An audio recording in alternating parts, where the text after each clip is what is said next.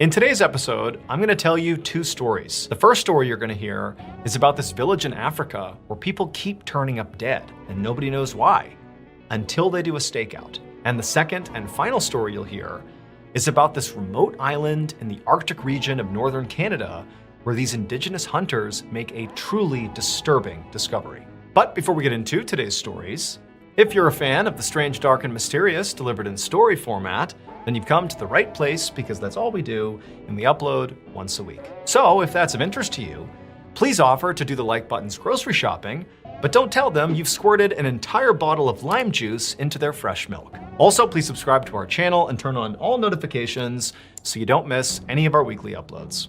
Okay, let's get into today's stories.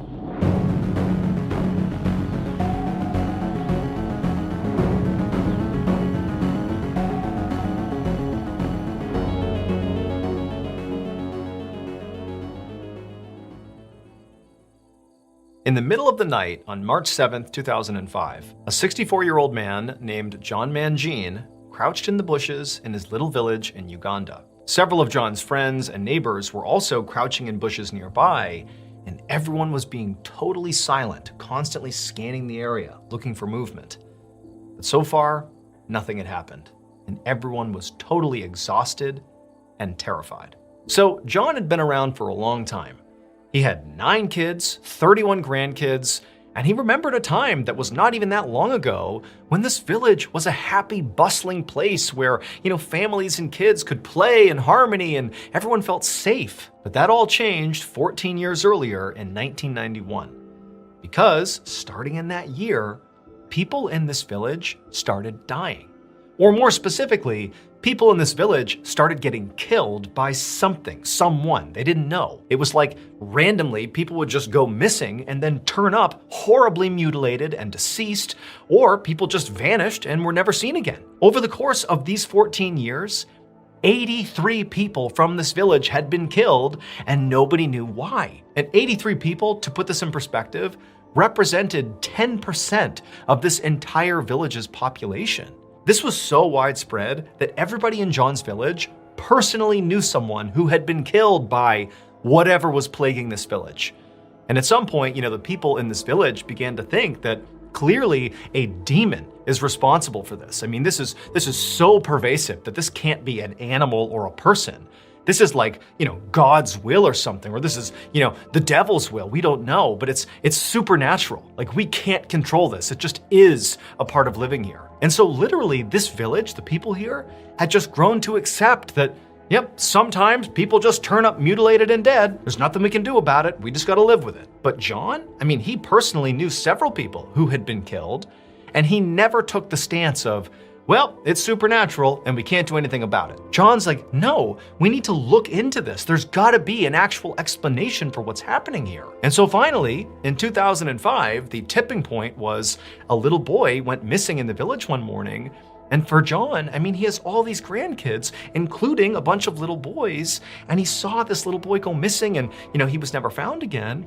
And John's thinking, that's just like one of my grandkids. This has to stop. We gotta look now. We have to look into this now. And so John very forcefully rounded up some people in the village, his friends and neighbors and others, and he told them, tonight we are going to set up a stakeout and stay out all night if we have to, and wait for this demon, this creature, this person, whoever it is. We are gonna catch them in the act and put an end to this thing. And because John was so motivated, so enthusiastic, and so ready to sort of lead this thing, he really quickly turned the tide of people's opinions in this village.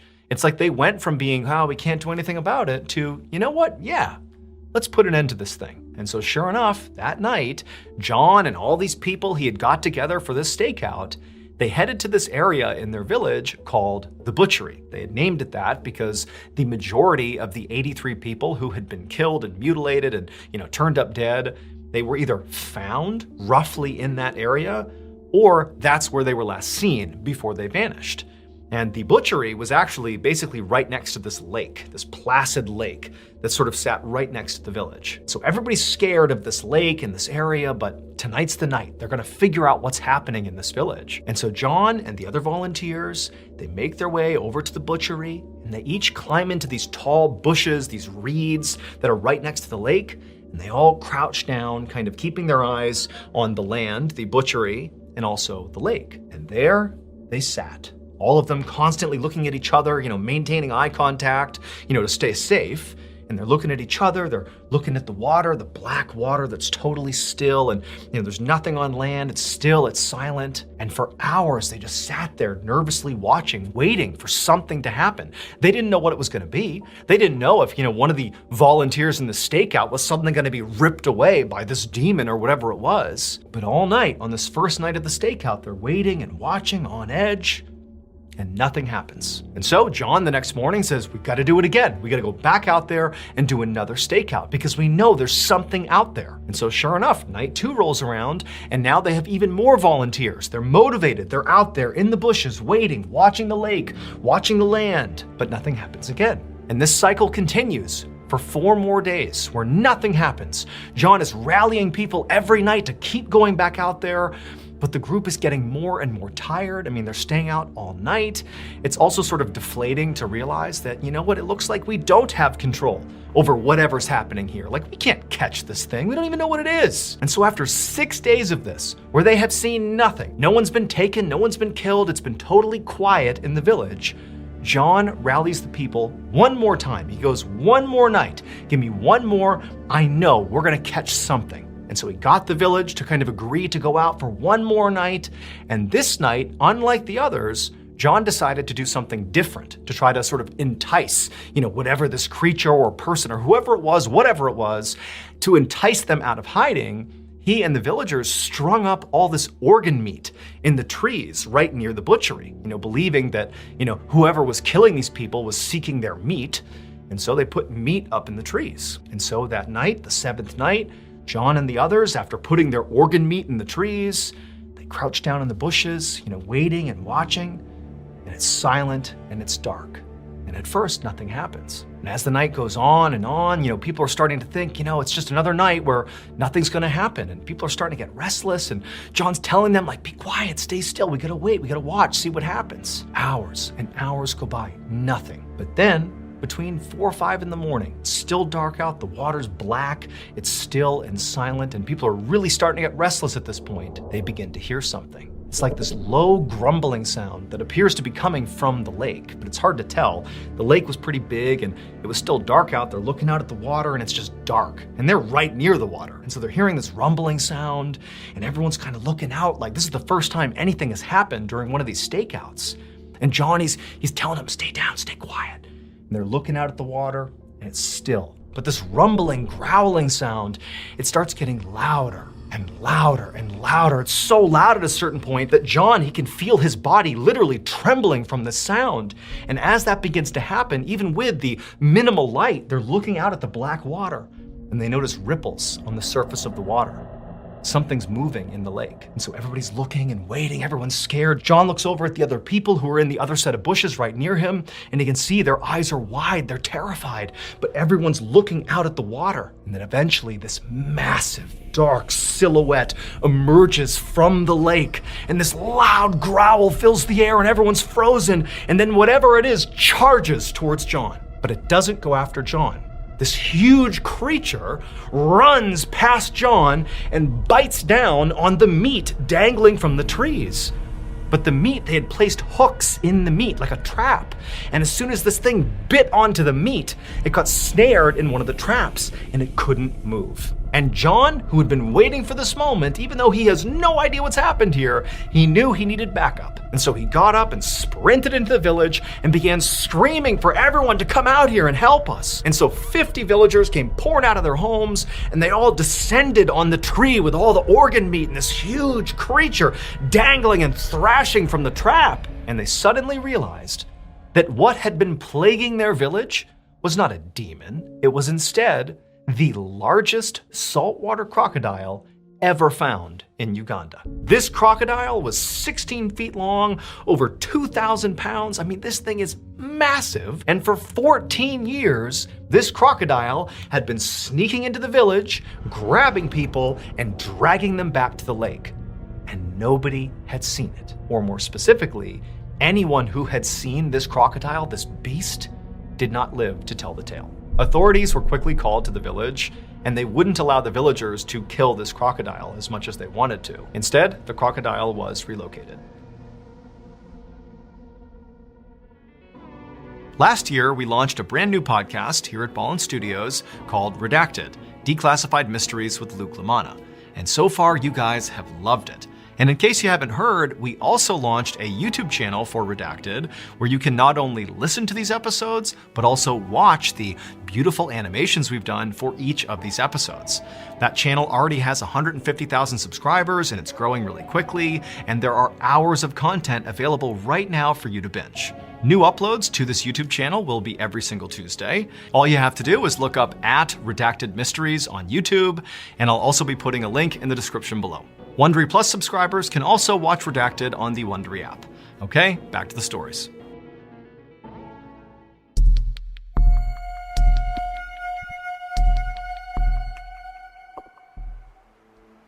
One morning in April of 1848, a group of men were walking towards the coast of King William Island, which is an island located in the freezing Arctic region of northern Canada. These men were members of the Inuit people, who are indigenous to King William Island. And today, they were going hunting. Specifically, they were making their way towards the coastline to see if they could find any seals that they could hunt and kill for food and for clothing. However, even though technically the coastline was right in front of them, they couldn't actually see the water, because there was this huge icy hill that obstructed their view. So in order to look down to the water, they would have to crest that hill and then look down. As these hunters got closer to the hill, the youngest of the hunters broke from the group and ran up the hill to basically get an early look over and see if he could spot any animals down below. However, as soon as he crested the hill and scanned the coastline, again, you got a picture, it's snowy, icy outside, it's below 0 degrees. I mean, you're in the Arctic wild here. He's looking down, and at first, all he sees is just white, just snow, ice. But he sees something else. And as he's looking at it, he can't even understand what he's seeing. Like, it doesn't make sense. It's not computing. And so at this point, the young hunter kind of ducked down on this side of the hill, kind of away and out of view of the ocean. And he turned and signaled to the other hunters to get up here and take a look. And so the other hunters, they don't really understand what's happening here, but they can see, there's some urgency coming from this young hunter. And so they run up the hill as well. And all together, all at once, they kind of peer up and over the hill again, and they look down. And for a second, they all just stared in horrified silence. Down below, wandering along the coastline, were not seals or walruses or any other animals that these hunters might have expected to see out here. Instead, they saw people. Specifically, they saw Kalunat, which is their word for white men. But these men were not acting like people.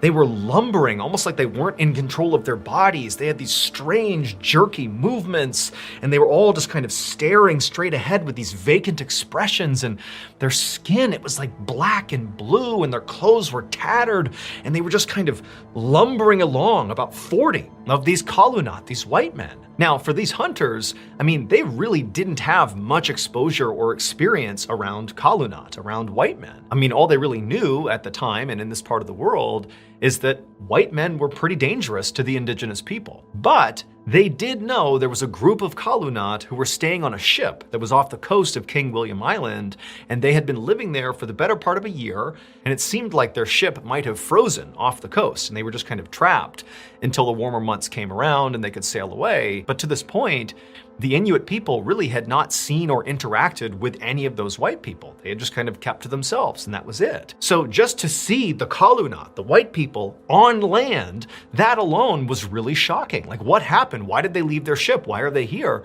But again, the way they were moving and how they looked, it seemed wrong. Like there was something wrong with these people. Like there's more to this story than the Inuit people understand. And it was sort of terrifying. And on top of just the way they were moving, there was something else these Kalunat were doing. In addition to these men just kind of lumbering along the coastline, a few of them were dragging this big sled. And there was a tarp over the sled. Clearly something big or several things were under this tarp. But the Inuit hunters, they couldn't quite tell what it was. It was covered up. And so they're just watching these men in this weird parade along the coastline with the sled. And they really were like, we have to get out of here. And so they ducked their heads below the icy hill to kind of stay out of view of the Kalunat, who to this point, it did not seem like they had spotted the hunters. And as the hunters are sort of trying to figure out what they should even do, they hear this awful guttural scream coming from down below where these men are, where these white men are. And instinctively, the hunters, they grab their spears and they poke their head up over the hill, almost thinking maybe they've spotted us, maybe they're gonna attack us. But no, when they look down below, many of the Kalunat were still just kind of lumbering along, but one of them had stopped, and he was kind of retching around like there was something wrong with him, and he continued to scream out, and then he just crumpled to the ground. But the other white men, it was like they didn't even react to it, except for the men pulling the sled. They pulled the sled right up alongside this man who had just fallen to the ground after screaming, and they just sort of nonchalantly pulled back the tarp, revealing all sorts of bodies on the sled. They picked the guy who had just fallen, and they threw him onto the pile. They covered him back up with the tarp, and then, like nothing had happened, the men kept on pulling the sled, and this totally creepy procession continued down the coast. At this point, the Inuit hunters were genuinely terrified, and without saying anything, they just scrambled back down the hill and ran back to their village. The following day, the Inuit hunters came back to that exact spot, that icy hill that looked down to the ocean below. Except this time, they had brought along several pounds of seal meat. So the previous day, when these hunters had gone back to their village to tell the others about what they had just seen, oddly enough, the consensus became that, of course the Kalunat are sort of dangerous to us and we should keep our distance. But from what you're describing, it sounds an awful lot like these men, these white men, must just be starving. Like the way they're moving, the fact that men are falling down and dying, and they have this, sled full of dead bodies. They're out here in the Arctic wild. I mean, this is a very unforgiving place. And so the consensus was, they're starving to death. That's what you're seeing. That's why they're acting the way they are. And so maybe the move here is you hunters go back to that same spot, try to find these Kalunat, and give them some food, not only to help them, to be good people, good stewards of humanity, but also as sort of like a peace offering, because there was tension between the Inuit people and the Kalunat. And so these hunters had agreed. They had showed up with the intention of, finding these 40 some odd white men, giving them some food, and maybe even offering some help, if they needed it. And so that day, the Inuit hunters, they make it back to their spot, they climb up that icy hill, and they look down towards the ocean below, and there's nobody there. It's just complete isolation. And so the hunters, they go down to the coastline and they see footprints from the day before. They find, the tracks from the sled that have been being dragged, and they just start tracking the footprints of these white men. And for hours, these hunters are just following the footprints along this coastline, in the snow and the ice, and they're looking up ahead. They don't see anybody, and it's like, wow, these guys, they covered a huge amount of ground. Where did they go? And eventually, after hours of this, the hunters come upon this campsite, but it's totally abandoned. It's right on the edge of the water, and based on where the campsite was and sort of how fresh it looked, it seemed pretty obvious that at some point, clearly the Kalunat had been camped out here, but they clearly are not here now. But interestingly, the people that had been here, presumably the white men, they had left behind quite a few of their supplies. There was the remains of a fire, and sitting over the fire was this big pot, like a metal pot. And you would think, if you're struggling to survive out here, that you would definitely want to keep some of your cooking supplies. But no, that was left behind, along with several other tools. And so the Inuit hunters, they're looking around thinking, okay, well, maybe they just stepped away and they're going to come back. But they searched the vicinity of the campsite, but nobody was there. The footprints just kind of picked up and continued off into the distance. And so feeling pretty puzzled by this, the Inuit hunters decided to just search the campsite and try to get some clue as to what's going on with these white men. And eventually, after searching through all the different things that had been left behind, they came back to that fire and that pot that had a lid over it that was sitting right there. And one of the hunters walks up to the pot, he grabs the lid, he lifts it off, and when he saw what was inside, he reeled back in horror. Several months later, that same group of Inuit hunters had hiked miles and miles down that same coastline of King William Island until they saw off in the distance, right off the coast, this big wooden ship. And these hunters knew this ship belonged to the Kalunat. And today, their plan was to break into the ship and raid it, because just recently, these hunters had finally kind of solved the mystery of what happened to those, 40 some odd white men they had seen. Because they came across this mass gravesite, of 30 plus white men all dead in the snow. And clearly they had starved to death and died from exposure. And so it just sort of seemed like this unfortunate thing that these guys had hiked and hiked and hiked and just kind of fell down and died. But now that the Inuit hunters knew that all these white men were dead, they're like, well, there's a ship sitting right out there that, no one's gonna claim, so why don't we take whatever's inside of it? And so the Inuit hunters walked out onto the ocean, which was completely frozen. So the ship, it's off the coast, but it's basically a pathway of ice right up to the ship. And so the hunters, they walked on this ice all the way out to the ship. And when they got there, unsurprisingly, it was totally vacant. It's silent, it's still, clearly there's nobody in this ship. Now, as the Inuit hunters climbed the side of the ship and got ready to go inside, they all had set their expectations to be like, okay, clearly the men who had inhabited this ship at one point, the white men, the Kalunat, they obviously abandoned the ship and, tried their luck on land unsuccessfully. So clearly something must have happened out here. Like they ran out of food, or there was a leak in the ship, or some sort of chaos ensued here that caused them to abandon their shelter and, head towards the Arctic wilds, right? But once they got on board the ship and looked around, they quickly realized the ship was in pristine condition. I mean, there was no damage to the ship. It was practically brand new, preserved out in the ice here. When they went down below, they discovered there were all these bedrooms with these incredibly comfortable looking beds, and there was bunk beds and hammocks with linens and pillows. There was a library with hundreds of books. There were games. There was all this cutlery and fine china. And just off the kitchen, in their pantry, was this massive food storage room full of food, canned goods, all still good, that apparently had just been left behind. And so the Inuit hunters, they're thinking like, how is this possible? What caused these white men to abandon their ship, which presumably was perfect, pristine, provided much better shelter, and also they abandoned all their food, like they clearly weren't starving. So what happened? What caused them to go on land and die horrible deaths? Well, the reason for this would not fully make sense for another 130 years, because it was in the 1980s when researchers actually began to analyze the remains of these white men, those 30, 40 white men who were found dead on King William Island. It would turn out those men were explorers who had been sent out to the Arctic by the British government. And they had been well outfitted when they were sent out on their journey. I mean, they were given that incredible ship, and they were given all these supplies, including a whole bunch of canned food items. However, what these explorers didn't know is that their canned food had become tainted with lead. And so as they slowly were eating all these canned food items, they were slowly poisoning themselves. And one of the side effects of lead poisoning, in addition to feeling nauseous and horribly sick, is it drives you crazy.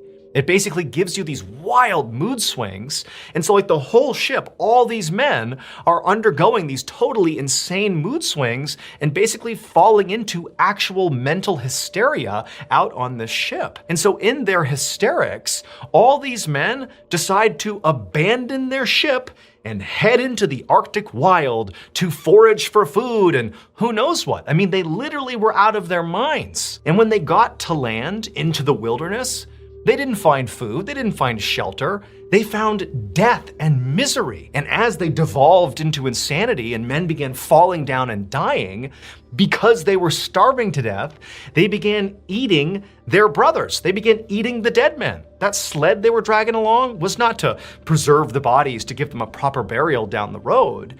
It was like their mobile refrigeration unit. They were dragging those bodies along and then eating them. And so the reason those Inuit hunters were so horrified when they discovered that campsite and they looked inside of that pot, well, it's because inside of the pot was clearly a human skull, and that skull had been cracked open as if whoever was tending this pot had literally been scooping in and basically eating this person's brain. To this day, bones of the crew members of that failed expedition are still being found on King William Island.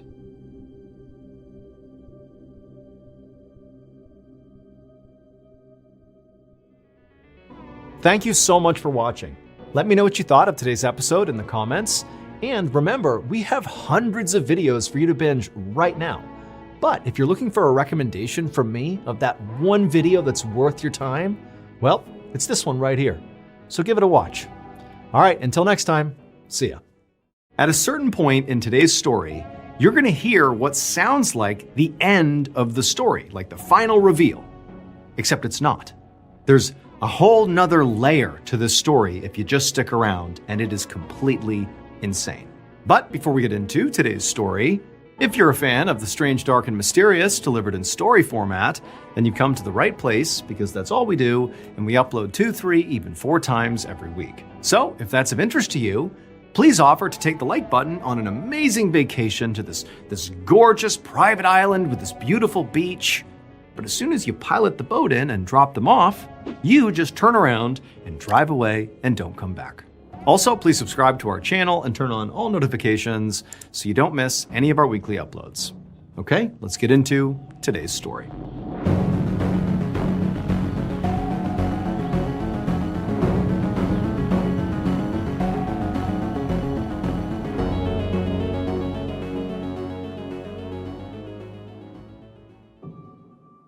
On the afternoon of May 2nd, 1962, a middle-aged woman named Angelina Narcisse walked into a hospital room inside the Hôpital Albert Schweitzer, which is a medical center in central Haiti.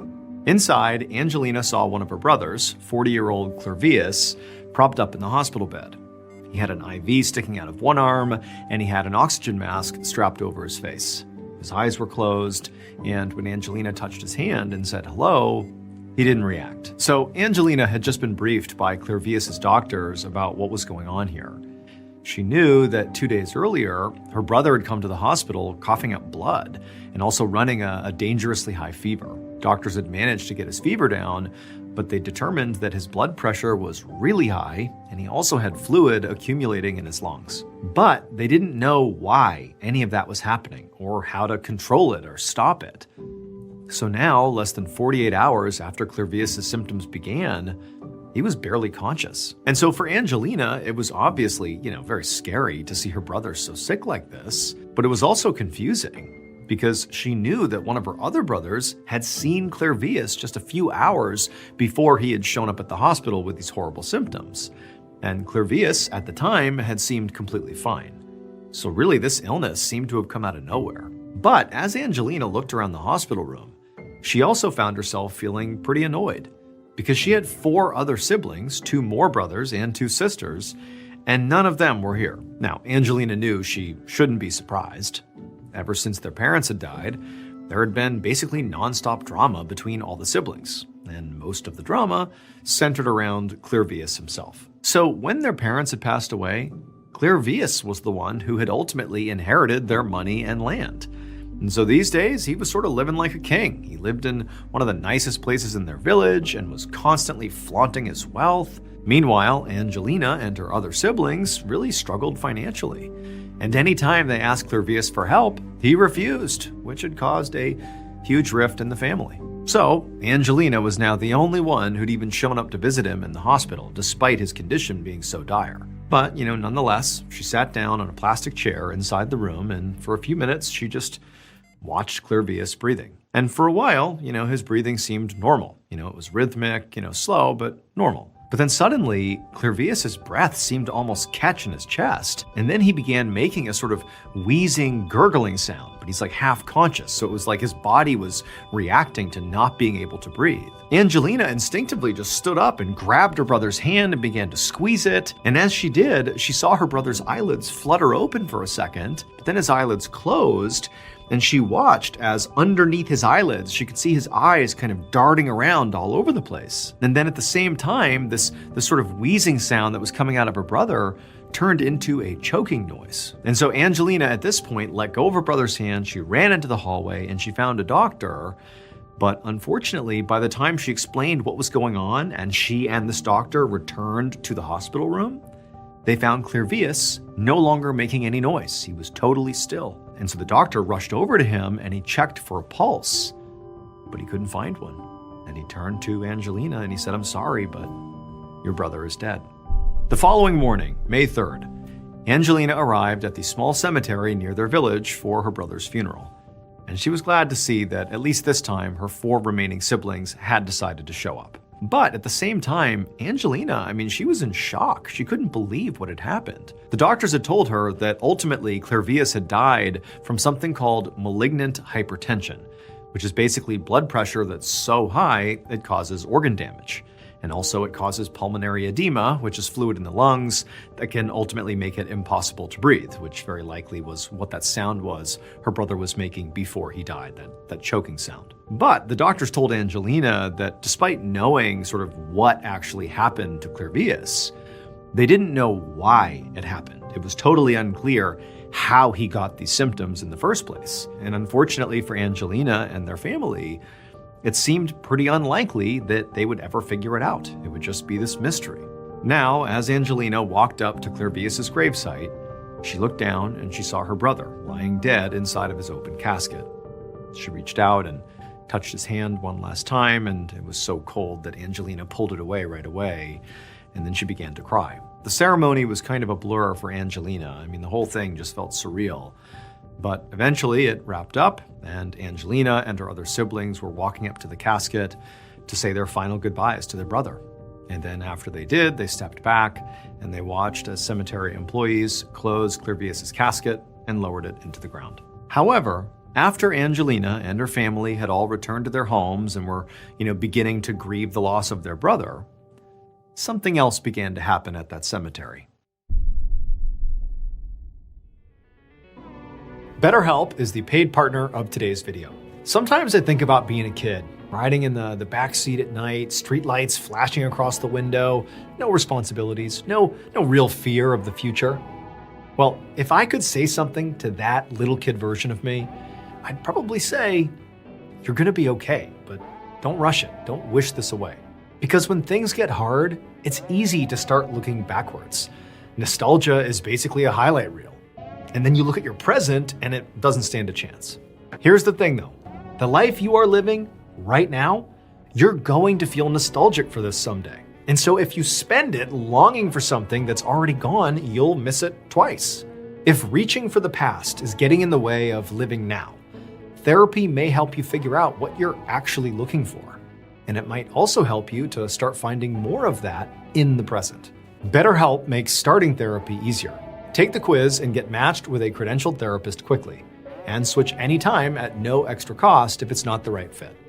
Click the link in the description or go to betterhelp.com/MrBallen and get 10% off your first month of therapy. That same night, a little after midnight, two men sort of conspicuously entered the small cemetery carrying shovels. As they walked, they kind of kept looking around to make sure nobody was watching them, and they went up to Clervius's very fresh grave.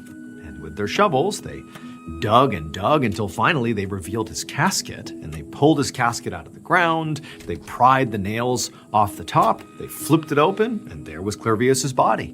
And they pulled his body out, and they laid it on the ground next to the hole in the ground. Then, as fast as they could, they closed the casket back up, now with Clervius's body again outside of it on the ground nearby, and they reburied the casket, they put all the dirt back, all the grass back, made it look like nobody had touched it. And then after that was done, they walked over to Clervius's body, and they tied his wrists and ankles together with rope. Then they wrapped Clervius's body in a large black cloth, and then together they hoisted his body up and placed him on their respective shoulders, and together they carried him out of the cemetery and off into the wilderness on the outskirts of the village. And then when the sun began to rise, they stopped and found a good spot to hide along with Clervius's body in the trees. And then when the sun went back down again, the two men were up and on the move again with the body. These men did this for days until finally they reached a massive fenced-in plot of land in northern Haiti. When they got there, it was just starting to get light outside. And so with the light, they could see dozens and dozens of these people moving through this vast field in front of them. And all these people were moving in a sort of jerky, unnatural way. And all of them were holding machetes. But these two men who had lugged Clervius's body here were not afraid. They unlocked the fence and carried Clervius's body right up a pathway through the middle of this field, past all these people. But as they passed by these machete-wielding people, they didn't even seem to notice the men or the body. It was like this was totally normal. Eventually, the men reached the middle of this field where there was this building, and the men went inside. And the interior of this building was basically one large room with a table in the center and a bunch of shelves that lined the walls. And the shelves were all stacked with glass containers that had things in them like dried plants and some taxidermied smaller animals, and also what appeared to be some human bones. And standing in the middle of this room was these two men's boss. He was a very old man, and he had this very expectant look on his face. Without saying a word, the two men placed Clervius's body on the table in the center of this room, and they unwrapped the black cloth around him. Their boss looked very carefully at Clervius's face, and then he smiled, and he handed each of the men a stack of money. 18 years later, in February of 1980, Clervius's sister, Angelina, walked through an outdoor market in her small village in central Haiti. Now, by this point, it had been almost 2 decades since Clervius had died, and Angelina didn't really think about him that much anymore. But on this particular day, as she was shopping, an old man approached her, and he was very thin, his face was very sunken, and he had this long, deep scar on his cheek that went from the side of his mouth to his ear. And his eyes were bloodshot, and they were kind of wide, like he was sort of wild. And in this gravelly voice, he told her that his name was Clervius, and that he was her brother. But when Angelina saw this guy and heard this, she did not think this was her brother. She thought, this man is obviously out of his mind, or he's lying, or both. But this is clearly not my brother Clervius. He's dead. And on top of that, in addition to all the discrepancies that she's immediately clocking, this man did not remotely look like her brother did. He looked completely different. In particular, there was this big scar on his face that she certainly didn't remember on Clervius's face. So Angelina told this man that, no, you are not my brother and you need to leave me alone. But the man, when he heard this, he sort of freaked out, and he grabbed Angelina's shoulders and started violently shaking her, insisting that no, he really was Clervius. Angelina screamed, and the next thing she knew, she was surrounded by a crowd of very confused but worried onlookers.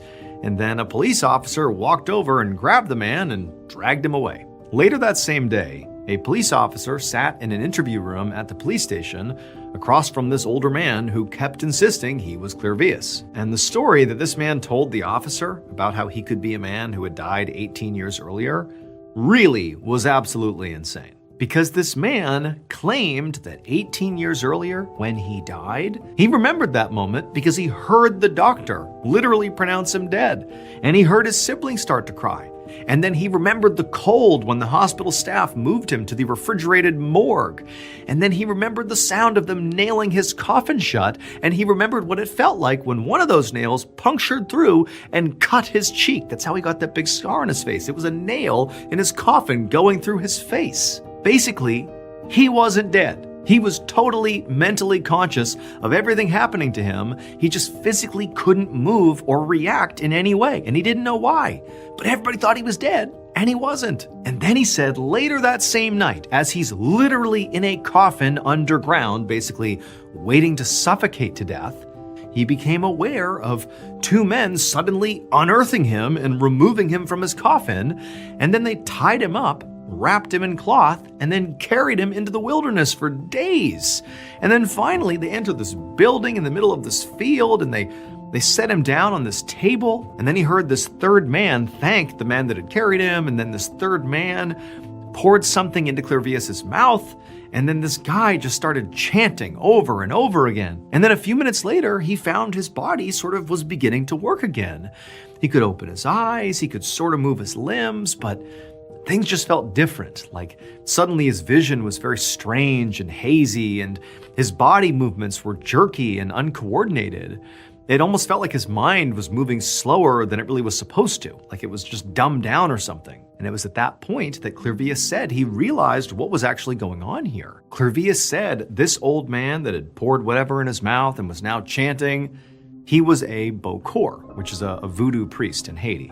And Clervius said the Bokor had used a potion to turn Clervius into a zombie. Clervius told the police officer that he'd been absolutely terrified and he wanted to fight back, but his body felt like jello and he could barely form a coherent thought, so there was no way he could actually do anything. He said the Bokor, shortly after this, untied him, made him stand up, and then marched him outside of this building. And he said everything looked so blurry outside, but he could tell, despite his vision, that he was in the middle of a huge sugarcane field.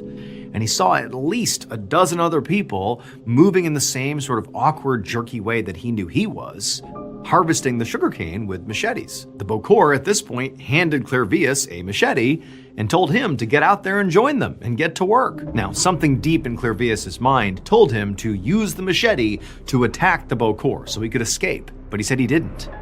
Instead, he just walked out into the field and did start working.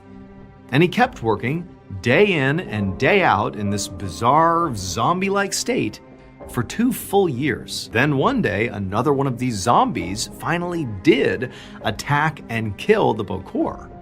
And suddenly all the zombies were free. But the man saying he was Clervius did not go straight home. He couldn't, because he knew this Bokor had not randomly targeted him. He had been hired, the Bokor had been hired to turn Clervius into a zombie. And in the mind of this man who claimed to be Clervius, there was only one person who would have hired this Bokor to do that. And that person was still alive back home in his village. And so if he returned, they would very likely just kill him. So this man told the police officer that he had gone on to spend 16 years just wandering around northern Haiti, working random odd jobs, just kind of barely surviving. But he said he did keep up with news from his village.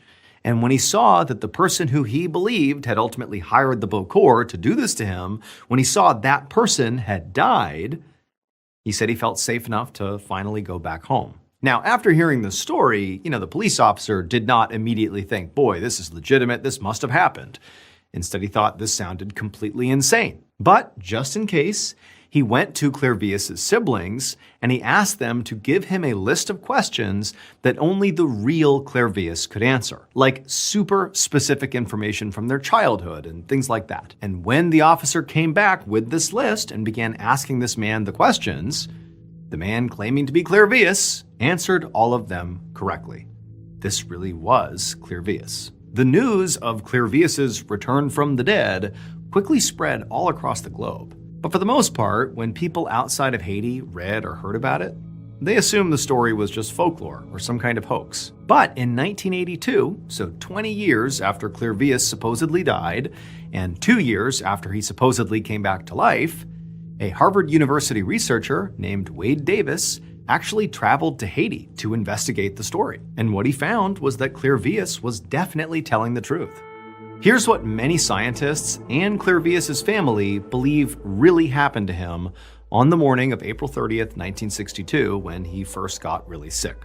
So that morning, he did wake up feeling perfectly fine. He was completely healthy, just like his sister Angelina had thought. But according to Clervius himself, that same afternoon, one of his brothers came over and said he just wanted to put the whole family drama, about the inheritance behind them, and then he gave Clervius a hug. But what Clervius did not know at the time was that during this hug, his brother intentionally rubbed a fine powder onto his skin. Now, this powder did make Clervius incredibly sick, but it was not designed to kill him.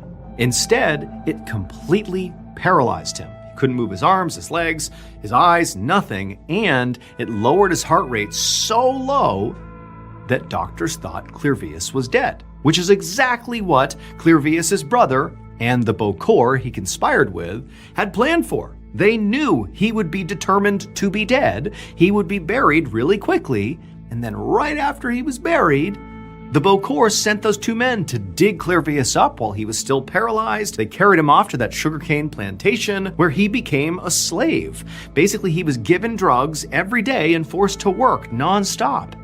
And for the brother, Clervius's brother, the reason he did this is to punish Clervius for being so selfish with the money he inherited from their parents. This was the plan. Turn him into that zombie slave. It would turn out the active ingredient in the paralyzing powder that the brother rubbed on Clervius was tetrodotoxin, which is a poison found in pufferfish. And then the active ingredient in the liquid that the Bokor gave Clervius when he arrived and then continued to give him on a near daily basis to keep him in line was called the zombie's cucumber, which is a hallucinogenic plant that's native to Haiti. After returning to his village and telling his story to the world, Clearvius actually would go on to live a relatively normal life. He would live with his siblings until he died in 1994 at the age of 72. Even though, he was able to clearly articulate who did this to him, his brother and the Bokor, both of them were dead by the time he returned and told his story, so nobody was ever held to account for any of this.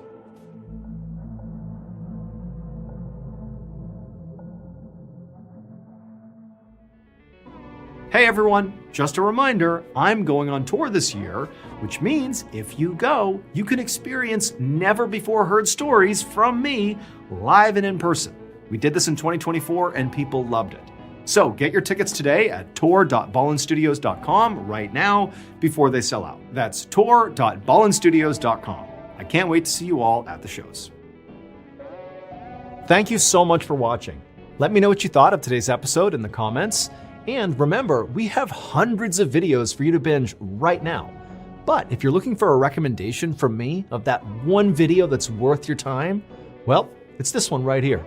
So give it a watch. All right, until next time, see ya. Today's story is a stark reminder as to why you should always read the fine print. But before we get into today's story, if you're a fan of the strange, dark, and mysterious delivered in story format, then you've come to the right place because that's all we do and we upload once a week. So if that's of interest to you, the next time the like button asks you to edit one of their YouTube videos, agree to do it, but then just permanently delete their channel. Also, please subscribe to our channel and turn on all notifications so you don't miss any of our weekly uploads. Okay, let's get into today's story.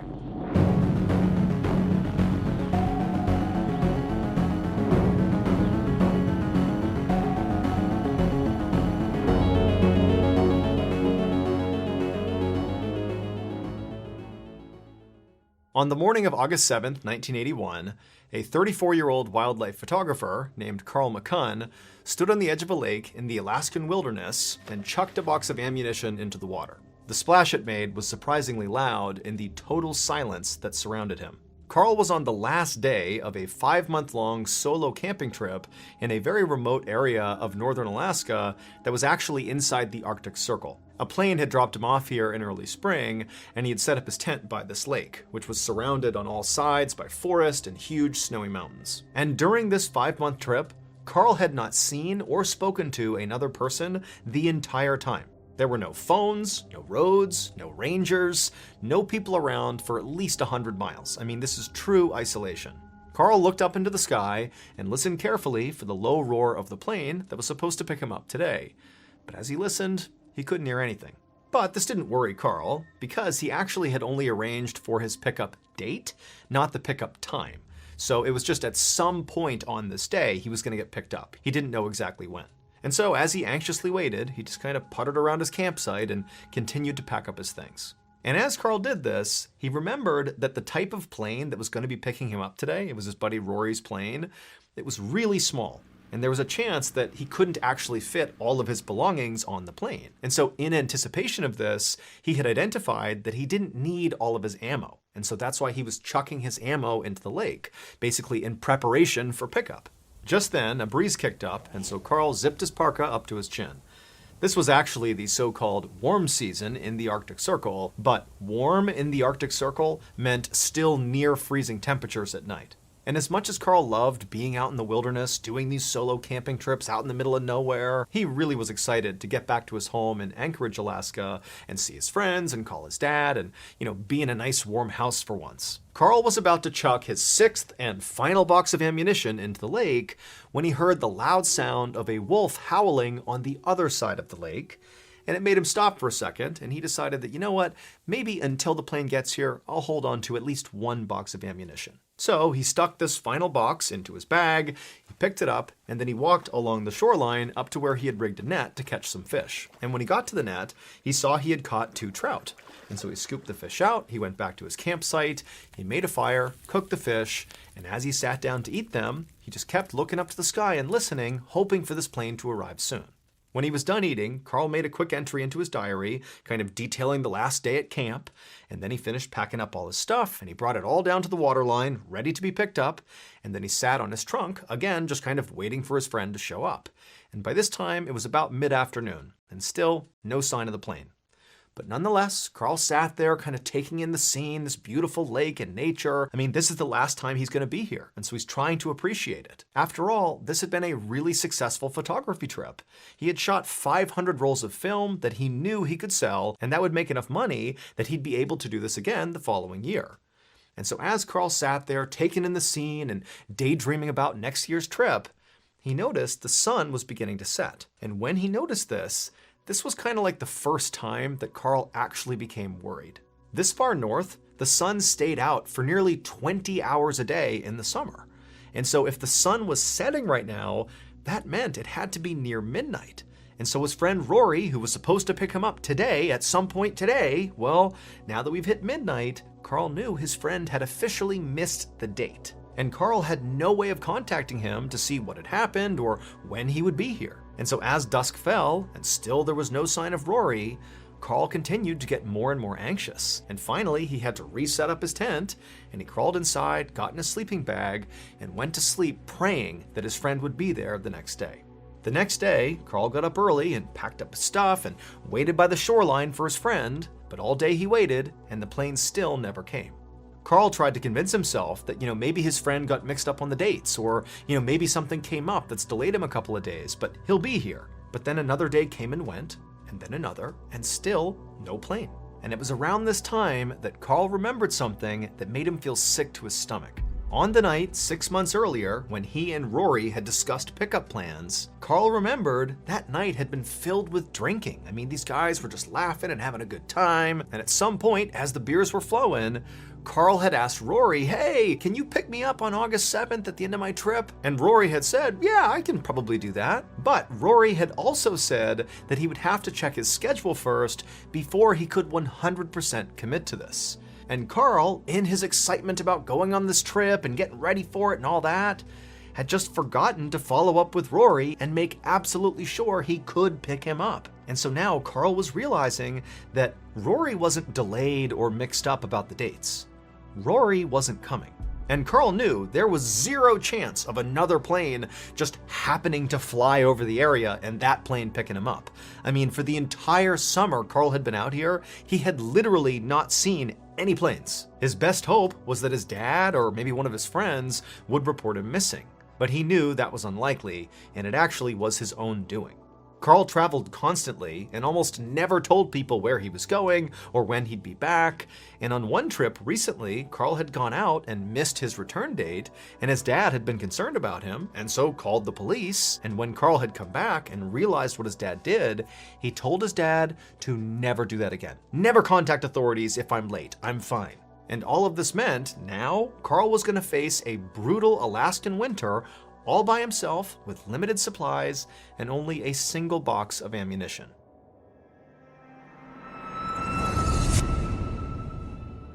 Hey, it's MrBallen here, and I am so excited to tell you all about a brand new podcast from Ballen Studios called Redacted: Declassified Mysteries, hosted by the incredible Luke LaManna. From covert government experiments to bizarre assassination attempts, Redacted dives deep into the astonishing true stories of uncovered secrets, lies, and deception within the world's most powerful institutions. Governments and military services around the globe have always cloaked themselves in secrecy. But history shows that when you try too hard to hide something, it only makes people more curious.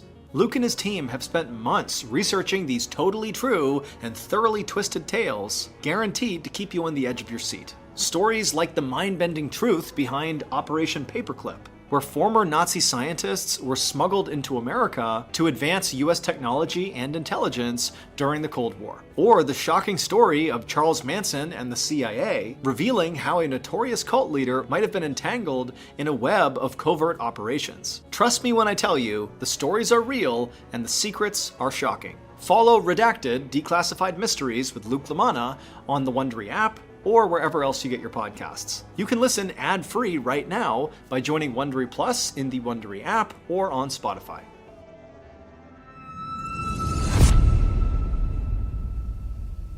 A few weeks later, at the end of August, Carl was still stuck out in the Alaskan wilderness. By now, Carl had fully accepted that Rory was not going to come pick him up, and Carl was doing his best not to fixate on his stupid mistake. He figured he had two choices. The first one was that he could just stay put and hope to be rescued. This was the conservative option. He knew how to get food and also firewood near his campsite, so he wouldn't starve to death and he wouldn't freeze. But this would only keep him alive. This would not actually get him rescued. The other choice was that Carl could pack up his campsite and attempt to basically hike out of here 75 miles to the nearest city, called Fort Yukon. Now, this could get him home, but with it came a much higher chance of death. If Carl did the hike, well, those 75 miles would be over extremely rough terrain with absolutely zero human-made trails.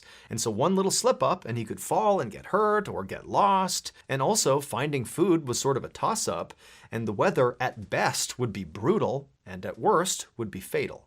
Plus, the entire region those 75 miles were in was absolutely teeming with wolves. Carl knew both of these choices were bad. But he was running out of time to make a decision. The brutal Arctic winter was fast approaching, and if Carl was going to attempt this horrible hike, he would really have to do it soon. And so as Carl thought about what he was going to do, he trudged his way over to one of his rabbit snares, and he was so happy to see he had caught a rabbit. And so he took the rabbit back to his camp and he cooked it over the fire. And as he's eating it, he's thinking, you know what, this isn't so bad. I caught food for now. I mean, this will keep me alive at least for a couple of days.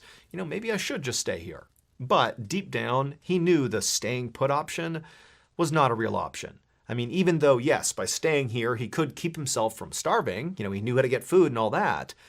Well, he'd still be a sitting duck for all the predators in the area, and there were many, and remember, he only has one box of ammunition. But just then, Carl heard the most glorious sound, the distant whine of a small plane engine. At first, he thought he must be hearing things. Remember, he has not seen a plane at all since he got here. But sure enough, he looked up into the sky, and a second later, he saw a plane flying directly towards his camp, low and slow. Carl ran in his tent and grabbed the most brightly colored thing he could find, his sleeping bag, which was bright orange. He ran outside of his tent and began waving it back and forth to get the pilot's attention. Carl saw the plane belonged to the Alaska State Troopers, and so he figured his friends must have reported him missing, and now the police were out to rescue him. A moment later, the plane passed directly over Carl's camp, so low to the ground that Carl could actually see the pilot looking back at him. Carl looked right at the pilot's eyes, and when Carl was nearly certain he had just made eye contact with the pilot, he threw his fist up in the air in excitement and jumped up and down. He couldn't believe it. He was saved. The pilot was going to land and take him home. With a big grin on his face, Carl watched as this plane, sure enough, made a big U-turn. And then Carl watched the plane make another pass over the camp, low and slow, which Carl figured meant, the pilot was looking for a place to land. And so as the pilot was doing that, Carl rushed to his campsite and began packing everything up. And as he did, he's kind of keeping an eye out, watching the plane, looking for it to land. But it didn't. The plane just kept on flying straight away from Carl's campsite until it disappeared over the horizon.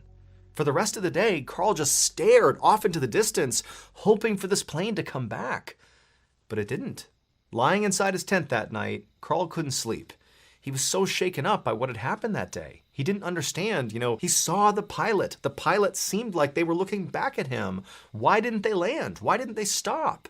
Carl told himself that, maybe the terrain was too rough and there was no way for the pilot to land. That was possible. And so perhaps this pilot was flying back and getting another plane, maybe a float plane to land on the water. Carl didn't know, but he felt like that could be a possibility, and it sort of made him feel a little bit better. But he still couldn't relax enough to sleep. And so, knowing he was just going to lay there all night, he sat up, turned on his flashlight, and began looking for something to read, just to occupy his mind. Now, at this point, Carl has been out in the wilderness all alone for months and months, and he's been stranded for weeks. He has read all of his books and all of his magazines like 1,000,000 times. He's even read his diary a dozen times. I mean, he's read everything. And so as he was looking around his tent, he was looking for literally anything else to read. And suddenly, he found something. His hunting license. It was like the one thing he had not closely read. Not an exciting thing to read, but new. It was just a little paper certificate with some rules and regulations and safety tips about hunting. And so Carl just began reading the front, and he read it all the way down, and then he flipped it over and he continued reading, but then he saw something that made his heart practically stop. At first he thought maybe he misunderstood, but no, he read it over and over again, and it was very clear. And so Carl looked up in shock. He suddenly understood why that pilot had left him. For weeks, Carl stayed close to his camp, just hoping and praying that somehow, some way, that plane would still come back.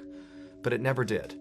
And by the time Carl had actually accepted this fact, that really the plane's not coming back, well, by that point, it was too late to try to hike out. So all he could do was stay put.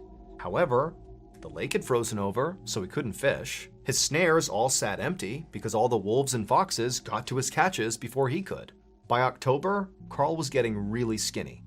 By November, Carl was genuinely starving. On November 26th, Thanksgiving Day, Carl laid inside of his tent and made a diary entry. There would be no Thanksgiving feast for him today. His food stores were totally gone, and the Arctic winter was getting so bad. In fact, his fingers and toes were turning black from frostbite, and he was sick all the time and constantly had chills. And as Carl wrote in his diary, he looked out the tent flap at his dying fire, knowing he had no more firewood. He knew he only had one choice left to make. He scratched a final sentence into his diary. He wrote, "They say it doesn't hurt." Then he set his diary on the floor of the tent near his rolls of film. Then he reached for his rifle and his last box of ammo. A little while later, a single shot rang out across the lake. A couple months later, in early February of 1982, Alaska State Troopers would find Carl. Carl was deceased. He had taken his own life. What Carl had only realized later was that when he made that fist pump, when he was so excited when that pilot had flown overhead and he thought he was going to get rescued, well, that fist pump had sealed his fate. Because, like it said on Carl's hunting license, a single arm raised in the air is the universally recognized body sign for all okay, do not wait.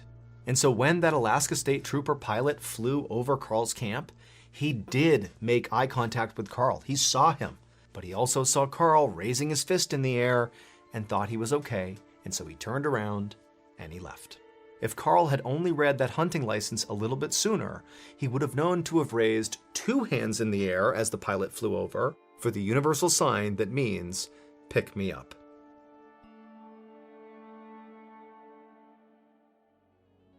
And now, here is a clip from the latest episode of Redacted. Enjoy. On May 2nd, 1945, a U.S. Army private stood guard at the base of a remote mountain in Austria. He was still riding high from the news he'd heard on the radio recently. German leader Adolf Hitler had committed suicide. The soldier knew it was just a matter of time until World War II was over and he could go back home to America. Just then, he noticed someone barreling down the mountain on a bicycle. The soldier realized it was a young man with blonde hair and civilian clothes, but he couldn't tell if the man was friend or foe. He pointed his gun at the man as he hurtled toward him. He wasn't about to risk anything in the last days of the war. He ordered the man to drop his bike and put up his hands. The man did as he was told. Then, in broken English, he said he was one of hundreds of scientists that worked for the Nazi regime who had gone into hiding because Nazi leadership had ordered them to be executed. The man said the Nazis would rather kill them than risk them being captured by the Allies and revealing their knowledge of Hitler's secret weapons. The man insisted the scientists wanted to surrender to the Americans.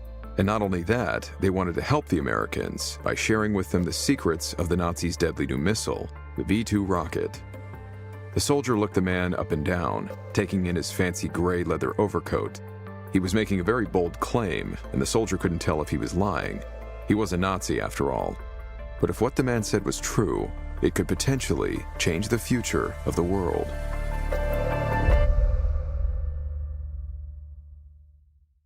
Today's story is about a hidden message found on the side of a mountain and how its contents changed the lives of 3 people forever. But before we get into today's story, if you're a fan of the strange, dark, and mysterious delivered in story format, then you come to the right place because that's all we do, and we upload 2 or 3 times every week. So if that's of interest to you, please sneak into the like button's house and warm up both sides of their pillow before they fall asleep. Also, please subscribe to our channel and turn on all notifications so you don't miss any of our weekly uploads. All right, let's get into today's story.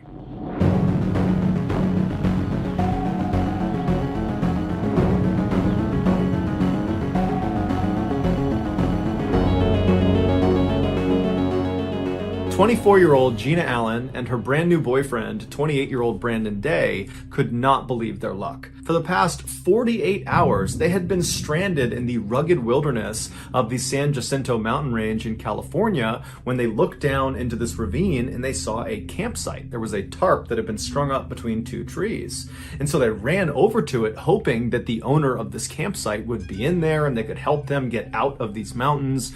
But when they got to the campsite, there wasn't anyone there.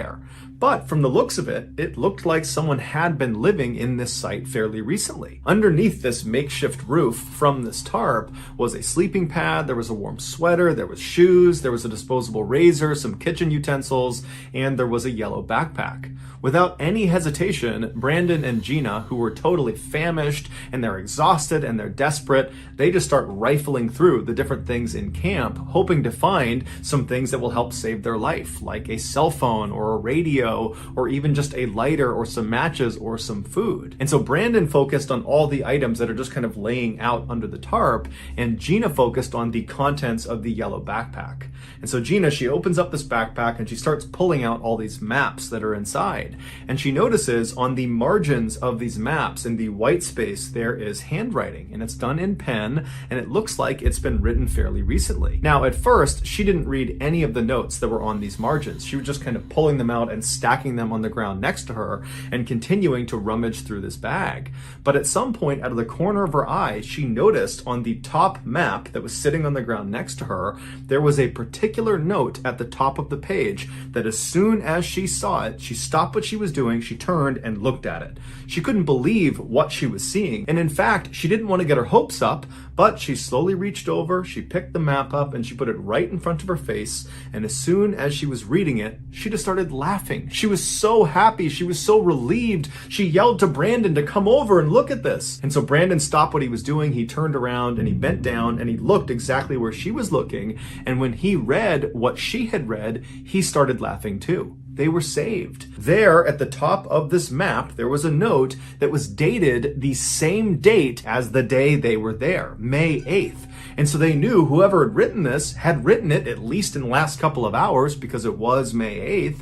And so they had to be around here somewhere. And so Gina and Brandon, they stand up and they start yelling out for the owner of this camp to please come out and help them. But in their excitement, Brandon and Gina had overlooked a critical detail in this note. And it would turn out that critical detail would change their lives and the life of the man who owned this camp forever. Before Brandon and Gina ever began their doomed hike into the San Jacinto mountain range, another man, one which neither of them knew, was gearing up for a hike of his own that would take him through the San Jacinto mountain range. His name was John Donovan, and on April 19th, 2005, which was the day he would begin this journey, he was 59 years old. John had absolutely no family. He was born an only child, and by the time he was 10 years old, he had been orphaned and basically had to raise himself from that point onward.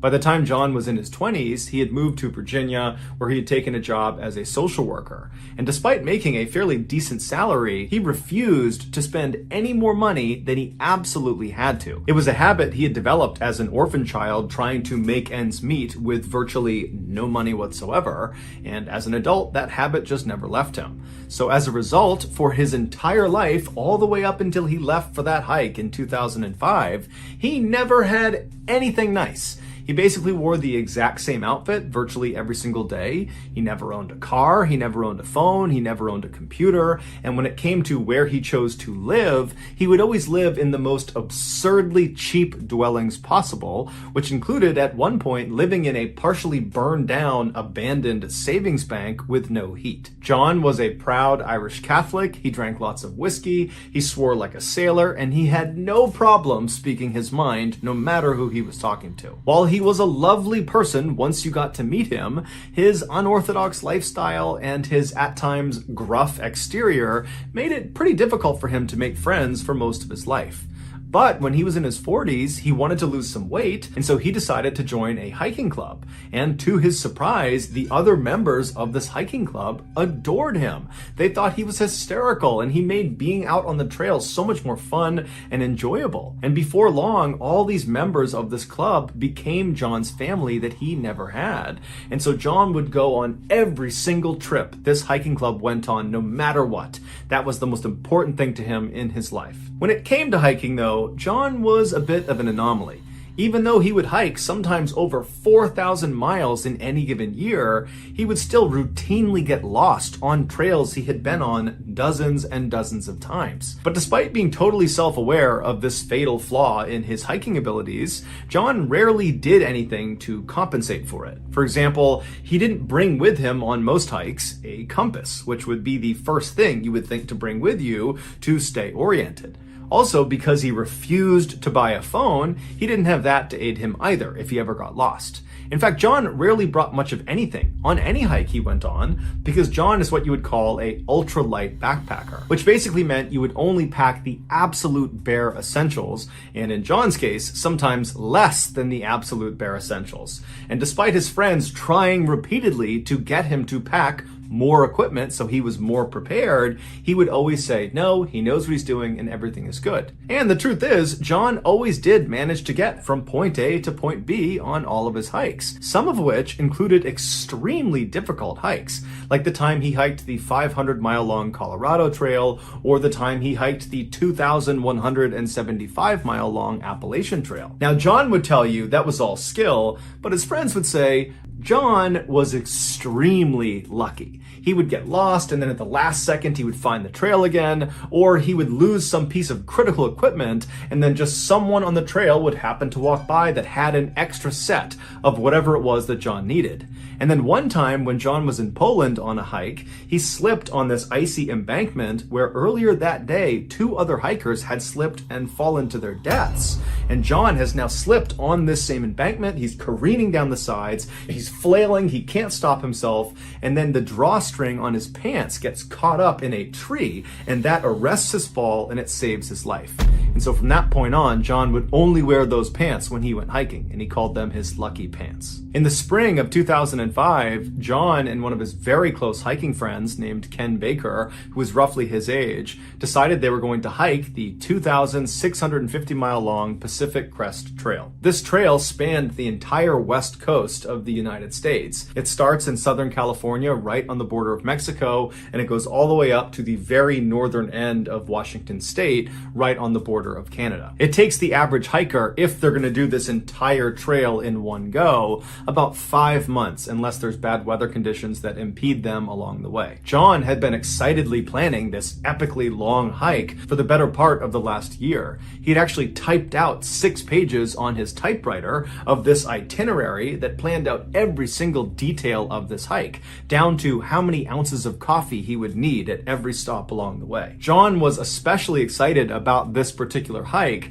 because it was going to be the very first hike he would be doing after his retirement from being a social worker. And apparently John had huge plans for his retirement. He wanted to travel all over the United States. He wanted to go to Australia, to China, to Russia. He basically wanted to hike at least 6 months a year, every single year, until he was too old or too weak to continue to do so. But just a couple of days before John and Ken were supposed to fly out to California to begin the Pacific Crest Trail, Ken told John that he thought they should actually postpone the start of this trip by about 3 weeks. He said Southern California had experienced their snowiest winter in decades, and so it would make sense to wait a little bit of extra time to make sure all the snow had melted and that they didn't get caught in any sort of late snowstorm. Now, John was totally not having this. He had spent so much time thinking about this trip. He was so excited about it that he just couldn't wait any longer. And so he told Ken, "I'm sorry, I'm going on the current timeline, whether I go alone or not." And so on April 19th, 2005, John made his way to his office where he was a social worker. His coworkers threw him a very small retirement party, and he literally left the office, went straight to the airport, and he flew to Southern California all alone. When he got there, he took a chance and reached out to one of his other hiking friends, a 48-year-old tool salesman named Lynn Paget, and asked him, hey, I know you live in the area. Would you be interested in coming on at least part of the Pacific Crest Trail with me? I'm going to start here in the next couple of days. And John was extremely excited when Lynn said, you know what? Sure, I'd love to come along with you. And the two of them made their way over to Campo, California, which is right on the border of Mexico, and they began their hike along the Pacific Crest Trail. But after going only about 100 miles, Lynn's feet started swelling so badly that he could not go any farther. And so from that point onward, John would be alone. The San Jacinto mountain range is the first major mountain range that the northbound Pacific Crest Trail hikers will encounter. And statistically, it's actually the most dangerous portion of the Pacific Crest Trail, as 15% of all the fatalities that occur along this huge trail occur in the San Jacinto mountain range. It's a very steep mountain with a rapid rise in elevation from the desert floor all the way up to over 10,000 feet, which means in the summer, even when it's extremely hot down around the base of this mountain, it will probably be windy and snowing at the top. John reached the base of the San Jacinto mountain range on May 2nd, and as he began his slow climb up, all of the hikers he was encountering were all talking about the same thing. There was apparently some big snowstorm that was due to hit the San Jacinto mountain range in the next couple of days, and so all of these hikers were actually evacuating the mountain to go to this little town to wait out the storm. Everyone's fear was they would get caught on Fuller Ridge when the storm hit. Fuller Ridge is towards the top of the San Jacinto mountain range, and it's probably the most dangerous part of the entire mountain range. It's basically this totally exposed, very steep section where if you lose your footing, there's nothing to stop you from tumbling down to your death. But when John heard this, he wasn't fazed at all. He was not about to evacuate because of some storm. He was just going to continue up this mountain, go over Fuller's Ridge, and carry on along the Pacific Crest Trail. And so for the rest of the day, he just continued up the mountain and eventually made camp about halfway up. He actually stopped near two other hikers that were also going to push through despite this storm. It was a 46-year-old nurse from Canada named Connie Davis and her son, 20-year-old Alex. And they were both very experienced high-altitude climbers, and they had all the right gear, and they were very well prepared. And so that night, after both parties had set up their camp, they struck up a friendly conversation, during which John made some dismissive comments about Connie's parenting style that really agitated her, although it didn't seem like John really noticed he had upset her. And so needless to say, the next morning, Connie and her son had packed up and were long gone by the time John was waking up. So John just got up, he looked at the sky, it was still clear, although he did see some gray clouds rolling in, so he could sense that yes, a storm really is on the way, but he decided he was still just going to continue on towards Fuller Ridge. So he put his backpack on and he began walking up the trail, and a little while later, when he was nearing Fuller Ridge, but was still several miles away, three very well-equipped hikers that he had not seen before came charging down the path towards him. And John stopped them and he said, hey, how is it up there? What's the weather like? What's Fuller Ridge like? And they kind of looked at John and sized him up, looking up and down, and they saw that, he's got light clothes on, he's got sneakers on, he doesn't have trekking poles, he just looks totally ill-prepared for what he's walking into. And they said to him, I don't think it's a good idea for you to continue on here. This storm is going to hit any time now, and we're not going to Fuller Ridge. We're actually turning around and leaving because of the storm, and we have all the right gear. You should really consider turning around and leaving. But these three hikers would say there was just no way they were going to change John's mind. He was totally dead set on carrying on to Fuller Ridge.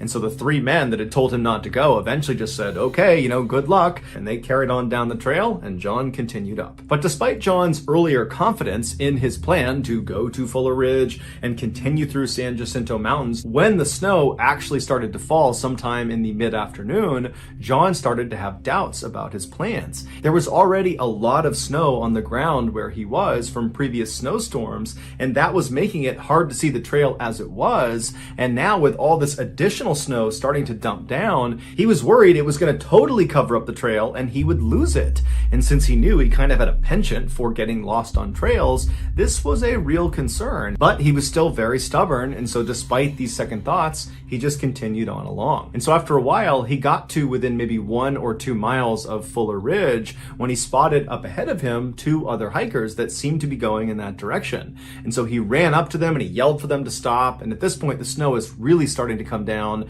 and the trail is completely wiped out and he can barely see in front of him.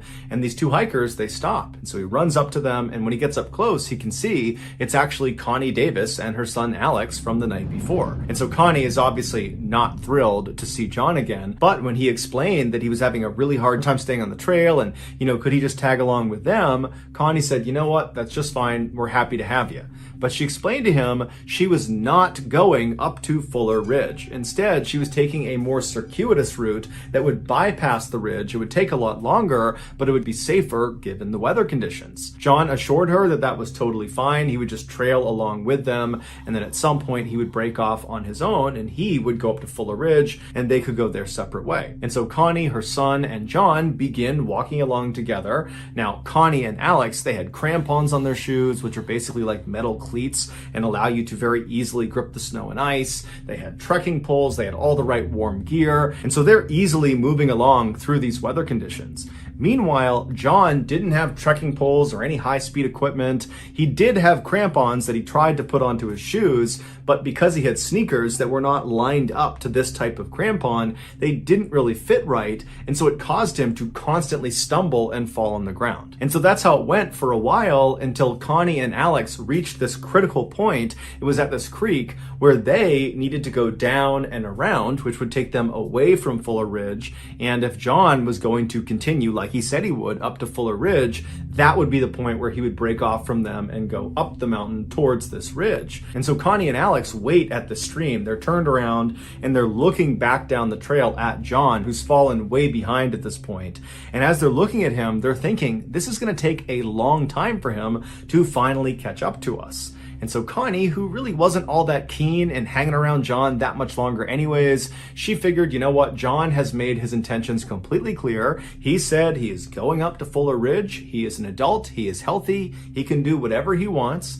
And so she yelled and waved to John and signaled that she and her son were going to go down this creek and this way to Fuller Ridge, so best of luck to you. And then Connie and Alex disappeared around the corner. Once John's hiking partners had gone, John got up to that creek and he was going to try to go up to Fuller Ridge, but by that point, the snow was practically blinding. And so at this point, John decided, you know what, I do need to turn around and go back down the mountain and evacuate to that town where everybody else had gone to avoid the storm. And so John turns around and starts trying to backtrack along this trail back down the mountain, but the trail is gone. The snow has completely whited it out, and there's no other hikers anywhere nearby, and even if there were, he wouldn't be able to see them. And so for several hours, while it was still light out, John did his best to navigate down the mountain, and then when the sun went down, he really had no idea where he was. And so instead of trying to stay on this trail that at this point he really didn't think he was on, he looked out away from the mountain, and way down below, he saw this big bright cluster of lights. Even through the falling snow, he could clearly see those were lights of a city. And so he decided he would use that as kind of like his North Star, and he would just continuously walk downhill towards those lights. And so for several hours, he just began walking towards these lights, narrowly avoiding huge drop-offs and climbing over boulders and avoiding trees and animals. And finally, he got to this very critical point in his journey down to these lights. He reached this area called Long Valley where he had a decision to make. He could either continue down the mountain, which would require jumping down into this ravine that once he did, he would not be able to climb back out again. It was too steep. Or he could turn around and hike way back up the mountain and go some other direction. But at this point, he had really no idea what direction was the best direction. All he knew is he needed to go down the mountain because his situation was getting worse and worse by the second. If he didn't find shelter soon, he might get hypothermia and just die out here. And so he decided he would jump down into this ravine. And so he laid on his stomach, he lowered himself down over the edge, and he dropped down into the valley below. Once he stood up, he just continued walking down the mountain, and at some point he spotted a stream that he began to follow along. And as he followed this ravine, which was taking him straight down the mountain, he noticed the ravine walls, these huge walls on either side of him, seemed to get closer and closer to him, like this ravine was kind of coming to a point. And then after a while, he noticed up ahead, the stream just kind of disappeared. And so he walked a little bit farther, and then he came to an abrupt stop. The water had disappeared because it had flown off a 100-foot cliff that he was now standing in front of. He had come to the edge of this huge waterfall, and there was absolutely no way to lower himself down over it. It was an absolute fall to the death if he attempted to go down this waterfall. And so he looked to his left and he looked to his right, and these huge canyon walls that had followed him all the way to this edge from when he dropped down, they were sheer cliffs. There was no way to climb those. And his initial drop into this ravine was unclimbable. He knew that going in. And so he was boxed in, he was trapped, and he likely knew that it would be at least a week or more before anybody figured out that he was even missing. And so totally disheartened, John left the edge of this cliff, this waterfall, and walked back up to a relatively flat area farther up the ravine, and he began to set up camp. He pulled out his green tarp, he put some line between two trees, he made a makeshift roof, he laid out his bed mat underneath, and then he climbed underneath the tarp and he settled in for a long night. The next morning, when the sun came up, John attempted to make a fire, but none of the wood he was finding was dry enough, so all of his fires just kind of smoldered but didn't really catch. He had a mirror, a signal mirror, and he was prepared to flag down any aircraft that flew overhead, but no aircraft did, so he didn't flag anyone down. And so by the end of that night, he was back under his tarp, having made no progress, settling in for another freezing cold, sleepless night. The next morning, when the sun finally came up again, John was totally disheartened, and he decided to start jotting notes down on the margins of his map, which was the only place he had space to write. He figured he would keep a sort of diary. That way, if he didn't get out of here, someone would figure out what happened to him. And so his first entry was that day, May 5th, and he wrote that his friend Ken was right. He should have postponed this trip by 3 weeks and avoided the bad weather. Ken was the smart one. And also in this May 5th entry, he took an inventory of his food supply. He said he only had 12 cheese crackers left. And then on May 8th, John wrote a note that said, "Took a fall, too weak to climb out of canyon, down is a gorge, no way out." This was the message that Gina and Brandon discovered when they stumbled on this campsite. But the significance of this note was not literally what he wrote, but rather when he wrote it. On May 6th, Brandon Day and his girlfriend, Gina Allen, were in Palm Springs for a business convention. Brandon was a financial advisor, and so he was out here for business, and Gina was his guest, so she was really just vacationing. And so towards the end of the convention, when Brandon had some free time, he and Gina decided to leave the hotel and go on a hike somewhere. And so they actually linked up with a tour group that was leaving the hotel, that was heading over to this tram station where they were going to take a tram car all the way up to the top of the San Jacinto mountain range. A tram car is basically like a ski lift, except once you ride it to the top of the mountain, you don't do any skiing, you just do sightseeing. And so Brandon and Gina, they get to this tram car, they hop inside, they get to the top, and it's totally amazing, beautiful view, there's snow at the top, and they're told they have about 20 or 30 minutes before their group is going to take the tram car back down again. And so Brandon and Gina decide to kind of venture off away from the main group and have some alone time before they leave again. And as they kind of venture off, they start to hear what sounds like a waterfall. And so the two of them are kind of looking around, asking if they can see it or if they know where it is, and they don't. And so they say, "Hey, do you want to just leave the trail and walk towards this waterfall? It can't be far. It sounds like it's only maybe a couple of minutes away. We'll take some pictures, we'll come back, and then we'll catch the tram back down again." And so they decide this is a great idea. They leave the path and they start walking towards the sound of this waterfall. But after walking for a pretty significant distance, they realize the sound of this waterfall is not getting any closer. It seems to actually just be getting farther farther and farther away. And what they didn't know was happening was the sound of the waterfall was actually echoing off the walls of this mountain. It was basically playing a trick on them. The acoustics made it seem like it was really close, but really it wasn't. It was pretty far away. And so by the time they finally did locate this waterfall, they knew they had ventured fairly far off the main trail, and they really needed to hustle to get back up to the tram station to meet their group and catch that last car out. And so they took a couple of pictures of this waterfall and then quickly turned around and began booking it back towards the station. But on their return trip, which they believed they were going in the right direction, they started hearing the sound of voices coming from the tram station, but they were coming from a different direction. And so Gina and Brandon stopped and they're thinking, I think we got to go this way, but clearly that's the sound of the other people in our group coming from that direction. And so they decide to follow the sound of the voices. But just like the sound of the waterfall, the sound of the voices were not coming from that direction. That was just an echo bouncing off the walls. It was basically a trick the mountain was playing on Brandon and Gina. So they start walking in the wrong direction, and after walking for quite a while and not getting anywhere nearer the tram station, the voices just finally stop. And they look at their watches and they realize they missed the cutoff. They missed the last tram. All those tourists they were with, they've left. They are now alone somewhere out in the middle of the mountains.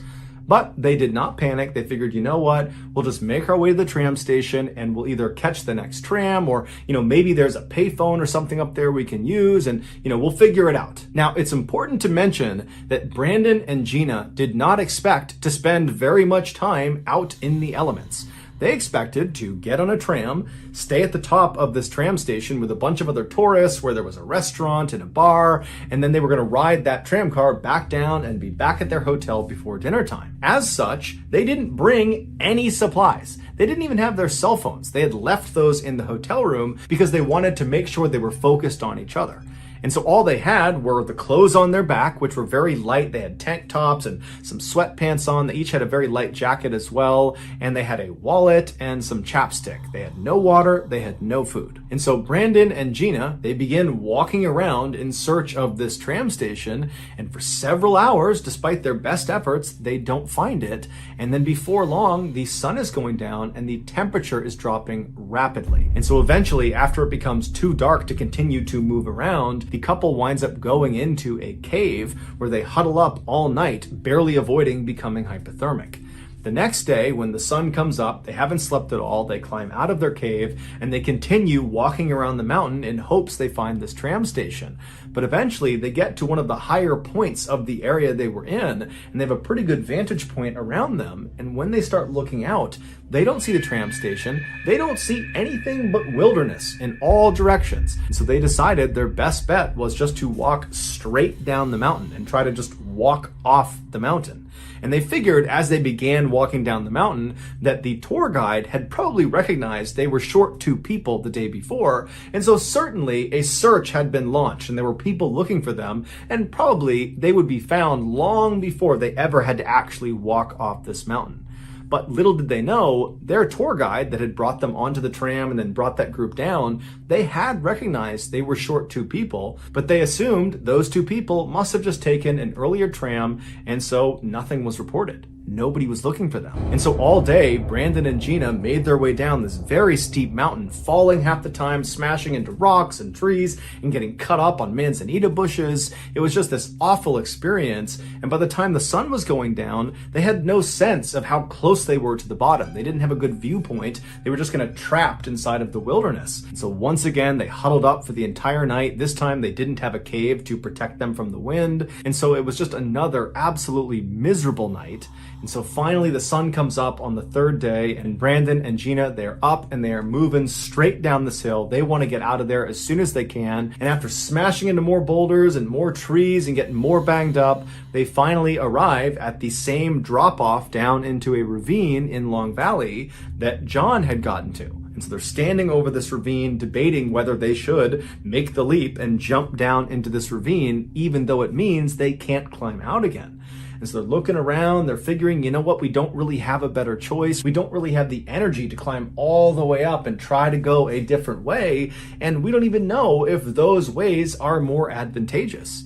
And so just like John, they turn around onto their stomachs, they grip the top of this drop-off, and then slip down into the ravine. Once they stand back up, they start walking down this ravine, and they spot a river. And they run over to the river, and they drink as much water as they possibly can, and it's a huge morale booster. And then they get back up again, and they're continuing walking down the stream, when off in the distance, they notice a green tarp strung up between trees. It was John's campsite. And so Brandon and Gina, they run over to this campsite, and they eventually come across John's notes on the margins of his maps. But after standing up and yelling out for this owner to please come out here and help us, we need your help, we're lost, and then no one came out of the woods, no one heard them, no one responded, Brandon went back to the note and he looked at it again, and that's when he noticed it. The note had been written on May 8th. However, it had been written on May 8th, 2005. The year that Brandon and Gina were reading it was 2006.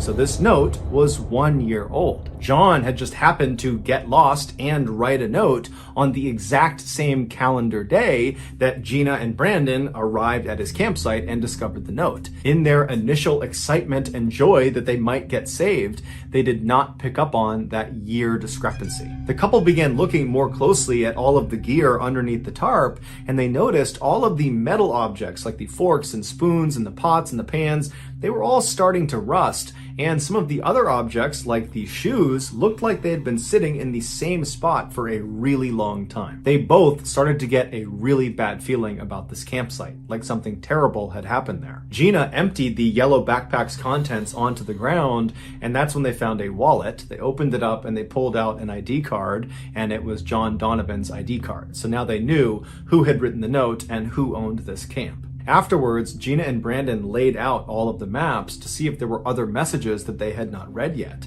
And there were 2 other additional messages after the May 8th message. On May 11th, John said he was celebrating his 60th birthday and that unfortunately he was down to his last 2 cheese crackers. And then in his final message on May 14th, John wrote, "Headed down to creek for water. Goodbye. Love you all." Devastated, the couple knew what they were reading were almost certainly John's last words, and his body was most likely somewhere around here. And then it dawned on the couple that if John, who seemed like an experienced hiker who had all this gear, if he had gotten trapped and died out here, then how did they stand any chance with no experience and no equipment? And so not knowing what else to do, Gina just rounded up all of John's things, she stuffed them into his yellow backpack, and then she shouldered the pack, and then she and Brandon just walked away from John's campsite and continued walking downhill, hoping that up ahead there was not going to be some gorge like John had mentioned in his May 8th note. But unfortunately, after walking for a little while, they reached that cliff with the 100-foot drop, with the waterfall going off the side of it, and they realized that they were trapped, same as John. There was nothing they could do.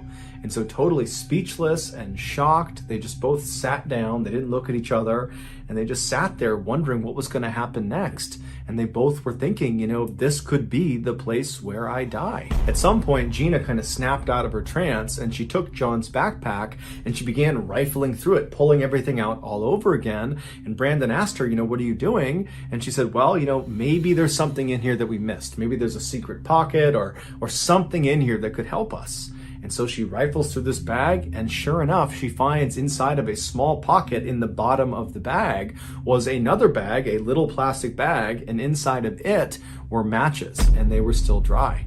And so immediately the couple pull them out and they start to round up logs to try to make a fire. And as soon as they light it, it doesn't catch because all the logs in the area that were on the ground were wet from previous snowstorms and rainstorms. And so all night they tried lighting these fires, but they all just kind of smoldered out. And so eventually, after the sun went down, Gina and Brandon, who were totally disheartened, they went back up to John's campsite and they went under his tarp and they huddled together for another freezing cold night. The next morning, Brandon woke up because he actually did fall asleep, and Gina was still sleeping. And so Brandon decided to just leave the tarp and go out and get a breath of fresh air. He knew they were in a terrible position, but he just wanted to clear his head.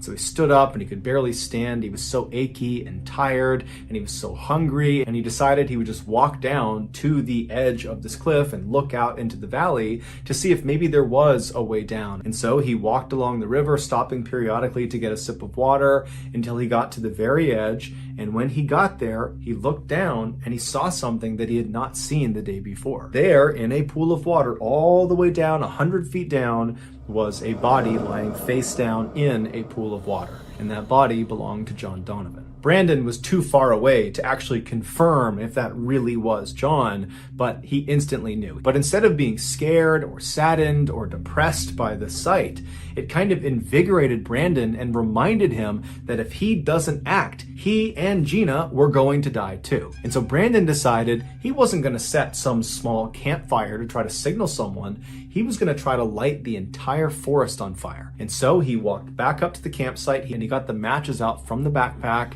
and then he walked into the forest a ways that was right near the river and near their campsite, and he found this tree that was obviously dead, and he walked around gathering as much dry wood as he could, and he propped it up against this dead tree, and then he put as much kindling as he possibly could into this hole in the trunk of this dead tree.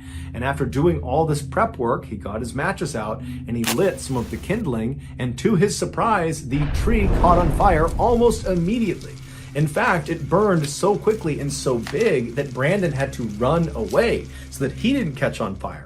And before long, all these trees are catching on fire, and he had to run all the way back to the campsite and wake Gina up. So he grabs Gina, they get up, and they run all the way over to the edge of the waterfall, and they turn, and they're just watching half an acre just completely erupt in flames. And all this black smoke is billowing up into the sky. And then about an hour later, after the fire had eventually just kind of died out on its own, Gina and Brandon heard the distant rumblings of a helicopter. They had seen the smoke and they were coming to rescue them. Gina and Brandon would be airlifted out of the ravine and would make full recoveries.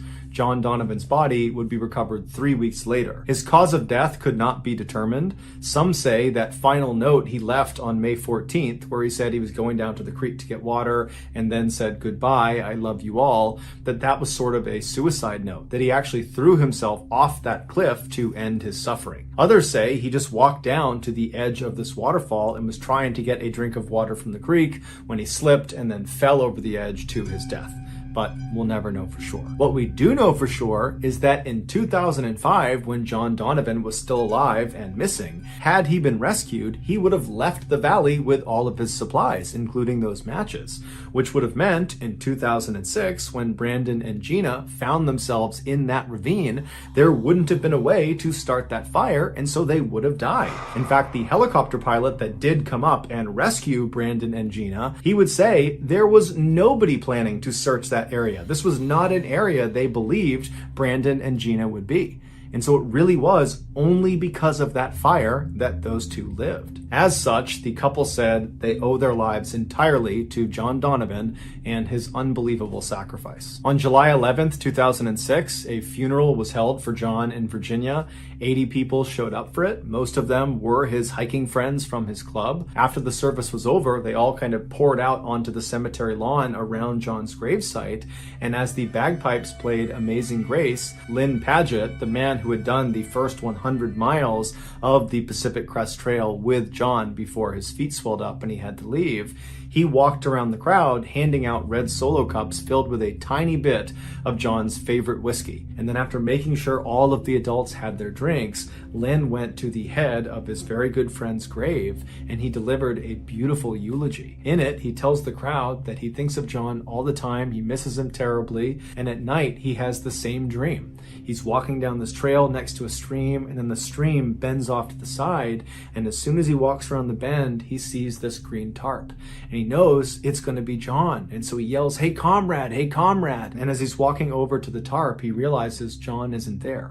All it is a tarp, a pack, and some shoes on a rock. As for Brandon and Gina, they did stay a couple after the ordeal, but they would ultimately break up 2 years later. So that's going to do it, guys. If you found the secret in today's episode, let us know in the comments section what it is and where you found it, so give us the timestamp. And if you're the first to do that, we'll pin you at the top of the comments section. If you got something out of today's video and you haven't done this already, please sneak into the like button's house and warm up both sides of their pillow before they go to sleep. Also, please subscribe to our channel and turn on all notifications so you don't miss any of our weekly 2 or 3 video uploads. We are now selling merchandise like flannels and hats and sweatshirts and stickers and mugs and all sorts of stuff. If you're interested in official MrBallen merch, go to shopmrballen.com. If you want to learn about upcoming deals and promotions relative to our shop, check out our shop's Instagram page. The username is shopmrballen. If you want to get in touch with me, you can direct message me on Instagram or on Twitter. My username for both platforms is the same. It's johnballen416. I also have a ton of content over on TikTok where my username is MrBallen. We also have a second YouTube channel called MrBallen Shorts where we post random short videos and lost episodes. If you have a story suggestion, please submit it to our subreddit just called MrBallen. It's linked in the description below. So whether I see you on Twitter, Instagram, TikTok, Reddit, YouTube, or some combination, just know that I really appreciate your support. And until next time, that's going to do it. See ya.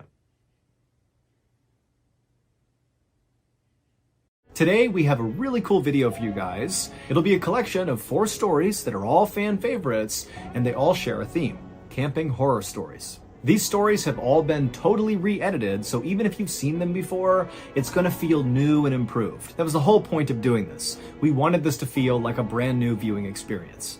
But before we get into those stories, if you're a fan of the strange, dark, and mysterious delivered in story format, then you've come to the right place because that's all we do, and we upload once a week. So if that's of interest to you, please offer to refill the like button's Keurig machine, but instead of using water, go ahead and take all the water from inside of those baggies that contain fresh mozzarella cheese and just dump that gross gray water in there. Also, please subscribe to our channel and turn on all notifications so you don't miss any of our weekly uploads. Okay, let's get into today's stories.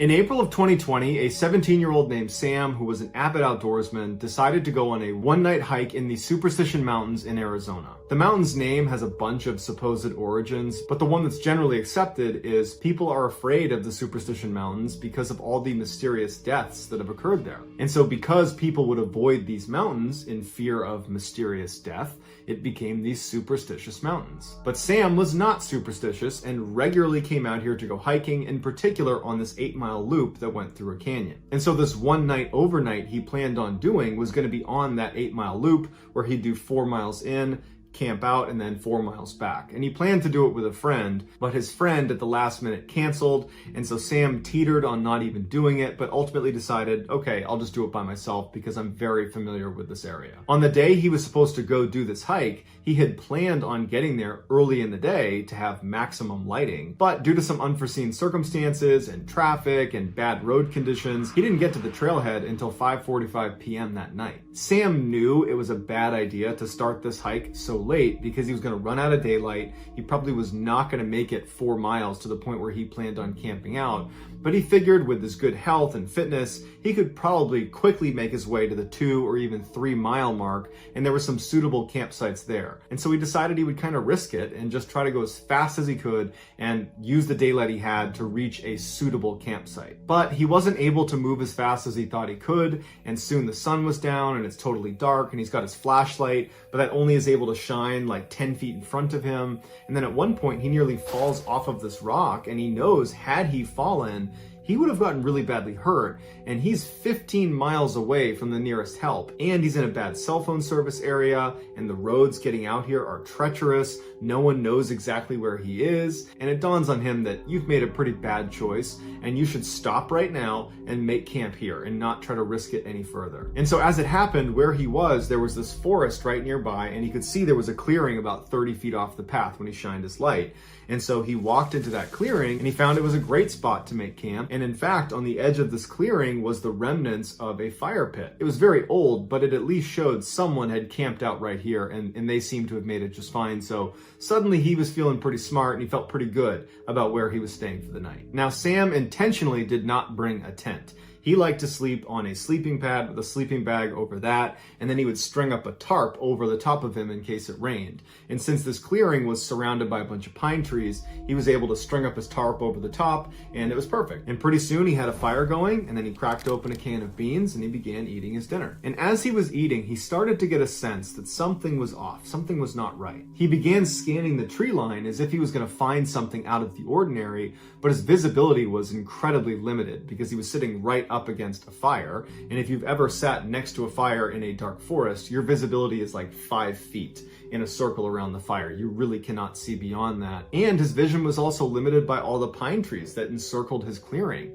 So he really could only see what was immediately around him, nothing else. And he starts thinking, that's gotta be it. Maybe I'm just nervous because I have no visibility. But as he's rationalizing this kind of bad gut feeling, a rock the size of a marble comes soaring into the campsite and lands at his feet. And he looks down at the rock, and immediately he connects that to that sense of dread he had. And he's looking around a little more aggressively now, but again, his vision is very, very limited. And so for the next 15 minutes, Sam is really aggressively scanning the tree line and listening really intently, and he doesn't hear anything, he doesn't see any more rocks get thrown. And so he begins to rationalize and convince himself that there's nothing wrong here. That feeling I have, oh, don't worry about that.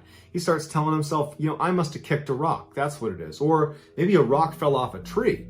But either way, it's something totally explainable and you got nothing to worry about. And after a little while, he convinced himself and he got into his sleeping bag under his tarp and he went to sleep. A couple of hours later, Sam wakes up and he has that same sense of dread, and now it's back with a vengeance.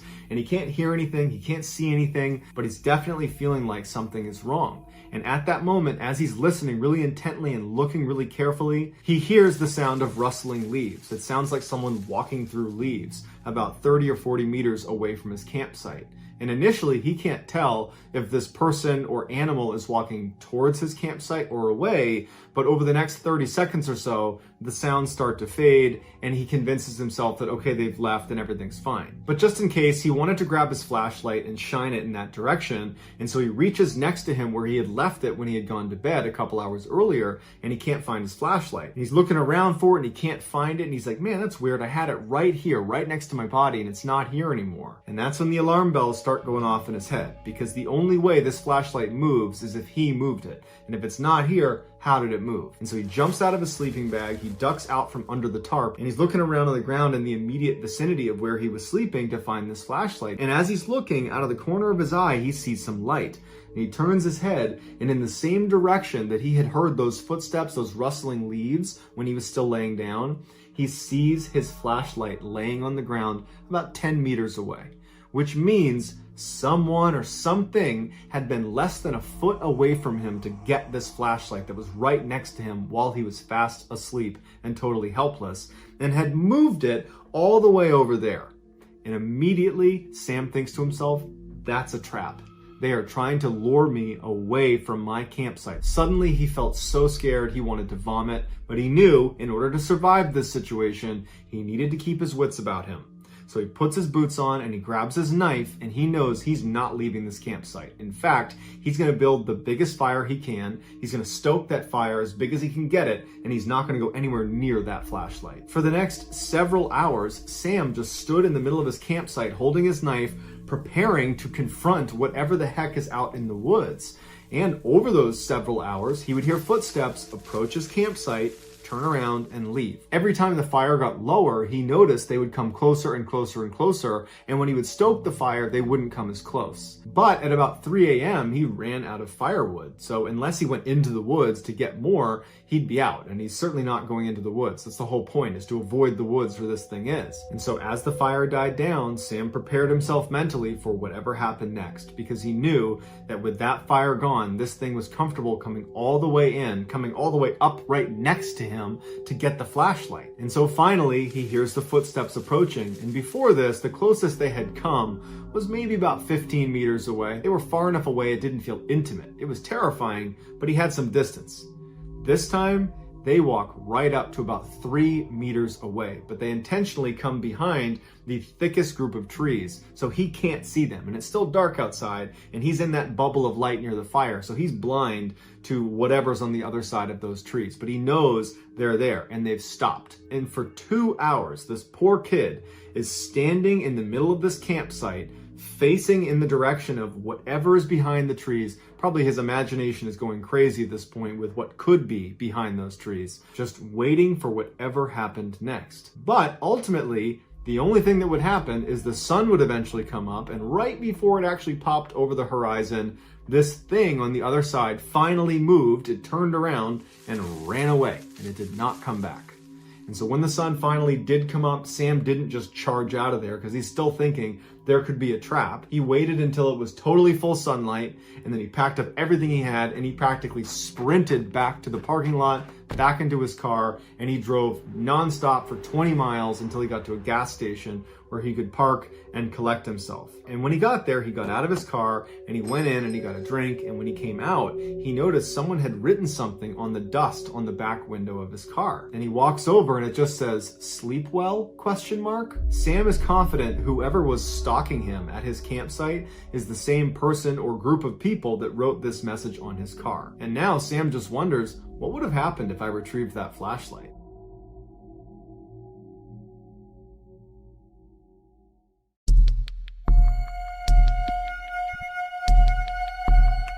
In 1982, a very outdoorsy teenage girl and boy who had recently started dating decided to go camping in Maine. Around 1 a.m. on the first night they were there, the girl wakes up because she has to go to the bathroom, and she's about to unzip her tent when she stops because she hears some strange noises coming from outside their tent. It wasn't that loud, but it sounded distinctly like something was digging in the ground. But she really had to go, and she figured, you know what, it's probably just some small animal or something.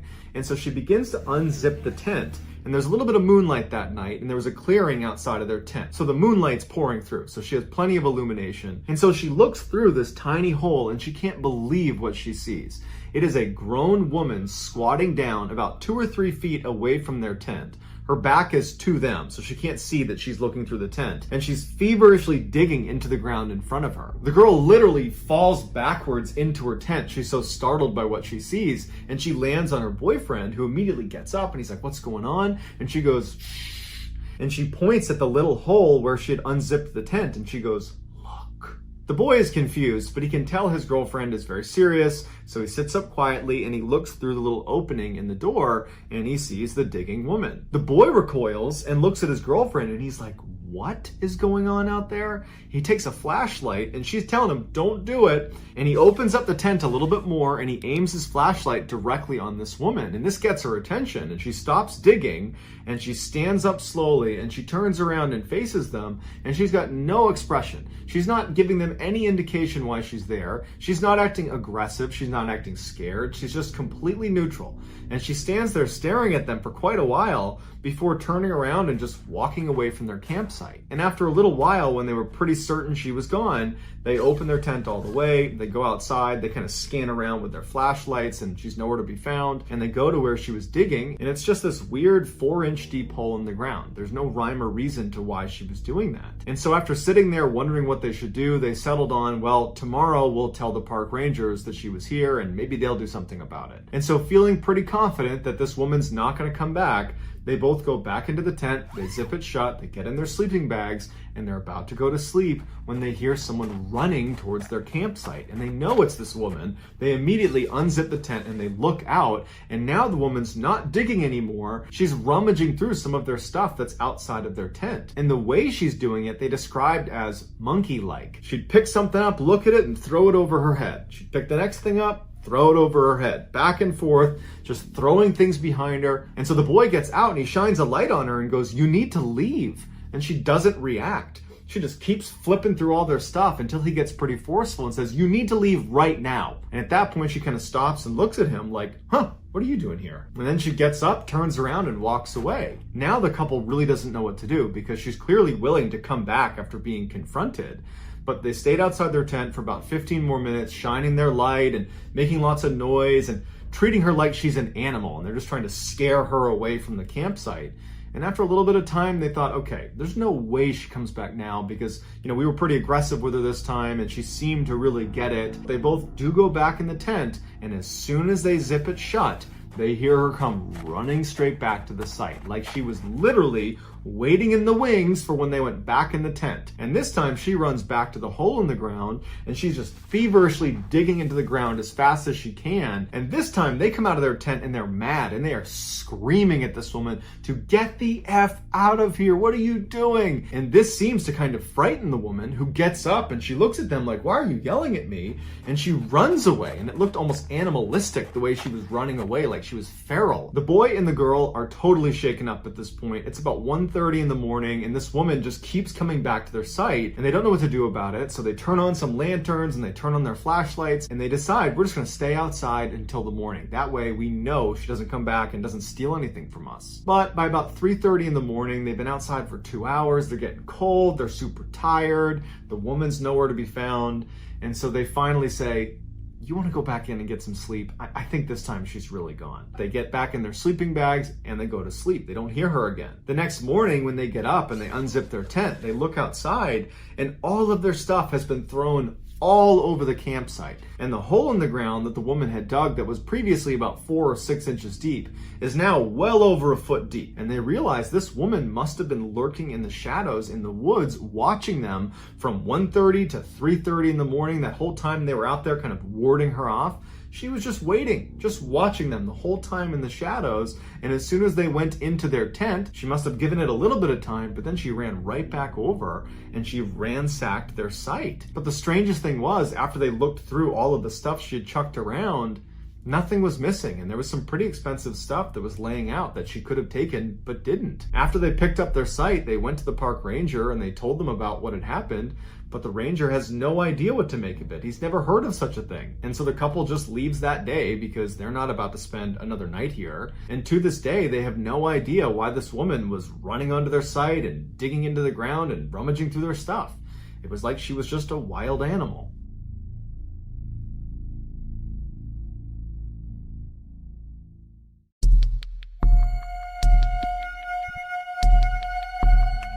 In the early 2000s, a teenager named Eben and his father would regularly go hunting in the Georgia backcountry. When Eben turned 14, his father befriended a very wealthy landowner in Georgia who offered them access to one of his best private hunting areas. And just a couple of days later, on October 5th, Eben and his father would take him up on the offer. They woke up super early and they drove out to the edge of this property that was actually fenced in. And they went to a main gate where they had the combo that this guy had given them. They punched in the combo, opened up the gate, drove in, shut the gate, locked it, and then continued down the access road. They followed this road for about 2 miles where it came to a stop right outside of this huge forest.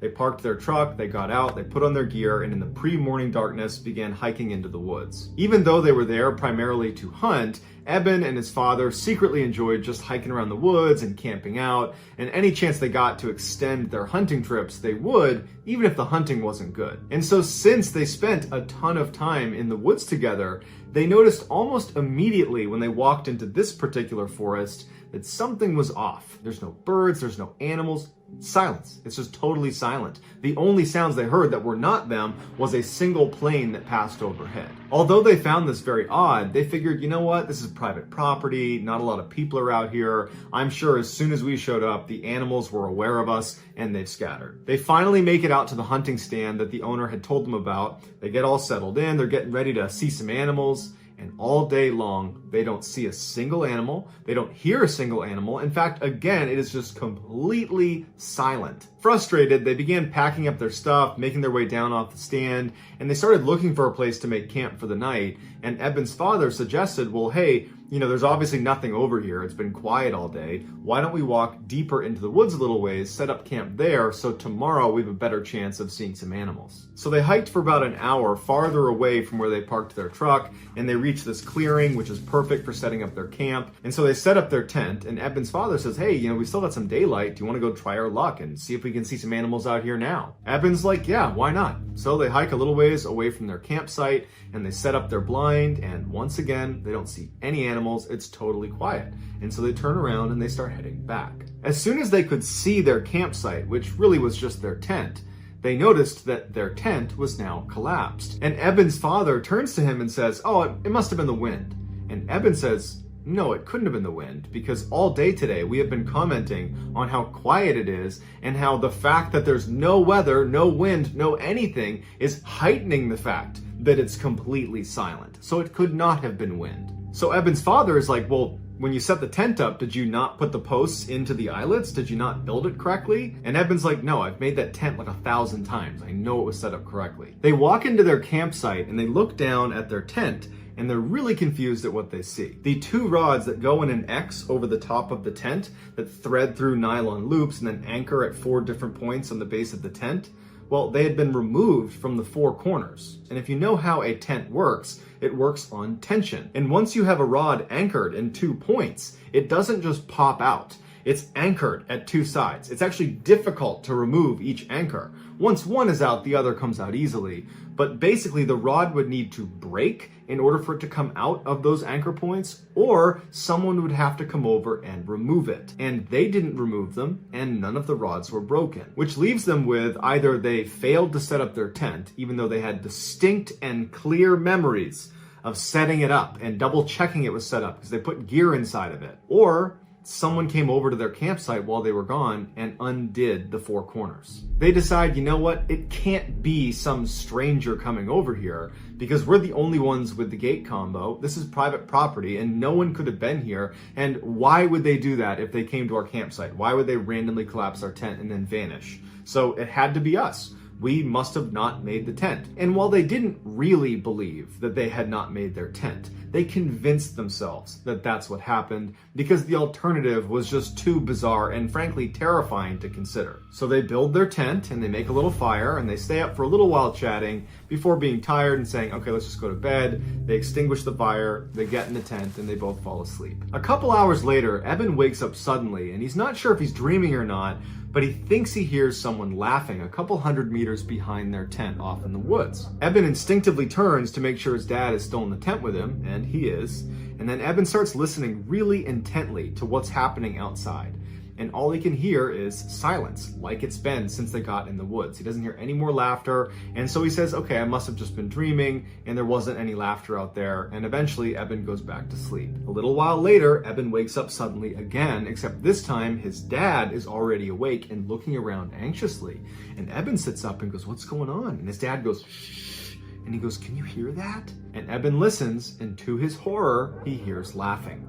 He wasn't dreaming before. Eben also realizes the laughter is not coming from the same area he heard it. It's now coming from the opposite direction, and it's a lot closer to them. Eben very quietly and carefully explains to his dad that he actually heard this laughter a couple hours earlier, and Eben's father turns to Eben and says, before we came out here, I asked the owner, should we expect any other hunters or campers or anybody nearby? And the owner said, this is private property and it's fenced in. There is no one there but you guys. After this revelation, they both turn their attention back to just listening because they're hoping this is just gonna stop and whatever this is just gonna leave.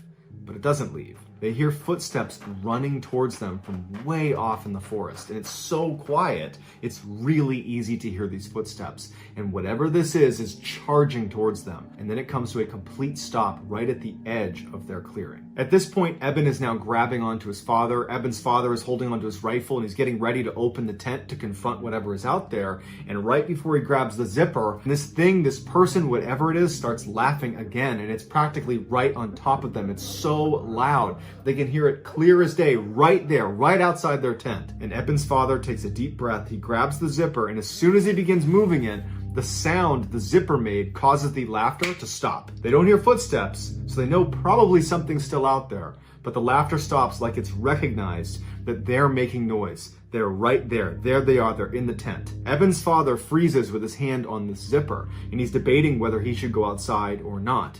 And before he can even make that decision, whatever this thing is turns around and runs back into the woods, and it's just gone. And for several minutes, they just sit like that in total silence, praying that whatever this is gone for good. And after several minutes, when they don't hear anything, there's no more laughing, there's no more running, Eben's father re-zips up the tent, puts his hand back down, and they're both left just sitting there thinking, what the heck just happened? Eben and his father would stay up all night and they would barely speak because whatever this thing was had heard them when they moved the zipper. And so they were really afraid of making any sound, even little sounds, because it's so quiet, sound travels really far and they don't know who or what is out there.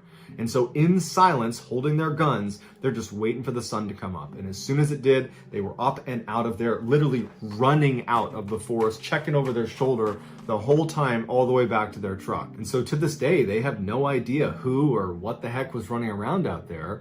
And they told the owner of the property about it. And the owner just said, it's not possible. We have a totally gated in private piece of property and there are cameras watching the only entrance. And you are the only ones that went in or out over that time period. And prior to that, we monitor this property. Nobody else was in there.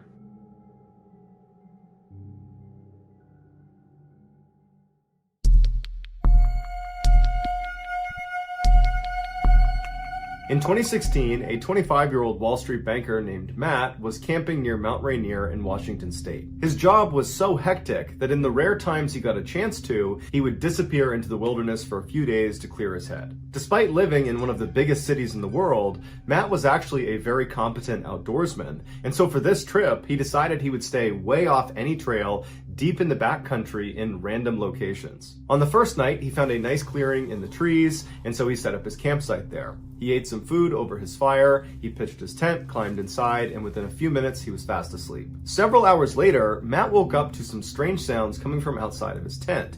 It sounded like a couple of animals or maybe one animal moving around right outside. And so after a while of just hearing this constant sound, he rolled over and he barely unzipped his tent flap just to look out and see if he could see whatever animal it was. And what he saw shocked him. There was a man sitting in front of his fire pit. There was no fire in his fire pit. And the guy was just sitting there with his hands on his knees, looking straight down. And periodically he would just kick his feet in the ashes of the fire pit. And Matt didn't even know what to do. So he's just looking at him through this little tiny gap in his tent. And this man all of a sudden looks up directly at Matt and makes eye contact with him. And the guy's eyes go wide and he stands up, turns around and runs away from Matt's campsite. Matt has no idea how to react to this. And so he just quickly unzips his tent, jumps outside and shines his light into the forest looking for this guy. He's thinking to himself, who is this guy? I am in the middle of nowhere in the backcountry of Washington state. How long was he sitting outside there for? What does he want? And so as Matt is trying to make sense of this totally weird thing, he's thinking, okay, I'm gonna look out and I'm gonna see his flashlight somewhere, or I'm gonna see his campsite. You know, maybe he's set up nearby and he's looking around into the total darkness. He's looking through all the trees, any light source anywhere out there he would see. And there's not one. There's no fire, there's no flashlight. There is nothing. And so eventually Matt goes back inside of his tent, he zips it up, and he's just left kind of dumbfounded. He can't understand how some person was just sitting outside of his tent for no apparent reason and then vanished into the forest without even turning on a flashlight. And so after a very restless night, finally the sun came up again and Matt was very relieved. He stepped outside, and after a little bit of time now from this strange incident, Matt started to tell himself that all that was is some guy happened to set up his campsite nearby. It is possible, albeit rare because we're in the backcountry, and maybe he was just intoxicated and he wandered over here and, you know, stranger things have happened, so that's probably all it was. And so Matt felt like there was nothing to worry about. He packed up his campsite and he began hiking into the forest. Matt didn't have a planned route. Instead, he had a map and a compass, and he began just kind of wandering in the forest, kind of exploring wherever he wanted to go. And over the next 2 days, he covered at least 10, maybe 15 miles in kind of random zigzag directions. He found a nice clearing and he set up another campsite.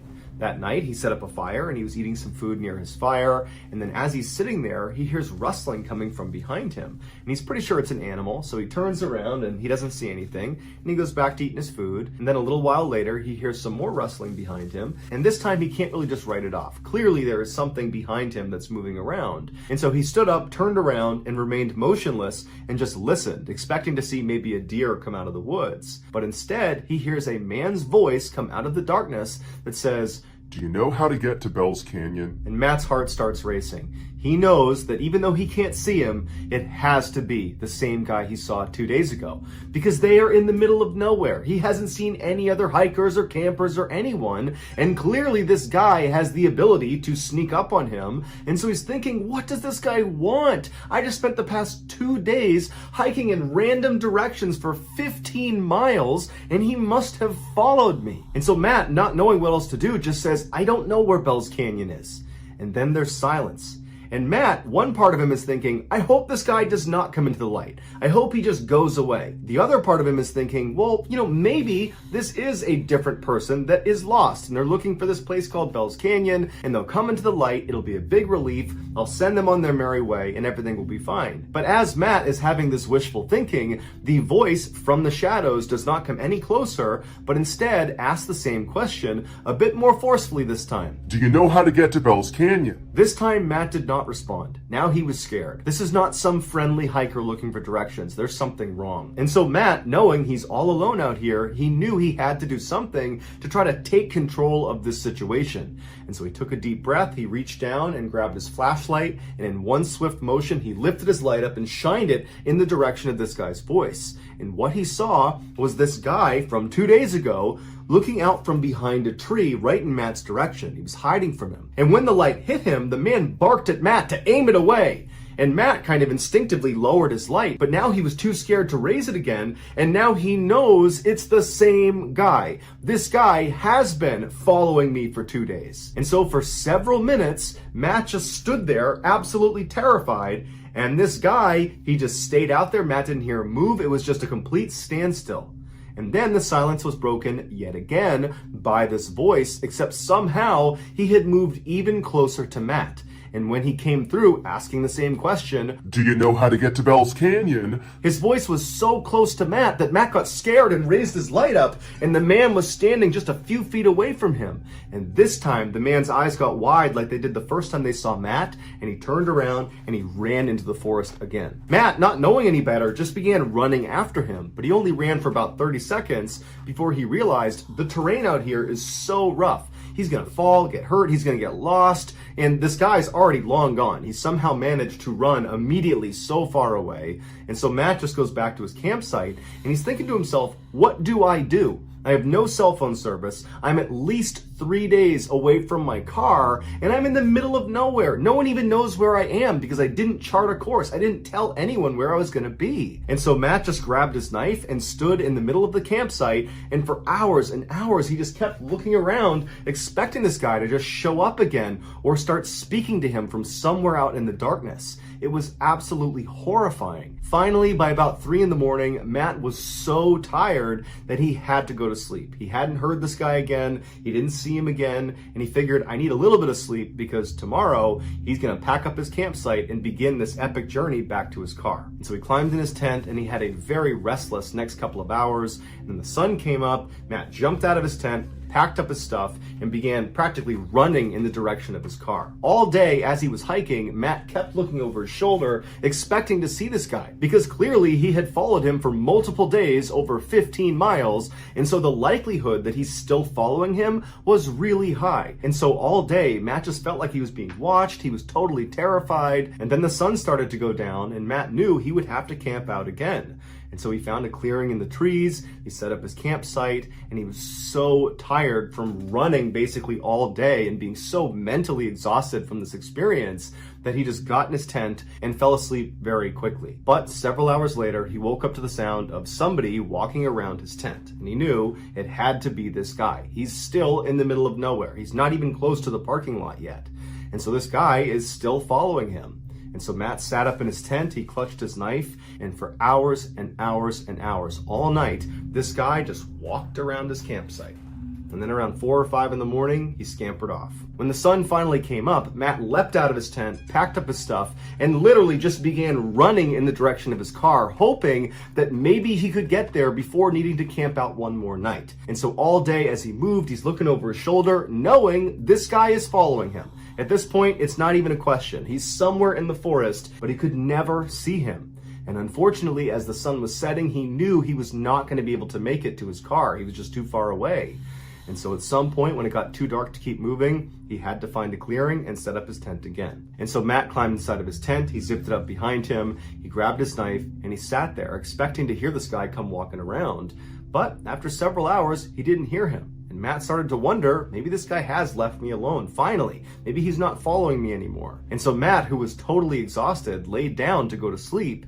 And then as he's laying there from somewhere out in the woods, Do you know how to get to Bell's Canyon? Matt immediately sat up. His heart began racing so fast that he actually was concerned he might have a heart attack. And he didn't know what to do, he didn't know what to say, so he just sat there holding his knife. And then this guy began running past his campsite, making animal sounds, and he would stop periodically and moan and grunt, and he'd kick up leaves, and then he'd run past his campsite again, over and over and over again, until the sun finally came up and this guy scampered off back into the woods. Matt didn't waste any time. He leapt out of his tent, packed his stuff up, and ran all the way back to his car. When he finally got inside of his car, shut the door, and locked it, he cried tears of joy. He was so unbelievably relieved. And he peeled out of the parking lot. He got to a nearby hotel. He finally got cell phone reception, and he considered calling the police about this guy, but he thought, what am I going to tell them? He didn't commit a crime. He was just terrifying. And so he decided not to call the police. He finally flew back to New York, and he just had to accept that there was some strange guy out in the wilderness of Washington state who was able to hunt him over 3 days and 30 miles in rugged terrain without the use of a flashlight, without any gear, and all he ever said to Matt was, Do you know how to get to Bell's Canyon? Wait, don't go anywhere. We actually have a bonus story for you. This final story has quickly become one of the classics on this channel. It's a story about a forest in Connecticut that is actually illegal to enter, basically because of maybe paranormal activity out there, we don't know, but it is actually illegal to go into this forest. There's a whole crazy story around it. I actually told the story on a live stream recently about Dudleytown, and so we went ahead and took that footage, we edited it, made it really pretty, and now you get to watch it in case you didn't see it live. Enjoy.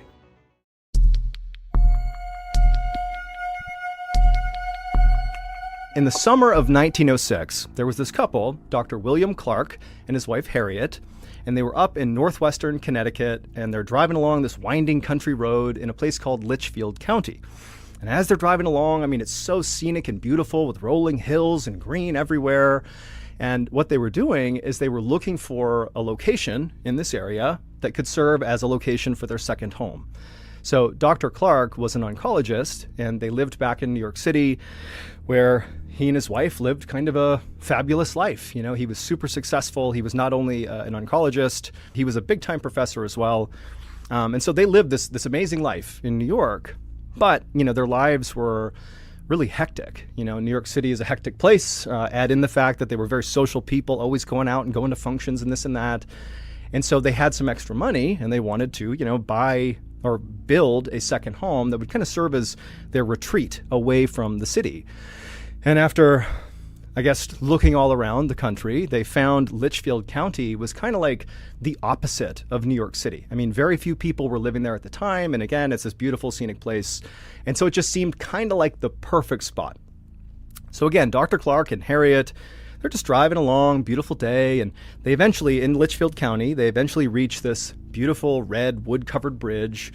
And they go over it, and when they get to the other side, their field of view opened up because there weren't as many trees right on the other side of this bridge. And they suddenly had this view up and to the right, maybe, half a mile away or something, of this weirdly shaded forest. Now, you got to remember that basically everywhere they're looking, there's trees everywhere. It's very densely forested everywhere, but there was just this one kind of rise, like a pretty big hill, a prominent hill, that was really dark, like totally shaded. And it was because there's two mountains or two hills on either side of it, almost creating like a valley. And so it just looked like, wow, that's a very shaded forest. And as you'll see, it's actually called the Dark Entry Forest, in part because of how shaded it is.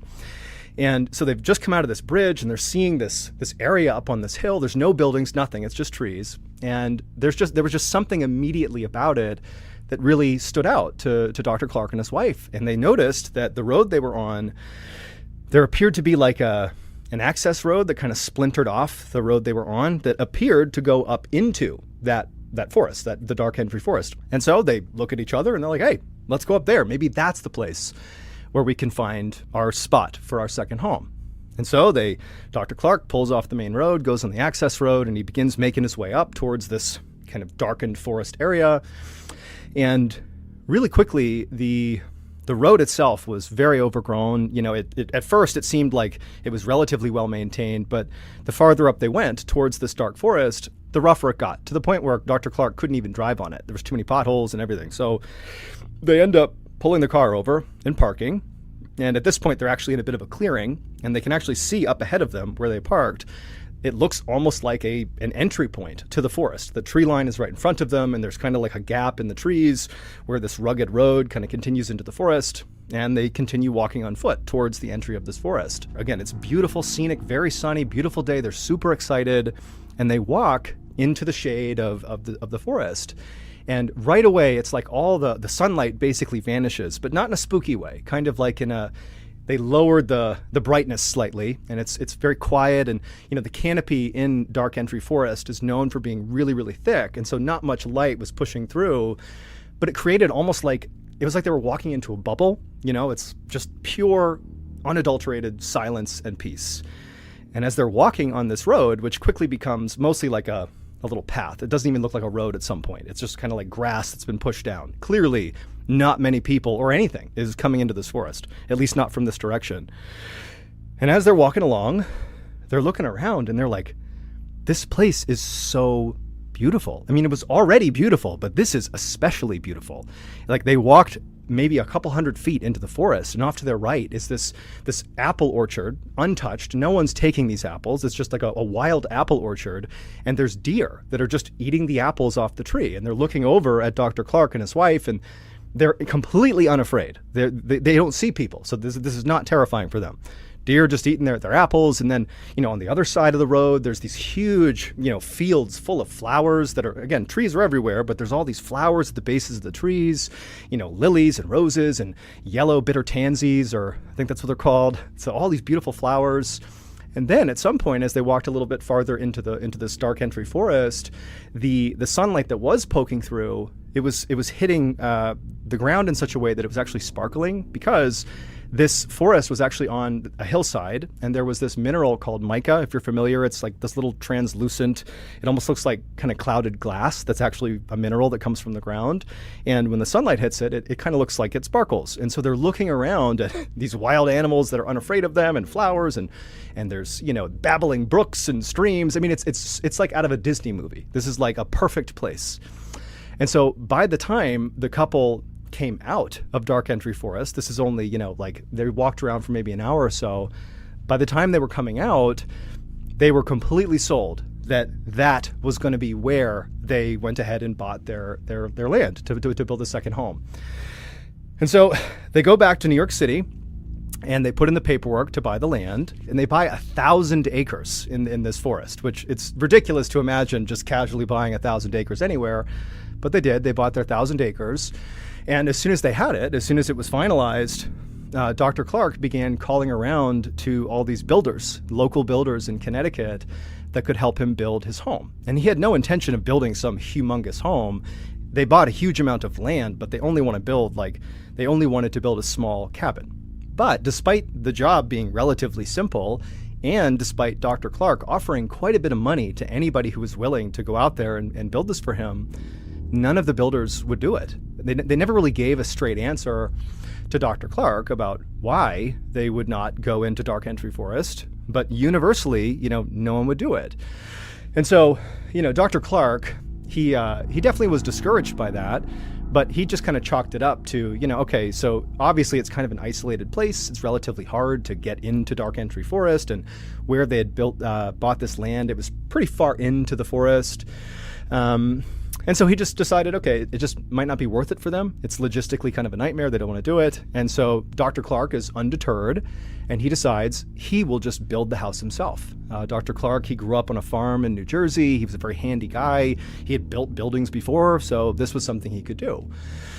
And so over the next several months, every weekend, Dr. Clark would make his way on his own to Dark Entry Forest, and it also was full of owls that were hooting all the time. So there's like this audio side of being in this forest, which is really intense. Like there's owls hooting constantly.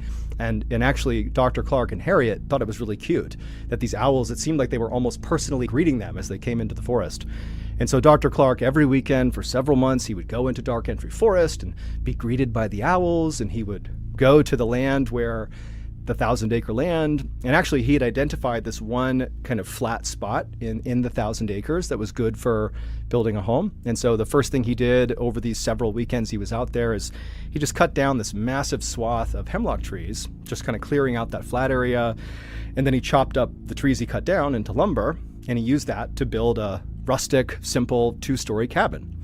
And then after this cabin was built, kind of up on this hill, there happened to be another hill not too far away from the cabin where there was a freshwater spring right at the top. And so, Dr. Clark, he went up and laid piping from the freshwater spring down to his cabin, so they had fresh water in the cabin. And then down the hill from where the cabin was constructed was a small brook, and Dr. Clark, he found himself always going down and just staring into this beautiful brook because there were all these trout, because nobody fished out here. This is like an abandoned place, basically. There's all these trout just swimming around unencumbered, just leaping out of the water, if they even do that. I don't know if trout do that. I think they do. And so he ended up actually building a swimming pool right next to the brook, specifically so he could sit in the swimming pool and watch the trout. And so by Thanksgiving of that year, so 1906, by Thanksgiving, the property was done. The cabin had been built, everything was done. And so that holiday season, Dr. Clark and Harriet and their whole family would come out and they would spend the holidays, sitting in their pool, watching the trout and just having a wonderful time. And really for many years, every summer and every major holiday, the Clark family would come out to their beautiful Dark Entry cabin and they would stay there. And it was really perfect. That is, until 1918. In 1918, in the summer, Dr. Clark and Harriet were at their cabin and they were having a nice time when Dr. Clark got word that he was actually being called back to New York City for an emergency. Remember, he's an oncologist, so these things happen, and he was called back.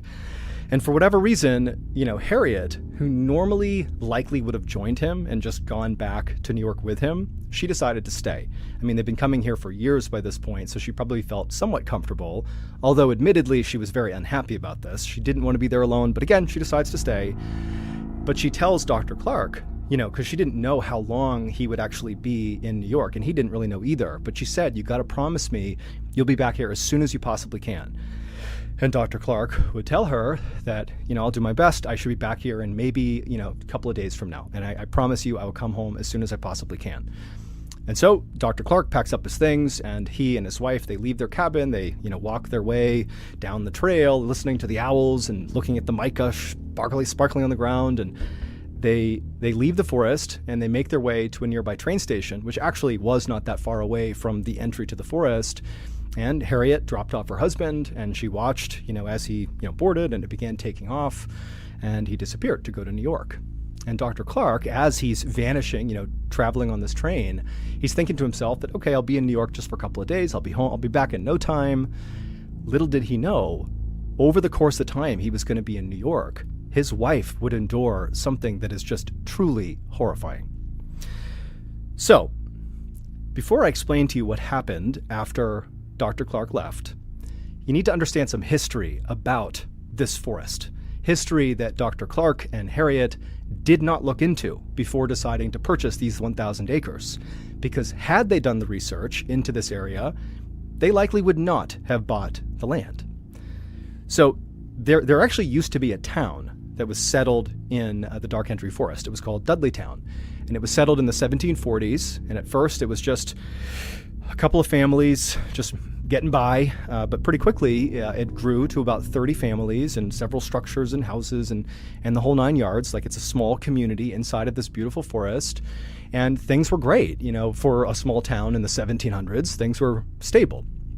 But starting at the end of the 1700s, like in the 1790s up till about the 1800s, things started to go really, really badly in Dudleytown. And in fact, because of how badly it went, it earned this, the conclusion was that Dudleytown had to be cursed. And that lore had stuck around, which is actually why those builders refused to do the work for Dr. Clark, because they believed it was a cursed place. So this is what led to it being believed to be cursed. And I'll tell you, it's pretty creepy. So it started with the Carter family. So the Carter family was a big family inside of Dudleytown, and it was in 1790, 1792. There was this cholera epidemic that broke out in this small town, and 6 members of the Carter family died really suddenly from cholera. And the remaining members of the Carter family, which was significant, I think there was a dozen people still left, might have been a few less than that, but a pretty good chunk of people, they were so grief-stricken from the loss that they decided to just literally abandon their houses in Dudleytown and go back to New York City, where they happened to be from as well, same as Dr. Clark. But as soon as they got to New York, they were massacred by natives that lived in the area. And the only people that survived this massacre were 3 children, and the 3 children were kidnapped and never seen again. And so that was the start of bad things happening to people in Dudleytown. The next thing that happened is there was a guy named Hollister. We don't know his last name, but he either fell off a roof or he was pushed. We don't really know, but either way, he died. But he died on or near another person's home whose name was Tanner. Okay, so Hollister dies, and he dies on or near Tanner's home. And after Hollister died, which again, it was shrouded in mystery, Tanner, the owner of the home where this guy died, he began talking obsessively, and it's documented, obsessively about strange creatures lurking around the tree line inside of Dark Entry Forest, right around Dudleytown, every night. That's all he saw. So guy dies, and all of a sudden, Tanner is noticing all these strange creatures. And he's telling everybody in town that there's something going on here. Nobody believed him. And so slowly, Tanner, every night, he would see whatever he was seeing, and it drove him insane, completely insane, to the point where he couldn't even function, and his daughter had to take care of him until he passed away. And as Tanner was losing his mind, his next door neighbor, whose name was Abel, began to talk as well about these creatures that were coming to the edge of the tree line surrounding Dudleytown most nights. And just like Tanner, Abel as well slowly lost his mind over these creatures because nobody believed him. And then all the way up until just past the 1800s, so many people just randomly died in Dudleytown, some from disease for sure, but others, they'd just be found dead. And then many people as well began citing these strange creatures that were lurking all around. By 1900, the only family that was still alive in Dudleytown was this family called the Brophies. And it was a fairly big family.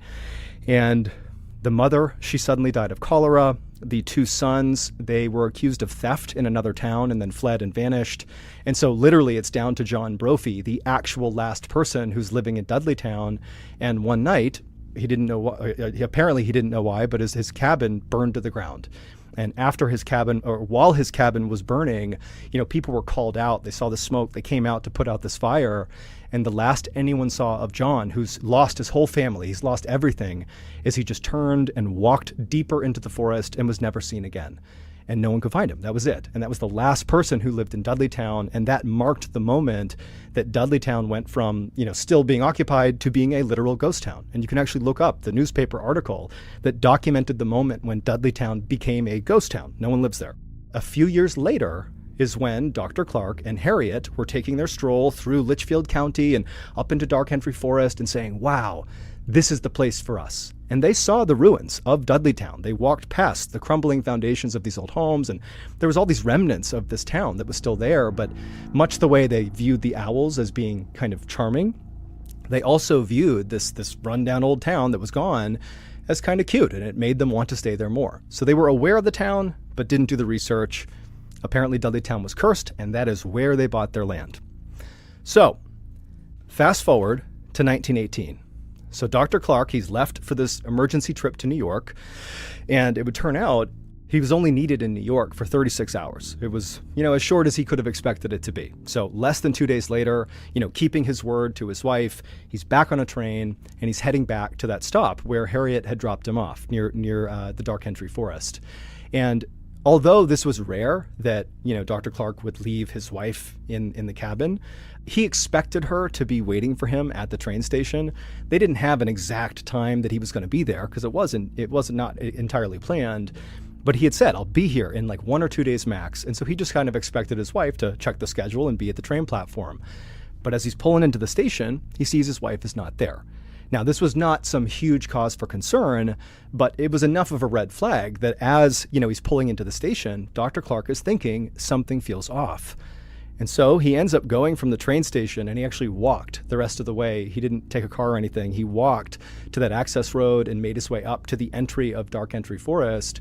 And as soon as he walked into the forest, so daylight out here, he steps into the canopy and it's dark again. And remember, it used to feel so welcoming and wonderful going into that forest. It was so peaceful, but now it has a different feel. He steps into the forest and suddenly it feels threatening. It feels ominous. And the owls that are hooting the whole time he steps in, it didn't feel like they were greeting him. It felt like they were telling him to leave. But he had to find his wife, and he's thinking she's up at the cabin. That's where we need to go. And so he begins kind of jogging, fast walking. He's getting a little nervous through the forest. And as he's moving through, the sounds of these owls are getting louder and louder and louder and more threatening until finally, when he gets to the clearing, when he can actually look up and see where he built his cabin up on this hill, it's like a cacophony of noise. It's just constant hooting, almost like it doesn't even sound like hooting. It's just a loud sound that's constant. And so Dr. Clark is starting to panic, but he gets even more panicked when he looks up at the cabin. He doesn't see his wife, but he sees the front door to this cabin is slightly ajar. And so Dr. Clark, he runs the rest of the way up the hill, owls hooting the whole time. He gets to the door and he's terrified. He knows there's something wrong here, but he gets the courage. He opens up the front door, and the second he steps into this home, which he has loved and spent years and years in with his family, he steps in and everything is different. Instead of it being peaceful, he now feels this almost high-pitched sound like inside of his head for a second, and he's confused. And then he hears what sounds like maniacal laughter coming from the second floor.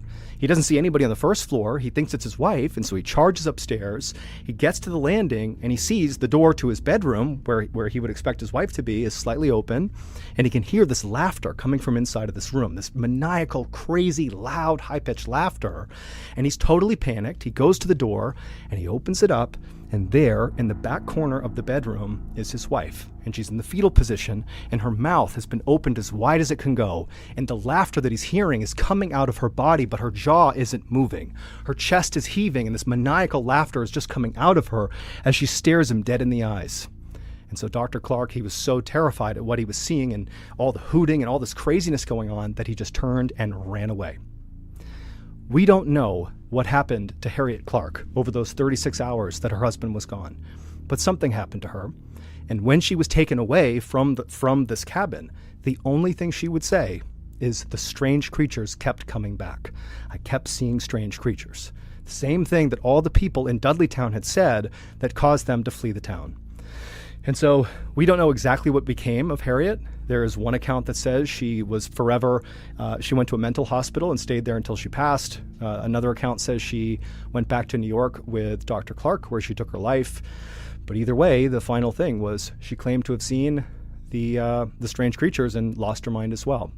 Following the story, Dark Entry Forest really took on this unbelievable legend. I mean, people knew about this story. They knew about the legend of the 1700s and 1800s, but this felt recent. I mean, this was a documented case of this doctor's wife.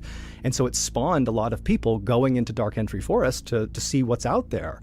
And lots of people who go into that forest before it became illegal reported feeling phantom hands slapping them on the back and feeling really intense pockets of cold air.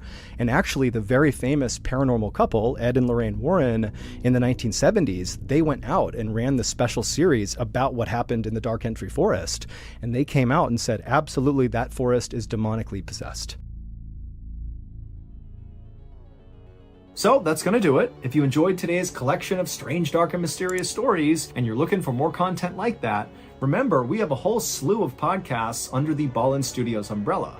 All these podcasts are amazing. It's all bingeable content, and it's available right now for free. All you have to do is go to any podcast platform, look up Ballen Studios, and boom, there's all our podcasts to choose from. Okay, that's going to do it. Thank you so much for your support. Until next time, see ya. Today's story is about a crime so notorious it has been dubbed the crime of the century. But the reason for its notoriety has less to do with the crime itself and more to do with who committed it. But before we get into that story, if you're a fan of the strange, dark, and mysterious delivered in story format, then you've come to the right place because that's all we do and we upload once a week. So, if that's of interest to you, please downgrade the Like Button's Netflix account so they're forced to sit through all the unskippable ads. Also, please subscribe to our channel and turn on all notifications so you don't miss any of our weekly uploads. Okay, let's get into today's story.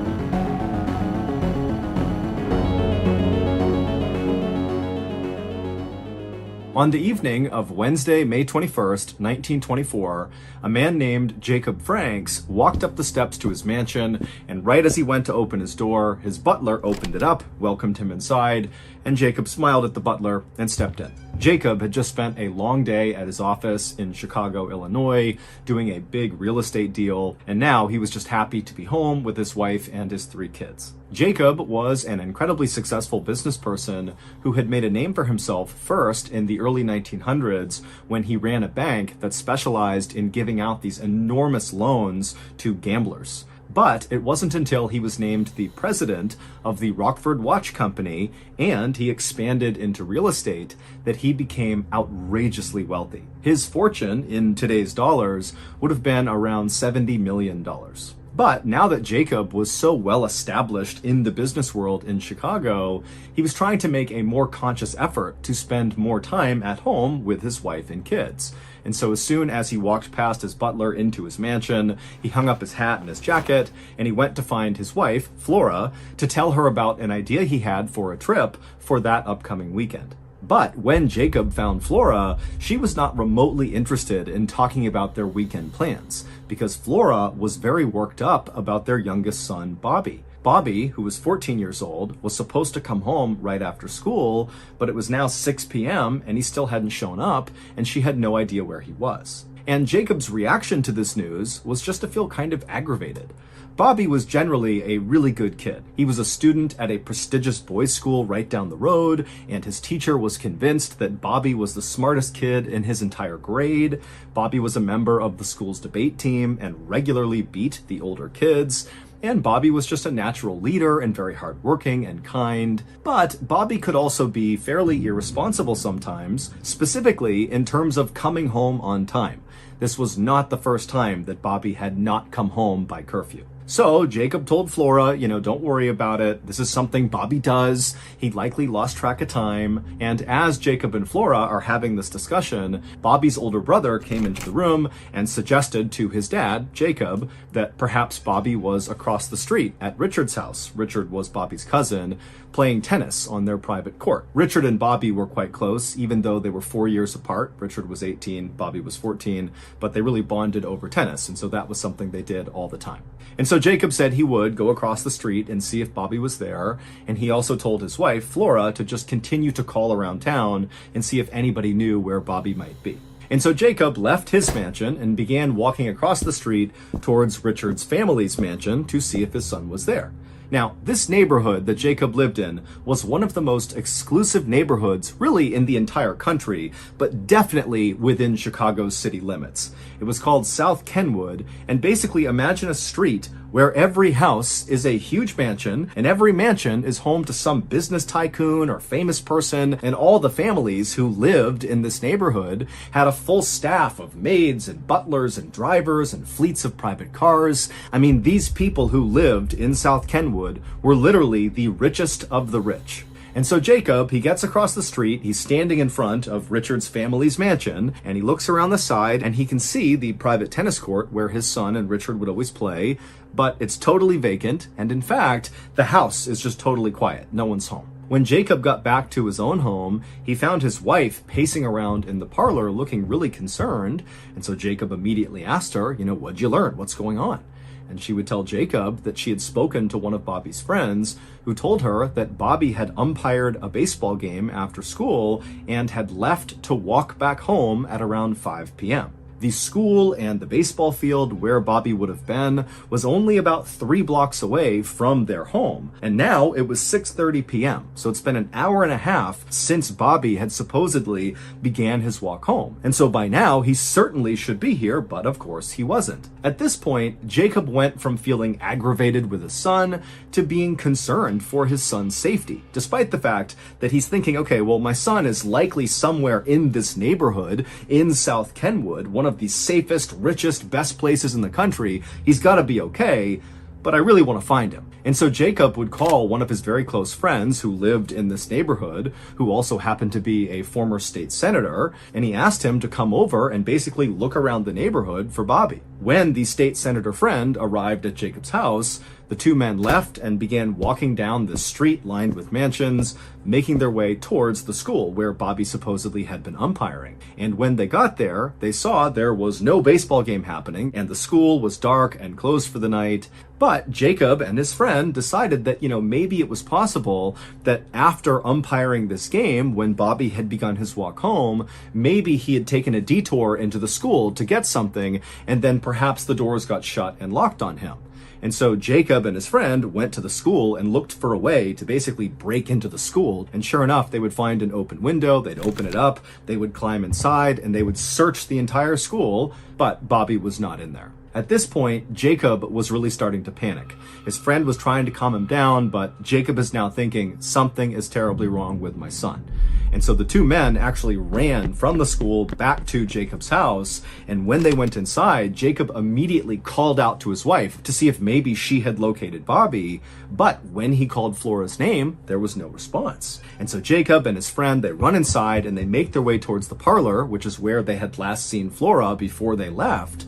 And when they walked in there, they found Flora lying on the ground, totally lifeless, with the phone off the hook right next to her hand. And so Jacob and the senator, they run over and they begin shaking Flora, and suddenly she wakes up with a gasp, and she looks up at Jacob and just begins sobbing hysterically. And after Jacob finally calmed her down, she would tell him that after they had left to go to the school, she had received a phone call. And at first, she thought it was Bobby calling to check in.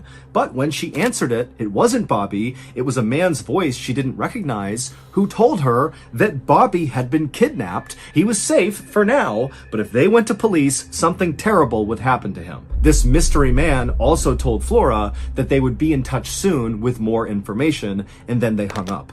And Flora had been so overwhelmed by what she was told that she had fainted, and that was why they found her on the ground.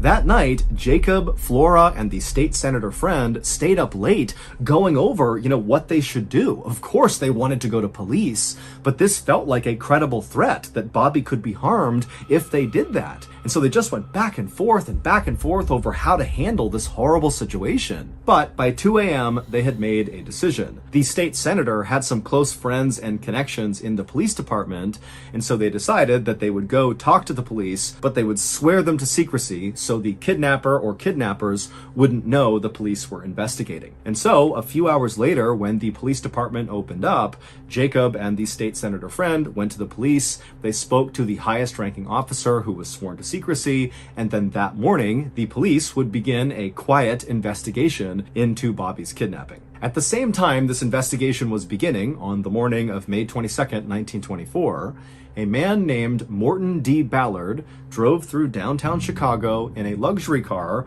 known as a Willis Knight. He pulled this luxury car into a parking lot right next to a rental car company, and after parking the car, Morton got out, he went inside of the shop, and he handed the keys over to the clerk behind the desk. The clerk would ask Morton, how did it go with your rental car? And Morton would say, oh, it was perfect, went totally fine. After that, Morton thanked the clerk, he turned around and walked outside where another luxury car was waiting for him, being driven by his good friend, Lewis Mason. And once Morton had climbed inside, the two men smiled and drove off and disappeared into traffic. That same morning, Jacob and Flora received a letter from the kidnapper or kidnappers demanding $10,000 in small unmarked bills, and if they gave this money over, they would get their son back. And immediately, Jacob went to the bank and got the money, But before he could actually deliver the money to the kidnappers at the location they had specified in this letter, the police, who were quietly investigating, discovered a clue that would break the case wide open. It would take over a week to unravel this bizarre clue, but it all started to come together when the police brought in Morton D. Ballard and Lewis Mason for questioning. Here is the shocking story that detectives were finally able to piece together about what happened to Bobby Franks. On May 7th, 1924, so 2 weeks before Bobby went missing, Morton D. Ballard walked into a hotel in Chicago called the Morrison and rented room 1031. He would tell the front desk that he wanted them to hold his mail for him, and over the next couple of days, Morton would come in and he would get his mail from the front desk, but he didn't appear to ever actually go up to his room. Finally, a suspicious maid at the Morrison Hotel, who had been going into room 1031 every day to clean it, only to discover that Morton was not in there and the room was totally untouched and clean already, she went in one morning and saw Morton was not in there, and she would actually just open up one of Morton's suitcases that he had left inside. And instead of the suitcase containing clothes or toiletries, it just contained a bunch of random library books. As it happened, after this maid found this strange suitcase full of books, Morton stopped coming to the hotel. He stopped getting his mail, he did not claim his luggage, and he didn't pay the bill. He just kind of vanished. On May 9th, so just a couple of days after Morton first booked that room at the Morrison Hotel, Morton also opened a bank account in Chicago. He also made his first appearance at that car rental company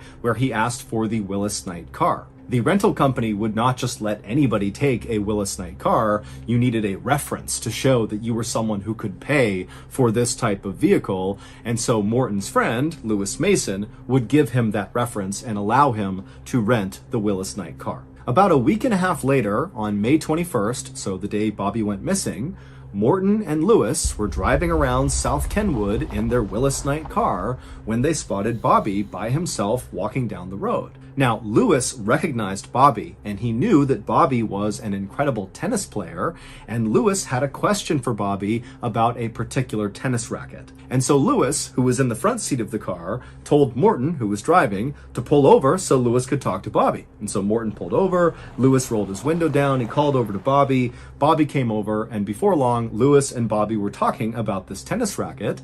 And then when that conversation naturally wrapped up, Lewis offered Bobby a ride the rest of the way home, because that was where Bobby was walking to when they stopped him. And so Lewis climbed into the back seat, Morton stayed in the driver's seat, and Bobby climbed inside and sat in the front seat. And then once those two were situated, Morton pulled away from the curb and began driving towards Bobby's house.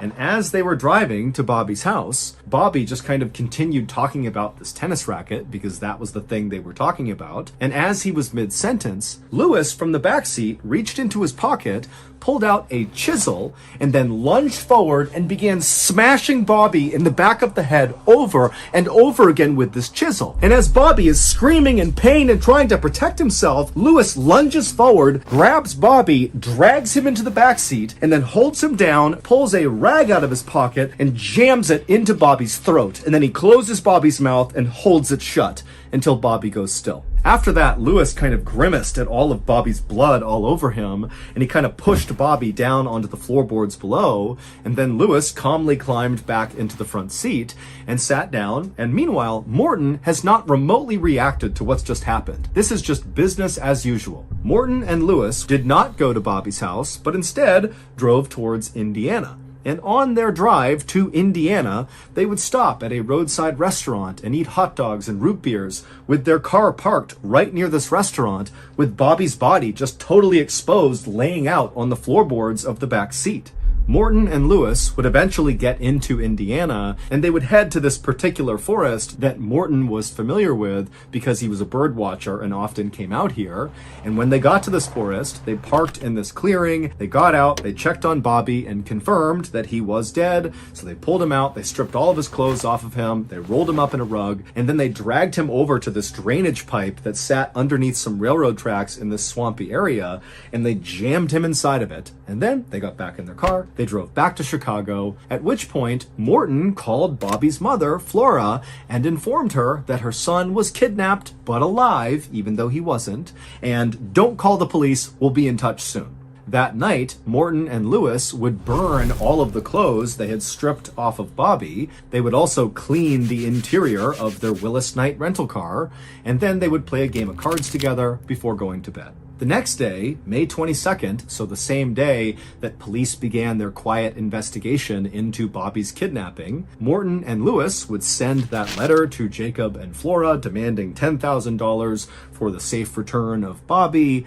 But unfortunately, before Lewis and Morton could claim their ransom money, Bobby's body was discovered. In fact, that day he was discovered. A walker was cutting through the woods in Indiana and saw Bobby in the pipe. And so when Morton and Lewis realized that, the jig is up, the family's never going to pay for their son because he's dead, they just returned their Willis Knight rental car and went back to their normal lives as if nothing had ever happened. But unbeknownst to him, Morton had accidentally dropped his eyeglasses right next to Bobby's body when they dumped him in the woods in Indiana. And Morton's eyeglasses were very unique. In fact, there was only one store in the world that sold this particular kind of eyeglasses. And so when detectives got the call about Bobby's body being found, they would also find these glasses. And that was the big clue, because these glasses led detectives to the store where they were sold, and the owner of the store was able to say that, yep, those particular glasses were sold to Morton.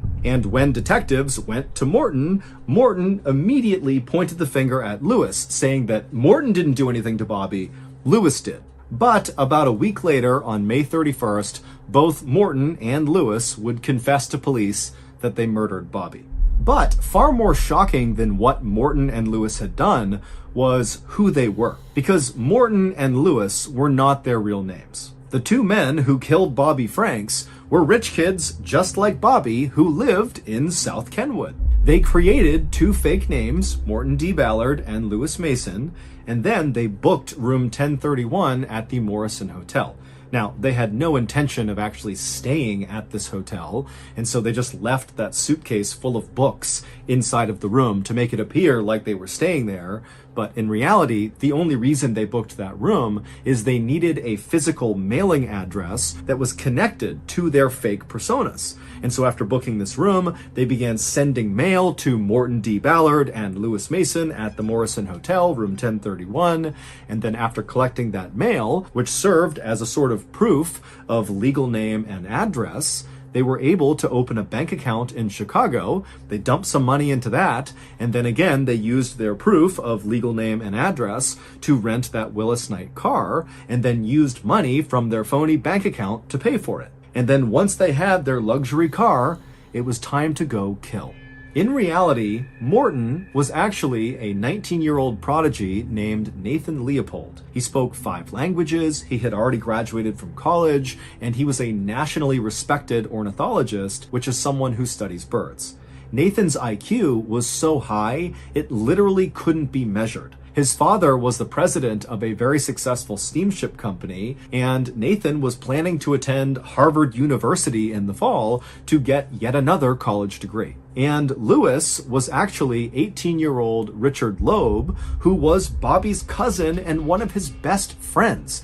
Bobby and Richard played tennis together all the time in Richard's private court, which is where Bobby's father went first to go looking for his son. Like Nathan, Richard was also a genius. He was the youngest person ever to have graduated from the University of Michigan. He graduated at 17 years old. And to celebrate the occasion, Richard's father, who in today's dollars was worth about $175 million, he was a retired vice president for the major retail store Sears, he bought Richard a custom golf course. He built him his own golf course. That was his graduation present. And at the time of Bobby's murder, Richard was actually enrolled at the University of Chicago's law school studying to become a lawyer. Nathan and Richard would very proudly tell investigators that they didn't kill Bobby to get money out of his parents. Nathan and Richard were fabulously wealthy. The money meant nothing. Instead, they had come up with this scheme and killed Bobby because of their belief in the philosopher Nietzsche's concept of supermen. men whose superiority allows them to rise above all ordinary rules, ethics, and laws. Basically, Nathan and Richard believed they were so much better than everybody else in the world that if they wanted to kill someone, they should be able to. And Bobby seemed like a pretty easy target. After Nathan and Richard confessed, they were put under arrest, but a chauffeur was allowed to come to the police station and drop off silk pajamas for them to wear in custody, and instead of being held in a cell, they were allowed to stay in a hotel. But ultimately, they both were sentenced to life in prison. Bobby's family never recovered from his murder, and his father, Jacob, would die just 4 years after his son died. As for Nathan, he would be murdered in prison in 1936 by another inmate, and as for Richard, he would serve his time and get paroled, and then die of natural causes in 1971. Today, the murder of Bobby Franks is often referred to as the crime of the century. So that's going to do it. If you got something out of today's episode and you haven't done this already, please downgrade the Like Button's Netflix account so they're forced to sit through all the unskippable ads. Also, please subscribe to our channel and turn on all notifications so you don't miss any of our weekly uploads. We have a podcast called the MrBallen Podcast that puts out brand new podcast exclusive stories on Monday mornings, and on Thursday mornings we put out the remastered audio of our best YouTube videos. Again, it's called the MrBallen Podcast, and it's available exclusively on Amazon Music. Consider donating to our charity. It's called the MrBallen Foundation, and it provides support to victims of violent crime as well as their families. Monthly donors to the MrBallen Foundation Honor Them Society will receive free gifts and exclusive invites to special live events. Go to MrBallen.Foundation and click on Get Involved to join the Honor Them Society today. We have 2 additional YouTube channels, MrBallen en Espanol and MrBallen Shorts. We also put out near daily content on TikTok, Facebook, and Snapchat. All of those channels are just called MrBallen. If you want to get in touch with me, please follow me on any major social media platform and then send me a direct message. My username is just @MrBallen, and I really do read the majority of my DMs. To check out our merch, join our Discord server, or just see what's going on inside of Ballen Studios, head on over to our brand new website, ballenstudios.com. So, whether I see you on Instagram, TikTok, Reddit, YouTube, Facebook, other YouTube channels, the podcast, wherever, just know that I really appreciate your support, and until next time, that's going to do it. See ya. Today's story is about a crime so horrific that a judge handed down a sentence that had never been given before in Australian history. This story is exceptionally graphic. As such, viewer discretion is advised. But before we get into today's story, if you're a fan of the strange, dark, and mysterious delivered in story format, then you've come to the right place because that's all we do, and we upload once or twice every week. So if that's of interest to you, please offer to spray the like button's face with sunscreen, but instead use bear spray. Also, please subscribe to our channel and turn on all notifications so you don't miss any of our weekly uploads. Before we get into today's story, I want to talk to you about today's sponsor, Honey. Are you tired of paying full price for your bear spray? Me too. That's why I started using Honey. Honey, like bear spray, is one of those things that you don't realize you need until you have it. Then you're like, how did I ever live without this thing? Honey, which is completely free, automatically scours the internet for discount codes and coupons for nearly anything you happen to be shopping for online. It's genius. Use Honey, save money. And just think, with all that honey money you're going to be saving, you can finally upgrade from bear spray to dinosaur spray. So if you want to be like me and continue to bring the good fight to the like button, go ahead and add Honey for free to your browser by going to joinhoney.com/ballen. Okay, let's get into today's story.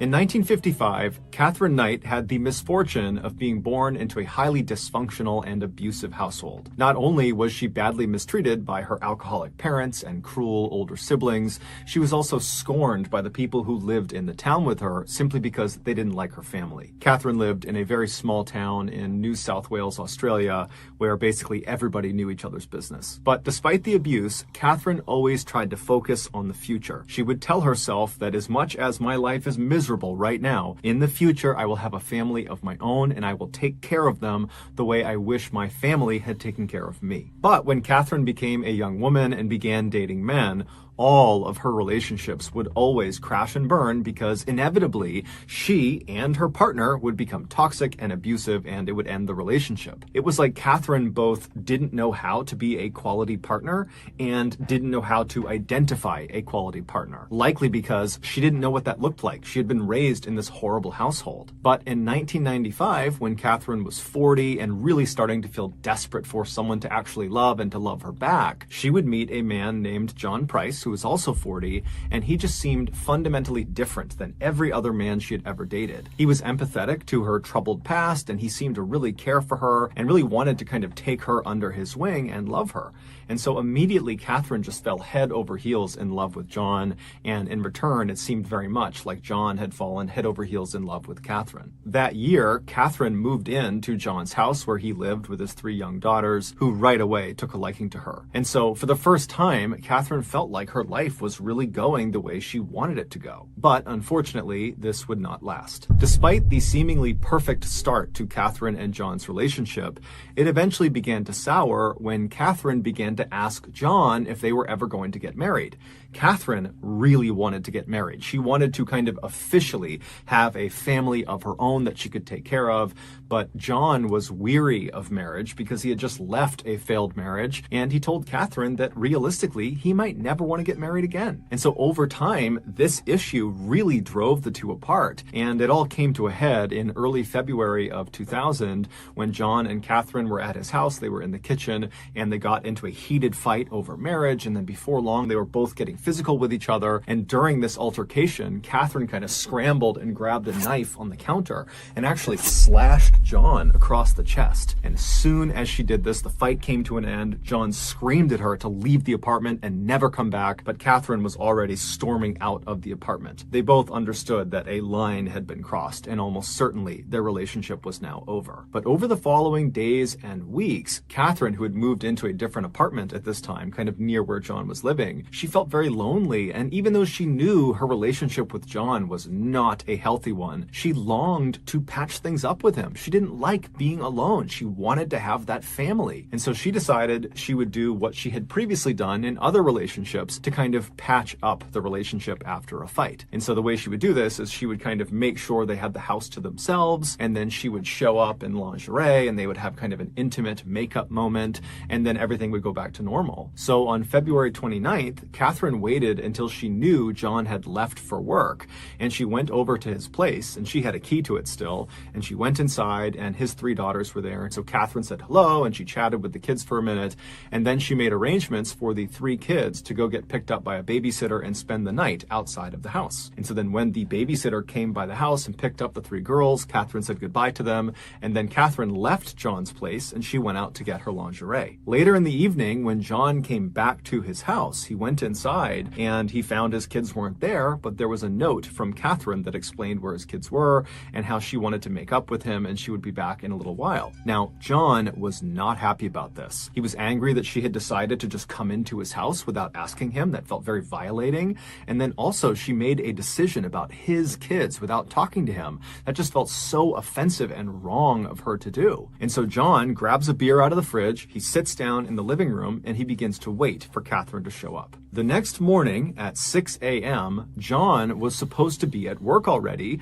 but he wasn't. And so his company, who knew he was very reliable, were concerned something was wrong. And so they sent a worker to his property to see what was going on. And so the worker, he pulls up in front of John's house. John's car is in the driveway. And so the worker's first thought is, oh, I guess John must have overslept. And so the worker walks up onto John's front porch and he knocks on John's front door, but there's no answer. And so the worker knocks again, still no answer. And so this guy turns around to leave and go back and tell the company, look, I don't know what's going on. But as he's turning around, he notices on the very bottom of the outside of the door, kind of near the edge, the front edge of this door, there looked to be some blood on the outside of the door. It was pretty easy to tell it was blood. And so the worker was immediately very concerned, and he knocked again on the door, but no answer. And so he ran around to the side of the building and he began banging on the windows of John's house to hopefully rouse whoever was in there to come out and to make sure things were okay. But there was silence. And so the worker ran back to his car, he drove back to his office, and after he told his boss what he had found, they decided they had to call the police. The police would show up at John's residence at 8 a.m., and when they got there, John's vehicle was still in the driveway, the house was quiet and dark, and so the police, they walked up to the front door, they knocked on the door, there's no answer, it's silence, and so they walk around to the back of the property to try the back door, and as they're walking into the backyard, they see in the middle of the grass, right behind a window that led into the house, there was this plate of food that had been clearly thrown out of the house and landed face down on the grass. And so the police see that, they're thinking that's pretty weird. And so what they do first, before even going to the back door, is they turn to the window, which clearly the food had been thrown out of, but whoever had done it had then shut the window. And so they go over to the glass and press their faces up against it and peer inside. And there's no John, there's no people, there's nothing inside, it's dark. But right inside of this window is this big dining room table, and it's covered with this amazing spread of food. It looks like a Thanksgiving Day meal had been prepared, but then no one had eaten from it. And so they're thinking, okay, well, for whatever reason, one of these plates of food was thrown out the window. That's very odd. And so the police come off the window, they walk over to the back door, they knock a few more times, but after even more silence, they kick the back door down and they go inside. As soon as they step in, there's two officers. They walk straight into the house with the dining room table with all that food on their left, and there's nothing that stands out. They're calling for John, it's silent, everything is off, everything is quiet, and they keep on walking into what appears to be the living room where the TV is and where there's a couch, and as soon as they walk in, they see there's blood everywhere. And towards the front of the living room, where the front door actually opened into the house, there was a very obvious pool of blood. Basically, if you stepped into the house, you'd be stepping into this puddle of blood. And as they're looking at this pool of blood, they see there is a distinct blood trail from the pool back into the living room that they have just walked into, and the trail kind of leads behind a couch out of their view. And so they walk around the couch to see what's at the end of this trail, and they find Catherine Knight's crumpled body on the ground. And so right away they rush over to her and they feel for a pulse, and they discover that she actually does have a pulse, but very obviously she's clinging to life, barely. And so one of the officers stays with Catherine while they're calling in paramedics to come in and deal with her, while the other officer draws their weapon and they begin searching the rest of the house. And so the officer walks past the front door on their left, and they go into the other side of the first floor, which is basically like this lounge room, kind of like a secondary living room.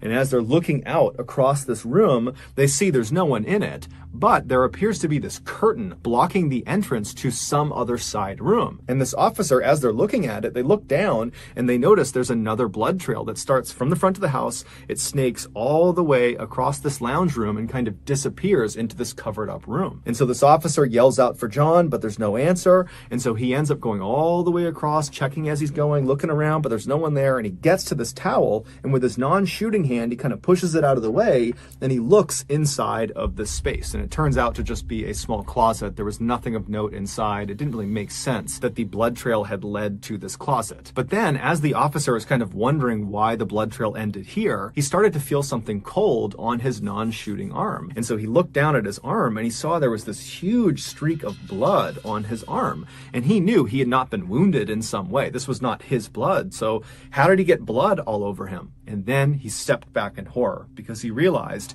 the curtain that he had just moved with the arm that had blood on it was not a curtain. The night before, John sat in his living room waiting for Catherine to return, very angrily waiting for her to come back. But by 11 p.m., she hadn't. And John, he works super early in the morning. He's very tired. He decides to just go to bed. And so he climbs into bed. He falls asleep. And then about an hour or so later, Catherine would walk into the bedroom. She had her black lingerie on that she had bought earlier in the day. And even though John was furious with her and very upset with what she had done that day, seeing her like this suddenly made him think, you know what, all my issues with her can wait. And before long, they were getting intimate together in the bed, and then they fell asleep in each other's arms. Later in the night, Catherine would wake up. John's still fast asleep, so she's looking right at him, and she suddenly has this intense sense of disgust. She was convinced that he was taking advantage of her, that the reason he didn't want to marry her was he was just kind of using her. And this anger inside of her boiled up, and she decided right then and there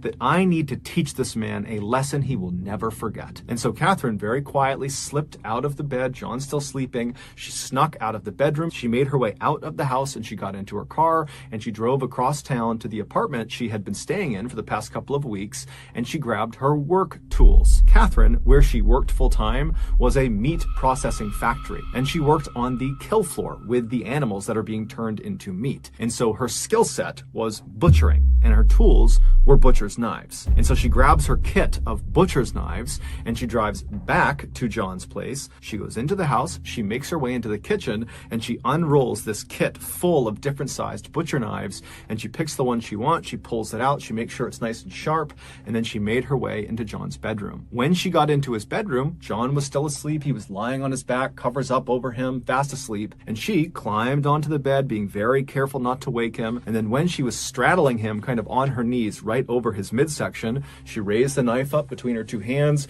and she brought it down into his chest. John immediately shot up, bucking Catherine off of him. She went flying onto the floor, and then instinctively John just begins running out of his bedroom. He has no idea what's happening. He's been stabbed, but he probably can't even feel it. It's all adrenaline. He's just running through the house. But by the time he gets to the front of the house, the blood loss had caused him to be so weak he could barely stand. And so he managed to open the front door, but then he collapsed onto the ground halfway between the inside and outside of the house. And so laying there, he reached out with his bloody hand and he grabbed the edge of the door that was partially open and tried to pull himself out of the house. And that's how that bloody print was left on the outside of the door that the worker saw. And as he's trying to pull himself out of the house, Catherine, who had gotten up after being knocked off the bed, she ran to the front of the house and she grabbed his legs and she pulled him back into the house and then shut the door. And then once he was inside, she got on top of him and stabbed him an additional 36 times all over his body. And then she left him there to bleed to death. And so while he's dying, she goes into the kitchen and she puts on a large pot of water to boil. And then she began setting the plates all around the dining room table for a big family meal. After she was done setting the table, she went back over to John, who was now deceased at this point, and she dragged him all the way across that lounge room on the other side of the house that the officer walked through and then found that curtain. She dragged him all the way across that room to right in front of that closet, and then using her expert skills from working in the meat factory, she proceeded to skin John from his neck all the way down to his toe. And she was so good at it that she was able to skin him in one piece. And she took this skin suit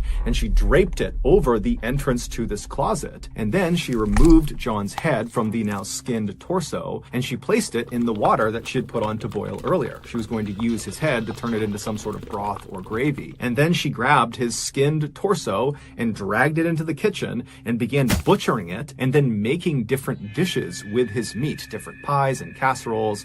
And then after she had made this enormous feast out of John's body, she set the food all around the table that she had already laid out. And then she made little placards, little name cards that had the names of each of John's children on them. And she placed them in front of each of the plates because her intention was to feed them their father. And then Catherine sat down at a plate that she had made for herself and she began eating John, except it made her sick. And so she opened the window behind her and she threw her plate of food out into the backyard. And then when she turned back around and looked at what she had done, she decided that instead of facing the consequences, she would just take her own life. And so she went into the bathroom, she grabbed some sleeping pills, and then she cut across the front of the house, walking through that pool of blood near the door. She made her way into the living room, she overdosed on sleeping pills, and collapsed on the ground. However, when the paramedics finally showed up the following morning, they were able to save her. And so once she stabilized in the hospital, she was promptly arrested for John's murder. She would ultimately be found guilty. However, she would never take any responsibility. And then during her sentencing phase, she was given life in prison, but the judge made a special clause just for her.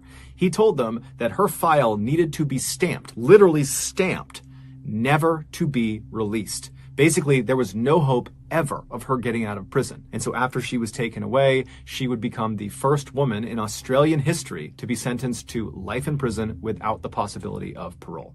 she's still alive today. So that's going to do it, guys. If you got something out of today's episode and you haven't done this already, please offer to spray the like button's face with sunscreen, but instead use bear spray. Also, please subscribe to our channel and turn on all notifications so you don't miss any of our weekly 1 or 2 video uploads. We now have a podcast that puts out weekly brand new content that you can only get on the podcast. It's called the MrBallen Podcast, Strange, Dark, and Mysterious Stories, and it's available on Spotify, iTunes, Apple, Amazon, basically anywhere you get a podcast, that's where you'll find it. If you want to get in touch with me, please follow me and then message me on any major social media platform. My username for all of them is MrBallen, and I really do read the bulk of my direct messages. We also have a second YouTube channel just called MrBallen Shorts, where we post random short videos and lost episodes. We also have a Facebook page that puts out near daily content. It's just called MrBallen. We also have a Snapchat channel that puts out episodes on Sundays. We have some very cool merch. Go over to shopmrballen.com to have a look. If you have a story suggestion, please drop it in our subreddit just called MrBallen.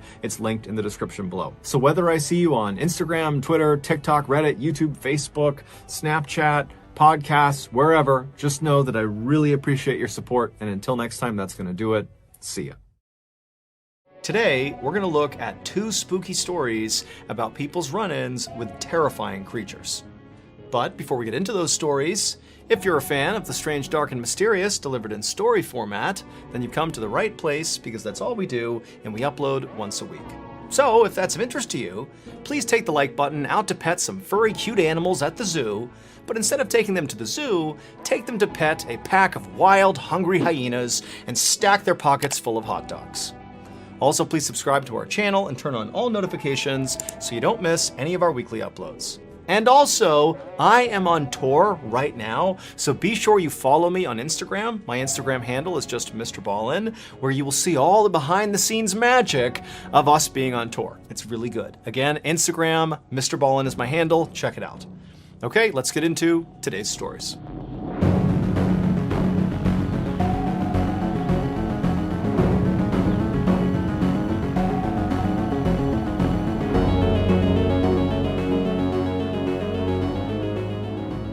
Just after midnight on May 1st, 1971, a 20-year-old woman named Elizabeth Ford was sleeping on a couch in the front room of a small house near a city in Arkansas called Texarkana.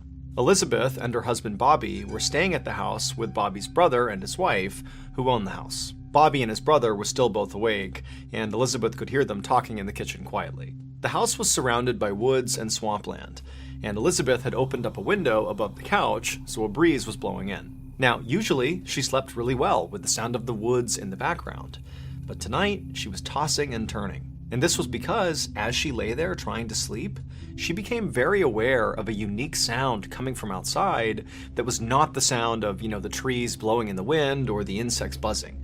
This was something else. It was a slow creaking sound, and at first, it kind of sounded like it could be out in the woods somewhere.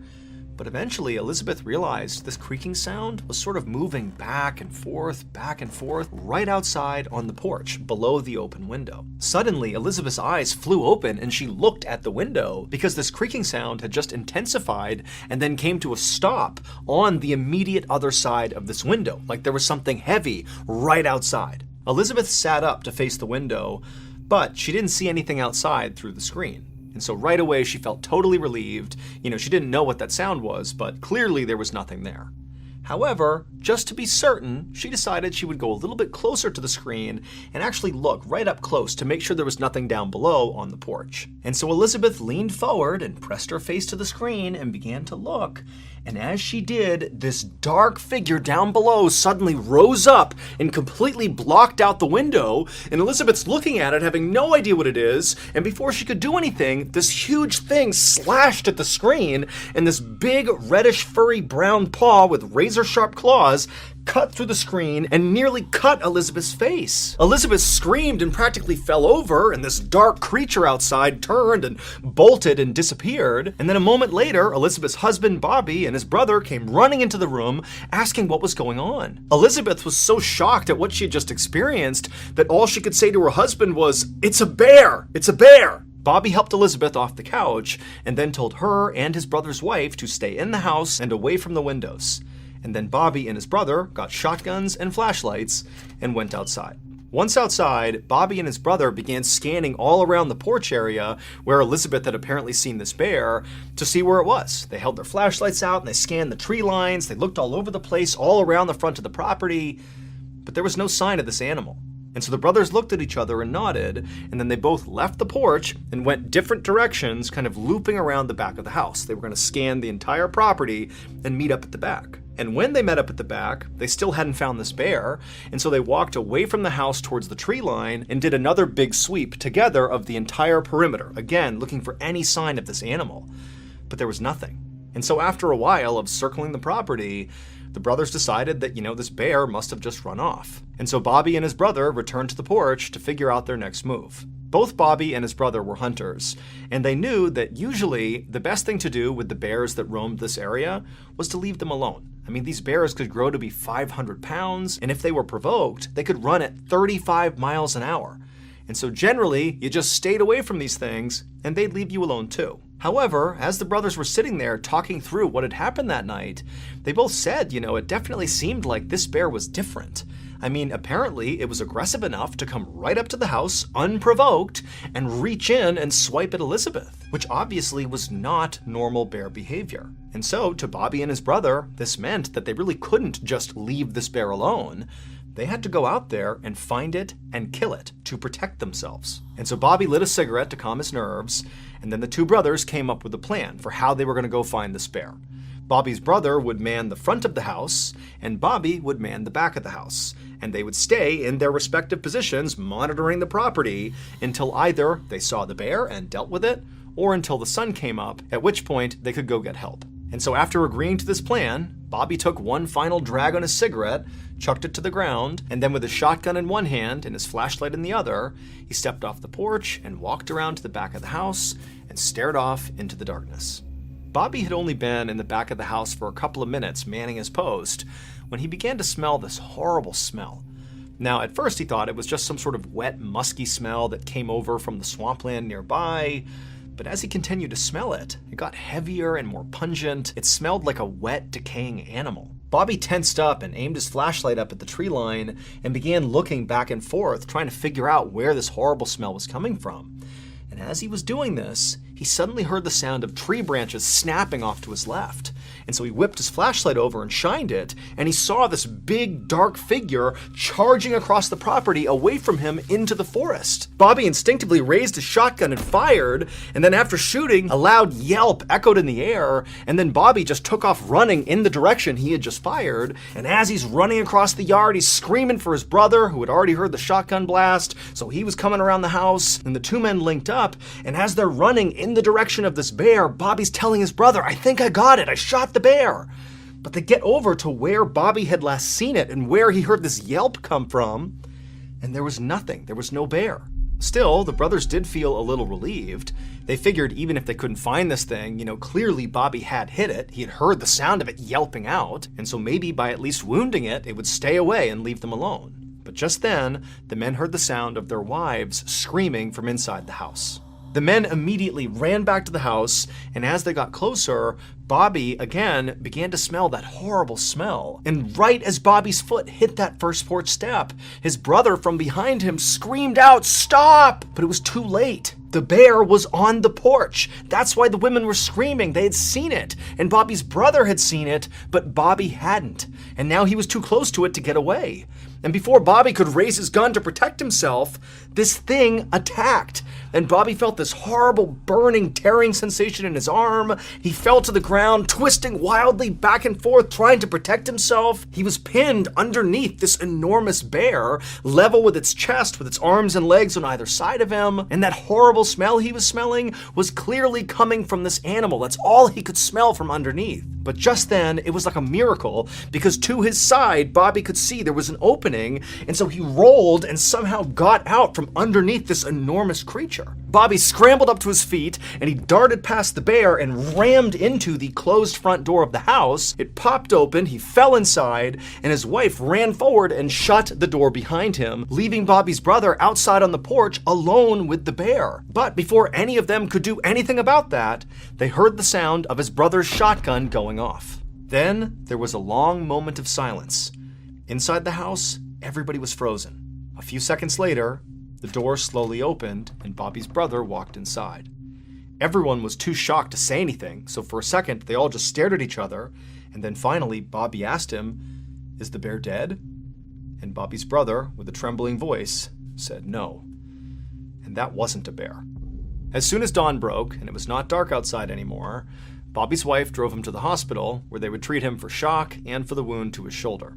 They had hoped to find it somewhere on the property, either dead or wounded, based on Bobby's brother's account of having fired at it basically point blank, but the creature was gone. They did find its tracks though, and this discovery made it clear that Bobby's brother was right, that this wasn't a bear. Because in the dirt surrounding the house were all these bizarre footprints and handprints of a creature that seemed to walk on its hind legs with 3 toes on each and had 3 long sharp claws on its hands. And as unbelievable as this all seemed to the police, this actually tracked with what Bobby's brother said he saw when he was out on the porch. He said he saw a creature with reddish-brown hair all over it that stood over 7 feet tall, and after being shot, it took off running on 2 legs, and it ran fast. But the most terrifying thing about it, at least according to Bobby's brother, was actually its eyes. They were blazing red. And when the news of this attack spread to the nearest town, which was called Fouke, the people there knew exactly what this creature was. For 200 years, people in that part of Arkansas had been talking about this huge creature that was sort of like a Sasquatch that roamed the forest and the swamps. They said it was fast and elusive, and it ate livestock and pets. They called it the Fouke Monster, or sometimes the Boggy Creek Monster. But Bobby Ford and his family's encounter with this creature was unlike any other story that had been told about the Fouke Monster.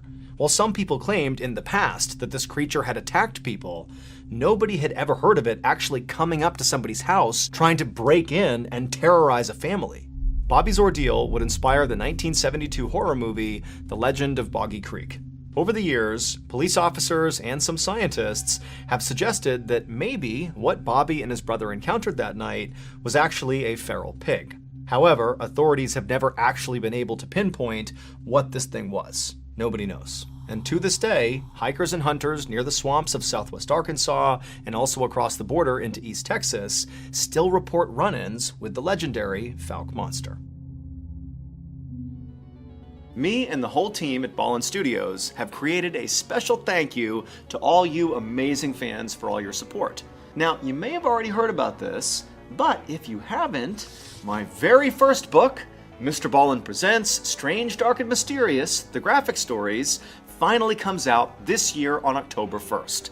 But that's not the thank you. The thank you is, for anyone who pre-orders this book, which includes 9 feature-length, amazingly illustrated stories, you will immediately gain access to a secret 10th story that's not in this book. This secret story is called A Forest So Evil, and it's really good. So here's how you get it. After you pre-order your book, whether you've already done that or you do it now, you're going to get a confirmation code. Go to the link we provided below and enter that confirmation code into the text box, but be sure you select the appropriate vendor beforehand where you pre-ordered it from, and boom, you will immediately gain access to this secret 10th story. I am truly touched at all the support you've shown me over the years, and so I really hope you enjoy this bonus story as a big thank you. Again, pre-order your copy today and then head to the link in the description, enter your confirmation code to get that bonus 10th story called A Forest So Evil.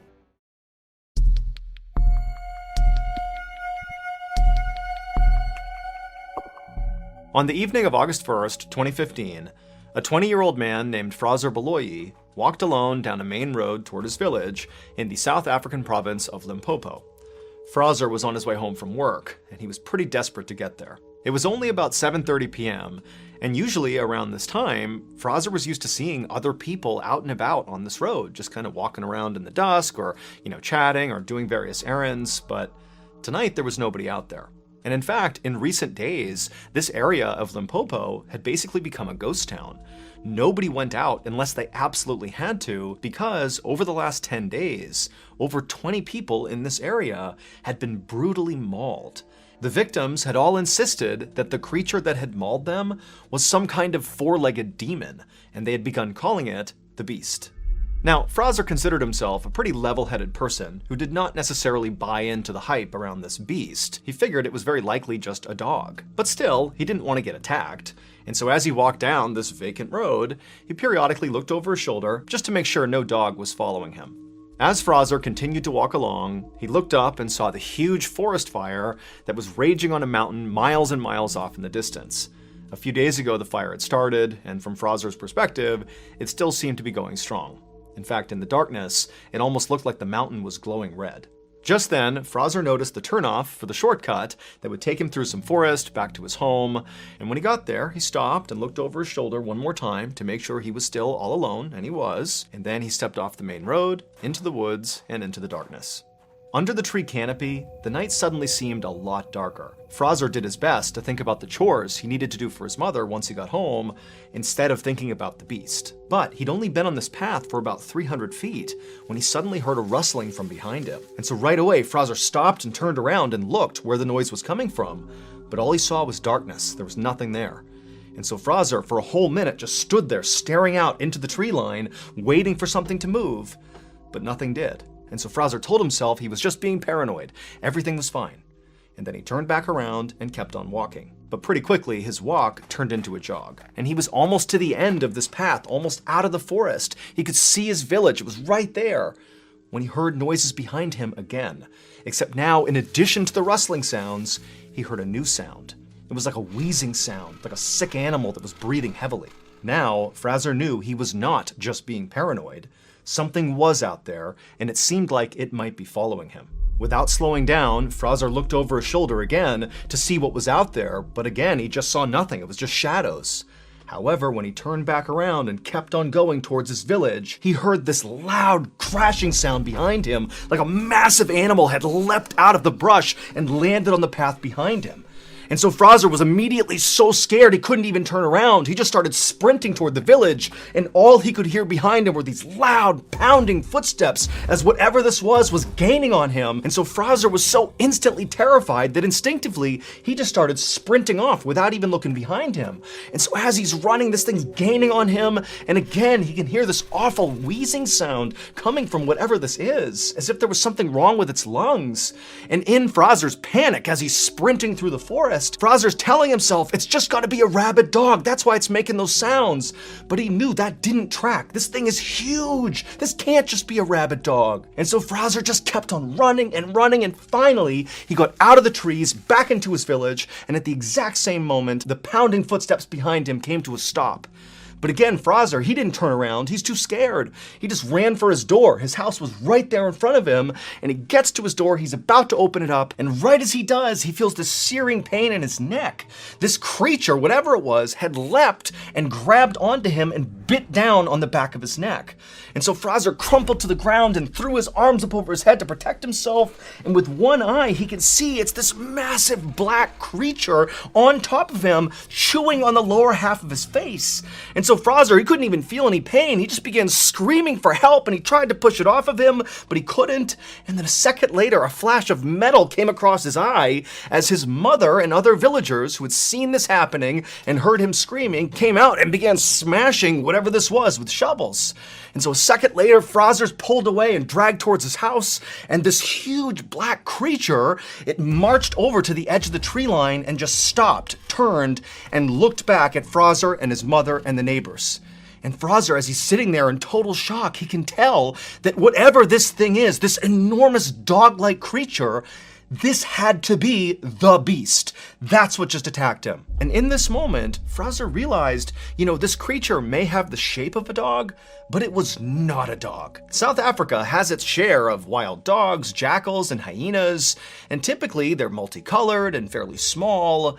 And this thing was jet black, pitch black, and gigantic. And when this thing first started chasing Fraser, he'd had that panicked thought that maybe it was a rabid dog. But rabid animals are typically lethargic and confused. And this thing that was 15 feet away from them was absolutely alert and calm. The only thing sick about it was that horrible wheezing sound it would make as it breathed. And as Fraser and his mother and the neighbors just stood there staring at this thing, this creature just continued to stare back at them with piercing eyes. And its eyes were not normal. These were not like animal eyes or dog eyes. They were too small and set at the wrong angle. And there was real sentience behind them. They were human eyes. Just then, Fraser's mother grabbed Fraser and yanked him, kind of jerking him back to reality, and he scrambled to his feet, and he and his mother and the two neighbors, they took off running back into their respective homes. All the while, this creature just sat there on the edge of the forest, staring still in the direction of Fraser and his home. Once inside of Fraser's house, his mother immediately dialed the emergency number to tell the police about what had just happened, but the police told her they were not going to send people out there to deal with some dog. And so Fraser's mother decided she would just treat her son's wounds on her own until this dog-like creature had left, and then once it had, she would get him a ride to the hospital. However, as Fraser and his mother stared out the window at this creature, it didn't leave. It just sat there staring back at Fraser and his mother with these hideous human eyes for hours and hours. Finally, in the morning, it was gone. The attack on Fraser was the last straw for the people of his village. They believed the creature that had bit his face was the demon beast that had hurt so many other people. And so the elders of Fraser's village came up with a plan of how to deal with this beast. And so a few days after the attack on Fraser, this group of elders went off on a journey up into that mountain that Fraser had seen off in the distance that had that huge forest fire on it. And they were there for 2 whole days before returning to the village and telling everyone that they had successfully performed a ritual that had appeased their ancestors, and so hopefully now the attacks would stop. And sure enough, they did. They did not see the beast again.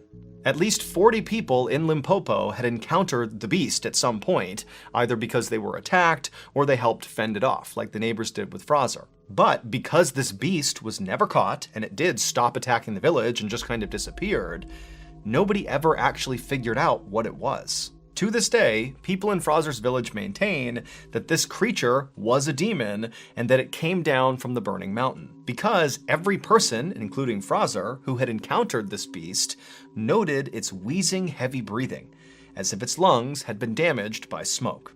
In all, at least 40 people in Limpopo encountered this beast, either because they were attacked or they helped fend it off. But because it was never caught, there is no definitive proof of what it actually was. As many of you may know, the biggest event to ever come out of Ballen Studios is fast approaching. Starting September 26th to October 20th, I will be on tour.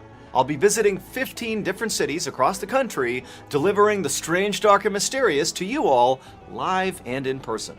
We did one sold-out show last year in Austin, Texas at the Paramount Theater. It was sort of like to see if people liked it, and it seemed like people loved it, so we decided to take that format and run with it. On this year's tour, just like in Austin, Texas last year, there will be some OG classic MrBallen stories and some brand new stories that nobody has heard yet. They're going to be really good. Now, tickets for these 15 different stops have been selling really quickly, but there are still tickets available in cities like DC, Chicago, and Houston. So if you have not gotten your tickets yet, go to tour.ballenstudios.com to see if there are tickets available in a city near you. Again, to get your tickets to see me tell stories live and in person, go to tour.ballenstudios.com. Thank you, and I hope to see you all at one of my shows. Wait, don't go anywhere. If you're looking for more strange, dark, and mysterious videos, click here. One evening in August of 2000, a city council candidate stood behind a podium at a high school in small town Alabama. He was speaking about why he'd entered the race in the first place. And he said it was because he wanted a platform to discuss a very important issue. And that issue was the unsolved murder of a local school district employee. And then, right there, in front of all the news cameras and microphones, this candidate said he knew who committed that crime, because it had been revealed to him in a dream. But before we get into today's story, if you're a fan of the strange, dark, and mysterious delivered in story format, then you've come to the right place, because that's all we do, and we upload 2, 3, even 4 times every week. So, if that's of interest to you, please invite the like button to your next big house party. But be sure to give them the wrong address. Also, please subscribe to our channel and turn on all notifications so you don't miss any of our weekly uploads. Okay, let's get into today's story.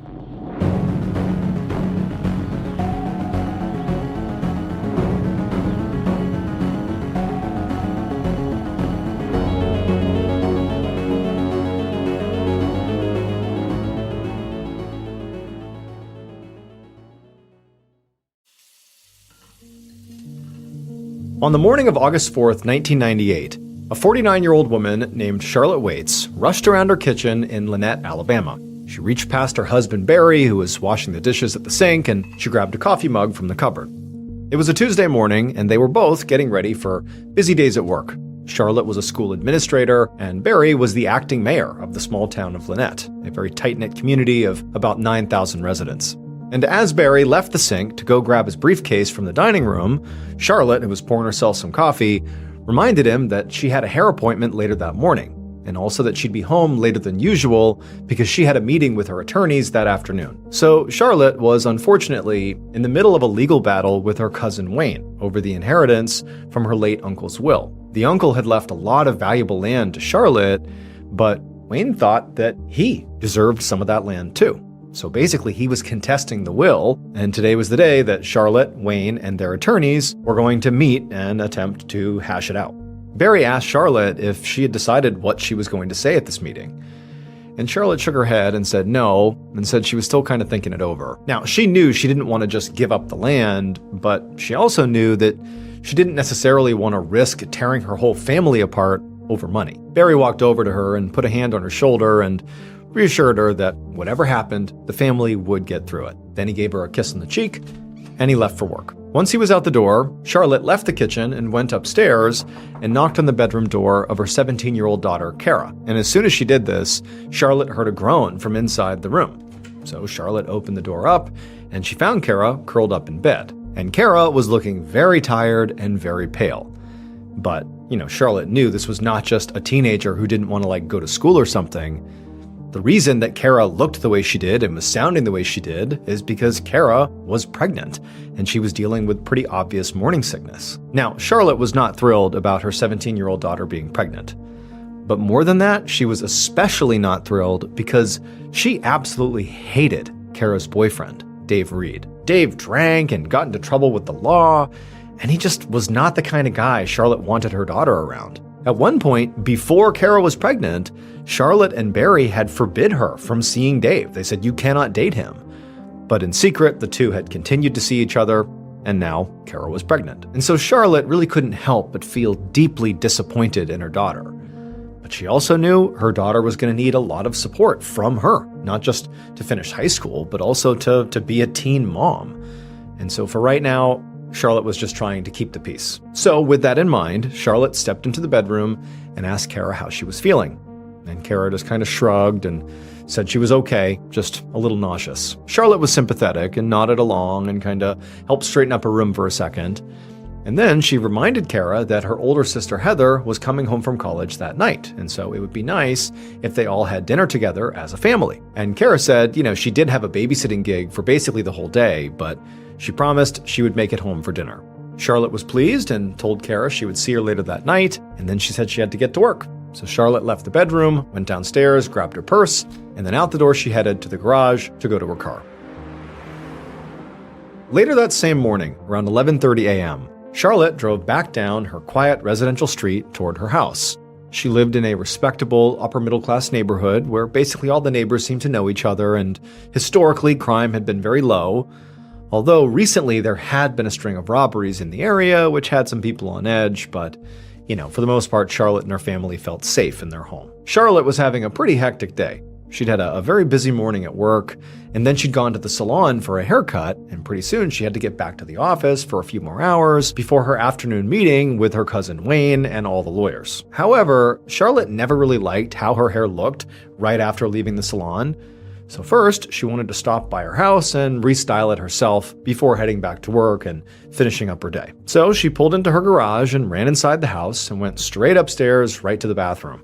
As she was plugging in her blow dryer, she heard a door open downstairs, and the sound surprised her because she thought that Kara was off at her babysitting gig, and Barry, her husband, usually didn't come home during his lunch break. So she set the blow dryer down and went to go see who it was. A few hours later, around 4:30 p.m., Charlotte's 21-year-old daughter, Heather, pulled up to the house. She'd just arrived from college, which was located a few towns away, and she was excited to see her parents and sister when they all got home from work that night. But as Heather parked her car in the driveway, she noticed something odd. She saw the garage door was open and her mom's car was parked there. And this surprised her because when she had spoken to her mom on the phone the day before, Charlotte had said she probably wouldn't be home until around 6. But Heather didn't think much of it. So she just grabbed her laundry hamper and a couple of grocery bags filled with her stuff out of the back seat of the car. And then as she walked into the garage to make her way into the house, she saw the door that led into the house was actually already open, but just a crack, which was kind of odd. Like, there's no reason that door would be left open. And so now, sensing that maybe something was off here, Heather walked up and slowly pushed that door open, and she just called out for her mother to see what she was doing, but there was no answer. And so Heather stepped into the house, into the kitchen, and set down her hamper and the bags, and then she began walking around the first floor of the house to just see where her mom was. She didn't hear her, she couldn't see her.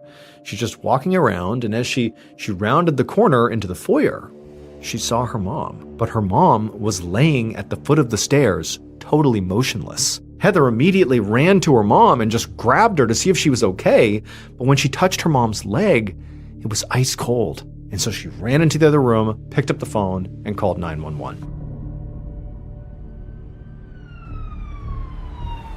A few minutes later, Lieutenant Richard Carter of the Lynette Police Department sped down Charlotte's residential street with his lights flashing and siren blaring. He was responding to a 911 call about a woman who had been found unresponsive, and he'd been very surprised when the dispatcher told him whose house this woman had been found inside of.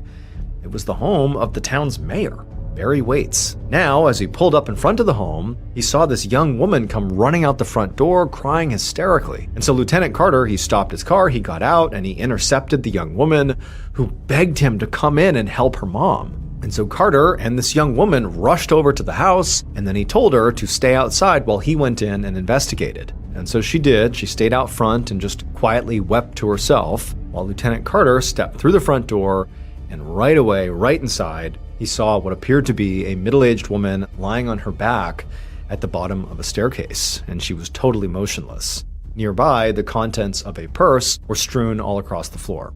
Carter immediately knelt down and felt for a pulse on this woman, but there was nothing. And so Carter, he stood back up and just kind of assessed the scene, and what he noticed was there was foam at the corner of this woman's mouth.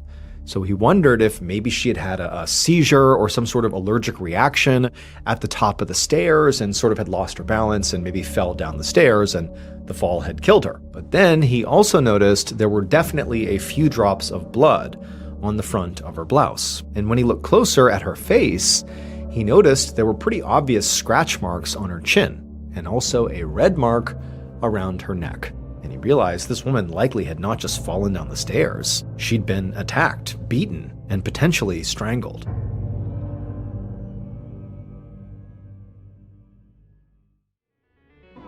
If you're hiring, you want a candidate who is passionate about your role, but you can't get that insight from a resume unless you post your job on ZipRecruiter.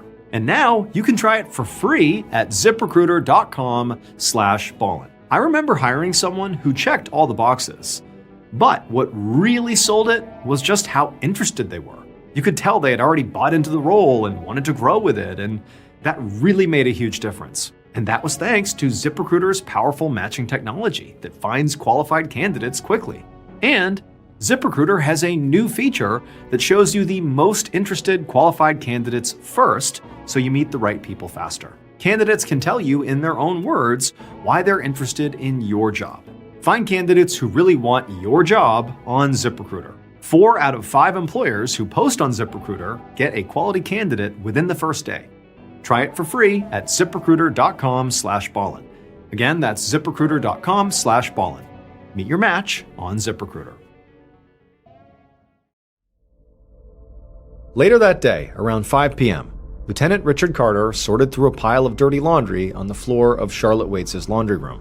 For the past half hour, he'd been scouring the crime scene for clues, and now he was holding 2 white towels that were dotted with reddish-brown spots that looked like blood that had just begun to dry. He called over a forensics officer and told him to take the towels into evidence. He couldn't be sure yet that the blood was even Charlotte's, but if it was, it could be a potential clue. After searching the whole house, Carter actually had a pretty strong theory about what had happened to Charlotte. There were no signs of forced entry, and the TV and other valuables were still in the home. Charlotte's purse had been dumped out on the floor just a few feet away from the stairs, but her cash and her credit cards were still in her wallet. So Carter did not think this was a robbery gone wrong. He thought maybe the killer just kind of dumped out the purse at the end to make it seem like a robbery, but it was a weak attempt. This did not seem like a robbery. What this seemed like, at least to Carter at this point, was that Charlotte had been intentionally killed by somebody that she knew. But just then, Carter heard commotion by the front door, and so he went to go see what was going on, and he saw there was a man out on the doorstep literally being physically held back by two forensics officers. And then after a second, Carter recognized who it was.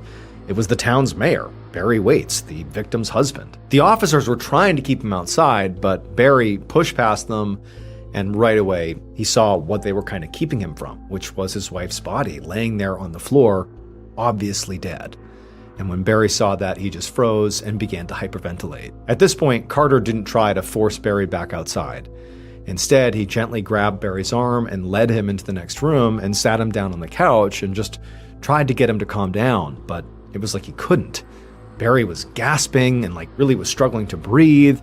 And then he actually doubled over and clutched at his chest. And Carter thought maybe he's having a heart attack. And so instead of trying to talk to him, he just yelled for somebody to call an ambulance. Later that same night, around 8 p.m., Lieutenant Carter stepped into the lobby of the local hospital's emergency department. He showed his badge to the nurse at the front desk and then asked to see Barry Waits. But the nurse said he would have to wait because they were still running tests on Barry and he couldn't have any visitors until they were sure he was stable. And Carter was pretty disappointed to hear this. Not because he was, desperate to get in there and console the mayor. It was actually because he needed to talk to the mayor. This is the spouse of a potential murder victim. He needed to know what Barry knew. And so he turned to leave, but before he did, he noticed sitting in the waiting room was Barry and Charlotte's daughter, Heather, who, Carter and Heather, they had spoken for a few minutes back at the house earlier that day when, Heather was the one who came running out and directed him into the house. They had spoken a little bit, but Carter thought, if I can't talk to Barry, maybe I can talk to Heather. Maybe she's calmed down enough that we could have a real conversation right now.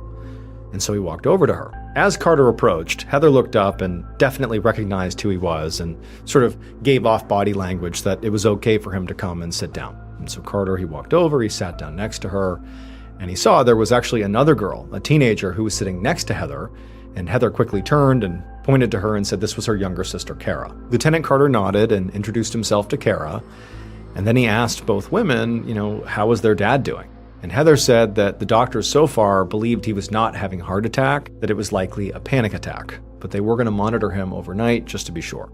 Both of the girls seemed very upset. They had tears in their eyes. They both appeared to be in shock. They hadn't done anything suspicious, really.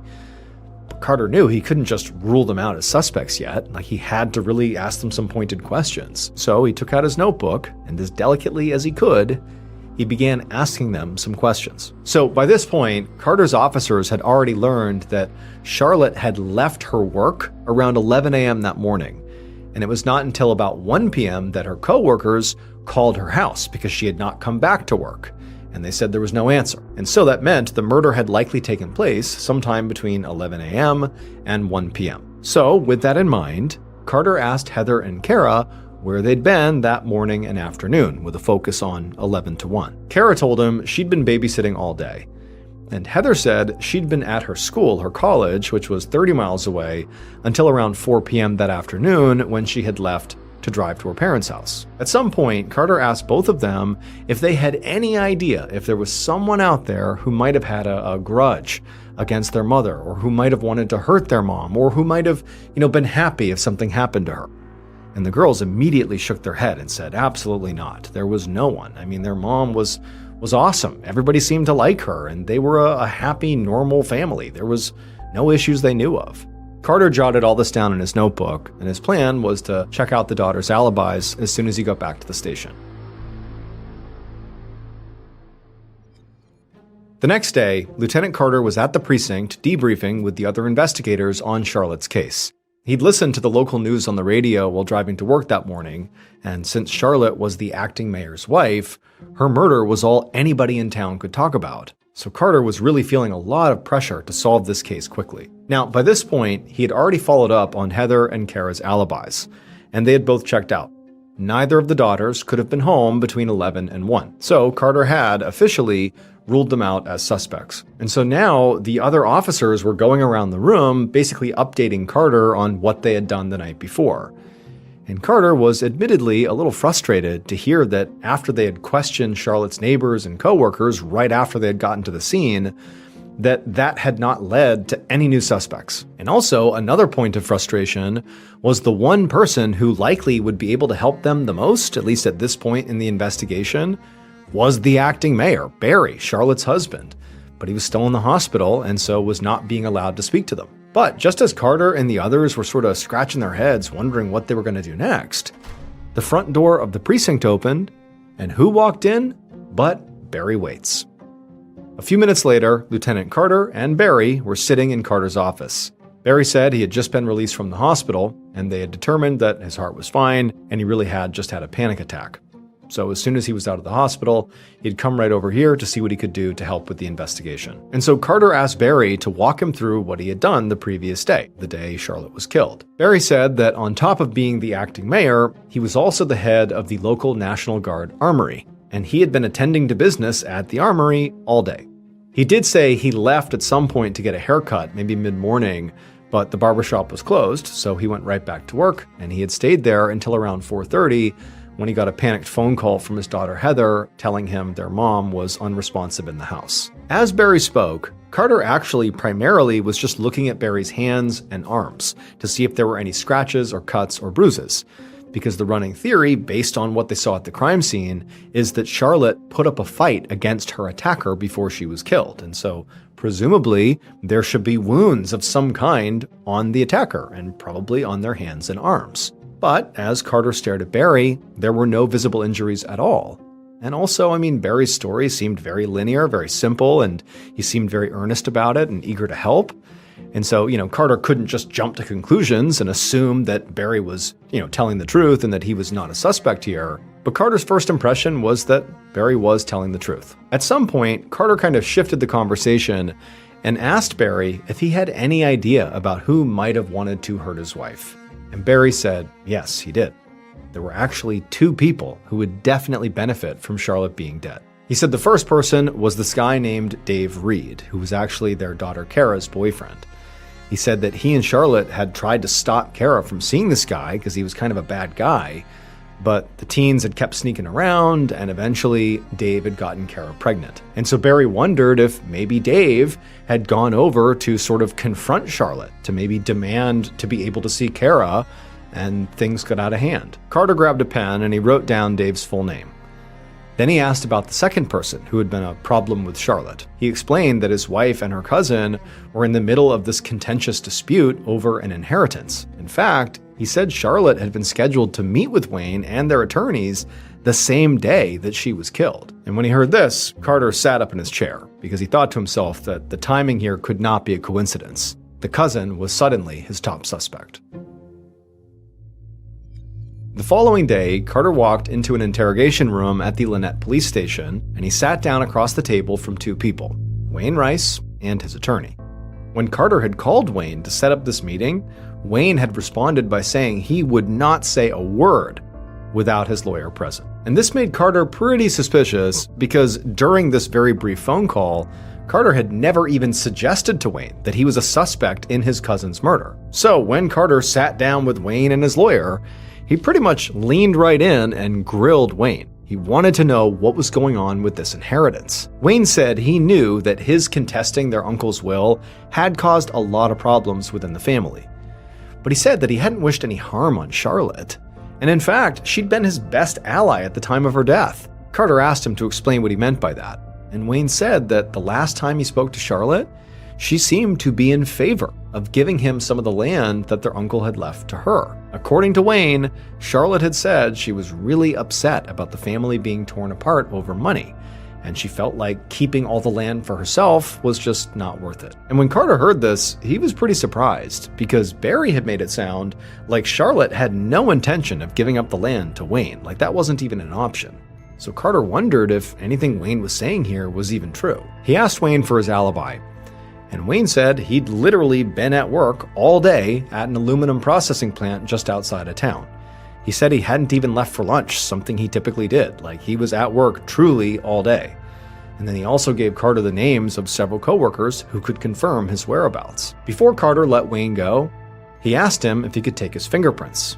And Wayne immediately looked at his attorney, and his attorney kind of nodded at him, and so Wayne looked at Carter and said, okay. Later that same day, Carter sat down with the other suspect on his list, Kara's boyfriend, Dave. Dave was very moody and standoffish and just seemed kind of annoyed that he was even there. When Carter asked him if he knew why he'd been called to the station in the first place, Dave just kind of sighed and said, yeah, I do. He'd heard about what happened to Kara's mother, and he knew, given his contentious relationship with her and her husband, that of course he was going to be viewed as a suspect, which to him was absurd. And so Carter actually just asked Dave point blank about his relationship with Kara's parents. And Dave would admit that, yeah, they definitely didn't like him. But Dave insisted he would never hurt Charlotte, or Barry for that matter, and he hadn't even been in town the day that she was killed. He'd been at work all day at a landscaping job miles away. Carter asked for the names of some of Dave's coworkers to verify his alibi, and he also asked him to provide his fingerprints, to which Dave sort of rolled his eyes and said, you're wasting your time, but he said he would do it just because he wanted to clear his name. A couple of weeks later, in the middle of August, Lieutenant Carter sat at his desk flipping through Charlotte's autopsy report, which he had just received from the medical examiner.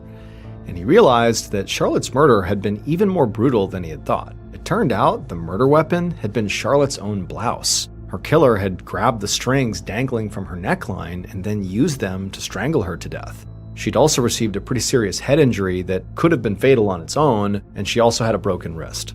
Now, this level of violence made Carter feel even more sure that this murder had to have been personal. But as he read deeper into the report, the evidence seemed to paint a different picture. There were 3 sets of fingerprints found at the crime scene, and 2 of them belonged to Barry and Kara, which was not a surprise because they lived in the house. But the 3rd set of prints was actually unidentified, and it wasn't a match for any of the suspects on Carter's radar, including Kara's boyfriend Dave and Charlotte's cousin Wayne. So at this point, Lieutenant Carter just felt kind of stuck. Also, Barry, Wayne, and Dave's alibis had all checked out as well, so truly his list of suspects was basically down to 0. So if Charlotte had been killed by someone she knew, which was the initial running theory, Carter was going to have to dig even harder to find out who it was.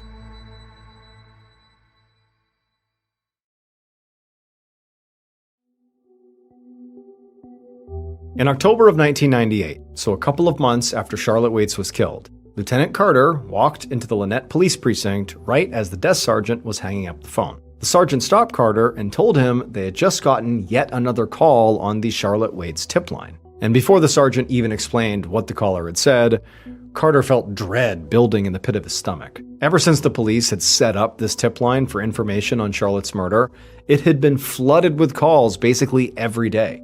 But rather than all these tips helping with the case, the tip line had actually just slowed the investigation down because Carter and his team had to take time to follow up on every single one of these leads, even though most of them were just rumors and conspiracy theories. By this point, from all these tips, they'd looked into a young man who lived on the same street as Charlotte and who had a history of robbing houses, but he had an airtight alibi. They'd also investigated another local man who'd strangled his girlfriend in a similar way to how Charlotte was attacked, but he also had an alibi. Carter had even driven all the way to Georgia to investigate a tip that a small-time criminal had bragged at a party about killing Charlotte, only to find out this small-time criminal had an alibi too, and that the tipster had made the whole story up just to get him in trouble. Also, in addition to these new suspects having alibis, their prints didn't match the prints found at the crime scene, that 3rd set of prints. But sort of adding more confusion to this was an expert told Carter that actually it seems like those 3rd prints could belong to a child, and so maybe were totally unrelated to the murder. And so now, as Carter looked over at this desk sergeant who was getting ready to tell him about whatever call he had just had, Carter just braced for more bad news, because all these tip calls were basically bad news. And when the desk sergeant spoke, it was more bad news. The sergeant said this call wasn't even a tip at all. A local woman had just called in to complain about the lack of progress. And as difficult as it was for Carter to hear that now, in addition to the pressure he was feeling, that locals were literally spamming the hotline just to complain about him, like that was bad. But Carter also understood their frustration, because he was actually feeling just as upset as everybody else in town. But after running into nothing but dead ends here, he was out of ideas. And he had a feeling in his gut that unless something major changed soon, this case, unfortunately, was going to go cold. Fast forward about 3 years to one morning in 2001. On this day, Lieutenant Carter was working at his desk when he heard a familiar sound. The precinct's tip line was ringing yet again. After that initial wave of tips on the Charlotte Waits case, the case had completely stalled out for a couple of years. It was basically cold. Carter had ultimately been reassigned to other cases, and Charlotte's family had just sort of been forced to move on without any sort of closure. Kara had her baby, and Heather graduated college and was, working a real job. And Barry had also basically moved on with his life. He had gotten remarried and was still very much in politics. And in fact, just the previous year, he'd run for a term on city council. However, during that election cycle, Barry's opponent had publicly accused him of killing his wife, Charlotte. And even though he had no actual evidence to support his accusation, aside from the fact that he had a dream about it, all the attention from these accusations had totally reinvigorated the case, and calls had once again begun flowing to this tip line. However, just like before, the vast majority of these tips were just wild theories and gossip. But that particular day, when the desk sergeant who manned the tip line opened up Carter's office, Carter looked up and saw he was visibly excited, like whatever he had just heard on the tip line actually mattered. And before Carter could even ask him, what'd you hear? The desk sergeant said he had just spoken to 2 tipsters who clearly had some real information that they wanted to share that was going to blow this case wide open.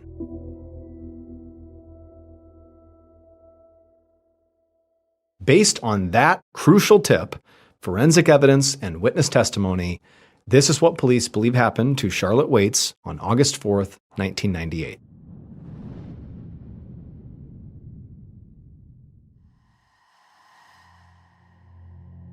Around 11:30 a.m., the killer pulled up outside of Charlotte's house and right away recognized Charlotte's car in the garage. And when they saw it, their heart raced with excitement because they hadn't been sure that she'd even be home. But clearly, the killer had gotten here right at the right time. So they parked at the end of the driveway, and they walked up into the garage, and they walked over to the door that led into the house. And they tried the handle and found it was unlocked. So they opened it up. The killer stepped inside the kitchen, and right away, they heard footsteps on the second floor. And they knew it had to be Charlotte. There was nobody else home. So the killer closed the door, they went around to the stairs that led to the second floor, and up they went. And right as the killer reached the second floor hallway, Charlotte came out of the bathroom and saw them. And Charlotte was definitely very surprised to see them standing there. But the killer immediately just asked her a question, point blank. And when she answered the question, it was not what the killer wanted to hear. And so the killer tried to get her to change her mind, to answer this question differently, but the conversation quickly escalated into a full-blown argument, and then the killer just totally lost their temper and hit Charlotte across the face. Blood immediately began pouring out of Charlotte's nose, and kind of stunned, she just kind of stepped back and went back into the bathroom to grab a towel to blot her face with it. Now, at this point, the killer knew they had crossed a line. And so persuading Charlotte at this point to do what they wanted was clearly out of the question. This was a no going back moment. So, as Charlotte came out of the bathroom with this towel on her face looking totally shaken up, the killer walked up and grabbed her from behind, and they clutched the strings that were hanging from the neckline of her blouse, and they pulled them tight around her neck. And so Charlotte began gasping for breath and trying to fight them off, but the killer absolutely had her in this chokehold. And then finally, when Charlotte had lost enough oxygen that she stopped struggling, the killer let go of the strings and then kicked her down the staircase. And when the killer saw what they had done, when they saw Charlotte at the base of the stairs, obviously motionless, very likely dead, the reality of what they had just done, it hit them. And so in a panic, they grabbed the bloody towel that Charlotte had dropped. She was using to blot her nose, but she had dropped it on the ground. They grabbed that and they rushed down the stairs and kind of cleaned up the rest of the blood on Charlotte's face and then dumped the towels in the laundry room. Then they grabbed Charlotte's purse off the table and kind of scattered its contents on the floor near her body, hoping the police would think this was a robbery gone wrong. And then after that, they fled the house, got back in their car, and hurried back to work at the National Guard Armory before anyone even noticed they were gone. The killer was Lynette, Alabama's mayor, and Charlotte's own husband, Barry Waits. Barry had secretly gotten into a lot of debt, and he needed the full inheritance from Charlotte's uncle to pay it off. And so when Barry went to his own home in the middle of the day and basically confronted Charlotte and asked her, "What do you plan to do at this meeting with Wayne? Are you going to give him some of this inheritance?" And she told him that yes, her plan was to settle and split the inheritance. Well, when Barry heard that, he snapped and he killed his wife. Not just because he was mad at her for her decision, but also because he needed more money. He's thinking, okay, I'm going to get half of this inheritance because she's given the other half to Wayne, but if I kill her, I'll get her life insurance policy and then together I'll have enough to pay off my debts. However, when the insurance company went to pay out the claim, because Barry early on in the investigation was clearly a suspect in his wife's murder, the company would not pay him the money. Instead, they paid the insurance money to their daughters. But a couple of years later, Barry still tried to get his hands on that money by tricking his own daughters into signing it over to him. But when Heather and Kara realized what he was doing, they finally saw their father for what he was. And so it was the daughters who were the tipsters who broke this case wide open. They told Lieutenant Carter everything they knew about their dad's very suspicious behavior, along with his clear financial motives for the murder. They also said that their father had intimidated them into hiding information from the police and had even called in fake tips to redirect attention away from himself. Barry Waits was arrested in February of 2006, and 9 months later, he was found guilty of first-degree murder. He was sentenced to 40 years in prison.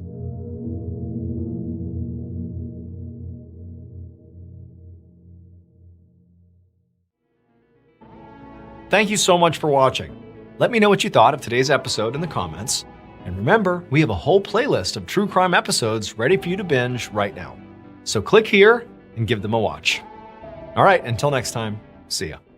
On the evening of August 10th, 2005, a man in New York City answered the phone at the office where he worked. A woman's voice came across the line, and she asked to speak with one of the man's employees.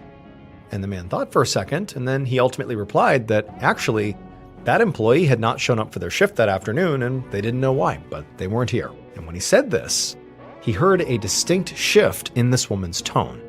And she told him in a very trembling voice that she needed to hang up now and call 911. But before we get into today's story, if you're a fan of the strange, dark, and mysterious delivered in story format, then you've come to the right place because that's all we do, and we upload 2, 3, even 4 times every week. So if that's of interest to you, the next time you go hiking with the like button, make sure to secretly replace all the contents from their backpack with garbage. Also, please subscribe to our channel and turn on all notifications so you don't miss any of our weekly uploads. Okay, let's get into today's story.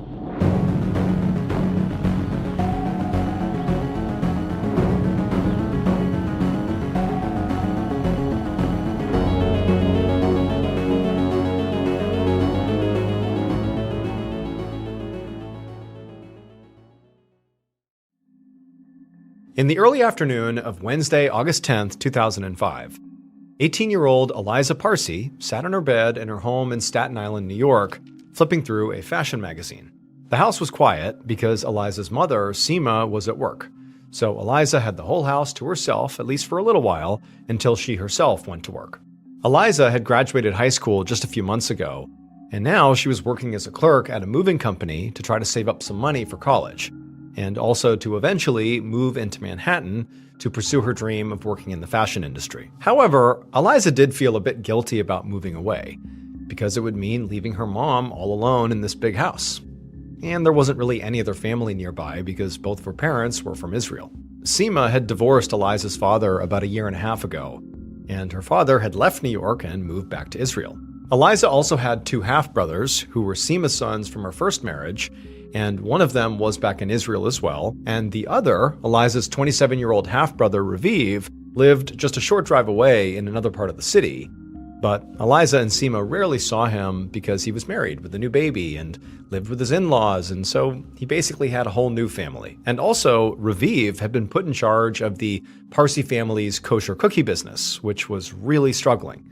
So he was really busy and always stressed about the company, and he really just didn't make it out to Staten Island very often. Eliza flipped through the last few pages of her magazine and then noticed that it was time to get ready for her 2 p.m. shift at work. But first, she wanted to check and see if she had any new messages on her internet dating profiles.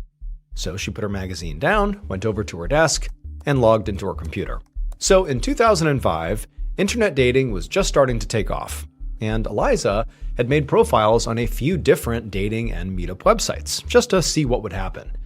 And before long, she had found herself messaging and meeting up with men from all around New York City. But she'd never told her mother about this because she knew that her mother would not approve of Eliza dating men who were not from their same Orthodox Jewish faith. And Eliza knew this for a fact, because it's exactly what had happened with her previous boyfriend at the public high school that she went to. Eliza had friends from all different backgrounds, and she had started seriously dating a Muslim boy named Hassan, but her family had really disapproved of their relationship entirely because of his faith. And so eventually, Eliza just couldn't take the family pressure anymore, and she'd broken up with him. And so now, Eliza was much more secretive about her personal life. She would come up with these phony reasons why she was going to other neighborhoods, but really it was just so she could go on dates or hook up with guys for fun without her mom knowing. And also, she had even begun secretly bringing some of them to her house in Staten Island. But she was always very careful to sneak them in through the back door when her mom was at work, so she wouldn't get caught. Now, Eliza logged into her account, and she saw there were a few messages from some guys, and so she responded to them, and then after that, she headed into the bathroom to take a shower before work. And a few minutes later, when Eliza finished her shower and turned off the water, she heard a noise coming from outside the bathroom. Now, she couldn't tell what it was. Earlier that afternoon, she'd heard a landscaping crew working at the house next door with some really loud leaf blowers, but this noise was different. It was like a weird banging sound. So, curious, Eliza got out of the shower, wrapped a towel tightly around herself, and opened the bathroom door to go see what was going on. That night, around 7:30 p.m., Eliza's mother, Seema, arrived back at the house that she shared with Eliza. She turned her key in the front lock and tried to push the door open, but it would only open a couple of inches because it felt like there was something on the other side that was blocking it from opening any further. Now, Seema had no idea what this could be, and so she just began shoving against the door, and eventually she pushed it open wide enough that she could slip inside. And when she did, the first thing she noticed was that the thing that had been blocking the door was this heavy mirror. But before Seema's mind could really process how this mirror wound up here, she turned on the lights and saw that her living room was absolutely destroyed. Furniture was overturned, cabinets were flung open, and papers were just strewn everywhere. Seema immediately felt her heart start pounding because she realized that clearly somebody had broken in and robbed the place. But then her second thought was, where is Eliza? Where's my daughter? Because Seema knew that Eliza had been home at least part of the day, and what if this had happened when Eliza was here all alone? And so Seema began calling out for her daughter, but there was no answer. And so she followed the chaos upstairs and noticed that the door to Eliza's room was closed. So she went over to the door and put her hand on the knob and tried to open it up, but it was locked. And Seema knew that this was just not normal. Eliza never locked this door. And so now, Seema's thinking something has happened here. Something bad has happened here. And so sort of in a panic, Seema just began banging on the door, screaming her daughter's name, hoping she would answer, but it was silent. And so after a couple of seconds, Seema pulled out her phone and called the moving company where her daughter worked. And her stomach dropped when Eliza's boss told her that her daughter had not shown up to work that day. And so with trembling hands, Seema got off that call and dialed 911. About an hour later, Detective Michael Kenny of the New York City Police Department drove slowly down a neighborhood street in Staten Island. Ahead, he could see his destination, a 3-story house with yellow crime scene tape across the front yard. but it was hard to get close because the street was now swarming with neighbors and just random people who had come out to see what was going on. So Kenny parked a few houses down and then headed for the house on foot. And when he got there, he was met by 2 patrol officers. And they told Kenny that they had responded to a call about a robbery and then had to break down a door of a locked bedroom where they ultimately found the dead body of 18-year-old Eliza Parsi, who lived in the house with her mother, Seema. The officers explained that when they had checked the rest of the scene, they had noticed that the entire house was basically torn apart, but they hadn't found any signs of forced entry. The officers then directed Kenny's attention over to Seema, who was standing nearby with a small group of people, presumably family or neighbors. Kenny knew he would have to talk to her, but first, he needed to get a better sense of just what was going on inside of this house. So Kenny made his way in the front door and surveyed the living room, where some crime scene techs had already begun processing the scene. The room had definitely been torn apart, but as Kenny looked closer, he could see that a lot of valuable items were sitting untouched and out in the open, like the TV and the stereo, which was unusual for a burglary. Next, Kenny walked up the stairs and into Eliza's room, where more techs were collecting evidence, and the first thing he noticed was that this room also looked ransacked. There were clothes and pillows thrown everywhere, and the mattress had been pulled off the bed frame and was leaning up against the wall. And on the floor in the middle of the room was Eliza's body. She was lying on the ground, and she was naked, and there was a towel sort of bunched up underneath her. Kenny asked one of the techs if this is exactly how the body had been found, and the tech said no. When they first got to the scene, Eliza had actually been underneath the mattress and also had a pillow over her face, but they had to move both of those things out of the way in order to actually examine her body, which was why, the mattress was now up against the wall. Kenny knelt down over Eliza's body, but he couldn't see any visible cause of death, like a bullet or knife wounds or bruising, which could mean that maybe she was suffocated. Maybe the pillow that was on her face that they had removed was what was used to kill her.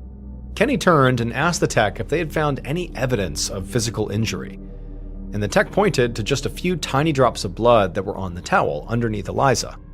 Now, they were very small and they could have been old, like maybe somebody had cut themselves shaving, but all these details, a naked young woman, the mattress, the pillow, the blood, it made Kenny concerned that Eliza might have been a victim of sexual assault before she was killed. So Kenny told the tech to make sure that the blood from the towel, as well as any other bodily fluids they could find, were collected as evidence, because they might belong to Eliza's killer. A few minutes later, Kenny emerged from the house and began walking over to speak with Seema.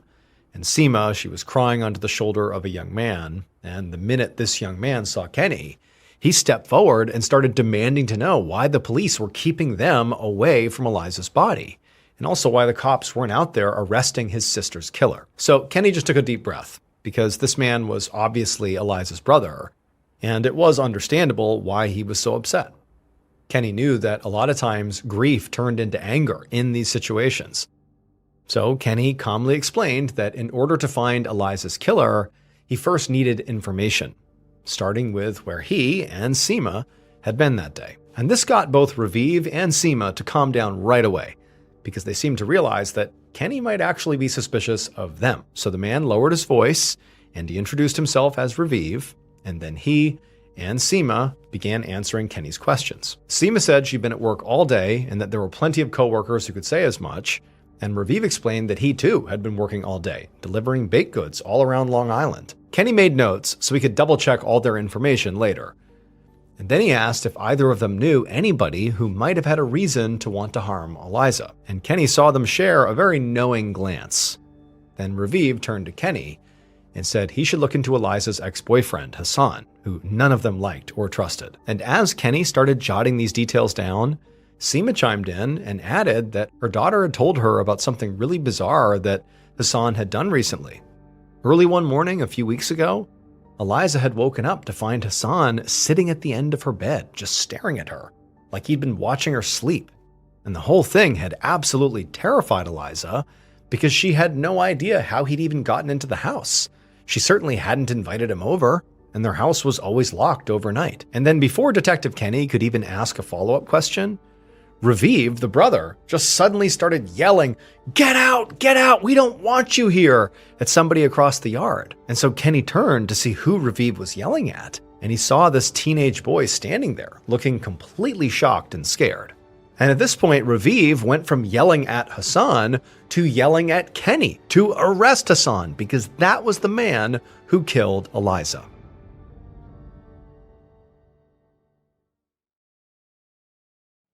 Late on the night of August 10th, 2005, so just a few hours after the body of 18-year-old Eliza Parsi was found dead in her home in Staten Island, NYPD detective Michael Kenny sat inside of an interrogation room at his precinct. Across from him was Eliza's ex-boyfriend, Hassan, who had been detained after he showed up at the crime scene.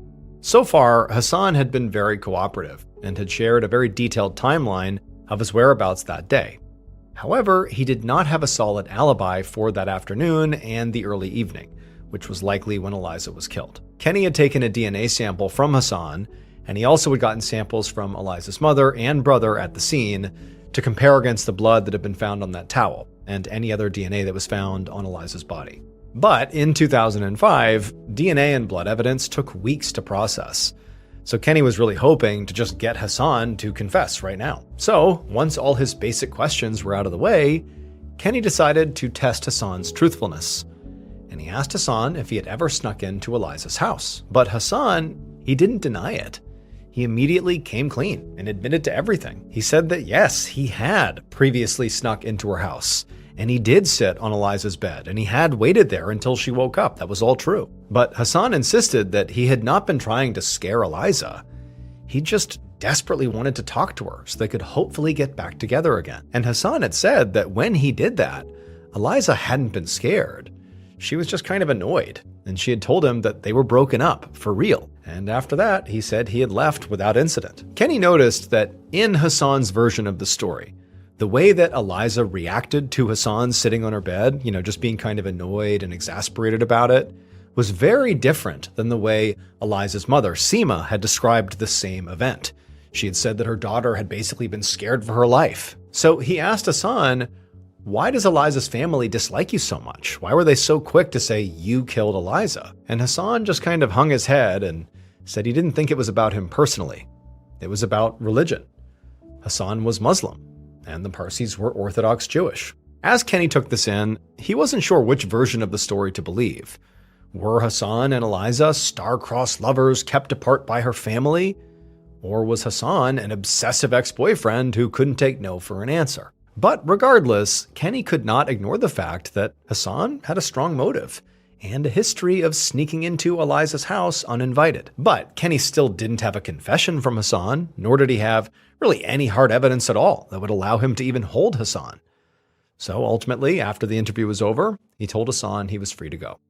The next day, Thursday, August 11th, Detective Kenny walked up to a Jewish Orthodox synagogue in Brooklyn, where Eliza's funeral was about to take place.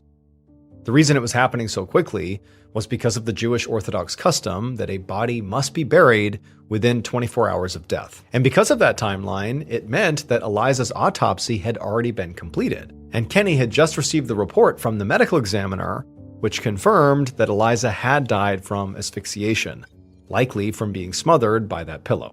The medical examiner had also found DNA evidence that could be tested against those samples Kenny had collected from the suspects.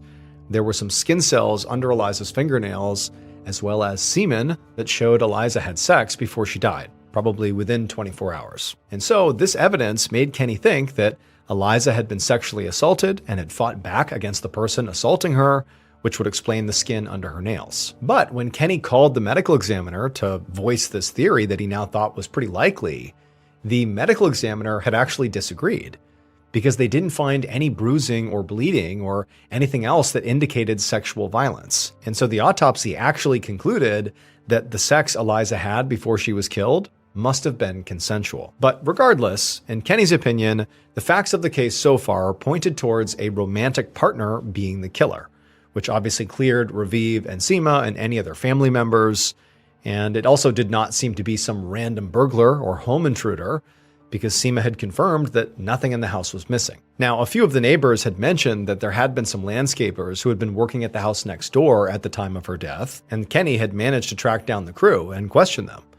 But they had all insisted that they had never left the neighbor's yard and that they hadn't seen or heard anything. But just to be sure, Kenny had taken their DNA samples just in case. Now, as Kenny made his way through the crowded sidewalk in front of the synagogue, he could see two distinct groups of people in attendance. There were members of the Orthodox community wearing their long skirts and prayer shawls, and also young people dressed in more modern clothes, who he assumed were Eliza's friends from school. Kenny walked up the front steps and entered the synagogue, and he noticed that the inside of the building was split in half by a wooden partition, almost like a wall, with men on one side and women on the other. So Kenny joined the men's side and stood in the back corner where he could just observe. Kenny noticed Eliza's brother, Raviv, standing near the front, near the casket, and he watched as other men walked up to pay him their respects. The atmosphere was solemn, understandably, and Kenny didn't pick up on any tension or animosity. It just sort of felt like a community coming together to kind of make sense of this tragedy. But then Kenny felt the energy in the room suddenly change, like a switch had flicked, and he could hear people start to whisper to each other very urgently, and everybody's heads turned to look back towards the entrance. Kenny turned his head and looked as well, and he saw this one person who was trying to push through the crowd and make their way up the aisle to the front, where Eliza's casket was. And Kenny realized this person was Hassan. For some reason, he'd shown up again, despite the fact that Eliza's family clearly didn't want him around. And Kenny actually watched as Raviv, who, had seen Hassan, Raviv went straight to Hassan and literally stopped him and shoved him backwards and shouted at him to get out, because they all knew he killed Eliza. Kenny, sensing a physical fight was going to happen here, began pushing his way through the crowd to try to stop them and separate them. But fortunately, before he reached them, other men separated Hassan and Raviv, and then Hassan was escorted out of the building.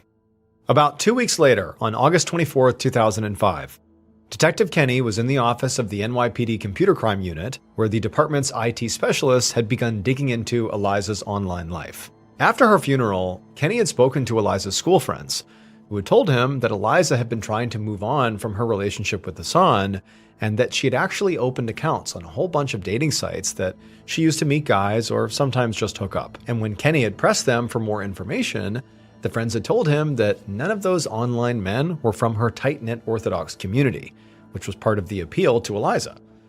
But it obviously was not something she wanted to share with her mother, so she'd kept it all a big secret from everybody except from her closest friends.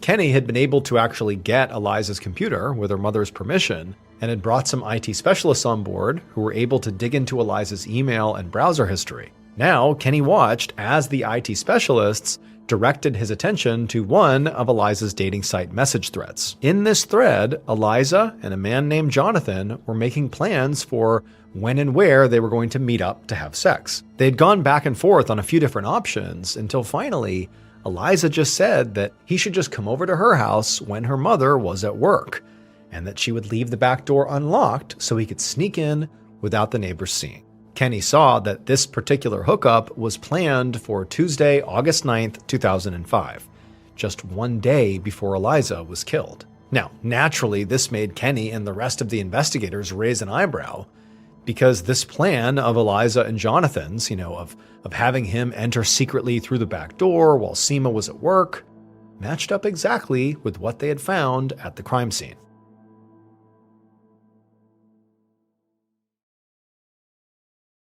In late August of 2005, more than 2 weeks after the murder of Eliza Parsi, NYPD detective Michael Kenny was sitting at a kitchen table in an apartment in Brooklyn, New York, across from Jonathan Harris, the internet dating match who Eliza had secretly invited to her home the day before she was killed. When Kenny informed the young man that he was here investigating the murder of Eliza Parsi, he noticed that Jonathan didn't seem surprised.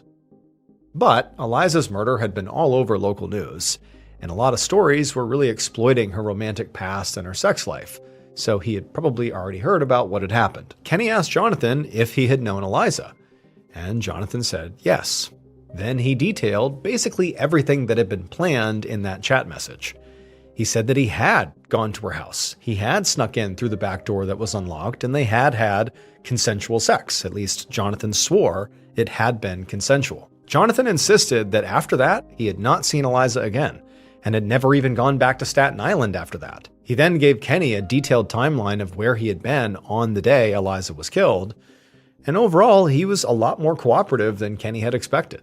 He even provided a DNA sample without any objection. And so as Kenny left Jonathan's apartment, he was starting to feel a bit worried that this potential big break in the case might actually turn out to be a dead end. Weeks later, on September 13th, 2005, Detective Kenny sat at his desk, reviewing all the information he had gathered about Eliza Parse's murder. He had checked Jonathan's phone records, also his transit card, and his toll pass, but there was nothing that put him on Staten Island the day of Eliza's murder. And the computer crimes investigators had not turned up any other promising suspects from Eliza's online dating profiles. Detective Kenny had also continued digging into Hassan, but he didn't have enough evidence to either arrest him or clear him. And this was frustrating because Eliza's murder had stayed in the news, and there was a lot of pressure to find the killer, especially from the Orthodox Jewish community, which was significant in New York. It was starting to look like the case had gone cold. Just then, Kenny's phone rang, and when he picked it up, it was the medical examiner who was calling with an update. The results of the DNA analysis were finally in, and the semen sample did not match those skin cells that had been found under Eliza's fingernails. So this meant there was DNA from two different people at the crime scene. And when the medical examiner said who each of these samples belonged to, suddenly Detective Kenny knew who killed Eliza. Based on the entire investigation, DNA evidence, and the killer's eventual confession, here is a reconstruction of what police believe happened to Eliza Parse on the afternoon of August 10th, 2005.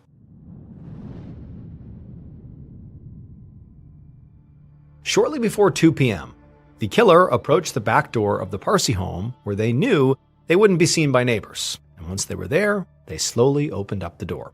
Once they were inside, they walked all the way through the house right to the front door just to check to make sure it was locked, which it was. And so after that, they went and got a heavy mirror and they moved it and put it in front of the door to block it. The killer knew that both women who lived in this house, Seema and her daughter Eliza, worked during the day, and so the killer didn't expect them to come home. But just in case, they didn't want to take any chances, hence barricading the door. Once they were satisfied with the barricade, the killer got to work, opening drawers and cabinets, looking in every place they could, because they needed something very specific inside of this home that was very valuable. But they couldn't find it anywhere on the bottom floor, which made the killer think it must be in one of the bedrooms upstairs. So the killer climbed the stairs and went into the master bedroom, where they looked through the dresser and in the closet, but they still couldn't find what they were looking for. So the killer left the master bedroom and decided to search the other bedroom next. But when they opened the door to that bedroom, they were shocked to see a young woman coming out of the attached bathroom wrapped in a towel. And from this young woman's reaction on her face, the killer could tell that she knew what they, the killer, were up to. And this enraged the killer because they were sure this woman was going to tell someone what she saw, and it would ruin the killer's plan. After a moment of just shocked silence between the two of them, the young woman opened her mouth like she was about to scream for help. And so the killer instinctively just tackled her to the ground and then grabbed a nearby pillow and pressed it down hard over her face. She scratched and she clawed, trying everything to break free, but the more she fought, the angrier and more emboldened the killer became, and the harder they pressed down, until eventually her body went limp. After that, the killer stood up and they looked down and they saw what they had done, and it caused them to start to panic, because they never meant to kill her, just to scare her and shut her up, but they had obviously gone too far. So, not knowing what to do, the killer just grabbed the pillow and put it over her face, and then also dragged the mattress and put it on top of her body, just so they wouldn't have to look at her. Then, instead of continuing their search for this thing that they wanted inside of this home, they just went downstairs and left out the back door. And they didn't return to the house for hours, not until they received a call from their mother, because the killer was Eliza's half-brother, Raviv. The DNA from the semen that was found at the crime scene belonged to Jonathan, the man that Eliza had consensually had sex with 24 hours before her death. The DNA that was found under Eliza's fingernails belonged to Raviv. It would turn out Eliza's death did not have anything to do with who she was sleeping with. Raviv was angry at their mother because the family business that she had passed along to him didn't make as much money as he had thought it would. And so as a result, Raviv was stuck working all these long hours and also raising his family in his in-laws' basement, which he found totally humiliating. And he knew that Seema had recently come into some money through the sale of a property in connection with her divorce. And Raviv felt like that money was rightfully his, because he had a wife and a child to provide for. But Seema wouldn't give it to him. So instead of driving his typical delivery route on Long Island that day, Raviv went to his mother's house to literally look for the money so he could steal it. But Eliza's work schedule had recently changed, and so he didn't realize Eliza's shift actually started later in the day. And so what was supposed to be a simple robbery turned deadly. Raviv ultimately pled guilty to first-degree manslaughter and was sentenced to 18 years in prison. Hey everyone, just a reminder, I'm going on tour this year, which means if you go, you can experience never-before-heard stories from me live and in person. We did this in 2024 and people loved it. So get your tickets today at tour.ballenstudios.com right now before they sell out. That's tour.ballenstudios.com. I can't wait to see you all at the shows. Thank you so much for watching. Let me know what you thought of today's episode in the comments. And remember, we have a whole playlist of true crime episodes ready for you to binge right now. So click here and give them a watch. All right, until next time, see ya. Today's video is a collection of 5 fan-favorite stories that are all about people who at first seemed completely normal. But at some point, the horrifying truth about who they really were was revealed. Now, these 5 fan favorites have all been completely re-edited for today's episode, so even if you may have heard or seen them before, it will feel like a brand new viewing experience. And for all of you longtime fans of the channel, make sure you pay extra close attention to find the secret image in one of these stories. The first person to comment what the secret image is and the timestamp of where it was in the video, I will pin your comment to the top of the comments section and you will reap all the glory. But before we get into today's 5 stories, if you're a fan of the strange, dark, and mysterious delivered in story format, then you've come to the right place because that's all we do, and we upload 2, 3, even 4 times every week. So if that's of interest to you, please replace the like button's eye drops with white vinegar. Also, please subscribe to our channel and turn on all notifications so you don't miss any of our weekly uploads. Okay, let's get into today's stories.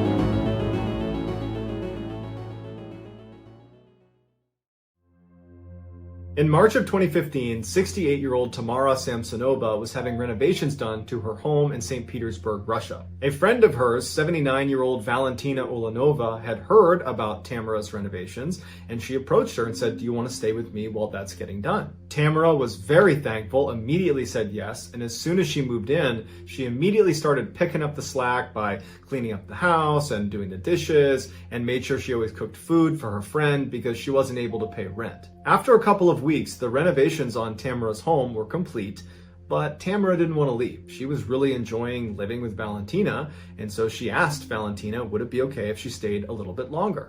Valentina was a little bit reluctant, but did ultimately say, okay, that's fine. A couple of months go by, and Tamara is showing no sign that she plans on leaving Valentina's home anytime soon, and Valentina is getting increasingly frustrated with that reality. Finally, in late July 2015, Valentina confronts Tamara and says, "You gotta go." And Tamara just says, "No, I'm not leaving." This causes a huge fight, but at the end of it, Tamara still doesn't leave. So for a couple of days, the women just do not speak to each other. The silence is finally broken on July 23rd when the women get into a fight about some empty cups in the sink that one of them was supposed to clean, but they didn't. And they fought about whose responsibility it was to do the dishes. And then of course, the whole subject comes up again of Valentina saying, "You shouldn't even be here, you need to leave." And Tamara's like, "No, I'm not gonna leave." And so another big blowout fight happens. But at the end of this fight, Tamara finally concedes and says, "Okay, I get it.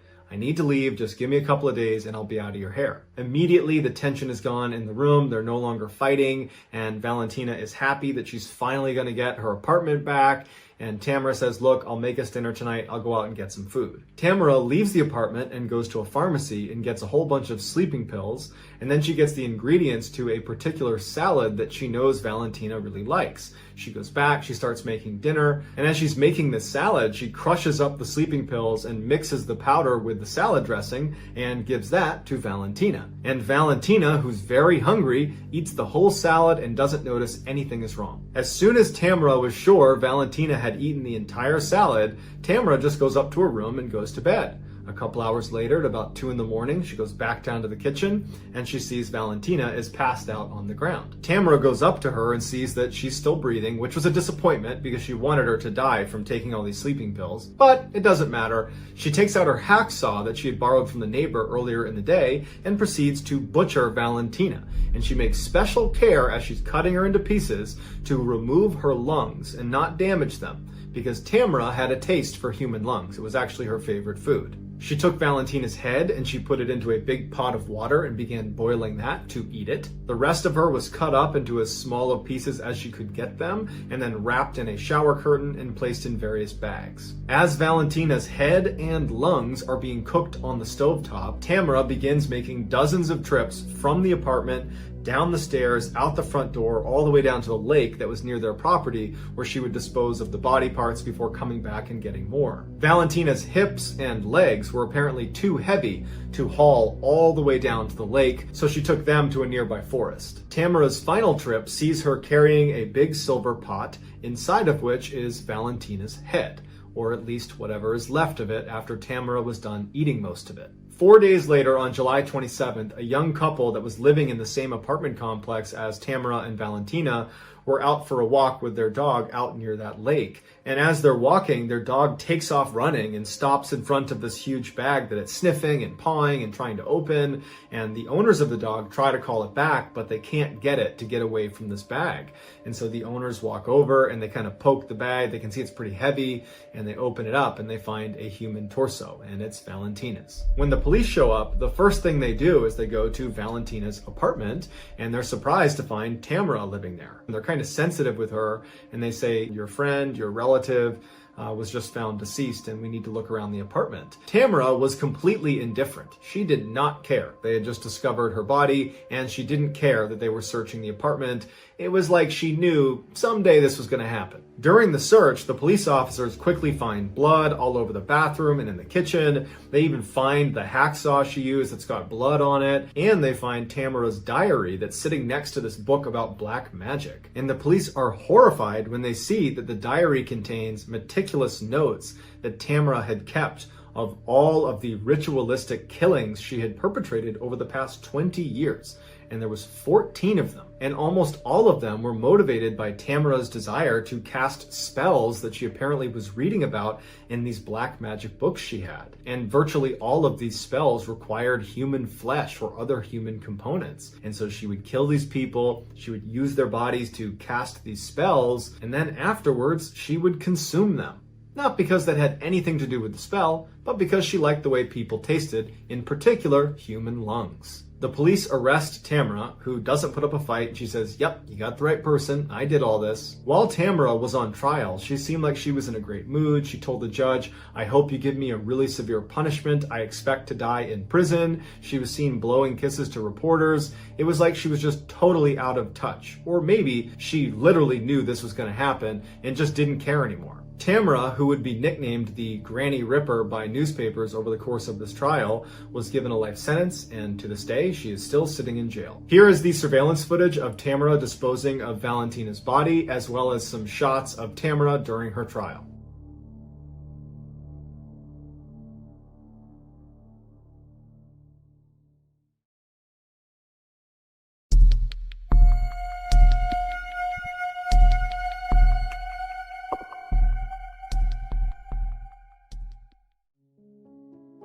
After spending 21 years in the U.S. Army, a man retires and moves to Central Florida with his wife and young son. Although his family had plenty of money because he had a pension coming in and his wife still worked full-time, he just got bored really quickly after moving to Central Florida and decided he would just take a job doing something just to stay occupied. And so he ended up taking a job at a highway gas station. One of the primary reasons he chose this particular job is because the owners of the gas station didn't care if his son came along to help him stock shelves and hang out behind the cash register. And so for years, that's just how it went. The man would work at the gas station and his son would tag along. Even after his son became a teenager and you'd think might be wanting to do other things, well, the town was so small, there was almost nothing to do. So his son still came along well into his teenage years. One night in 1990, his son, who was 15 years old at the time, was at the station and he was actually taking a break sitting outside on a picnic table. He was reading a magazine, drinking a Mountain Dew, and it's dark out and he notices out of the corner of his eye that there is a woman walking off of the highway towards the gas station. It was a very quiet night at the time, so there's no cars getting gas, there's nobody there, and there's not really anybody even driving on the highway, and so that's why she really stood out to him. And he turns and he notices her and he thinks to himself, no one ever walks to our gas station. We're on a highway. Everybody drives here. So she must have broken down and she must be coming here to try to use our phone to call a tow truck or something like that. So the woman is walking across the lot, coming closer and closer to the gas station, and the boy at this point has turned his attention back to his magazine, but he would say later that he kept looking up and keeping an eye on her because there was something off about her. The woman ultimately walks right behind him and goes in the door into the gas station. Doesn't acknowledge the boy, doesn't say hi to him, just walks straight inside, and she starts walking up and down the aisles of the gas station. Now, from where the boy was sitting, it's all glass, so he could clearly look in and see his father behind the counter, and he could see the head of this woman as she walked in and around all these aisles. And as soon as the woman was in the store, kind of pacing around the aisles, the boy put his magazine down and was just watching. And he noticed that she was not really shopping. She was just looking down for a few seconds, wouldn't pick anything up, so she wasn't buying anything. And she would look up at the counter where his father was, and she would just stare at him. And then she'd look back down at what she was doing and she would go through all the aisles. And at some point, the woman just kind of abandons this phony, I'm pretending to shop routine and just walks up to the counter. Now, nobody else is in the store. There's nobody else coming in. And so the boy could actually fairly clearly hear what she was saying to his father. And she told his father that she had broken down and she needed a ride and could he drive her to Ocala, which was the next big town north of this gas station. And the boy would say that his father acted very strangely because his father is normally incredibly pleasant with all the customers. He's very chatty even. Like he talks to everybody who comes in the store. But as soon as this woman had gone in, his dad had seemed kind of dismissive and almost rude to this woman, and when she was talking to him, asking for a ride, he just said, no, I won't give you a ride. The woman is annoyed by how quickly she's been shot down, but instead of just taking no for an answer, she turns and looks at the boy who's sitting out on the bench, who's looking right at her, and she points at the boy, and she says, what about him? Is he your son? Can he give me a ride? The boy notices that his father, who's not within her eyesight, is looking at his son going, no. Like, whatever she wants from you, you're gonna say no to it. And the boy's a little bit confused by this because he's still trying to understand why his dad was so against helping this woman, because she clearly needs our help or someone's help. But he just took his dad at face value, and when the woman's pointing at him, he knew, the boy, that if she came over and asked him, he would say no. But it wouldn't come to that because the boy's father would say to the woman, no, my son's not gonna give you a ride. You need to leave here immediately. Do not come back. Leave, we're not gonna help you. She's furious. She's cussing him out. She storms out and slams the door. She starts cussing at the boy, and she walks off. The whole time she's turning around and flipping them off and screaming profanities at them, but she ultimately walks off, and the dad kind of followed her out and is standing next to his son as she walks off. And the boy asks his dad, like, what was her deal? Why did that happen? Why did you not want to help her? And the dad just said, I don't know. There was something off about her, and I don't know how to place it, but I did not want her around you. I knew I didn't want to give her a ride. I knew she had to go. A year later, the boy is in his room when he hears his dad in the other room yelling for him to come in here and look at the TV. So he runs into the TV room, and on the TV is the same woman from the gas station, better known as Eileen Wuornos. She was a serial killer who used to pick up her male victims at gas stations in Florida. It's unclear whether the boy or the boy's father were her next victims, But by the time she had shown up at that gas station, she'd already killed 4 people. And following that interaction with them at the gas station, she had gone on to kill 3 more people, including someone in Ocala, Florida, which was the town she had asked them to give her a ride to. Eileen had been caught, that's why she was on TV, and she was later sentenced to death. Have you ever wished you could consume the strange, dark, and mysterious in a live storytelling event? Well, that dream is becoming a reality this year because I'm coming back with another live tour. This year's tour is also going to include a whole bunch of new locations, including the West Coast of the United States, all across the United States, and also one international city. We put together an absolutely amazing show with a whole bunch of awesome stories, including stories you will not hear anywhere else. New content you can only get if you come to this show. But if you want to see it, you got to act fast because tickets are available right now. If you want tickets, go to tour.ballenstudios.com or click the link in the description below. Again, that is tour.ballenstudios.com. Also, I'm going to be giving away an all-expenses-paid-for trip to come meet me at one of my live shows. That will include airfare, hotel, come hang out with me backstage. It's going to be a whole thing. And so if you want to potentially win that, all you have to do is donate to win at fandiem.com/MrBallen. That is fandiem.com/MrBallen. Get your tickets and enter the sweepstakes today. I can't wait to see you at the show.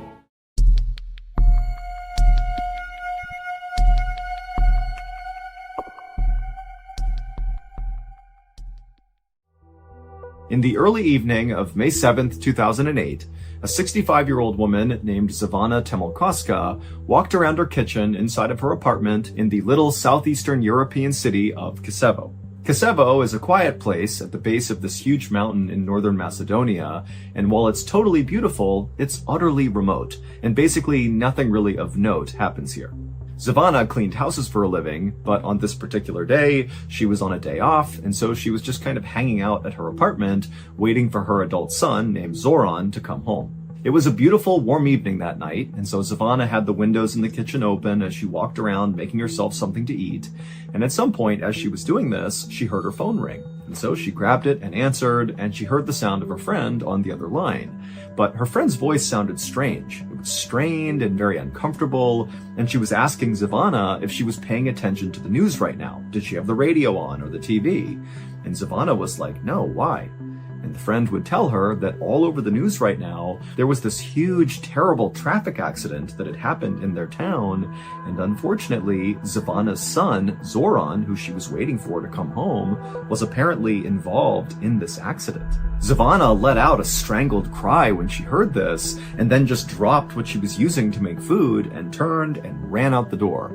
And when she did, her neighbor who was outside saw her emerge and yelled out to her, hey, is everything okay? And Zivana, as she literally just continued running towards the road, she basically blurted out to the neighbor that her son was hurt and she was going to the hospital. And this neighbor watched as Zivana just ran down the road, turned the corner, and disappeared. Zivana did not have a car of her own, and so literally she was going to run to the hospital to make sure her son was okay. A little while later, that same neighbor who had just watched Zivana disappear around the corner heard a knock on their door. And so the neighbor went to the door, they opened it up, and they were totally shocked at who they saw standing outside. It was Zivana's son, Zoran, who did not appear to be hurt in any way. But before the neighbor could ask any questions about this, Zoran, who looked visibly confused, said to the neighbor, hey, have you seen my mom? We were supposed to meet and have dinner together, and it's just totally unlike her to disappear without telling me where she was going. The neighbor just stared at Zoran for a second, having no idea what was going on here, and then the neighbor was like, well, wait a minute, Zoran, were you in a car accident? And Zoran's like, no, what are you talking about? And then the neighbor kind of filled Zoran in about how they had seen his mother run outside, and she had mentioned how her son had been in this car accident, and she literally ran to the hospital. Zoran was just as mystified by this as the neighbor was, and so Zoran just grabbed his phone and called the hospital to see if his mother was there. But when the hospital picked up, they would tell Zoran that his mother was not there, she had not been there all day, and two, even though they had heard reports about this car accident in town, there had not been any car accident victims brought to the hospital at all that day. And so by the end of that night, when Zoran really had no idea what had happened to his mom, where she was, or, what was going on with this car accident thing, he just did the only thing he could think to do, which was go to the police and report his mother missing. 9 days later, on May 16th, when still Zivana was missing and the police had no idea what happened to her, there were no new leads, nothing, on this day, a 56-year-old reporter named Vlado Teneski, who actually happened to live not that far away from where Zivana lived, he got a call from one of his police sources. And the source would tell him that Zivana had actually just been found, even though this was not public information, and unfortunately, Zivana was dead. Her body, which had been beaten and strangled and stabbed, had been found wrapped up in plastic and dumped in this illegal dumping area not far from the town's football stadium. The source told Vlado that when her body was searched, they discovered she still had valuables on her person, and so that kind of ruled out the possibility that this was a robbery gone wrong, which was the initial theory about what they were seeing. However, when police had done an initial probe into Zivana's life to figure out who this victim was, they discovered that she was just this poor old cleaning lady who had no enemies to speak of, and so it really just made no sense that she was the victim of such an obviously brutal and intimate murder that was not financially motivated, at least not on the surface. Vlado thanked his source for all the information and then hung up. Vlado's source had sounded really shocked by this murder as he was telling Vlado, but now, as Vlado was sitting here thinking about what he had just been told, he wasn't really shocked as much as he was suspicious. He felt like something just was off about this murder.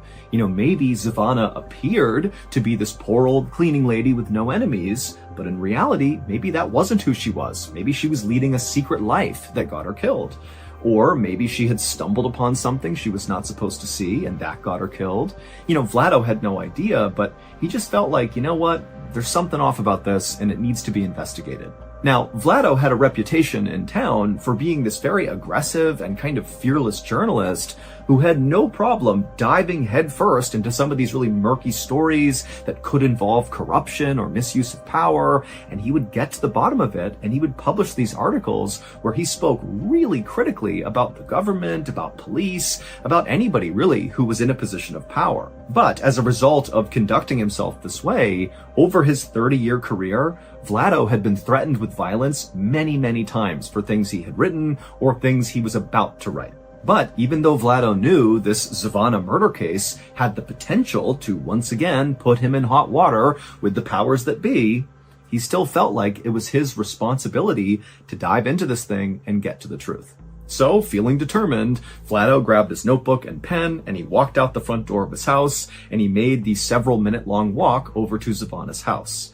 And when he got there, her son, Zoran, opened the door, and a few minutes later, Vlado and Zoran were sitting in the kitchen talking about what had happened. Zoran told Vlado all about how he came home and discovered his mom wasn't there, and then he went to the neighbor's house and they explained how, they had seen Zivana running off to the hospital to go look for Zoran, but Zoran's like, I'm not hurt, I didn't get into a car accident, what's going on here? And as Zoran spoke, Vlado took lots of notes and asked lots of follow-up questions, and by the end of this interview, when Vlado felt like he knew everything there was to know about Zivana, he felt like he actually had a pretty good working theory as to what actually happened to Zivana. And the reason he felt like his theory could be accurate had to do with what Zoran told Vlado his mother did for a living, that she was a cleaning lady. Now, it took Vlado a couple of days to put together his story. He had to go out and interview dozens more people in the neighborhood. But finally, on May 19th, so just 3 days after Zivana was found murdered, Vlado published a story in the newspaper. And the story's explosive headline read, "A Serial Killer Stalks Kosovo." In the story, Vlado says that Zivana's murder was very likely not an isolated killing. Instead, her murder was likely linked to 2 other murders of 2 other women. And these 2 other victims looked an awful lot like Zivana, literally. They were poor, older women who were also cleaning ladies. And so that was why when Vlado was talking to Zoran and Zoran described how his mother was, what she did for work, what she looked like, that Vlado started to remember these other victims and he put it all together. The other two victims were 64-year-old Mitra Simjanowska, who was murdered in 2005, and the other victim was 56-year-old Lubitsa Lukoska, who was murdered in 2007. Now, Vlado's story was totally explosive because what he's saying is that there is a serial killer that is on the loose in this town. But this story was also highly explosive because Vlado spoke very critically about the police who were involved in this investigation. Specifically, he pointed out that the 05 and 07 murders of those two other women, those had been totally mishandled because arrests had been made in at least one of those cases, and clearly whoever they arrested was innocent here. And so the police just totally dropped the ball, at least in Vlado's opinion. And when the police read Vlado's story, they were very upset at him because he was so critical of them. However, the police also did see that Vlado had managed to uncover a lot of new details from all of his interviews with witnesses and people in the neighborhood that did seem to paint a picture of this potentially really being a serial killer, not individual isolated killings. And so the police, based on Vlado's story, would actually begin investigating a serial killer in their midst. They linked all three murders and they began basically a new investigation. However, at the same time they began this new investigation, Vlado began to notice that he was being tailed all the time by police. He would be out in town doing his job, reporting and interviewing people, and there'd just be a police officer standing somewhere in the distance watching him. But Vlado had anticipated that no matter what, he was likely going to face some sort of blowback from the police, and so he just kind of accepted that they were going to watch him and maybe try to intimidate him, but it wasn't going to bother him because he had done his job, he had reported the story the best that he could, and if they wanted to watch him from a distance, they could do that. By early June, so about 2 weeks after Zavana had been found murdered, the police, in this new serial killer investigation they were doing, had narrowed down their suspect pool, which was in the hundreds, down to just 3 people. And they felt like they were very close to making an arrest. About a month later, on June 20th, so by this point Vlado is still being trailed by police all the time, but the police have not come out publicly and said anything about the serial killer case. They're just continuing their investigation. But on this day, June 20th, Vlado's editor at the newspaper got a call from a police officer telling the editor they were about to make an arrest in the serial killer case. And as soon as their conversation ended, the editor called Vlado to tell him the news. But when he called Vlado, Vlado didn't pick up, which was very unusual. Vlado always answered his calls. And the editor was also thinking to himself how strange it was that this officer had contacted him and not Vlado. Like, why aren't you going to the guy writing the stories and telling him about this new development? Why are you coming to me? The editor would continue to try calling Vlado several more times, but Vlado never answered. And so ultimately, the editor just kind of assumed that Vlado must be busy, interviewing someone, or maybe more likely, he had already learned about this imminent arrest, and he was on scene, ready to capture in real time this arrest that was about to take place. Meanwhile, on a quiet street in Kasebo, the police had surrounded this very modest 2-story home that was very overgrown out front. It was surrounded by tall fir trees, and all the windows had heavy drapes covering them up. And then once the police felt like they had totally surrounded this building, a team of officers walked up onto the porch and knocked on the door and yelled out that they were police and whoever was inside to come out with their hands up. And for a moment, it was just silent and tense. And then the police on the porch heard footsteps inside the house. They had their guns ready to go. And then the door slowly opened up. And this man, who seemed very unthreatening and kind of confused, stepped out onto the porch. And the police immediately arrested him and took him away. A few minutes later, back at the newspaper headquarters, Vlado's editor got another phone call. And when he answered, it was the same police officer who had called before to warn him about this upcoming arrest. Except this time, the officer was calling to say the arrest had been made, they had caught their serial killer, and then he told the editor the name of the person they arrested. And when the editor heard the name, he dropped the phone in shock. The serial killer was Vlado. It would turn out that Vlado appeared very professional and calm on the outside, but inside, he was full of rage, specifically at his mother, who he viewed as this terrible, cruel person. And after she died in 2002, Vlado became obsessed with this idea of getting revenge on his deceased mother. And the way he decided he would do that would be by killing random women who just kind of looked and seemed an awful lot like his mother, i.e., they were poor, older, and cleaning ladies. His 3 victims, Mitra in 2005, Lubitsa in 2007, and Zivana in 2008, had all personally known Vlado's mother. And so Vlado had actually used that connection to gain each of his victims' trust, and then once he had their trust, he would lure them away to strangle, stab, and beat them to death.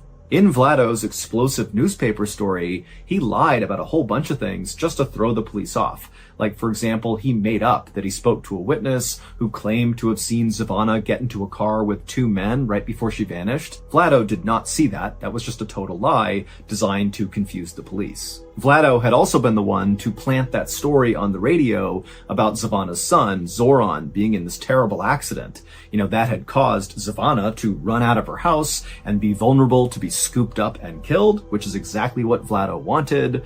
He had called the radio station and told them about this accident, and because he had previously worked for that radio station, they believed him without doing any fact-checking and broadcast the story. And so really that whole radio broadcast was just a very intentional trap by Vlado to kill Zivana. But what ultimately got Vlado caught was in the article he wrote, he left in some really specific details that the police had not revealed to the public. And so basically by including these in the story, it meant Vlado had an inside scoop into what was really going on. Like, for example, Vlado said that all 3 of these women who had been killed by the serial killer had been strangled to death by telephone cords that were left at the scene. But again, the police had not revealed that to the public, and so when they read the story, they actually became very suspicious of Vlado and thought he could be involved in these murders. And so when Vlado felt like the police were trailing him just to intimidate him, in reality, the police were trailing Vlado because they thought he could be the murderer,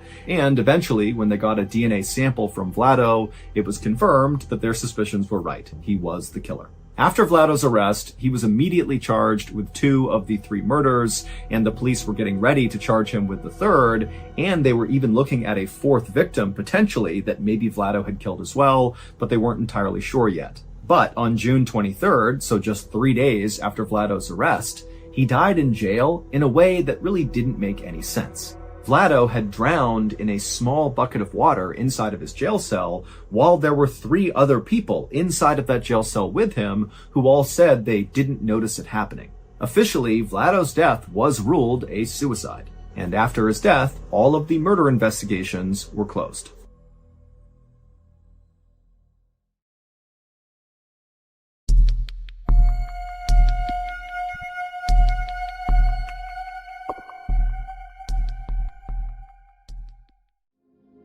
On a late winter afternoon in 1985, a Canadian border security guard stood at the border between New York State and Ontario, Canada. And as he looked out at the dozens of cars lined up at his checkpoint, he felt an enormous amount of responsibility. Because for him, working at border security was not just about checking people's passports.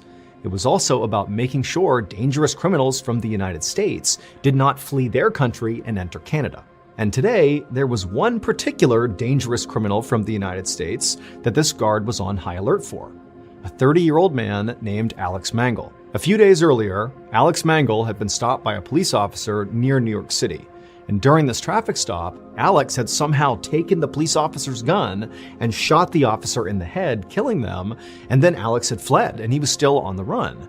And so now law enforcement was concerned that because New York was only 6 hours from the Canadian border, that it was very possible that Alex might try to flee into Canada to escape persecution. And so US and Canadian law enforcement and border security were on the lookout for Alex Mangle.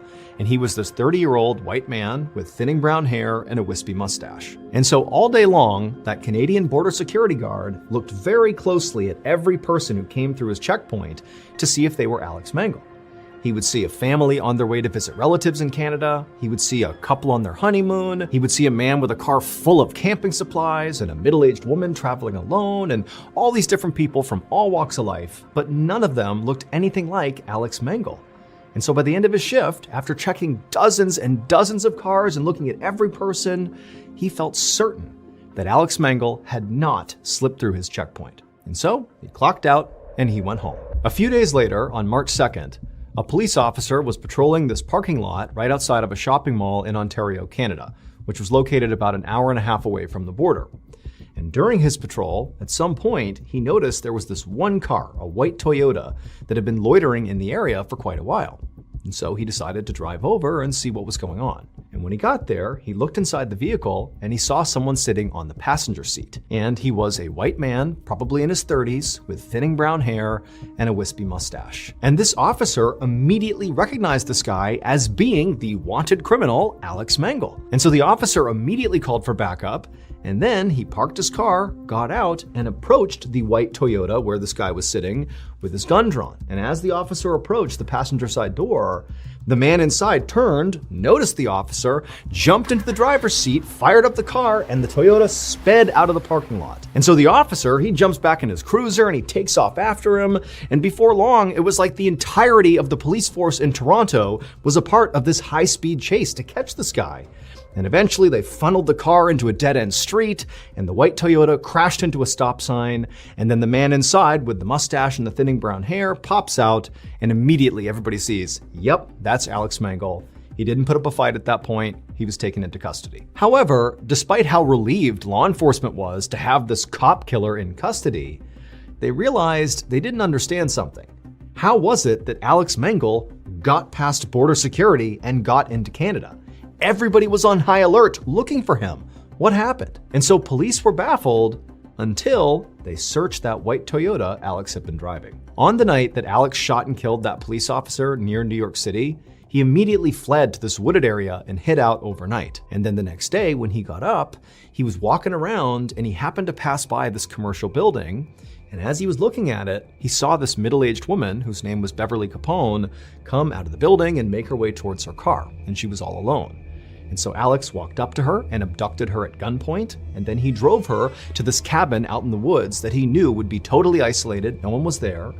And once they got there, he murdered her, and then once she was dead, he stole her clothes and put it on, and also cut off her face and her scalp and put those on as well. He was literally wearing her skin and hair. And he hopped in that white Toyota and he drove up to the Canadian border, and amazingly, he got through the checkpoint into Canada without anybody noticing. It would turn out that Canadian border security guard who all day was checking for Alex Mangle did actually see Alex Mangle. He just didn't recognize him because Alex Mangle was wearing Beverly Capone's face, hair, and clothes. And so he thought he was just a middle-aged woman traveling alone, and he let him on through. And so police would figure this whole thing out when they searched that white Toyota, because they would find lying on the floorboard was Beverly's dress, scalp, and face. Alex was deported back to the US. However, before he could stand trial, he attempted to escape a prison transport and in the process got shot to death by police. However, that was not the end of Alex's story. Following his death, officers continued to investigate him and also his property, and at some point during a search of his property, they would discover all these photos of unidentified women, along with these maps where these very isolated places in New York and Pennsylvania were circled, and nobody knows what they mean. Now, police have not conclusively linked Alex to any other murders, but he does remain a suspect in several cases, and in fact, many investigators believe Alex was actually a serial killer. However, we'll probably never know how many people Alex actually killed because he took all of his secrets to the grave.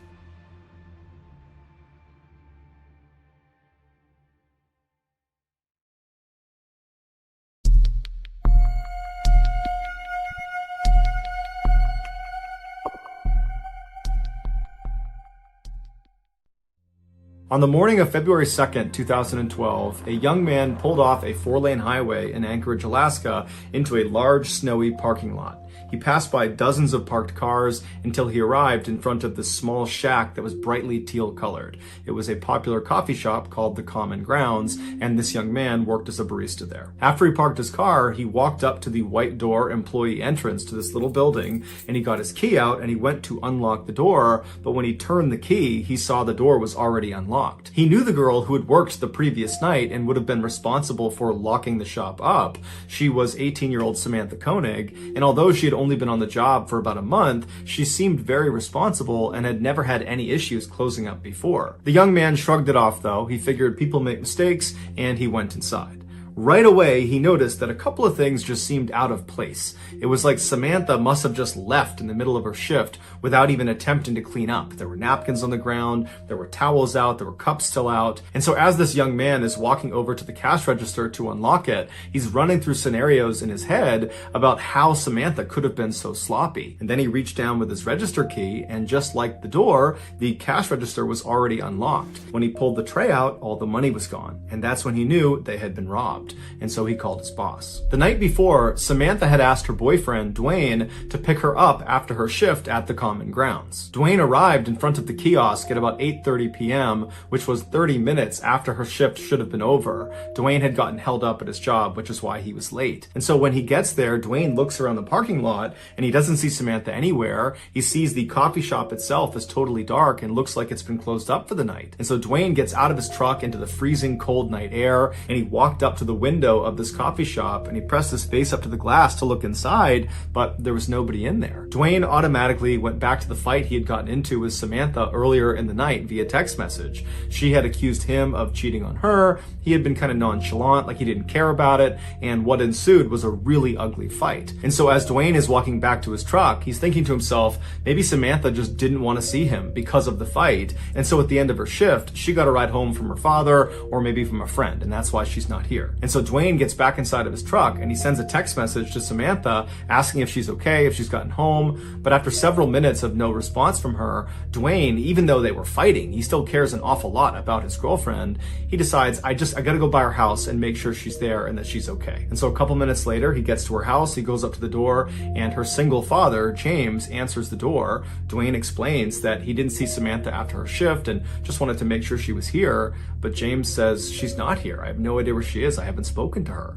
And so the two men go into James's kitchen, they sit down, and they start texting and calling Samantha to try to figure out where she is. And after a couple of minutes, Dwayne's phone lights up, and it's a text message from Samantha. And the message clearly indicates that she's still very upset with Dwayne, but she's saying that she needs some time to think, and that she's gonna be with some friends for a couple of days, and would he, Dwayne, let her father know where she was. And so Dwayne shows James the text message, and Samantha's father looks at it, and he's thinking to himself, you know, this is very uncharacteristic of Samantha. He had raised Samantha since she was 2 years old, and they were very close. They shared everything with each other. It didn't make any sense that she wouldn't contact him directly to say that she was going to be out with friends for a couple of days. And it didn't make sense that she would ignore all of his phone calls and text messages when clearly he was worried about her. The two men stayed up super late, calling and texting, hoping to get more information from Samantha, but she never responded. She never texted back. And so the following morning, when neither men had gotten any more messages from Samantha, James went to the Anchorage Police Department and filed a missing person report for his only daughter. After receiving this missing person report, an officer with the Anchorage Police Department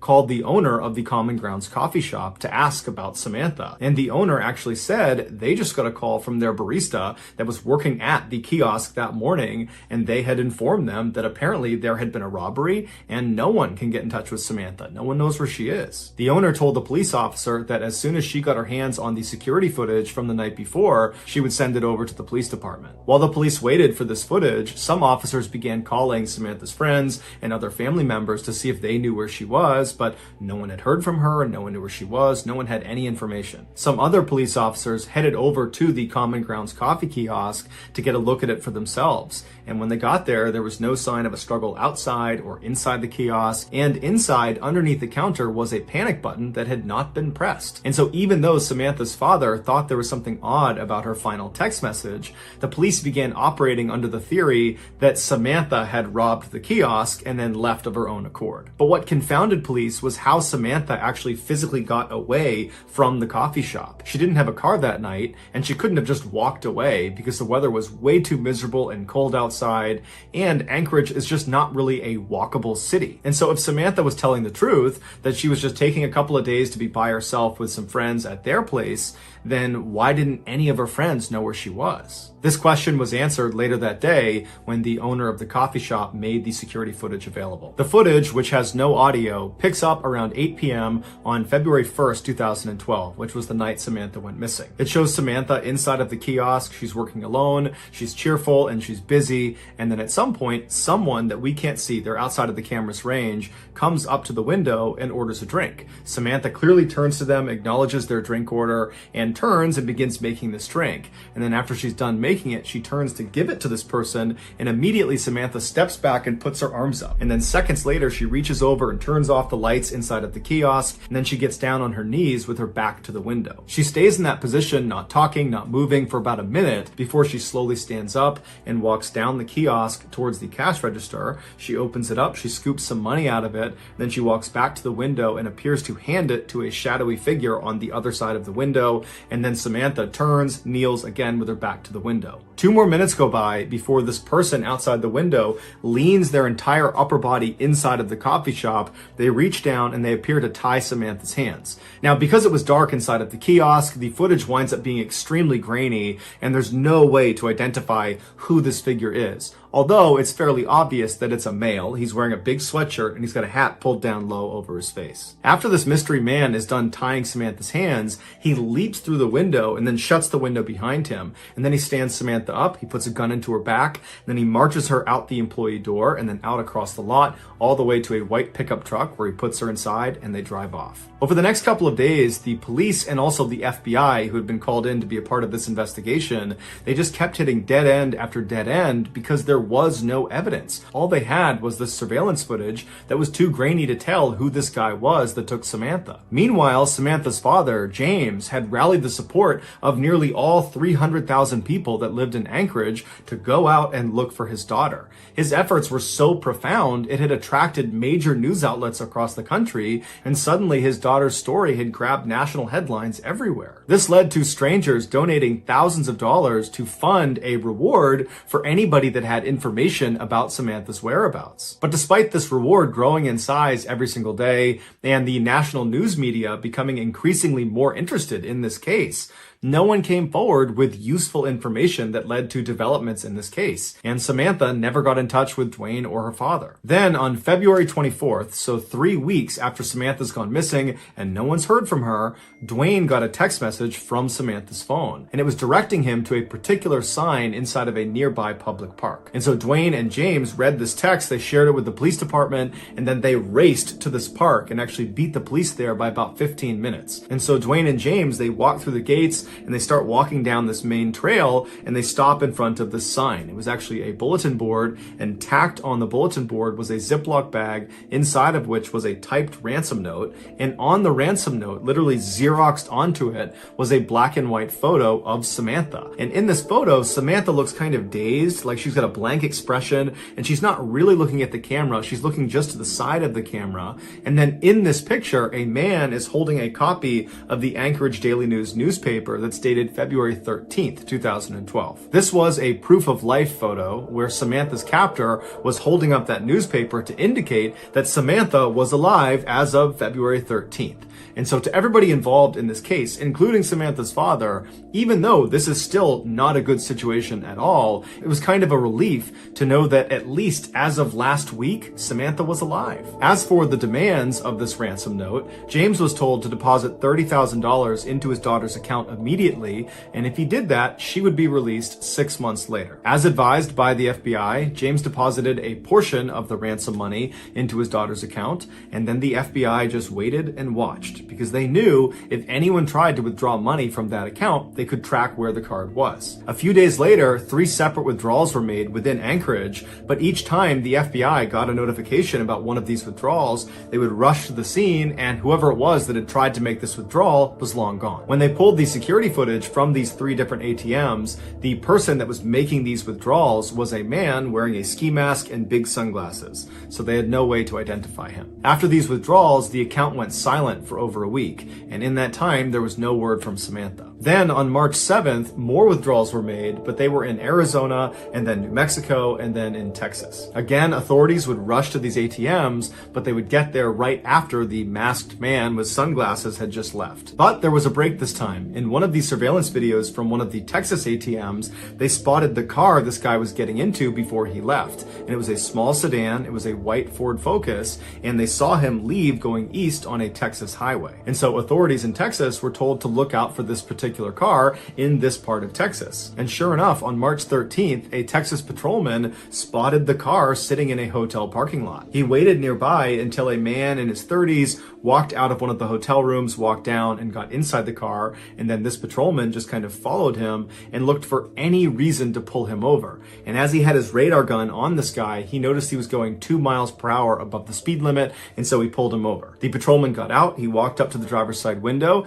the window was already down, the man was very calm. The patrolman asked him for his license, and the guy handed him an Alaskan license. His name was Israel Keys, he was 34 years old, and he lived in Anchorage. The patrolman knew this was the guy. He called in backup, and before long they were searching Keys' car, and in the trunk they found a ski mask along with other clothes that matched the description of the guy who was making withdrawals from these different ATMs.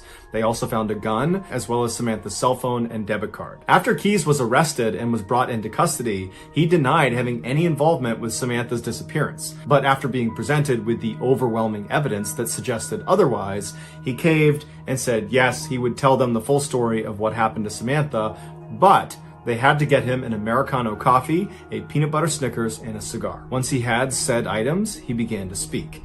And what he said was so disturbing and so graphic, the FBI still has not released the full transcript of his confession. Here is the version of events based on what was made public. On February 1st, 2012, Keys decided he was going to rob the Common Grounds coffee kiosk. He walked up to the window expecting there to be some teenager working inside, and he was right. It was Samantha. He asked her for an Americano, and while she turned to make his drink, suddenly his plan changed. Not only was he going to steal money from inside of this coffee shop, he decided he was going to steal Samantha from this coffee shop. When she turned back with his drink and handed it to him, he discreetly pulled his gun out and aimed it at her and told her this was a robbery.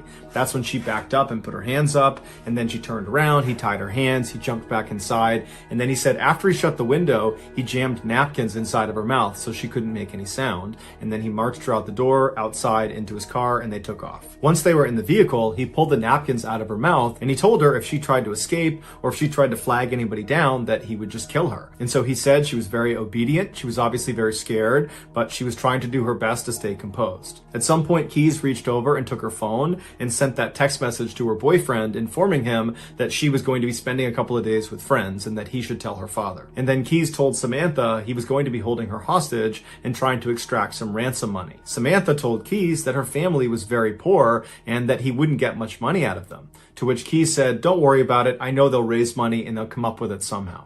Then they drove around Anchorage for several hours, periodically stopping so Samantha could get out and relieve herself, other times so Keys could smoke a cigar. Then around midnight, Keys made his way back to his house, and he pulled into the driveway, and he turned to Samantha, and he had her go in the back seat and lie down. Then he put some tarps over her, and he told her if she tried to escape, he would kill her. And then Keys got out, and he walked inside of his house, where his 10-year-old daughter and his girlfriend were fast asleep.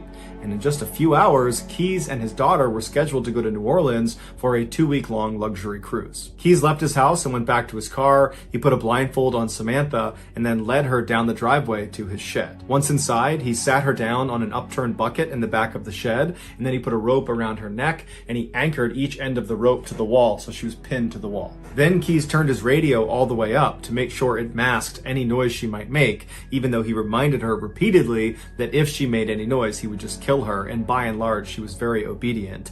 And then he gave her a couple of cigarettes to smoke and told her it was going to be just fine, to just chill out, that he was going to get the ransom money from their family, and then as soon as that was done, he would let her go. He turned on some space heaters to keep the space warm, and then he left and locked the door. He walked back into his house and double-checked that his daughter and his girlfriend were still asleep. They were. Afterwards, he started drinking some wine and relaxing, and then after a little while, while, he got a cup of water and he went back out to the shed. He went inside and he gave the water to Samantha. And he said Samantha was very composed. She was obviously frightened, but she asked him, "Did you speak to my father? Did you figure out the ransom situation?" And Keyes told her that, "Yes, I talked to your father. Everything's working out fine. He's going to raise the money. We're going to get you out of here. Everything's going exactly to plan." After that, he walked up to Samantha and he unscrewed the two anchors that were holding that rope up against her throat.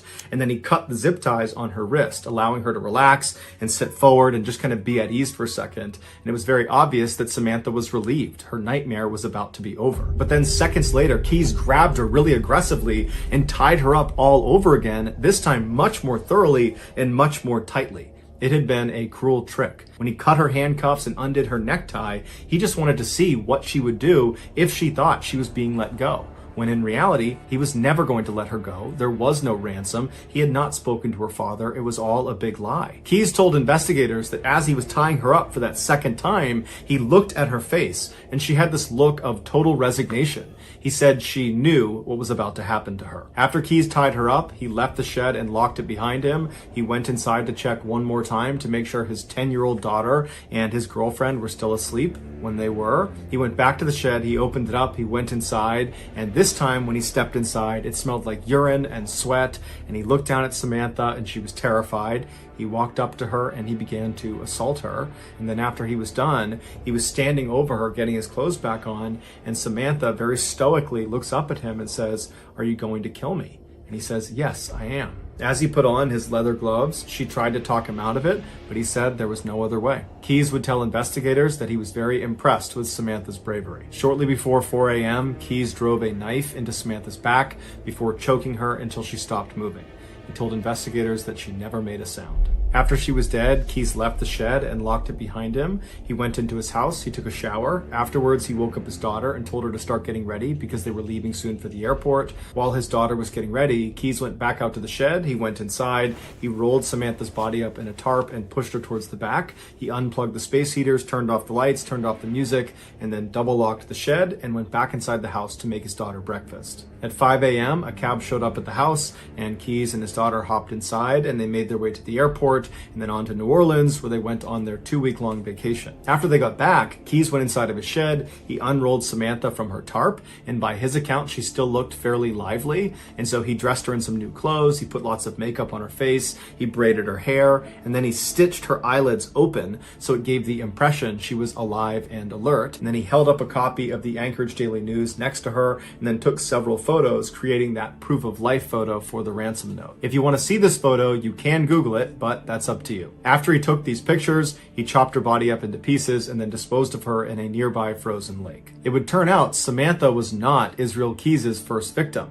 He was in fact a serial killer who specifically preyed on completely random people because he enjoyed watching them die. Over the years, he had hid what he called kill kits all over the United States, which were these caches filled with weapons and other tools designed to capture and kill people. This way, no matter where he was in the country, when he had an urge to go kill someone, he would just go to his nearest kill kit, dig it up, and then go target a random stranger. And he didn't care if you were young, old, big, small, male, female, alone, or in a group. Everyone was a target of opportunity. Keyes told investigators that as soon as he saw Samantha inside of that coffee kiosk, instantly he knew he was going to kill her. Everything about the ransom, the robbery, all of it was just a lie to keep her in line, to give her some hope that she might get out of this alive, when in reality, the second she walked outside of the doors of that kiosk, she was dead. Keyes admitted to killing Samantha as well as an older couple up in Vermont, but he would take his own life in a jail cell in December of 2012 before he named any of his other victims. And so to this day, we have no idea how many people he killed. The best guess is 11 based on a drawing he made in his jail cell, but that's just a guess. Thank you so much for watching. Let me know what you thought of today's episode in the comments. And remember, we have hundreds of videos for you to binge right now. But if you're looking for a recommendation from me of that one video that's worth your time, well, it's this one right here. So give it a watch. All right, until next time, see ya. Today, I'm going to tell you the story of one of the most talked about mysteries on the internet.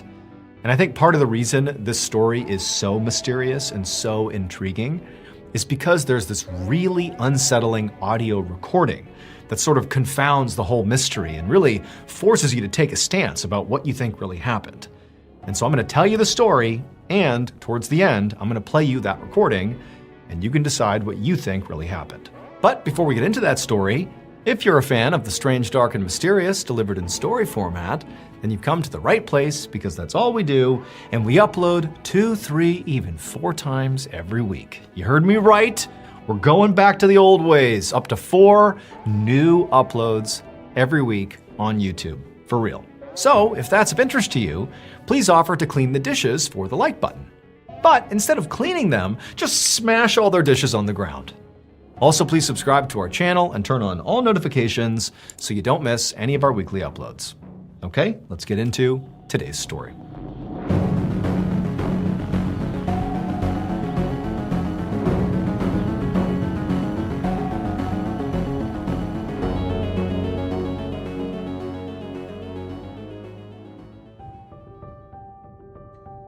At 12:30 a.m. on August 9th, 2013, a man named Kyle Lawson was asleep in his bedroom with his wife at their home in San Angelo, Texas, when his cell phone rang and it woke him up.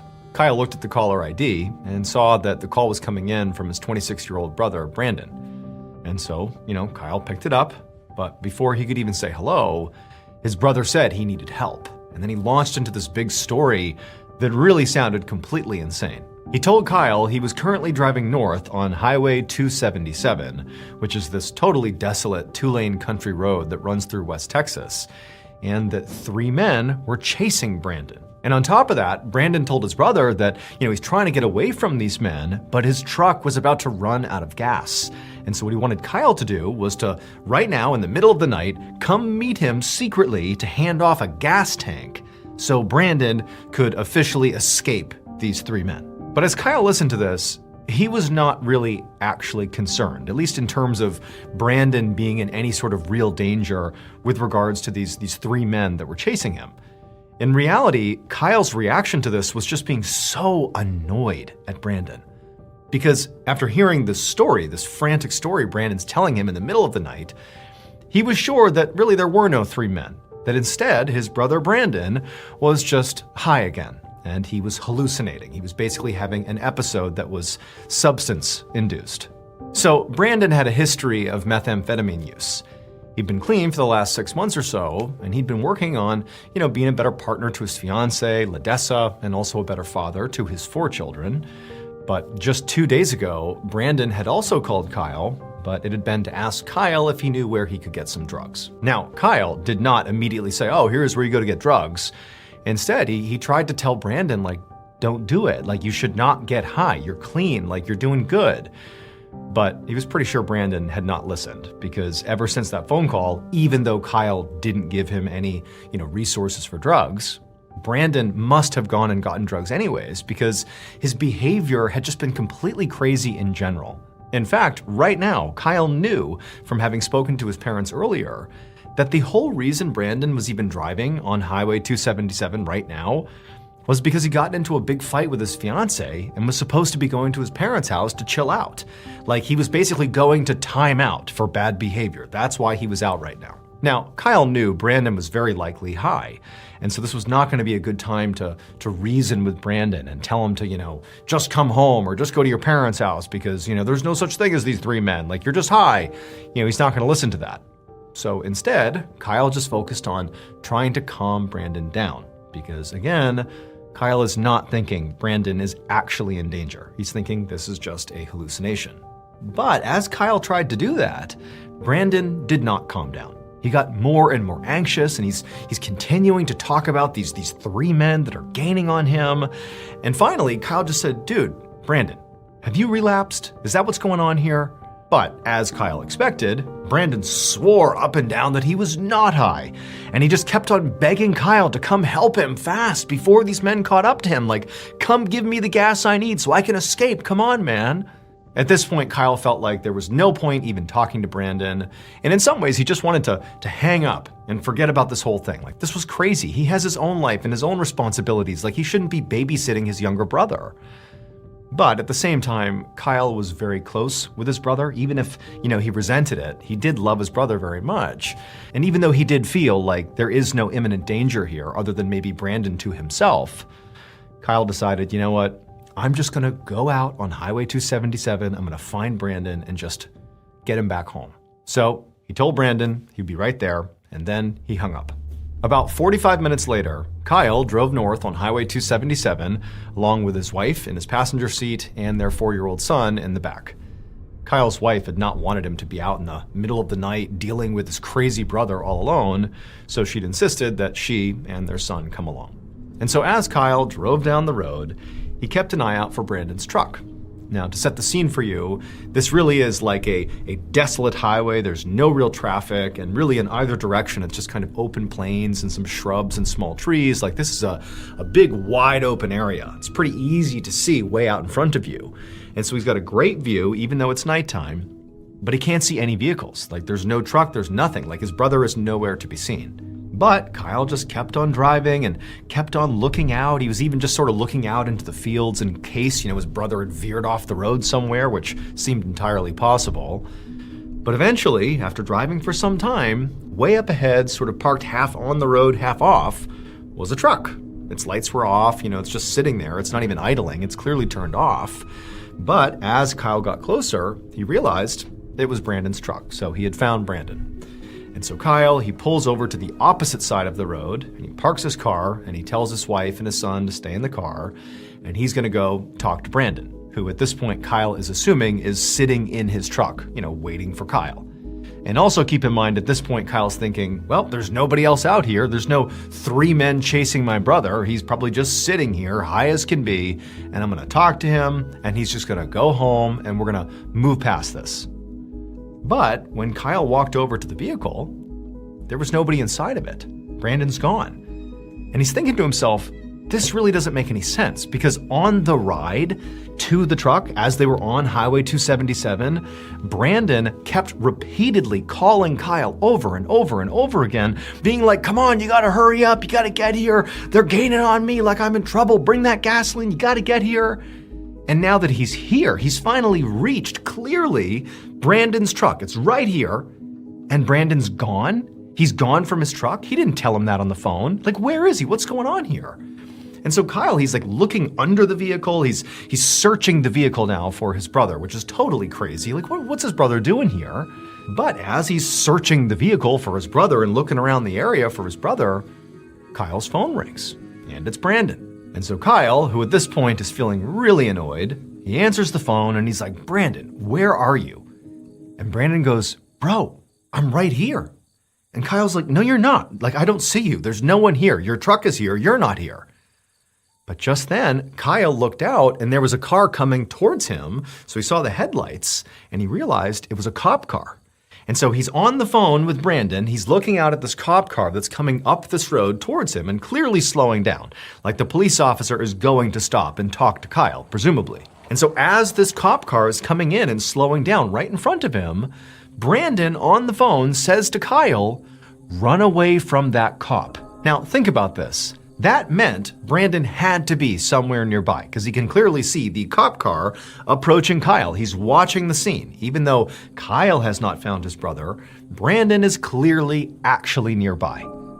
But Kyle, he's sort of quickly interpreting this and he's thinking, like, where is Brandon? Because he's looking out and it's just open fields in either direction on either side of this highway. It's like this barren wasteland out in the middle of Texas.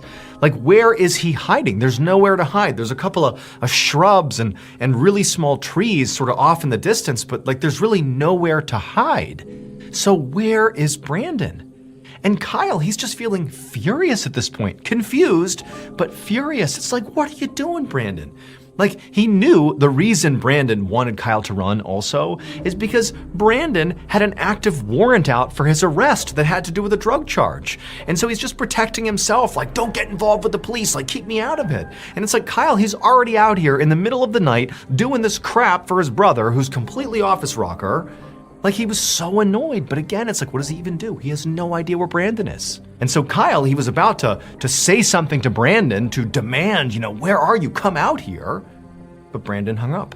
Now, by this point, the police officer had arrived on scene, he had parked his car, and he walked over to Kyle, who now is standing right next to his brother's vehicle. He's put his phone back in his pocket. And the officer, when he got close enough, he introduced himself as Deputy Neal of the Coke County Sheriff's Department. And he told Kyle that he was responding to a 911 call from a trucker about a stranded driver on the road.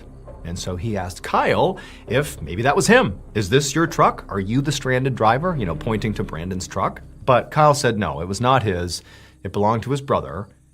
But despite how much he really wished he could say the truth, he wanted to protect his brother. So he couldn't tell the deputy that, the reason my brother left his car here is because he's probably high on meth and he's somewhere nearby hiding. And also he has a warrant out for his arrest. So instead, Kyle said, I think he went off to get some gas because he called me and he said he had run out of gas. So he parked his car here. So he probably has walked on and I just got here. Is it okay with you if I get back in the car with my wife and son and just drive up and down the road here to find Brandon? Because I'm sure he's fine, but he called me to help get him gas. So do you mind if I do that? And surprisingly, the deputy was like, yeah, that's fine. Go ahead.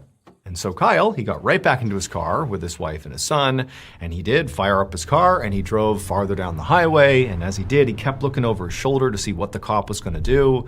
And the cop was just still parked next to Brandon's car.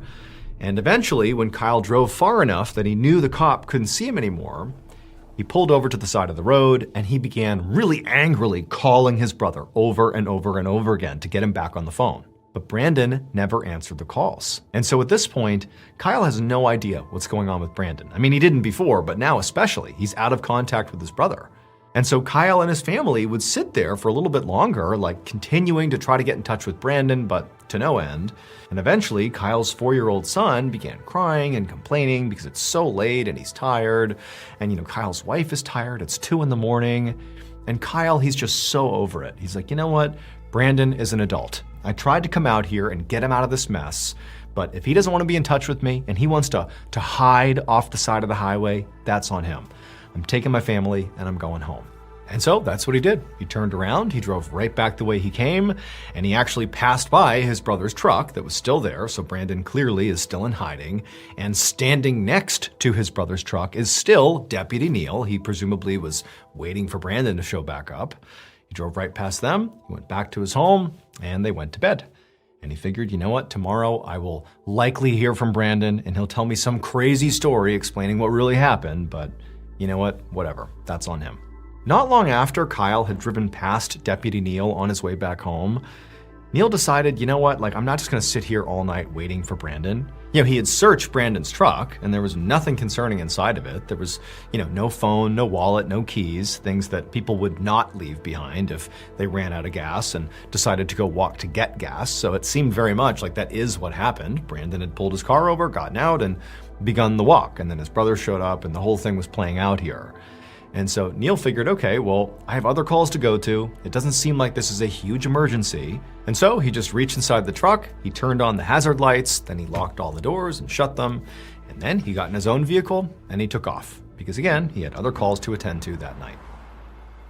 The next morning around 8 a.m., Deputy Neal was back out on Highway 277 just to make sure Brandon had eventually come back and claimed his truck. But no, the truck was still sitting there, hazards on.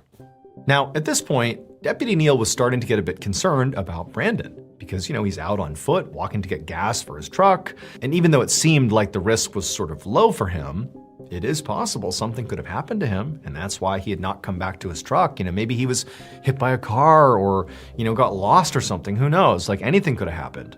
Or, maybe Brandon decided not to claim his truck yet. Maybe he just went home and he's gonna get it later. But regardless, it just seemed like Neal really had to go follow up personally with Brandon just to make sure he was okay. And so Neal drove back to the sheriff's department to see if he could find the contact information for Brandon. But when he walked in the door, he didn't have any time to do any digging because another employee told him that while he was out, the department had gotten a call from Brandon's fiancée, Ledessa. And Ledessa had given them a very different story than the one Brandon's brother, Kyle, had told Neal the night before. According to Ledessa, she and Brandon had been fighting for the past few days. And last night, so on the night that this whole truck thing happened, Brandon was supposed to be on his way to his parents' house to cool off from the fight he was having with Ledessa. But he never arrived at his parents' house, and he never came back to Ledessa's house. And so Brandon was totally unaccounted for. And on top of that, nobody could get in touch with Brandon. They were calling and texting him, no response. After hearing this, Deputy Neil was surprised and also pretty angry, because clearly Brandon's brother Kyle had acted like everything was totally fine the night before, but that had to have been a lie, because Ledessa is saying this totally different story. And so the first thing Neil did is he went and spoke to Kyle and also to the rest of Brandon's family to get the story straight here. And very quickly it became clear to Deputy Neil that any omissions or even lies about what had happened exactly on the night that Kyle went missing were not because the family was hiding something. I mean, they were kind of trying to protect Brandon, but it was because they didn't understand how serious this situation really was. And so now that Brandon really was missing and nobody knew what happened to him, the family was very forthright that they really didn't know what had happened to him, and that yes, maybe he was on drugs, we don't know, but he really is missing and you gotta go look for him. And so that's what Neil did. Over the next 4 days, there was this huge search that Neil led all around Highway 277, where the center of the search was where Brandon's truck had been found. But despite using canines and helicopters and these huge search teams, some of which had thermal cameras which would allow you to see body heat, despite covering this vast area all around where Brandon clearly had been, there was absolutely no sign of him. And they also spoke to the homeowners and the property owners sort of roughly in the area to see if maybe they had seen something strange, maybe seen Brandon or those 3 men that apparently had been chasing him on the night he went missing, but nobody had seen anything. And so basically, Brandon was definitely not here. And there was no sign he had been here other than his truck. That was it. And so Deputy Neil and the rest of the authorities who were involved in this search ultimately came to the conclusion that based on the fact that Brandon had clearly been fighting with his fiancée, that he had an active warrant out for his arrest, and that he had not been seen in days, and there was no sign of him anywhere, nothing, that what must have happened here is Brandon fled. That he's not here because he chose not to be here. That he was never in any danger. He fled the area, and looking here is going to do nothing. We basically have to wait for Brandon to show up at some point. And so for the most part, this seemed like a pretty open and shut case. Until Brandon's fiancée, Ledessa, came into the station in person with a bombshell.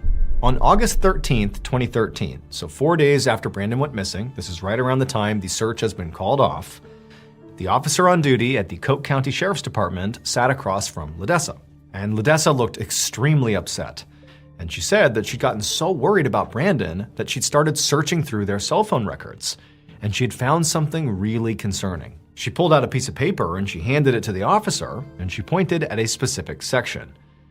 And this officer, he realized quickly that this was a printed out copy of Brandon's call logs.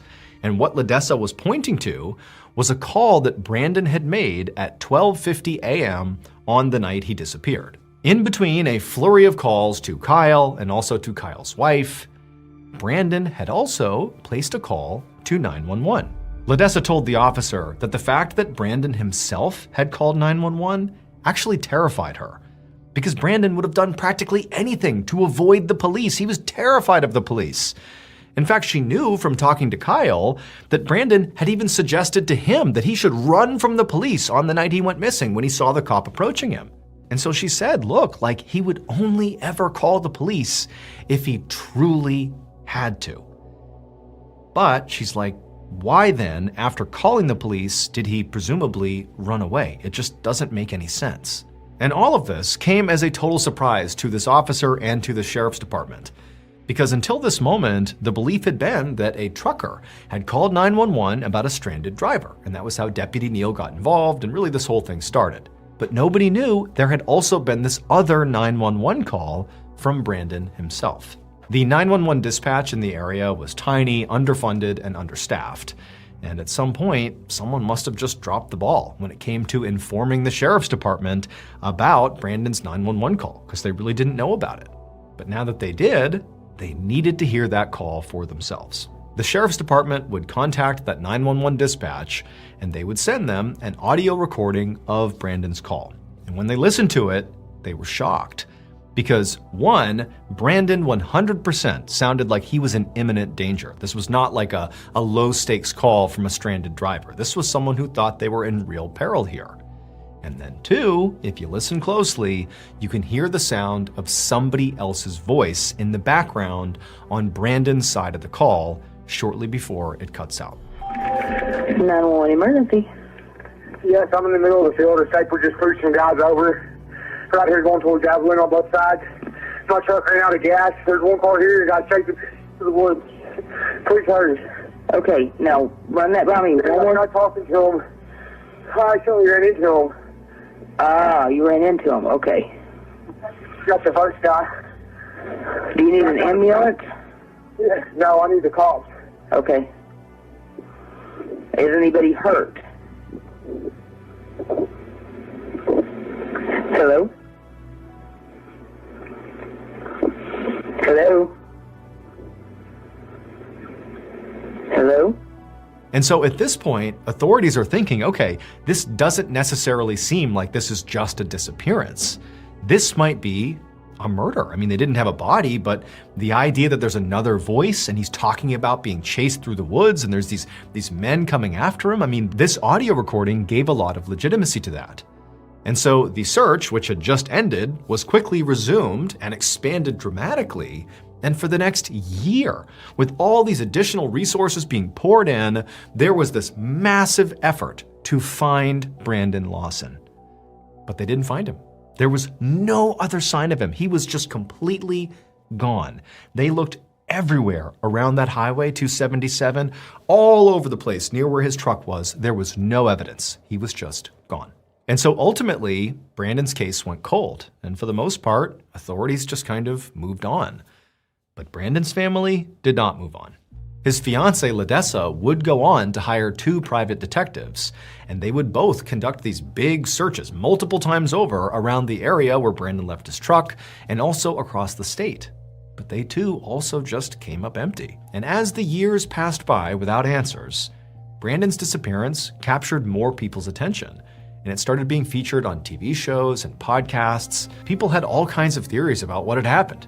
You know, maybe Brandon really was just high and hallucinating, and he wandered off somewhere and got attacked by wild animals. Or maybe he really was being chased by these 3 men, and they kidnapped or killed him, and maybe that voice you hear on the recording was one of those 3 men.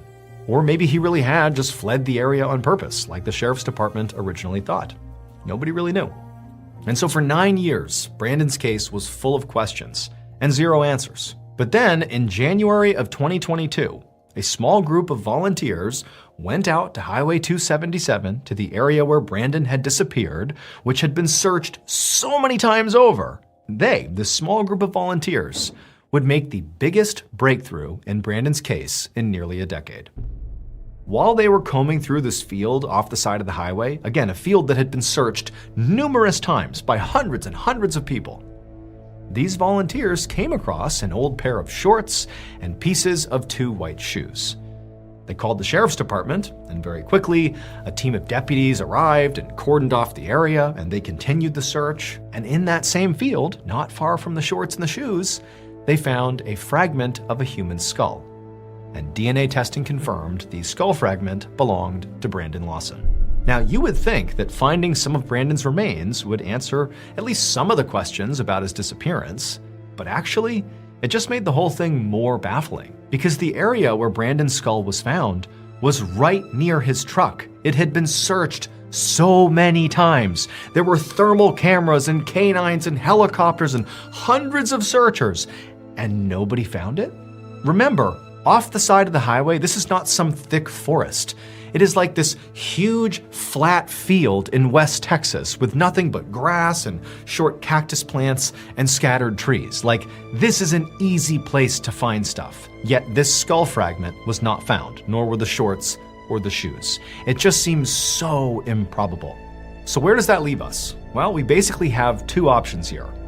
Option 1 is, despite the enormous manpower, the helicopters, canine units, the thermal cameras that were used, the hundreds of volunteers and searchers that combed this area for years, either they just didn't see the grown man in bright white sneakers who was in this barren strip of West Texas where it's easy to see anything. They just didn't see him. So that's option one. Or two, he wasn't there. Brandon was not in the search area when they were looking for him. He was somewhere else. But if you believe option two, the question becomes, well, where was Brandon? Where was he? Why did he call 911 and then run away and go somewhere else? Why? Where was he? And then also, even if you answer that, how did his skull fragment and his clothes wind up back in the search area 9 years later? It is one of the most profound mysteries on the internet, and to this day, we still don't have a good answer.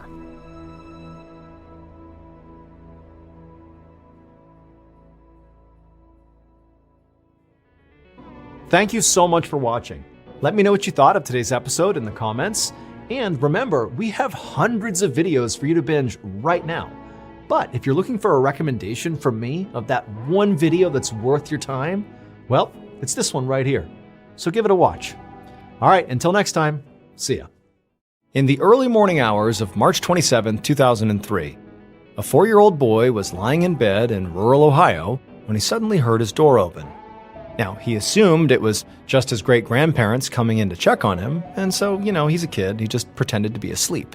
But he heard whoever this was make their way across the bedroom because he heard the floorboards creaking, and at some point they were standing right next to his bed. And so curious, the little boy opened his eyes. And what he saw standing next to his bed was not his great-grandparents. It was a huge green monster. But before we get into today's story, if you're a fan of the strange, dark, and mysterious delivered in story format, then you've come to the right place because that's all we do, and we upload 2, 3, even 4 times a week.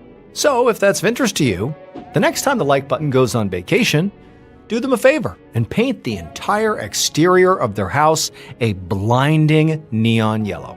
Also, please subscribe to our channel and turn on all notifications so you don't miss any of our uploads. Okay, let's get into today's story.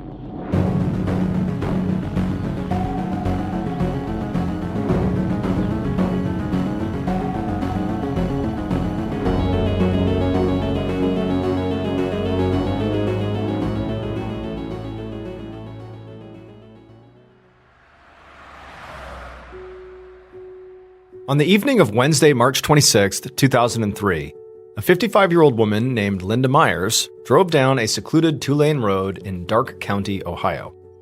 Darke County was very rural. It was basically just very small towns and farmland.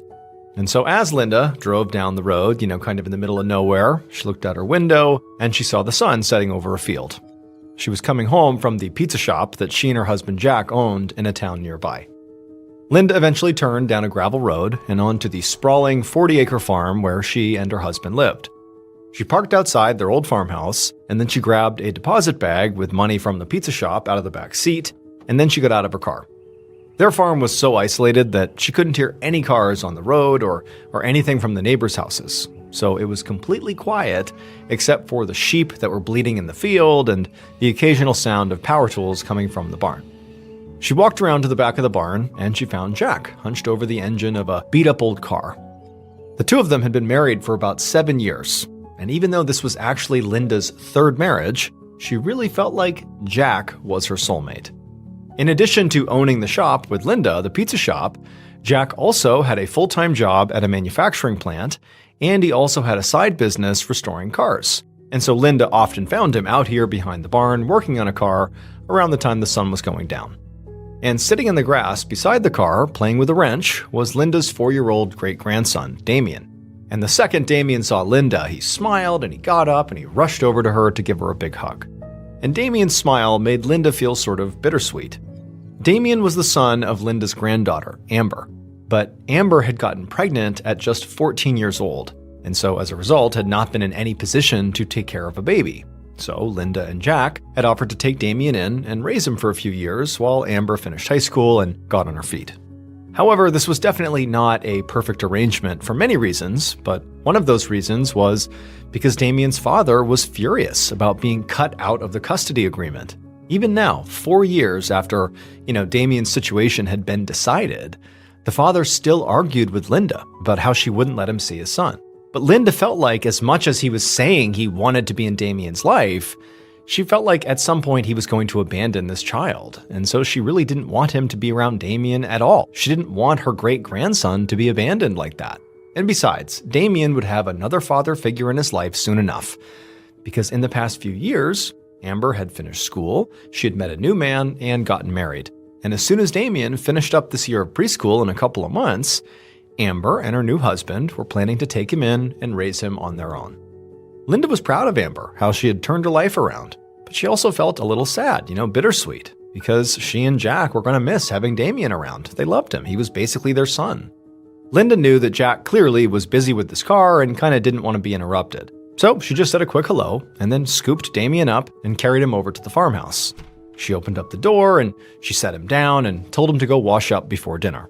Then she went into the kitchen and she dropped the deposit bag from the pizza shop into a chair in the dining room. The bag was full of cash, and her plan was to drop it off at the bank in the morning. Linda got out a pan and began cooking dinner, and pretty soon her husband Jack came inside, covered in car grease. While Jack washed his hands at the kitchen sink, Linda asked him about his day. And Jack kind of grumbled about this customer that he had sold a car to on a payment plan the previous year, who had now missed 3 payments in a row. Jack said he was going to have to drive out there to the person's house tomorrow and repossess the car. Linda could see, Jack is obviously pretty tense here. But Linda knew it wasn't really that missed car payment that was bothering him. The truth was, Jack had been sort of tense really for the past week, ever since he had had this big argument with his 25-year-old son, Greg. Greg had always been very shy and mild-mannered and really close with his dad. In fact, he was the best man at Jack and Linda's wedding. But recently, Greg's life had been falling off the rails. He was in the middle of a divorce, he was struggling with drinking and drug abuse, and he'd been missing shifts at work. And so earlier that month, he had come by to ask Jack for money because his house was about to be foreclosed on. And Jack had drawn a line and said no. He told Greg that if he wanted to keep his house, he'd have to clean up his act and get back to work. And so that had led to a very big fight. And so now Linda had a feeling that Jack was genuinely worried that he'd done real damage to his relationship with Greg, perhaps irreparably, because something pretty similar had also happened with Jack's other son, Travis. About 7 years earlier, when Travis was 21, he and Jack had gotten into this big argument that was so bad, Travis moved out, and then the two of them had not spoken since for 7 years. So Linda thought Jack must be worried that that would be the same thing that would happen with him and Greg. So while Jack washed his hands, Linda rubbed his shoulders and told him not to worry about Greg. He had a good head on his shoulders, and he just needed a little nudge to get back on track, and that's all Jack had done. She reassured him that he'd made the right call and Greg would get through this rough patch sooner or later. Then Linda set the table and called the family to dinner. A little while later, after they'd eaten and cleaned up, Linda looked up at the clock and realized it was getting kind of late. Damien had preschool in the morning, and she didn't want him to be tired and grumpy. So she scooped him up and took him to his room upstairs to get ready for bed. She helped him change into his PJs, she brushed his teeth, then tucked him in, gave him a kiss goodnight, and closed the door. Linda went back downstairs, and before long, she and Jack were getting ready for bed too. Before long, Linda was in her bedroom, she had turned on a lamp, she had changed into her PJs and crawled under the covers. And then once Jack was settled in next to her, she turned off the light, and they fell asleep. But several hours later, Linda was suddenly woken up by this horribly loud noise, and she sat up and looked around, and when her eyes finally adjusted to the darkness, she gasped. The next morning, at a church a mile away from Linda and Jack's house, a preschool teacher was getting ready to start class, but she noticed there was an empty chair in her classroom. One of her students, 4-year-old Damien Huffman, was late. She knew Damien's great-grandparents led busy lives and had several different jobs and businesses, so she figured they must just be running late. So she began class and hoped they would just drop Damien off before he missed too much. And about an hour later, at 9:30 a.m., she was leading the class in morning sing-alongs when Damien suddenly came sprinting into the classroom. Now, at first, the teacher was relieved that Damien had shown up. But then she realized Damien looked frazzled and out of breath, and he didn't have his backpack, and he was wearing PJs, and there was the smear of something brown on his shirt. She ran over to him and knelt down next to him and realized the brown spot was dried blood. The teacher asked Damien what was going on, And he looked at her with this scared, confused expression, and he told her his great-grandparents' faces were melting. Over this past winter break, when myself, my wife, and my 3 kids were home, I was sent this package of My Mochi, which is like ice cream, these little bites of premium ice cream wrapped in this sweet, chewy dough. And I was told, like, hey, try this out, see if you like it, and see if you want to advertise this product. And I'm like, all right, I obviously tried the product, and I am hooked on My Mochi. Like, seriously, I was blown away by how good these things are. I was sent strawberry, mango, and cookies and cream. And let me tell you, cookies and cream is out of this world. It's so refreshing. That's the way my wife and I refer to My Mochi, as being like very refreshing. And so we plow through all this mochi we got sent, and literally we went out before this big snowstorm. We went out to the grocery store before it shut down because of the storm, just to buy all the mochi we could. Crushed it. It's so good. It's only 70 calories. It's gluten-free. It's so good, you gotta try it. My Mochi, it's the best. Each purple box comes with 6 perfectly portioned mochi snacks, available in mouth-watering flavors like strawberry, mango, and cookies and cream. Cookies and cream, really quite good. Feel joyfully chill with every bite of My Mochi ice cream. Look for the purple box of My Mochi ice cream in the freezer aisle of your local grocery store. It's really, really good.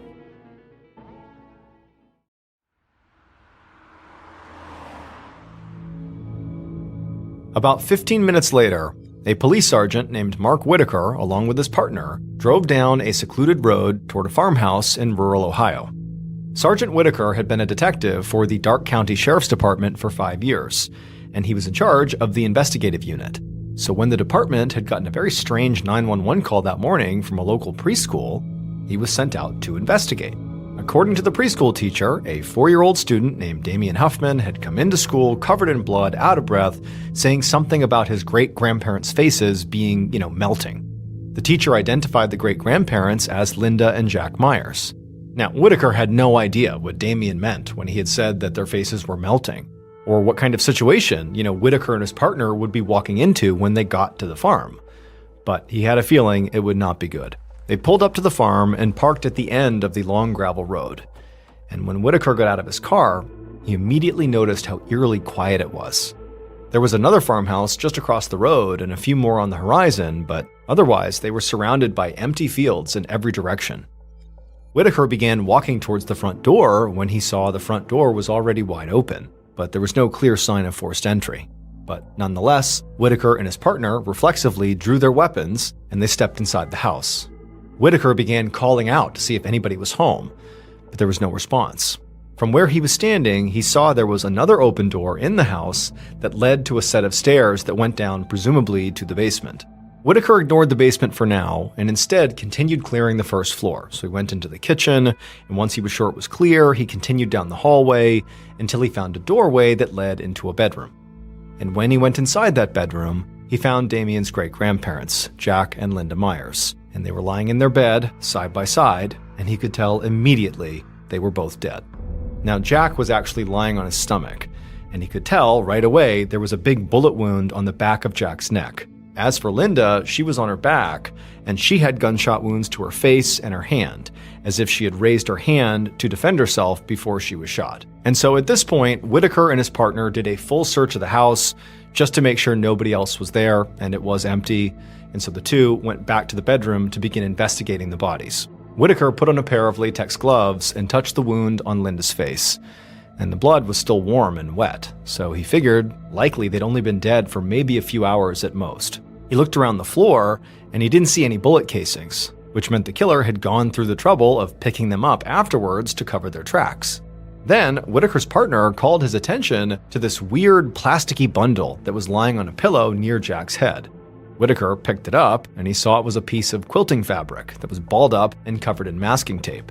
His best guess was that it was a homemade gun silencer. The killer likely taped it to the end of their gun to muffle the sound of the blast, and it must have, blown off at some point when they actually began shooting. Immediately, Whitaker wondered if this was a silencer, why the killer would need one so far out in the middle of nowhere. But when Whitaker left the bedroom and went up a flight of stairs to the room right above where the murders had taken place, he found another bedroom that was full of stuffed animals and toy trucks. It was obviously Damien's room. And it was at this point that Whitaker realized, very likely the killer must have known there was going to be a toddler sleeping right upstairs when they did this. And so they needed the silencer in order to not wake the child when they committed this murder. And so this meant that the killer almost certainly knew Jack and Linda personally. Within minutes, more officers from the Darke County Sheriff's Office swarmed the property. Whitaker went outside to supervise them, and pretty quickly, a forensics officer called him over to look at a set of footprints that they had found in the mud. Whitaker followed the trail of footprints around the side of the house to a basement window. The window pane had been pried off, leaving an open hole that was just big enough for a person to squeeze through. Whitaker crouched down and looked through the open space, and he could see inside there was a set of stairs leading up to the main part of the house. And so he realized this must have been how the killer got inside. And it was also why, when they had first gone inside, that they had seen the door to the basement standing wide open. And so this only made Whitaker more sure that this crime had to have been committed by somebody close to this couple, because the killer obviously knew the layout of Linda and Jack's house. Whitaker told the forensics officer to make a cast of the footprints so they could figure out what type and size of shoe the killer was wearing. And then as Whitaker stood back up, he noticed something else. The phone lines that were running along the side of the house had clearly been severed. The killer clearly had planned ahead and made sure that nobody in this house could call for help. Just then, a truck pulled up at the end of the road, and a woman got out and started walking toward the house. Whitaker quickly went over to stop her from getting too close to the crime scene, and he asked her what she needed. And she said she was a neighbor who lived at the next property over. She said that she had seen the police cars coming down the road, and she didn't really know what was going on, but she felt like she had information that they might want. The neighbor said that around 4:30 that morning, she'd seen a minivan leaving the Myers farm. It had been so dark that she hadn't been able to see what color it was, but it had stuck out to her because as far as she knew, the Myers did not own a minivan.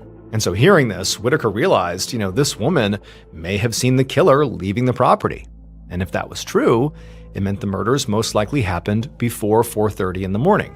And so this was potentially quite useful. And so he thanked the neighbor, and after she left, he went back inside the house to look for more clues. He really wanted to piece together a motive.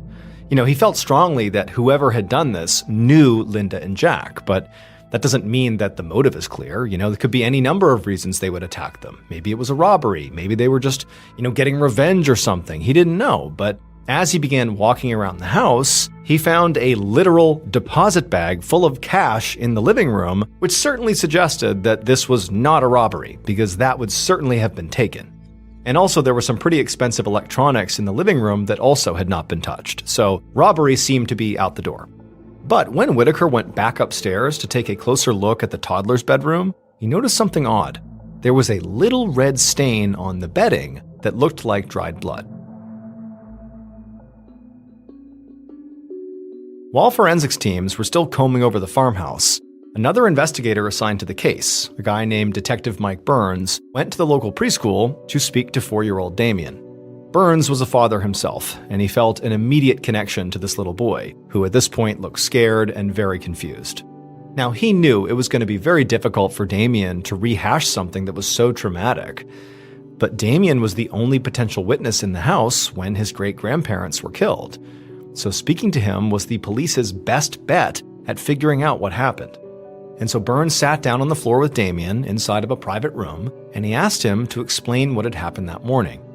Damien, in a 4-year-old way, said he'd woken up around 8:45 and the house had been very quiet, so he'd gotten out of bed and went into his great-grandparents' bedroom.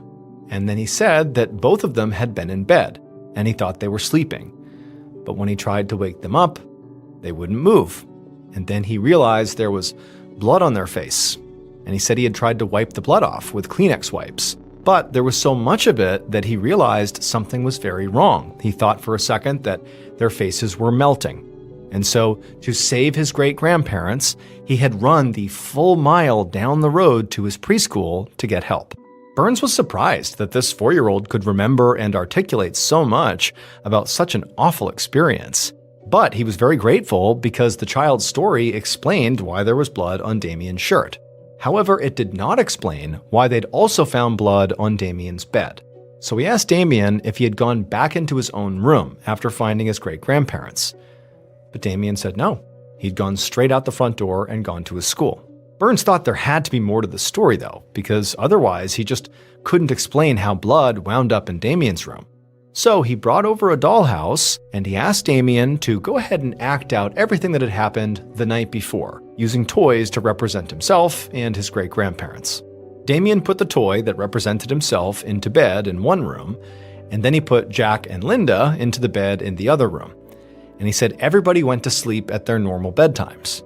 But later, in the middle of the night, he heard his bedroom door open, and he said somebody came inside. Burns asked Damien who it was, and Damien paused, and then he said, "The Green Monster." At first, Burns wasn't really sure what to make of this. He wondered if Damien was just imagining things or describing a nightmare or something. But then Damien set the toys down, and then to represent this green monster, he used his fingers to crawl across the floor of the dollhouse toward Damien's bed. Damien said he had heard the door open in his room and he had opened his eyes just a little bit, but he didn't want to give away that he was fully awake, so he was just squinting his eyes. And he said when he did that, he saw the green monster right next to his bed. And the green monster was pointing a gun at him. And Damien was so terrified, he said he shut his eyes and just pretended to be asleep. And then he said when he opened his eyes again, the green monster was gone. After hearing this, Burns realized that Damien's recollection was almost certainly not a dream. More likely than not, Damien had come face to face with his grandparents' killer. They were the green monster. After leaving the preschool, the next priority for Detective Burns was to speak to Damien's mother, 19-year-old Amber Holscher. And so the detective drove out to Amber's house, which was in a nearby town, and when he rang the doorbell, she answered right away. Now, at this point, nobody in the family had been notified yet about the murders. So Amber seemed to have no idea why a detective was now standing on her doorstep. Now, Burns knew this, and so he said to her, "Can I please come inside? We need to speak." And so, confused, Amber said okay, and she let him inside, and they sat down in the living room. And then Burns said to her, very gently, that her grandparents, Linda and Jack Myers, were no longer with them. But when Amber heard this, she just looked confused and asked what he meant, like, where are they? So Burns took a deep breath, and he clarified that they were deceased. Amber looked completely shocked and immediately asked, "Is Damien dead too?" But Burns said, no, he's alive, but he's going to be kept in protective custody for a while in case whoever killed Jack and Linda try to hurt him too. And until they narrowed down the suspects, Damien would not be allowed to see anybody in the family, including her, his own mother. At this point, Amber just began to cry. Burns felt horrible for her, but really he was thinking about Damien. He knew he had to solve this case as quickly as possible because every day that he didn't would be another day that Damien would have to spend alone without any family to comfort him. Based both on Amber's reaction to the news and the fact that Damien did not mention seeing his mother on the night of the murder, Burns thought it was highly unlikely that Amber was a suspect, but she could know something that might help the investigation. So, once she calmed down, Burns asked her if she knew anyone who might have wanted to hurt her grandparents. And right away, she nodded, and she mentioned Damien's father, Andrew Huffman. She said Andrew hated Linda because she wouldn't let him see Damien. In fact, just recently, Andrew had come to Linda's pizza shop and started a fight with her about custody. And it had escalated to the point where Andrew had publicly threatened to kill her. This obviously caught Burns' attention because it made perfect sense as a motive. If Linda and Jack were out of the way, well, Andrew would have an easier time getting custody of Damien. And so he thanked Amber and promised he would be in touch soon. And then as soon as he was back in his car, he called Sergeant Whitaker and he told him what he'd learned. Later that day, Whitaker and his partner made the 2-hour drive to Andrew's address in Newport, Kentucky. When they got there, Andrew quickly came to the door and he let them inside and they sat down and Andrew looked at them like, "What's going on?" And they told him that Linda and Jack had been murdered. And they watched Andrew for his reaction. And he seemed very surprised, but he definitely did not seem upset. Andrew would then admit that he did not get along with Amber's family. And when Whitaker asked him about that big argument at the pizza shop, Andrew did not deny that he had literally threatened to kill Linda. But he swore he would never actually do it. He said it was just an empty threat he made in the heat of the moment. Still, Whitaker thought Andrew looked very suspicious. So he asked him for an alibi. And Andrew said he'd stayed over at a girl's house on the night of the murder, and in the morning he'd stopped by his dad's house and then gone straight to work. And you could ask all those people, and that's where he was. Whitaker wrote all this down and then asked Andrew a few more questions and then thanked him for his time. And then as soon as the detectives left, they immediately went to go check on Andrew's alibi. They went to that girl's house, then they went to Andrew's dad's house, and then they also went to his place of work, and everybody at those 3 locations all confirmed Andrew's alibi. So unless someone was lying, it left no window of time where Andrew could have driven 2 hours away to Ohio to murder Jack and Linda. Whitaker was disappointed that they basically wasted most of the day on this lead that now looked like it wouldn't go anywhere. Especially knowing that, again, every moment in this case that it went unsolved was another moment that Damien would have to spend away from his family all alone.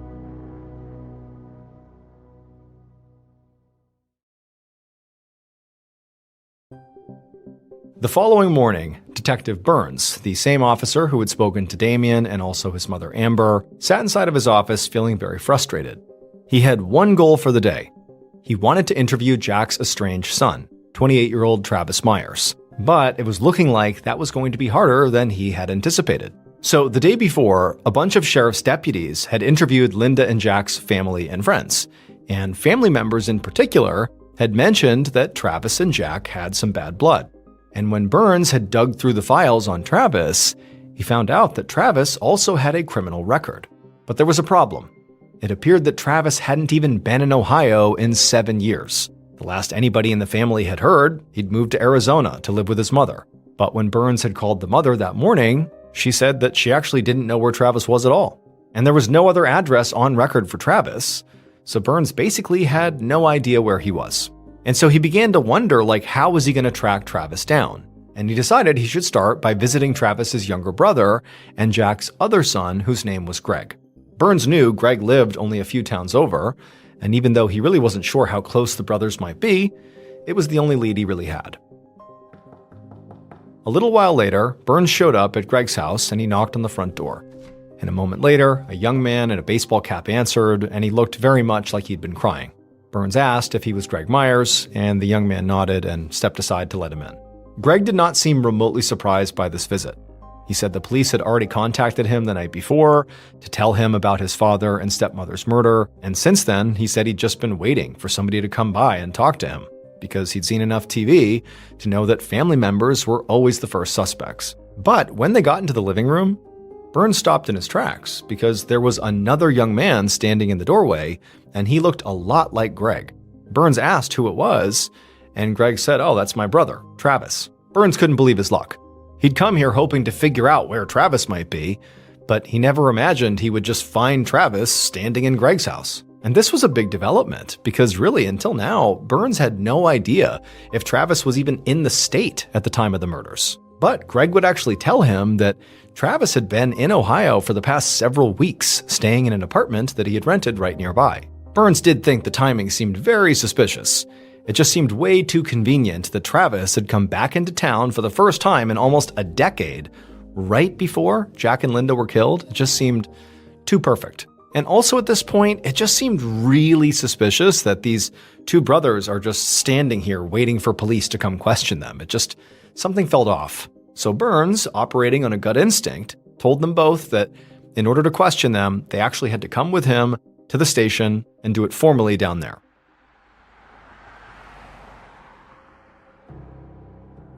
Less than an hour later, Detective Burns opened the door of the Darke County Sheriff's Office, and he showed Greg and Travis Myers inside.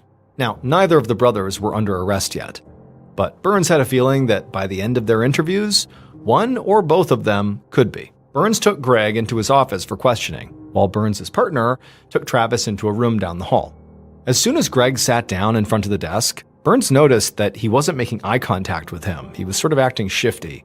But pretty quickly, Greg said he was perfectly willing to tell the detectives anything they wanted if it could help solve his dad and stepmother's murders. And so Burns immediately began asking questions. He asked Greg what he was doing in the early hours of Thursday morning when Jack and Linda were killed. And Greg told him that mostly he was just asleep. That is, until about 4:30 when he got up to go to his job at a factory that was a few towns over. He also said his girlfriend was at home with him the whole night, and she could confirm that. He then said he drove to work in his minivan and he clocked in at 5:23 a.m. And he even had a signed time card back home that would prove it. And Burns was immediately very interested to learn that Greg drove a minivan. Because remember, that neighbor had said she saw a minivan leaving the Myers farm around 4:30 on the morning of the murders, suggesting the killer drove a minivan.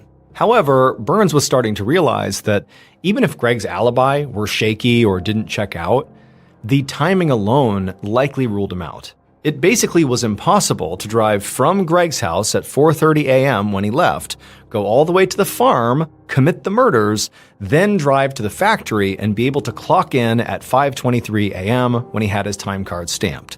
That just wasn't enough time to do all that. And also, pretty much everybody in the family had told Burns that Greg was quite close with Jack and Linda.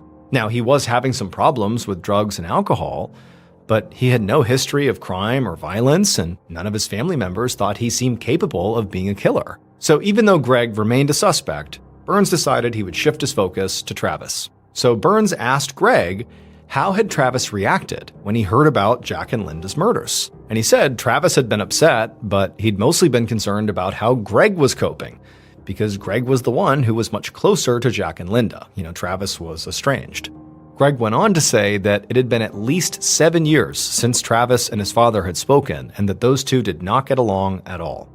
Burns asked Greg about that falling out between Jack and Travis, and Greg said it just came down to business disagreements on the farm. He said Travis had felt like his father was cheating him out of money, and they had this big argument that got really ugly, so Travis had just quit the business and moved away. Burns thought about this, and he wondered if maybe Travis stood to inherit any money if his father died. Because if so, that would definitely be a solid motive for murder. And so Burns made two mental notes. One was to look into Greg's alibi, and the other was to look into Jack's will to see how his assets were going to be divided up. After that, he thanked Greg for his cooperation, told him to wait in his office, and then Burns left. And he went right down the hall, and he waited outside the door while his partner finished questioning Travis.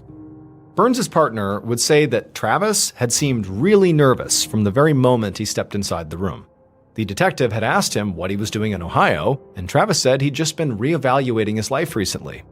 And he'd realized that he'd never actually met his brother Greg's children. So he'd come back to Ohio to do just that and spend some time with them.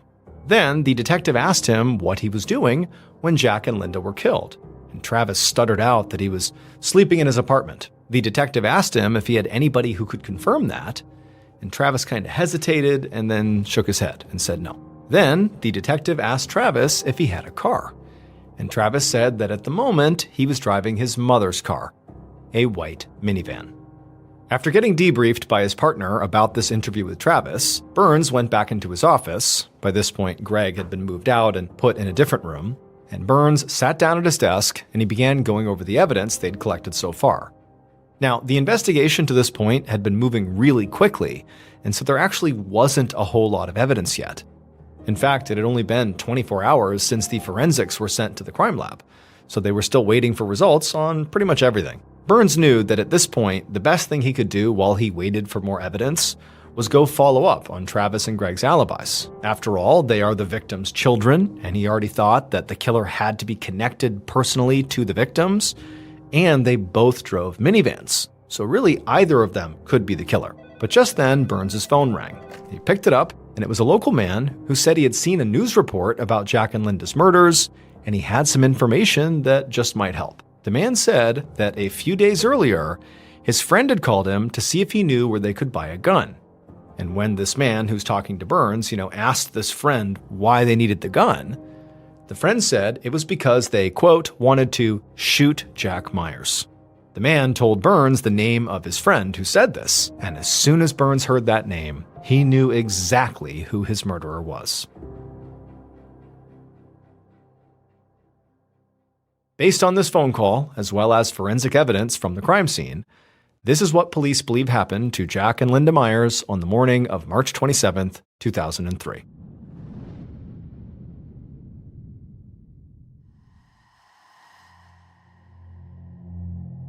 Early on the morning of the murders, the killer woke up and got out of bed and right away put on a green hunting jumpsuit. And they also packed a bag with duct tape, trash bags, and a roll of masking tape. Then they put on a pair of latex gloves and loaded the 12-gauge shotgun that they had purchased from a classified ad 2 days earlier, and they carried all their supplies out to their minivan. After they were ready, they hopped in the driver's seat, turned on the car, and then drove a familiar route through the dark open fields. They were calm at first, until they turned onto the gravel road that led to Jack and Linda's farm. At that point, their heart began to race. Now, the killer felt like they had planned all of this out and prepared for anything that could go wrong. So now really all they had to do was just control themselves and just stick to the plan. And so the killer parked right outside the farmhouse, and then while staying in the car, they climbed into the back seat of the minivan and they grabbed their shotgun.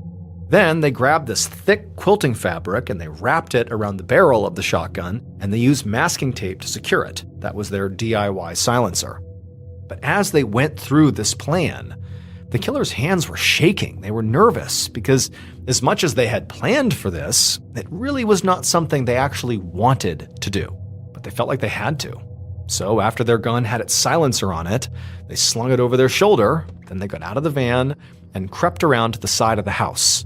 And once they were there, they cut the phone lines so nobody inside would be able to call for help. Then they knelt down in the dirt and they pried open the basement window and they climbed inside.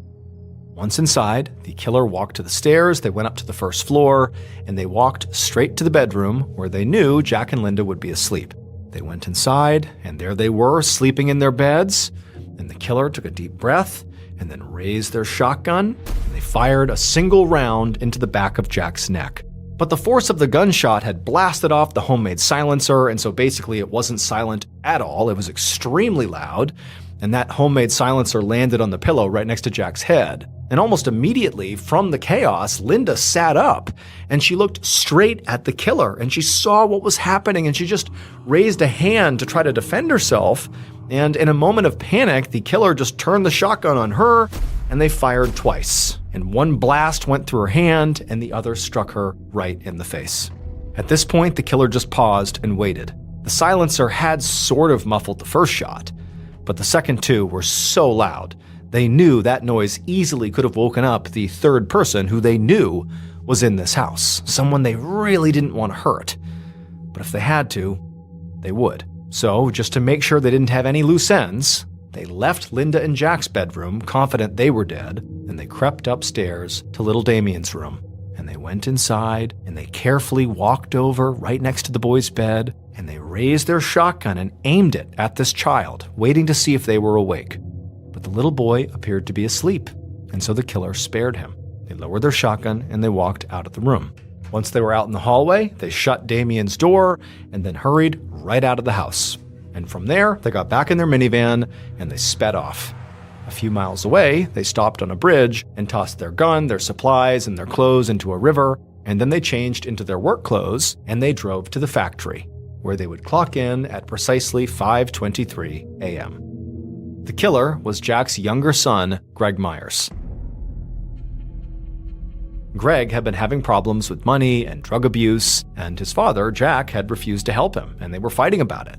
But Greg knew he would inherit the farm if his father died, and he was so desperate, he decided murder was his best option.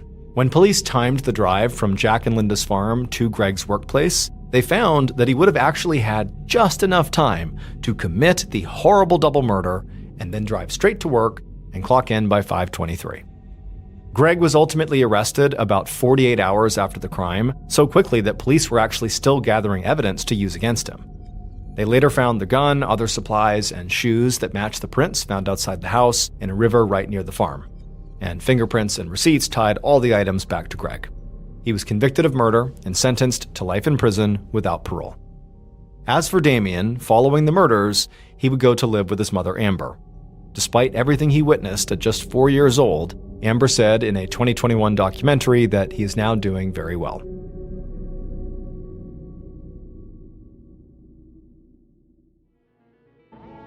Thank you so much for watching. Let me know what you thought of today's episode in the comments. And remember, we have a whole playlist of true crime episodes ready for you to binge right now. So click here and give them a watch. All right, until next time, see ya. Today, we're going to look at 3 places you can't go and people who went there anyways. But before we get into those stories, if you're a fan of the strange, dark, and mysterious delivered in story format, then you've come to the right place because that's all we do and we upload 3 or 4 times every week. So if that's of interest to you, please offer to do all of the like button's laundry, but only dry their clothes about 80% of the way. Also, please subscribe to our channel and turn on all notifications so you don't miss any of our weekly uploads. All right, let's get into today's stories.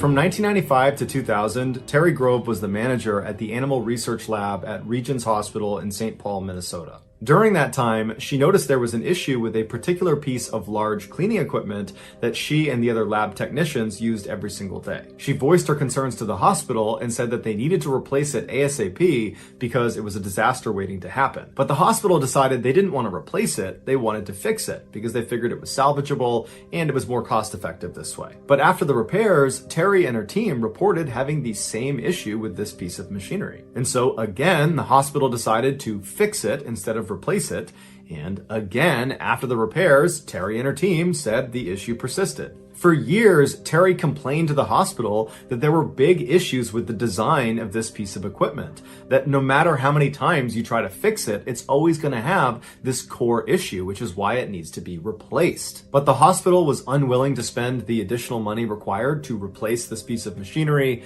and so eventually, Terry and the rest of her crew just had to accept that they had a faulty piece of equipment, and they had to be extra cautious every time they used it. In 2004, a few years after Terry had left the hospital, a 31-year-old woman named Tracy Kraling got a job there as a veterinary technician in the same lab that Terry had worked in. Tracy was devoted to animals, and she was a die-hard soccer and hockey player and fan. And in October of that year, she married the love of her life.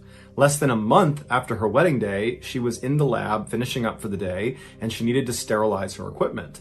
And so she walked over to the still faulty piece of cleaning equipment called the autoclave. An autoclave is a device that looks kind of like an oven that uses superheated steam to sterilize equipment and other objects inside of it. The autoclave at Regions Hospital was a huge industrial version that staff would have to walk inside of to place their equipment and then walk out of before they started it. And the persisting issue with this autoclave was its door. It shut on its own. Once it shut, the suction that was created inside of it held the door shut. And so if you were unlucky enough to be stuck inside the autoclave, even if it was off, you couldn't open the door again. The suction was too strong, and so somebody outside the autoclave would be the only way for you to get out. The issue with this door was so bad that workers in the lab would prop the door open with a big piece of wood every time they went inside in order to guarantee it did not shut on them while they were inside. However, on this day, Tracy did not use a big piece of wood. Perhaps she thought she would only be inside for a couple of seconds, but either way, when she walked inside of that autoclave, the door shut behind her and then suction kicked in and she couldn't open it again. She was trapped. And then her worst nightmare came true when the machine turned on and the steam cycle slowly began to pick up. Unfortunately, none of her coworkers had seen her go into the autoclave, and so nobody knew she was stuck, and so nobody was there to open the door and let her out. And no matter how loud Tracy banged on that door and screamed and yelled, nobody would have heard her. And so eventually this superheated steam began being pumped into this room all over Tracy. Eventually, when her coworkers found her, she was still alive, but she died within 24 hours as a direct result of her steam burns. The hospital was ultimately fined $75,000 for their role in her death. If you take a trip to Hawaii, there's a good chance you'll visit the beautiful Rainbow Falls on the eastern side of the Big Island. But if you travel less than a mile upstream of those falls, you'll find an equally beautiful attraction that far less people know about, and it's called the Boiling Pots. 10,000 years ago, after a volcanic eruption, lava was flowing down the side of the mountain when it entered the Wailuku River. As the lava gradually cooled, the river water flowing all around it wound up carving out these standalone pools of water that were connected connected by a series of small waterfalls. These pools collectively make up the boiling pots, and they get their name because periodically the water in these pools appears to be boiling. Tourists at the boiling pots are allowed to look at the water from a safe distance on the cement overlook, but under no circumstances are allowed to actually enter the water. In 2015, Jolie Ricewig was a 62-year-old woman living in Kona, Hawaii, which is on the western side of the island. There, she owned a bed and breakfast whose main allure was that guests at this bed and breakfast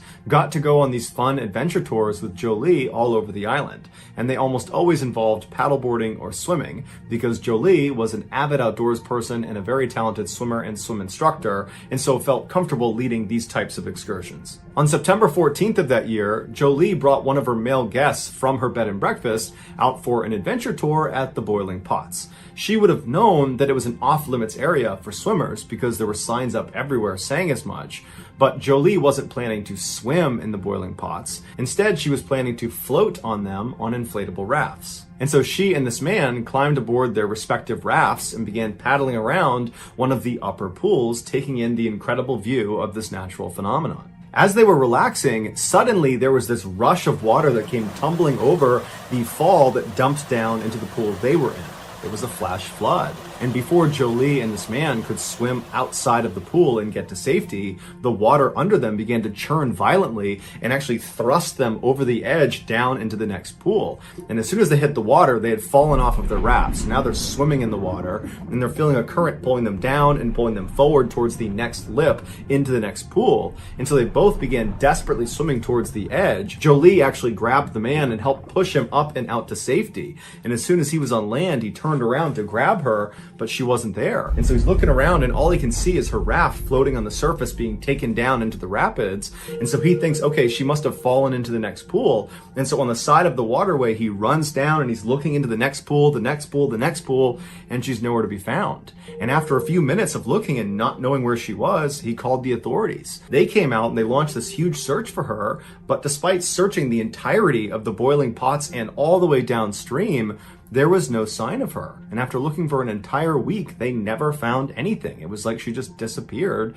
and so they turned the search off. As devastating as this was for the family to not have closure about what happened to Jolie, this was not a surprising outcome. In fact, it was almost an expected outcome considering why the boiling pots are off limits to swimmers. Each of the pools of water that make up the boiling pots is a deep, nearly vertical shaft of water, and at the bottom of it are these entrances to these underground tunnels. And these entrances are big enough for a person to slip inside of.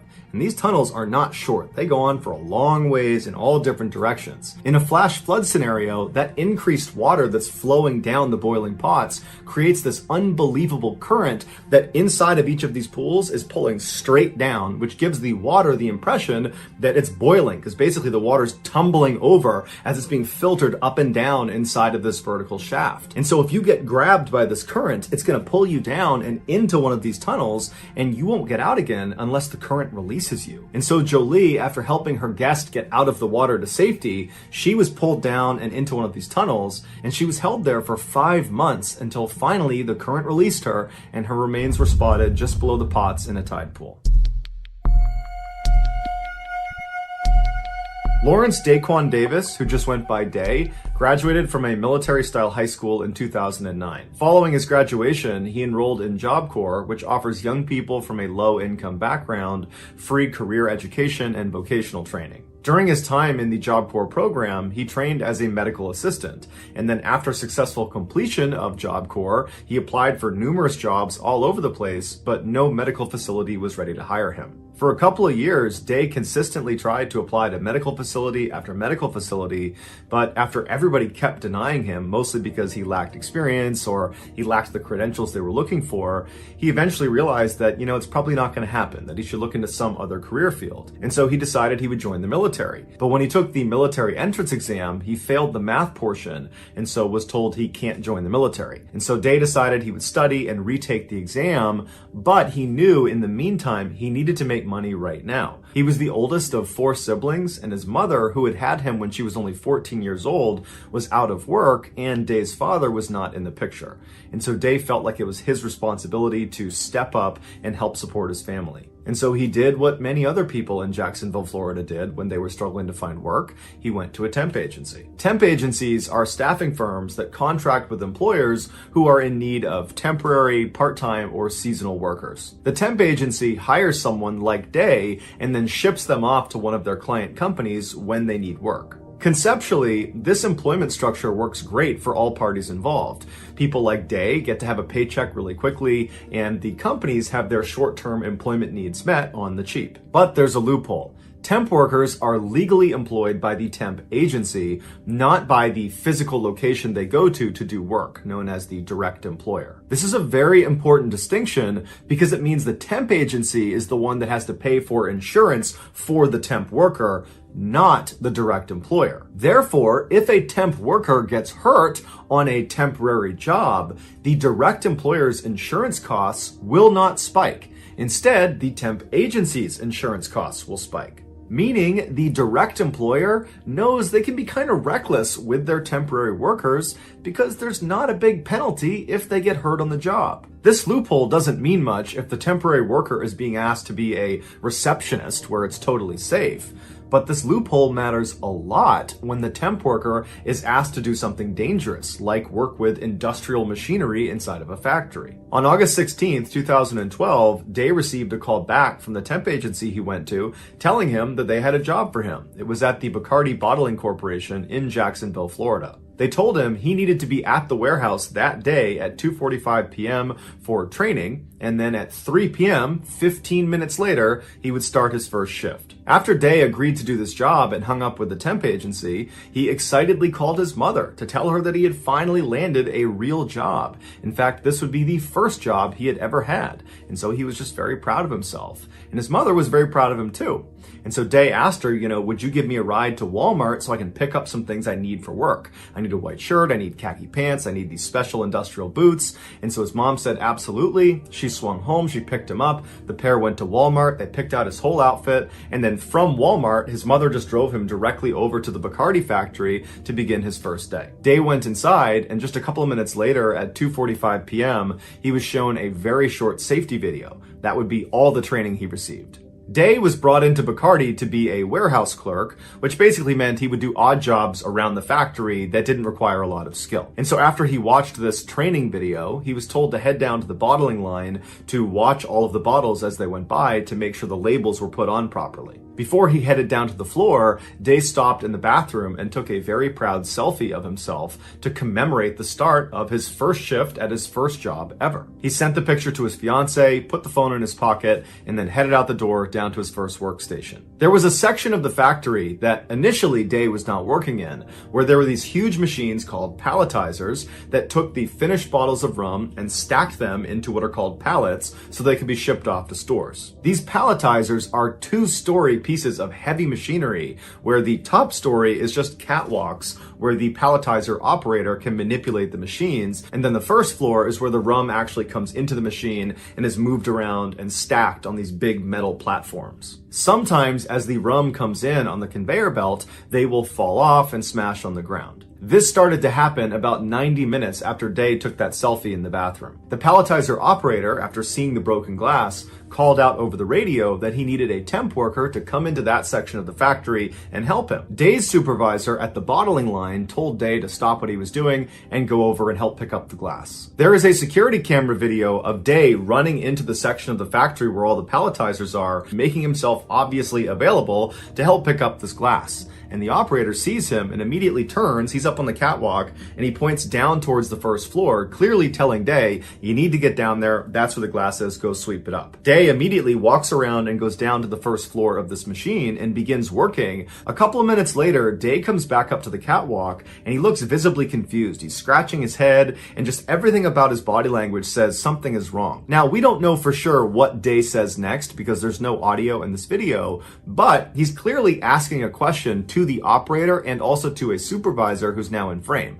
And it looks very much like he's asking clarifying questions, like he's confirming, you want me to go down there right into into that space down there and clean the glass up? That's what you want me to do? And clearly the operator and the supervisor have no time for questions from Day. They just want him to get this done. And so there's kind of a tense interaction between the two parties before Day ultimately just decides, okay, I'll just go down and do what they asked me to do. And so Day again goes back around and you see him go down into the first floor to continue cleaning this glass. And after a few moments, the supervisor and the operator, who don't realize Day is still down there, they turn the machine back on. And after a couple of seconds, they hear a scream coming from the first floor. They look over the railing down there and they see Day. The broken glass that needed to be cleaned up was located directly underneath this metal platform that lowered the built pallets that weighed 2,000 pounds all the way down to the floor before they were shipped off and out the door. In order for Day to actually get down in there and clean this glass up, he needed to crouch way down and practically crawl on his stomach to get into this tight space. While he was in there, the machine turned back on again,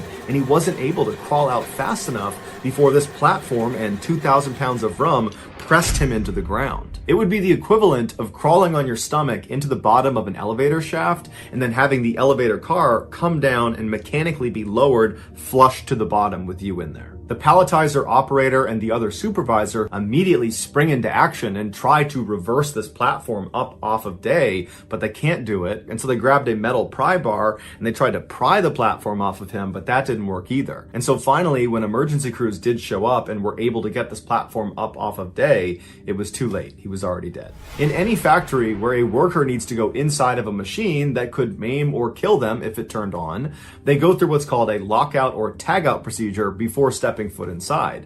All it is they completely incapacitate that machine. Day had no idea about lockout tagout procedures because the only training he got was a 15-minute video that didn't touch on them. And so although Day definitely had reservations about going down underneath this machine, he wanted to make a good first impression on his first day of work at his first job ever. And so he pushed his reservations aside and went down below, believing the supervisor and the operator were looking out for him, when in reality, they, like all of the other managers and supervisors inside of this warehouse, had been trained to prioritize productivity over safety. And so while they definitely knew the lockout tagout procedures, they chose not to do them because that slowed down productivity. And so in this unfortunate example where Day is kind of like a second-class citizen within the Bacardi plant because he's a temp worker, his safety was thrown out the window in favor of reaching a quota, and it got him killed. Bacardi was ultimately fined $192,000, but after they improved their safety compliance,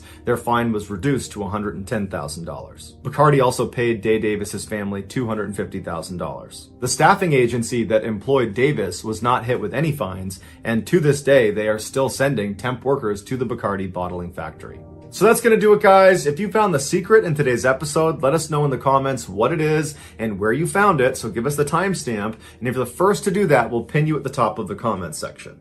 If you enjoyed today's video and you haven't done this already, please offer to do the like button's laundry, but only dry their clothes about 80% of the way. Also, please subscribe to our channel and turn on all notifications so you don't miss any of our weekly 3 or 4 video uploads. If you want to get in touch with me, you can direct message me on Instagram or on Twitter. My username for both platforms is the same. It's JohnBallen416. I also have a ton of content over on TikTok where my username is MrBallen. I also have a second YouTube channel called MrBallen Shorts where I post random short videos and lost episodes. If you have a story suggestion, please submit it to our subreddit just called MrBallen. It's linked in the description below. So whether I see you on Twitter, Instagram, TikTok, Reddit, YouTube, or some combination, just know that I really appreciate your support, and until next time, that's going to do it. See ya.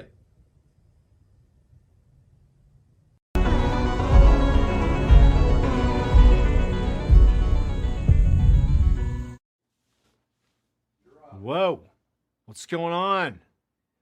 Welcome to the live stream. New area here. What do you guys think? Pretty cool, huh? I like this area. New spot. We're sort of mixing it up. Look at this. We got camera switching tonight. It's going to be a good night. Good night of strange, dark, and mysterious tales. Reminiscing about the tour. Giving away some cool merch. Got a lot of stuff going on tonight. It's going to be a good night. So, why don't, as we normally do for all these live streams, why don't you start by dropping in the comments where you're tuning in from? We often have people coming in from all over the place. I want to see it. I want to see where people are from here. Here we go. I can't. Did see how fast the text is going? Is there any way to slow it down any further? This is a live show, guys. You're going to see some live stuff here. This is like straight up an ad hoc setup, sort of off to the side of our studio. So we're sort of figuring it out here. Here we go. Turn up the mic. Is that actually a thing? Is the volume good? Testing. Hello, testing. That was frankly, it was one person. I don't know if that's legit or not. Can you guys hear me okay? I realize it's delayed slightly, so I don't know if you can hear me okay. Awesome. All right. Well, so before we really get started, we're gonna let people filter in here. I just want to say, as always, thank you all so much for just being such an incredible community. You know, I mean, I started this thing back in 2020, sort of by accident, when I went viral on old TikTok, and here we are in 2026, doing live streams, about to go on tour again. That's crazy. And it's really because you guys are awesome. People are, people are coming in from all over the world. Arkansas, Canada, Florida, Vancouver, British Columbia, Wales. Dude, who's the soccer star? Gareth Bale from Wales. Famous Welsh soccer player. Very difficult card to pull in FIFA 15, I'll say. For all you FIFA nerds out there. South Africa, Minnesota, Scotland. Very cool. People coming in from all over. That's great. I can't tell you how much I appreciate the love. It's crazy that this is now, 6 years in. It's incredible. And also, I actually have a very special shout out tonight. There's actually several people I want to name before we get going here. I want to say a special shout out to my daughter Ella, my other daughter Cora, my son Henry, and my wife Amanda. And then, of course, also their buddy Vivian, Ella's friend Vivian. Actually, both my daughter's friend Vivian. You guys rock. And then I'd be remiss if I didn't also shout out my 6 cats and 2 dogs. There is, Rosie, been around 14 years. She's great. She's one of the OGs of the cat clan. There's Chewy, of course, who frankly, he was pretty feral when we got him. He used to climb up my back. Now he's a 12-year-old guy. There's there's Hot Dog. I don't know if you saw my story on Instagram this morning, but old Hot Dog, his real name's Freddie, but I call him Hot Dog. My wife hates it, but that's the way it has to be. I think it's a great name, Hot Dog. He's new. And then we got Honey and Pop Pop, who both have cerebellar hyperplasia, which if you're not in the cerebellar hyperplasia community, you may not know it's wobbly cat syndromes. The cats, they like can't really walk straight. They're great, total sweethearts, but they need help going in the litter box, moving around, slithering around. They're great. And then we got Daisy. She's a sort of feral, pretty nasty cat. I got to be honest. We love her. She's great. We got our 2 dogs. We got Maggie, the 7-year-old legend. And we got a new puppy we just got, Jazz, who I call Baby Horse. Honestly, it's kind of a joke in my house. In the morning when I get up before I go to the gym, people are saying, what am I talking about? I have basically a farm in my house. When I wake up, it takes about 45 minutes to feed all the pets, put them in their respective litter boxes, let the dogs out, keep the animals from fighting. It's a whole scene. So a little bit of lore there for you. But yeah, shout out to my pets, who, it's funny, I gave a lot more context around my pets than I did about my own family. There you go. Yeah, running a zoo, pretty good. Does anybody have a cat with cerebellar hyperplasia? I want to know in the comments if you do. And also, while we're at it, I think you should know that throughout the duration of this live stream, I'm going to be looking at the comments here, and if you catch my attention with like a cool comment, maybe a cool question, or just whatever, just get my attention, be appropriate, I will, I'll identify it hopefully, and then I'm going to sign some cool merch, and we're going to send it to you, and they have to leave their Instagram handle. With the comment. All right, so when you leave your comment, if you want to be eligible for some of the sweet swag that we're going to be giving away here, there's hats, there's cups, it's pretty much the stuff you see in frame. I'm going to sign this stuff. leave your comment and then also include your Instagram handle so I can get in touch with you. You'll get a DM from my account, and we'll send it off to you guys. So throughout the night, just throw the comments in there. You might as well just include your Instagram handle every time, because if I see, I know I'm gonna prove it to you. Ready? The next one I see, there we go. Texas here from Caitlin Anderson, K8LYNANDERSON. Texas here in all caps. We're gonna test our system here. You got it? Yep. There we go. You're gonna get the first thing. We're gonna sign this hat and send it to you. Caitlin in Texas.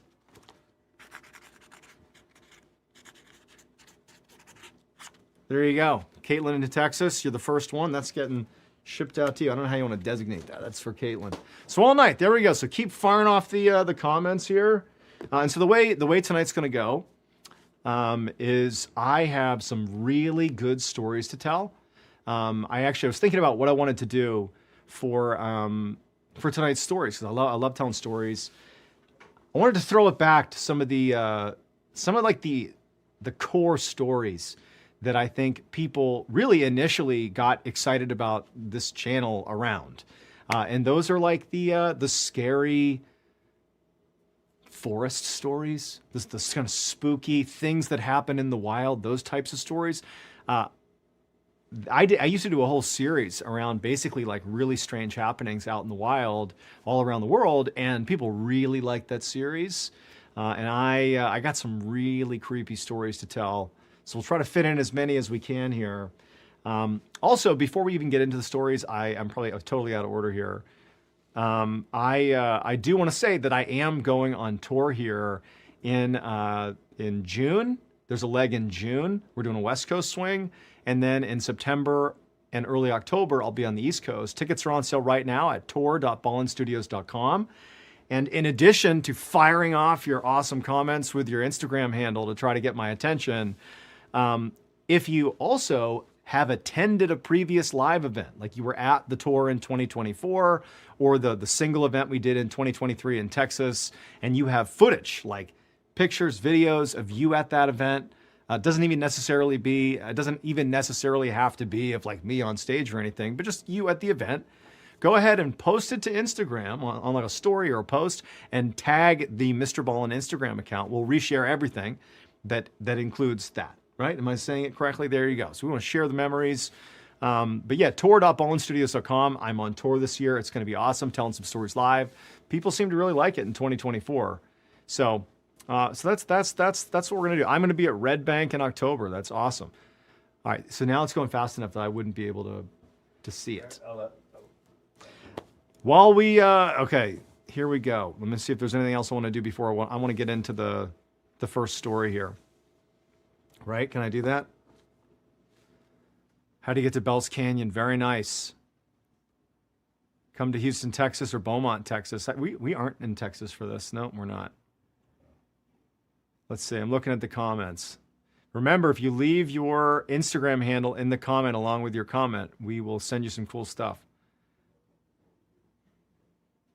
Gotta be honest, this is very hard to read. That is a creepy skull. I'm Trash G. That is a creepy skull at I'm Trash G. You're getting a book. I'm Trash G. That's creepy skull. That's all it takes, guys.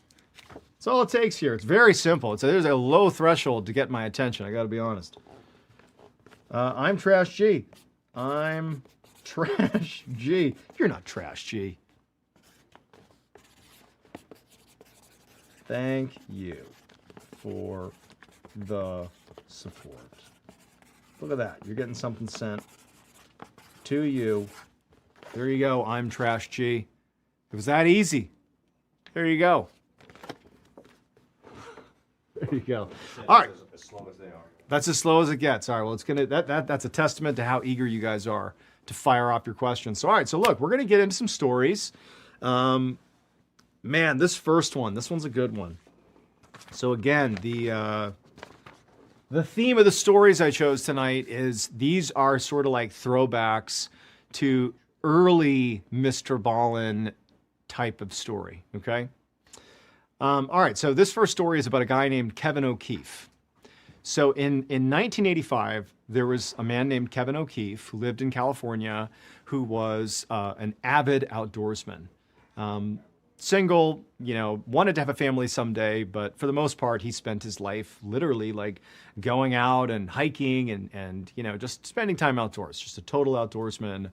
But more than just being interested in being in the outdoors and loving to camp and hike, he was also sort of like, I wouldn't call him a survivalist, but I would call him like a student of outdoorsmanship. He would, before he would go on a trip, he would often take classes like how to make a fire without matches or something, or he would take a course in like building shelter, like little things that he would sort of put into his toolbook of sorts, his survivalist toolbook. And then he would go out and sort of run a practical exercise out in nature. He would, choose these places all around the country, up in Canada, the United States, and he would like do these hikes.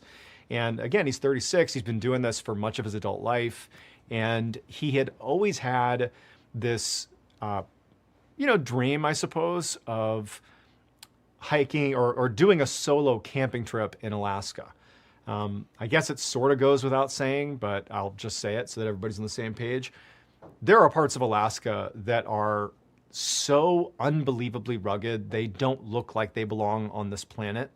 I actually had the opportunity when I was in the military to do a little bit of training out in Alaska, not like out in the wilds of Alaska, but in Kodiak, Alaska.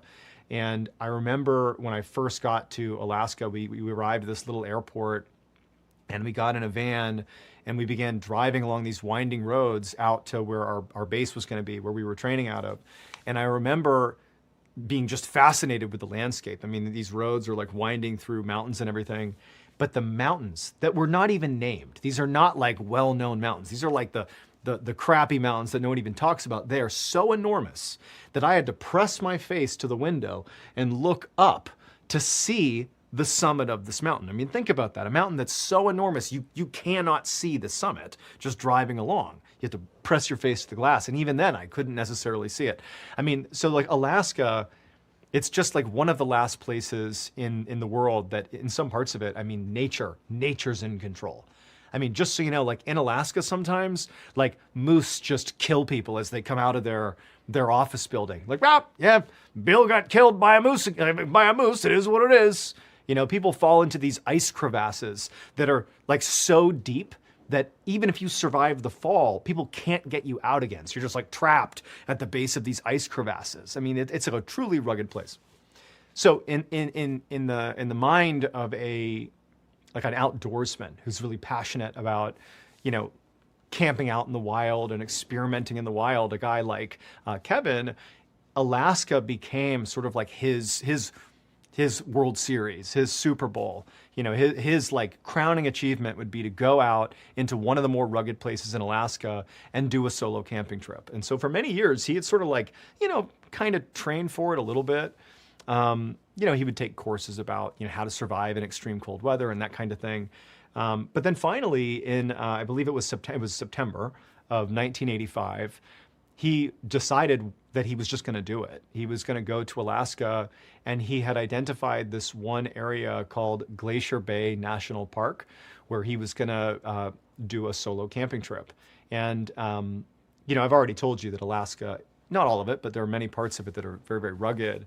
Well, Glacier Bay National Park, if you want to, even as you're listening to this, want to just hop on the internet and Google it, it's a stunningly beautiful place. But it is even by Alaska standards, like a remarkably hazardous environment. I mean, this is like just rugged mountain peaks. There's lots of predators. I mean, this is like it's the wilds. It's the wilds of Alaska. And that's part of the reason why he identified it as the place he wanted to do this camping trip, because it was going to be such a challenge. And also, like, don't be tricked by the fact that this is a national park. Just think of it as like it's protected land. And so in some ways it actually makes it even more hazardous because there's like just swaths of land that just the animals run and nature takes over.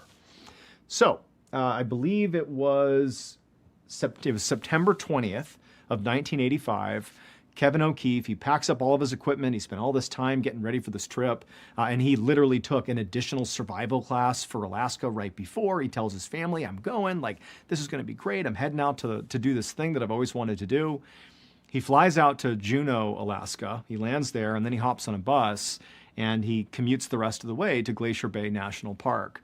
And the way it works is these parks, like there's loads of national parks all across the country, and they all have park rangers that are basically assigned to protect and, patrol the area and just sort of be on hand and look after the park. But realistically, like in a place like Glacier Bay National Park, there's very few park rangers, and it's an enormous property. I mean, this is not an area that the rangers can really effectively patrol, look after in its entirety. They're just sort of there as stewards of the property. But it was sort of customary, at least as far as I understand it, that for folks that would go to Glacier Bay National Park, this is true in the 80s, and I'm assuming it's true now, if you're going to be out there and you're going to do some extended camping, you would tell the park rangers not only that you were there, but where specifically you were going to be camping. Because this is not like, oh, there are designated camping sites all over the park. Not at all. There aren't. This is like the wilds, right? And so it was sort of on you to let them know where you were going to be, what your plan was, who you were with, for safety. And so when Kevin arrives at the park, he finds the park ranger station that was nearest to where he wanted to go within the park. And he had a lengthy conversation with them, telling them, hey, my plan is I'm going to be here for 3 weeks. I'm going to be in the park. And he identified this one area called Wolf Point, where he was primarily, or that was where he was going to be staying for these 3 weeks. And so he told them, my plan is to depart, I think it was October 8th. I forget the exact date, but it's 3 weeks after he arrived. So it's September 20th plus 3 weeks. He told them he'd be leaving. So I'll be here for 3 weeks. I'll be out of here. Let's just use October 8th as the date that he said he was going to leave. And the Rangers are like, great, like you do you. We'll check in on you periodically. Thanks for letting us know and enjoy your time here. He also told them that while he was going to be staying at this spot called Wolf Point, he'd likely be doing lots of day hikes throughout, the time he was there. So if you do swing by and I'm not there, keep in mind, I might just be on a hike. And they're like, no problem. So Kevin, he leaves the park ranger station and he makes his way deep into this national park. And he eventually finds his way out onto Wolf Point, which is sort of like this little finger of land that juts out into this huge, beautiful body of water. And also you got to remember, there's snow on the ground. It was not exceptionally cold, but it was like cold. It was definitely cold. There's snow on the ground. It's cold. And he gets out to this area where it was a relatively heavily forested area, this peninsula of sorts, Wolf Point. But towards the end of the finger that really jutted out into the water, there was this relatively flat and open area that was just sort of full of scrub and some smaller, vegetation, not huge trees or anything. And it sort of sat like maybe 10 feet above the water.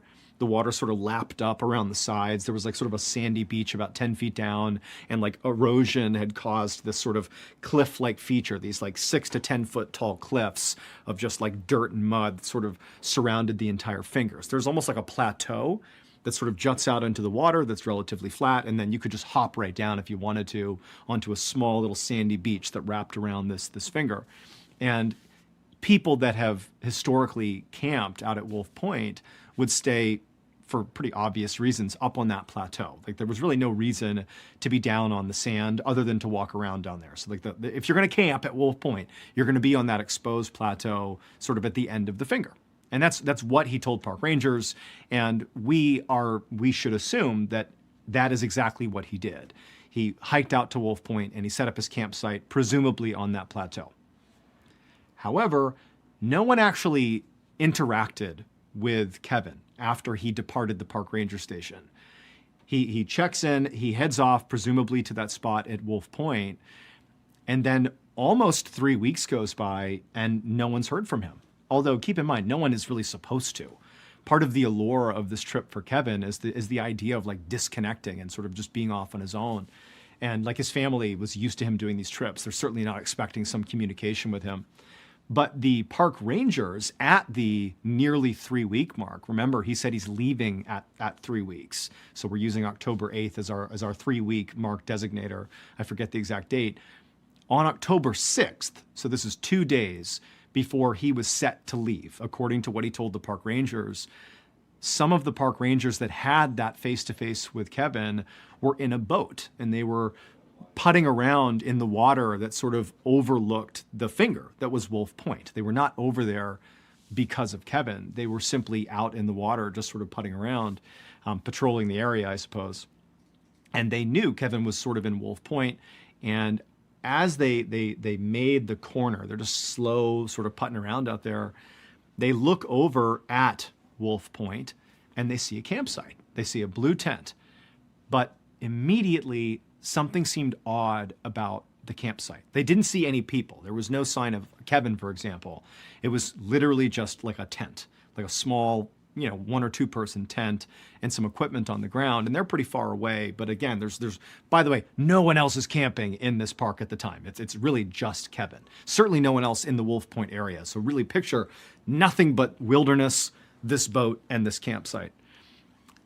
But the tent itself, the fabric tent, the blue tent, the middle strut that held it up, like the pole that held it up, was sort of bowed in the middle, but more than you could say is okay. Like you would say there's something wrong with that tent. Even at a distance, it looks like it's defective, like the top is caved in. Not completely, but enough to notice there's something wrong with it. And as these rangers got in closer, although they couldn't get in very close, given how shallow the water was, they got in closer and there's no sign of Kevin. They're assuming this has to be Kevin's site. They also are seeing that the tent is in a weird spot. The tent is not up on that plateau area. It's down on the sand. Like this is a very small sandy section that wraps around that plateau, around that finger.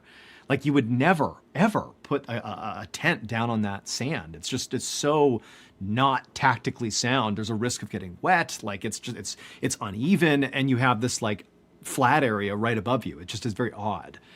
And also the equipment that they saw that was at this campsite, like bags and pots and pans and things, they weren't like strewn about on the beach near the tent, but they were sort of neatly stacked right outside of the tent. Again, down on this beachy section. Now the tent itself was not so close to the water that they were concerned it was going to get swept away or something. But again, it's an odd thing. Like, why is it down there? And so, the park rangers, they're sort of assessing the situation. They're calling out for Kevin. There's no answer.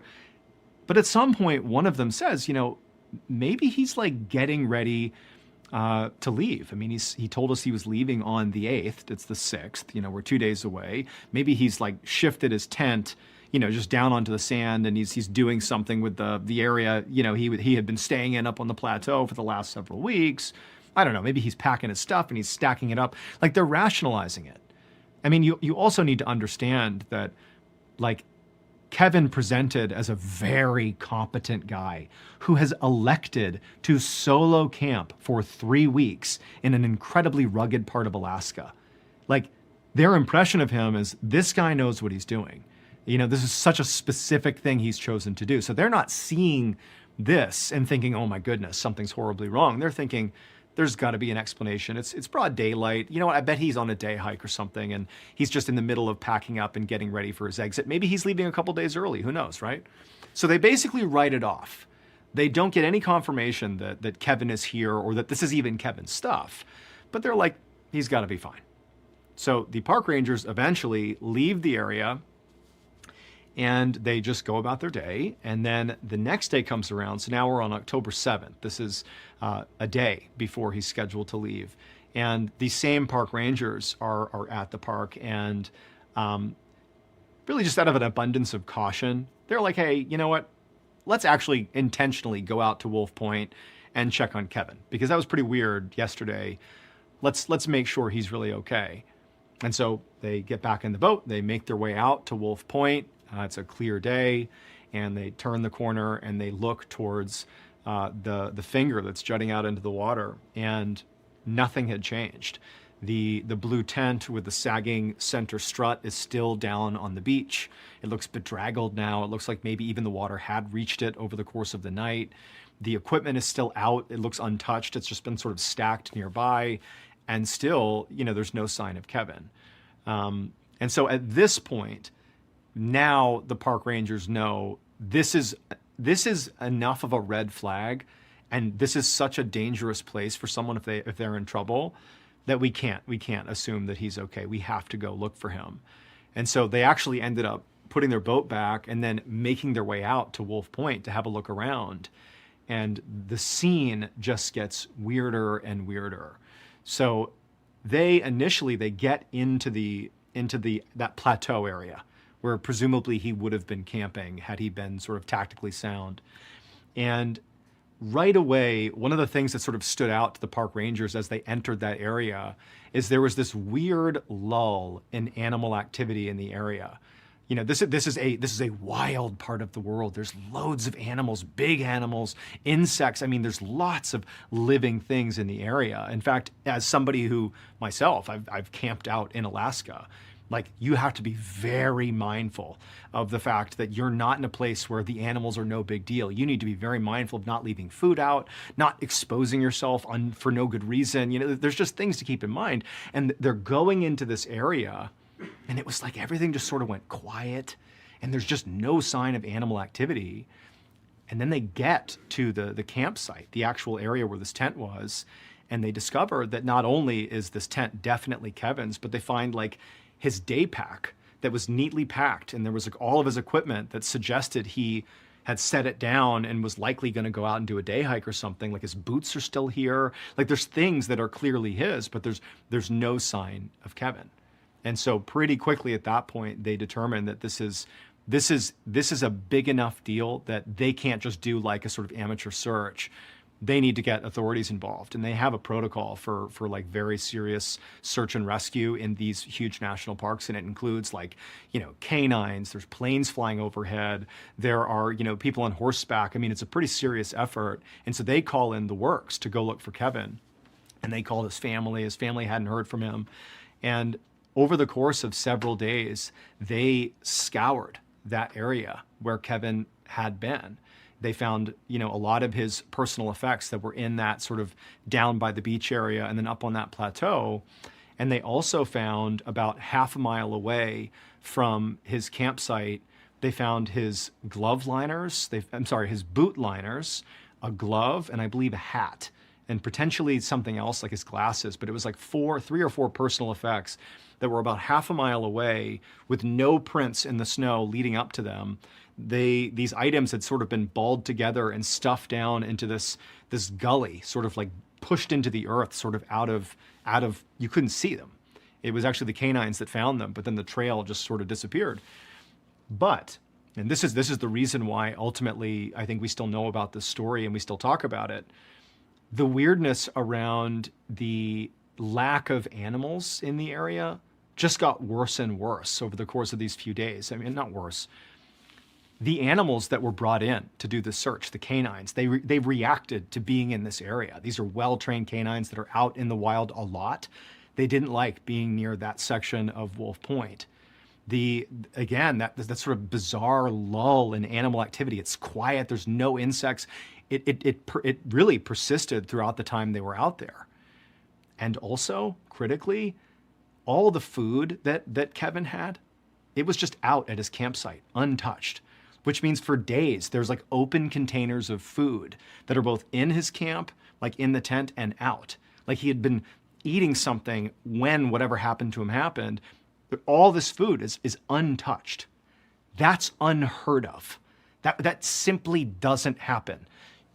We put food out in Alaska, that's gone like within an hour. Something's taking it.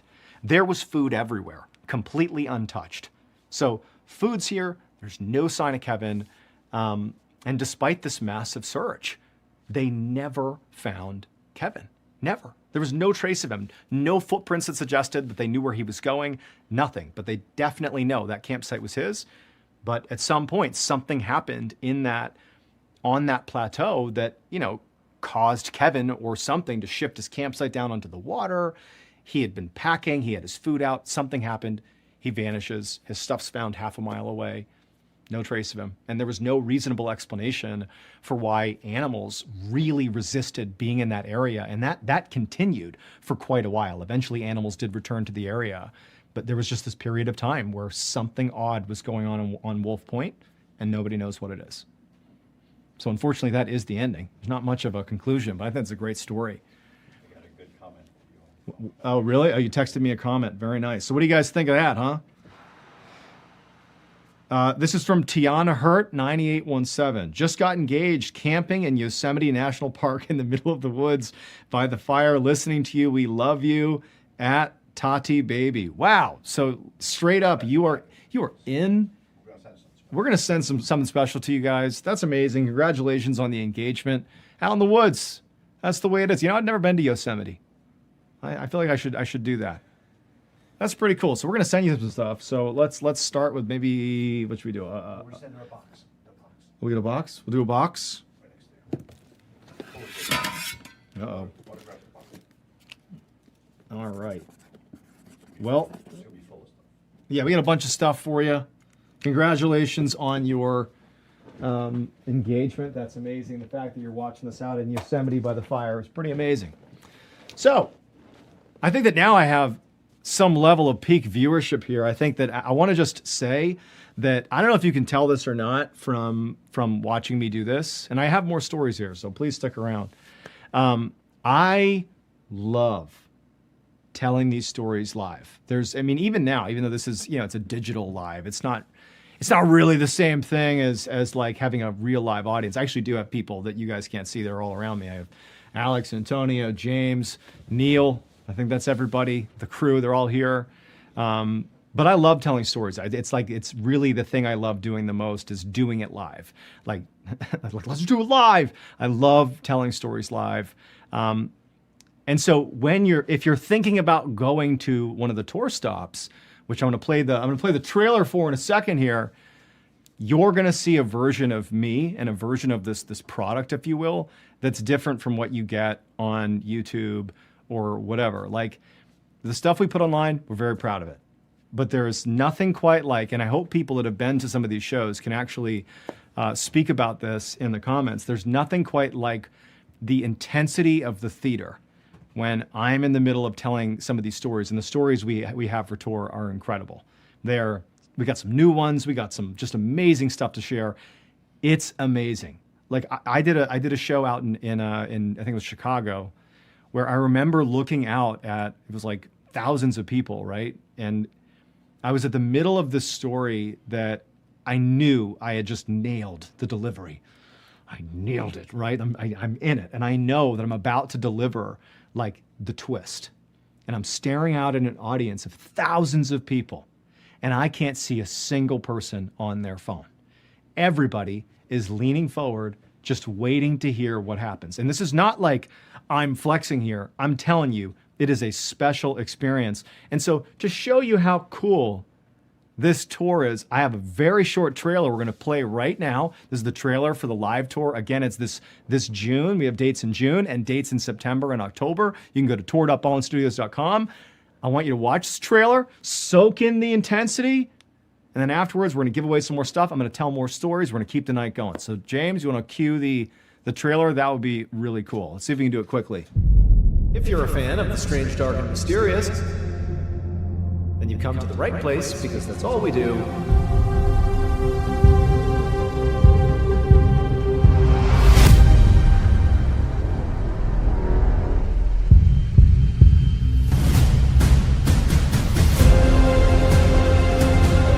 Pretty good trailer. Shout out to my team who just made that thing. I will say that we posted that trailer, and I was like, man, that's a sick trailer. And I hopped on TikTok, and I'm like, man, look at all these views. People are really digging this trailer. And I was looking at comments, and someone was like, this is hilarious. This guy thinks this is epic, and it's just lame. And I got to be honest, that was devastating.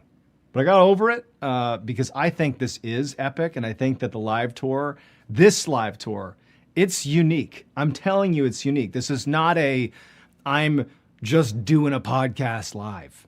This This is amazing, and I hope you can go to one of these stops. We have something like, how many? I knew it would come in handy. And of course, oh, here it is. We have 1, 2, 3, 4, is 14 stops? I guess I didn't even need the sheet. We have 14 stops. It's going to be awesome. Go to tour.ballenstudios.com. I'd love to see you there. It's really my passion. And so folks that have been to the live show, because we did a live tour in 2024, dude, it was awesome. Not even just from my perspective. And also, by the way, like this is sort of weird to say, and my team's probably going to hate me for saying this, but I'm going to do it anyways. We don't really make money on the tour. That's just a fact. I prioritize the tour quite literally because it is the thing I actually love to do the most. I bet if you cold asked anybody on the Ballen Studios team, they would be able to tell you that if there's one thing he loves doing, it's live storytelling, and he will literally pay to do it. I understand there's a cost associated with it, and I love you guys for being willing to spend the money and to give your time to these incredible events. But truthfully, just understand it goes to just literally making the show happen. Like, this is a passion for me, and I would love to share it with you. So I'm going to stop shilling. Actually, I'm going to keep shilling the entire live stream about this tour. But let's see some comments here. I'm crying. Please, where can I suggest stories from Lilix Carter at Sushi? I'm sorry, I don't know if you saw that. It's fine. We got it? Yeah. Okay, I'm going to give, so I'm sorry, whoever you are, Sushi, I think it was. I'm going to sign a book for you. Where can you suggest stories? Our Discord, or on Reddit, or frankly right here if you want. There we go. I got you a signed book there, Sushi. Very nice. Sorry, that's the best I can do. Let's do some more here. I just wish I seen that. Someone said there's a sick hat. Heck yeah, from Ashy Nezes. Ashy Neeezzs. Heck yeah, let's do her. Giving you a hat. Look at this.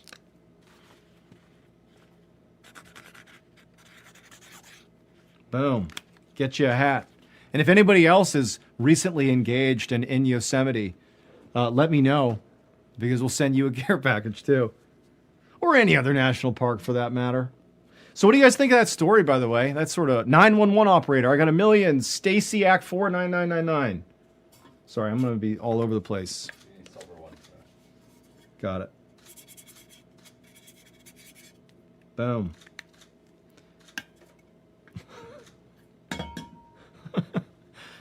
What'd you guys think of the story? Pretty cool, huh? Let's see. Hi, I'm from England. Nice. Hat, please. Look at these comments flying in. What do you guys think happened to Kevin? Please come to my country, Indonesia. I cannot keep up with these, which is great. Keep it coming. Red Bank Tour Stop, that's right. I guess I can't say much more about that. That's great. Man, let's see what else we got to talk about here. So again, if you're interested in the tour, again, stops in June, stops in September, tour.ballenstudios.com. My favorite memory of the tour, actually, to be honest, there was like one that preceded the tour. So in 2023, so it's funny, I say that I love doing live shows, and I do. I really do. I don't know if you can see, but I'm really enjoying doing this. I was really nervous before the first show, and in fact, before any live event, there is some level of nerves. I think there has to be, unless you're not taking it seriously. But I remember I was so nervous before my 2023 show in Austin, Texas. Anybody there? Let me know in the comments. But I remember thinking, like, I've always wanted to be able to give a talk or something in front of a crowd. I love telling stories. And I just felt like my moment, like this is the time that you should just do it, whether it goes horribly or not. And something that I think that I didn't fully appreciate, but I definitely was thinking about right before I went on stage, is like, up to that point, all of the storytelling that I was doing was like basically edited and then, packaged and put on the internet. And even though it might look sort of amateur, so a lot of the videos did in the early days, like I had an opportunity to re-record and edit and do whatever I needed to do to make the stories really, the way I wanted them. And there was a extremely high level of stress about the first time I went on stage, because it was sort of like I get one shot to, for the first time ever, like, here's the unedited version of me. Can I tell a good story or not? And I sort of looked at it as, I'm sitting in the wings thinking about this, about to go on stage. I was like, I'm either going to show my audience that I can do what I do on the internet, and in some ways I think I can do it better live, or I'm going to destroy this, because they're going to be like, this guy is a total hack. Everything's in post-production. Like, it's not actually him telling stories. It's just like an editing thing, or it's a scripting thing, whatever. But I'll tell you what, and this is why it's a big moment for me. The theme song played, the MrBallen theme song, I can't even do it. And then it was time for me to go out on stage. And like, keep in mind, I've never given any sort of talk or anything in front of more than like 50 people, like maybe at a wedding, like a toast or something. This is like exponentially bigger. And I walked out on stage, and I kid you not, like the moment I saw you guys out in the audience cheering and so excited, and people are like so happy to be there with me and to be together as a community, because everybody had flannels on. Everybody is like part of the strange, dark, and mysterious community. It suddenly was like I had more confidence than I have ever had in my life, like immediately. And I knew within like a millisecond of stepping on that stage that I was going to do great that night. There was no question. And it wasn't ego. It was like, because I have the full like love and support of the people right in front of me. It was like the most, I was looking at it as like, oh my God, what are they gonna think of me? Are they gonna, no, you guys were amazing. And if you guys were there, like that was such a special night. And that just, I became addicted. And now it's like, all I want to do is share this with you guys and meet you guys. We do these extensive meet and greets before and sometimes after the shows. Like, it's just, I love meeting with you guys. I love telling the stories. It's really special for me. So please, if you're on the fence, I'm telling you, it's an amazing experience, and I hope to see you there. All right. I'm going to do a couple more merch giveaways, then I'm going to tell another story. How are we looking on time? I sent you one. Oh, sweet. You're all over it, dude. Is it the service one? Yep. Hugo Andrade-Z2C. Thank you for your service. Just sworn in today for the Navy at Xander the Overweight. Hugo, congrats, dude. Getting sworn in. That's a big deal. We'll definitely be sending you something. What should we send him? What are we doing here? The water bottle, he's going to need it. Yeah, for real, dude. You're going to need it, brother. That's awesome. I remember getting sworn in. And you know what I remember? And I'm not trying, I hope you're not like literally going to boot camp. Like, actually, if you just got sworn in, are you like literally on your way to boot camp now? No, you don't. I'm sorry. It happens before. I remember this. Quick little aside, Hugo. I joined the Navy. I was in the Navy from 2010 to 2017. And I got sworn in, I think it was like in September of 2010. And then I went off to boot camp in December 6, 2010. And my life was so good before I left. Like at this point, my college sweetheart, now my wife, Amanda, who hopefully is out there watching right now, like we're in like our honeymoon phase. We just met, like we're in the first year of our amazing relationship, which blossomed into marriage. So it's like, we're doing so great. It's the summer. I've just graduated from college and I'm going to go be a Navy SEAL. That's what my life calling is going to be. And I have this amazing summer before I left. So I've been sworn into the Navy and I'm leaving for boot camp in December. And I have the summer where me and Amanda and our friends are just having a great time. Like life is so easy. I don't have a job. Who needs a job? Like it was the most charmed summer. And then, my wife, she was actually still in college. She had to go back to school in the fall and I had to like keep training, because I'm going to the Navy.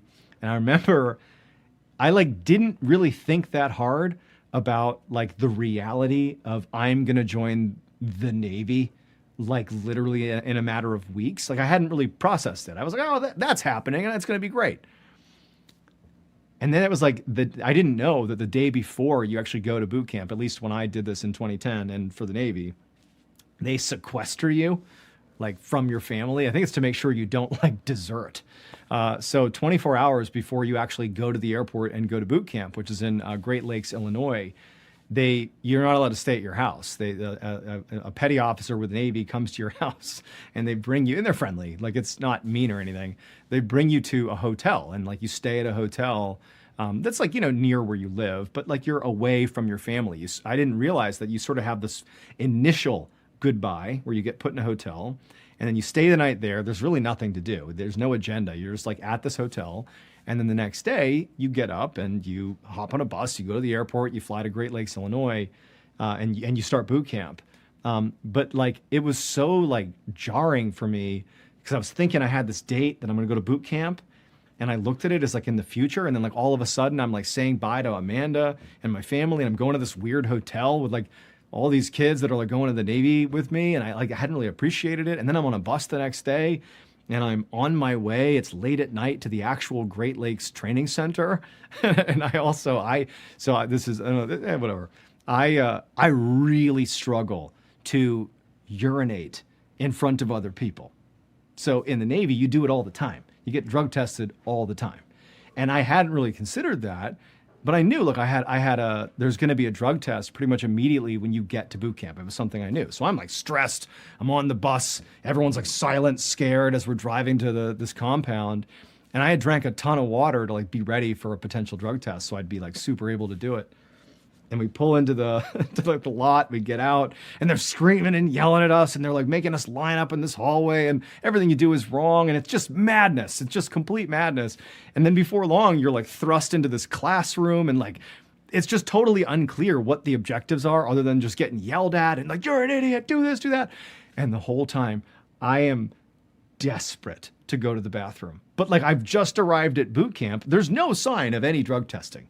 Like there's not like, don't worry guys, in the next 20 minutes, you're going to get drugged. No, I'm just like desperately in need of going to the bathroom. But I'm in the first 30 minutes of boot camp.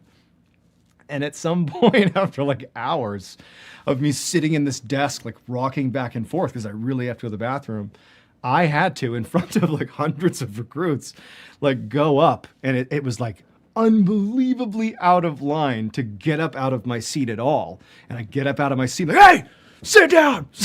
And I'm like, it's an emergency. And I'm hobbling forward because I can barely stand. And I basically said, you have to drug test me. I'm going to pee my pants. And they were like, what is wrong with you? Like, go. And so I went and I did my drug test. But so that was my welcome to boot camp moment. And then it was just horrible for 8 weeks. It was like prison, but very formative. Like I look back at it and I became a better person, I think, as a result of boot camp. I was the laundry petty officer. My job was to wash people's underwear. That was my job in the Navy. I was very good at starching those whites. So took that with me, that life skill with me. So anyways, boot camp, congrats, dude. Hugo Andrade, on your way, dude. Hopefully you become a laundry petty officer. Jade Marie 1213, my little brother, a Marine, just deployed to Iran. Shout out Jacob Rideout. J Marie 590 for sure. J Marie 590. Shout out to your bro who's on his way to Iran. That is big time. Alrighty. Let's do another story. Oh man. Get your hair out. Okay, I'll do that. Want to be crazy, and I'll do a hatless story. I don't know if I can even tell stories without my hat on. I don't know if that's possible. Already, I feel my power is draining from my body. It's funny. I wear a hat all the time, as you all are pretty aware. And the other day, I didn't have a hat on inside of my house. And I felt pretty confident that I'd like gelled my hair. I'm sort of like weird about my hair because I don't show it a lot. And I felt very confident that I'd sort of nailed the coif, like it was perfect, right? My hair is just right. And I'm walking down my hallway in my house, and my daughter, my middle child, Cora, She had just come home from school, and she's like skipping through the house, and she's like playing with our 97 cats and dogs. And I walk past her, she just stops, and she goes, "Dad, you have white hair in your hair." Then she goes back to skipping, and she runs down the hallway. Devastating, I gotta be honest. I got a little bit of white coming in. That's okay. So there you go. Oh, we got another comment. Sweet. Which one? Basically at home, that one? At ZullyX333, I'm basically a laundry petty officer at home. At Zully on the rocks. Amen to the laundry petty officers out there. I'll be honest, my wife is definitely our laundry petty officer. So shout out to Amanda for being our laundry petty officer. I'm going to give this bear away because it's got, laundry. There we go. This is going to be an awful signature, but you get the gist. This is for all my laundry petty officers out there. Alrighty. So we're going to do a hatless story. Mix it up. That'll be something else. Let's see if I can focus. Let's see. Here we go. I'll give you a choice. Actually, you know what? I got a good one. That I want to do. So in keeping with the theme of sort of stories that are reminiscent of the early days of the channel, this one, it's about a guy named Eric Lewis, and it happened in 2010. So in 2010, there was this guy named Eric Lewis. He was 57 years old. He was an avid mountaineer. So we're talking about not just going out and hiking, but he actually literally like climbed mountains. And he'd been doing this for much of his life. He's like this sort of, amazing mountaineer. And he had two close friends. They were Don Storm and Trevor Lane, who he often went climbing with. And so the three of them they lived in California, and they had sort of climbed all over the West Coast, and they had done a lot of just climbing in the area, but they had always wanted to climb Mount Rainier. So Mount Rainier is I believe it's the biggest mountain in Washington State. It's a beautiful, iconic mountain. And in particular, they wanted to climb a section of Mount Rainier called Gibraltar's Ledges. In fact, let's see if anybody in the comments has climbed Gibraltar's Ledges, the route to the summit on Mount Rainier, because that's where the story comes from. And so Eric and Dawn and Trevor, they decide that they're going to go and they're going to climb this mountain. And this is again in 2010. And so they make plans to go out to the mountain. The weather, it's the winter, but the weather was not particularly bad. And they make their way to the base of the mountain, and they begin their climb. And a lot of Mount Rainier, and I'm actually speaking with some level of ignorance here, so please forgive me if this is not entirely correct. But it isn't like the second you reach Mount Rainier, you're like on all fours climbing up the mountain. There are only segments of it with this particular route that require like being attached to a line and like climbing the mountain. So they begin this ascent of Mount Rainier. And at a certain point, they get to this section of the mountain. It was not necessarily Gibraltar's Ledges, but they were at a point where they had to actually harness in. They had their lines, they were carabined into the line, and they had a really specific way that they were actually climbing. So Don was the lead climber. So he's the front of the line. They were all connected to the same line. Don's the first climber. Trevor is the second climber, and then Eric is the third climber. And so over the course of the day, as they began reaching sections of the climb that required being in hiking gear and climbing gear, they would be in that order. And the way they went about it is Don, the lead climber, would sort of set the pace. Anytime he stopped, he would just sort of anchor in place, and then Trevor would, eventually obviously climb up. He would see Don, he would stop next to him, and then they would wait. And Eric would eventually catch up, and he would wait with them. So like they sort of would go up, and then Don would stop, and then Eric would reach him. Trevor, and then Eric. They sort of like were almost accordioning up or caterpillaring. You get the idea. All the way up, then catch up. All the way up, then catch up. And so this is how they climbed. They were in these positions every time they climbed, not just on this day, but when they went out together. And so it was going quite well. No issues to speak of. The climb was going well. They eventually reach the Gibraltar's Ledges section, and this is, I believe, it's over 13,000 feet up, so you're, over 2 miles into the sky. In fact, at this point, clouds actually, I believe, are starting to become a factor up there. Like your visibility begins to become limited because you're so high up. And they begin making their push for the summit. And again, everything has gone fine to this point. And they're making their way up. This is a slightly more rugged section of climbing. It requires like really being careful. And, Don is setting the pace. They're all keeping up with him. They can't really see each other quite that well. But again, they're all carabined into this line. They're all connected. Don would go up. He'd eventually, take a breath. He'd take a rest. He'd stop. And then Trevor would catch up. And then Eric would catch up as well. And over the course of the next hour or so, as they're making this push, that's how they did it. Just the same as they had all day. But at some point, as they were sort of nearing the summit, but still had a little ways to go, Don, the lead climber, came to a stop like he had been. And they were yelling back and forth, but it was pretty windy and it was hard to see each other. So they were just sort of relying on, the fact that they do this all the time. There's not a whole lot of speaking going on or any sort of communication. It's just, they're just going with the flow. Don stops. A little while later, Trevor comes sort of out of the clouds, if you will, and up he climbs and he stops next to Don. And then you got to picture these two are looking down sort of into the mist, into the clouds below them, and the line that is attached to them, and specifically Trevor, is dangling down to where Eric is down below. He's the third man. He's connected to the line. And they're watching the line moving. The line is sort of swaying about, giving every impression that, Eric is making his way up here.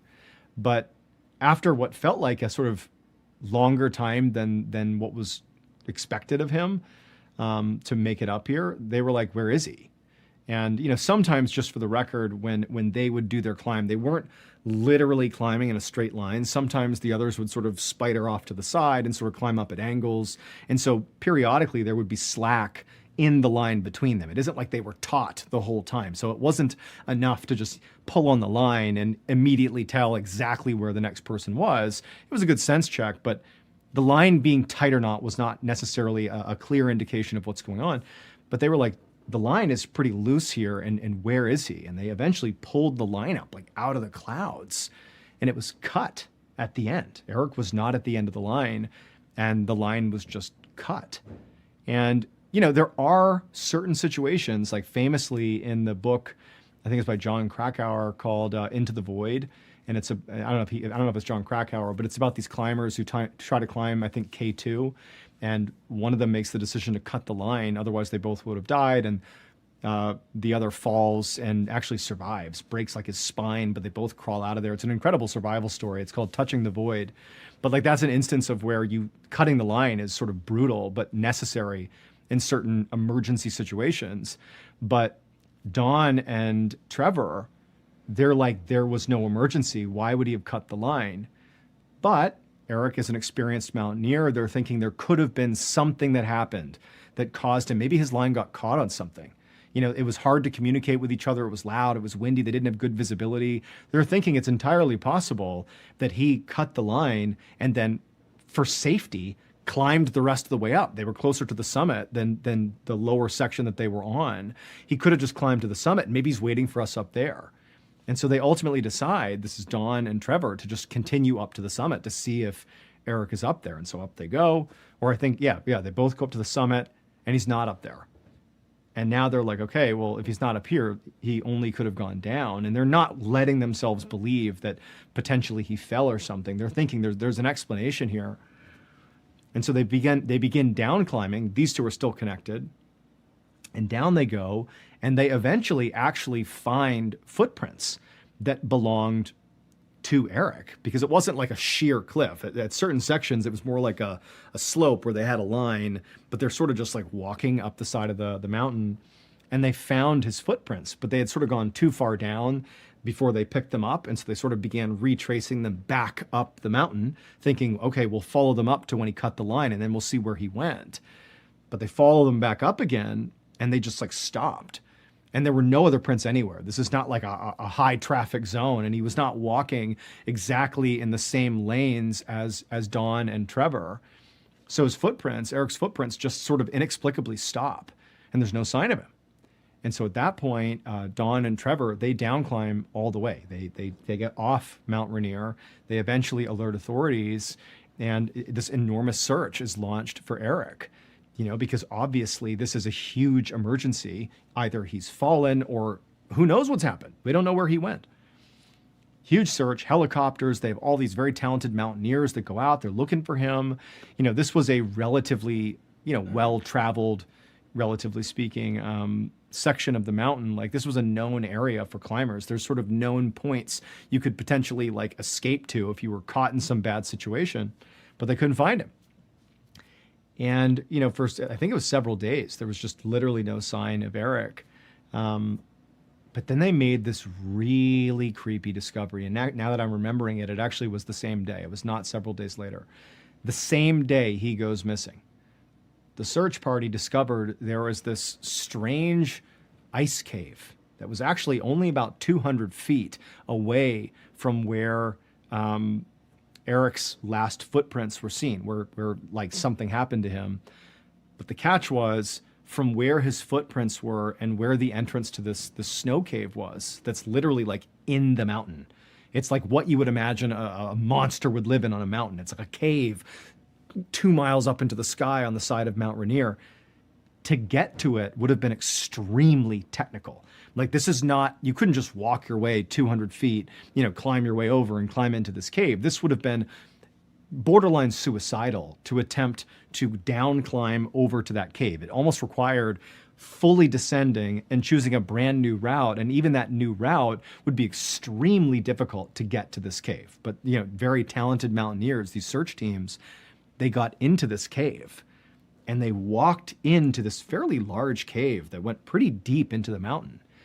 And Eric was not in there, but all of his equipment was. It was neatly packed and pushed into the back of this cave. Stuff that he would have needed to survive.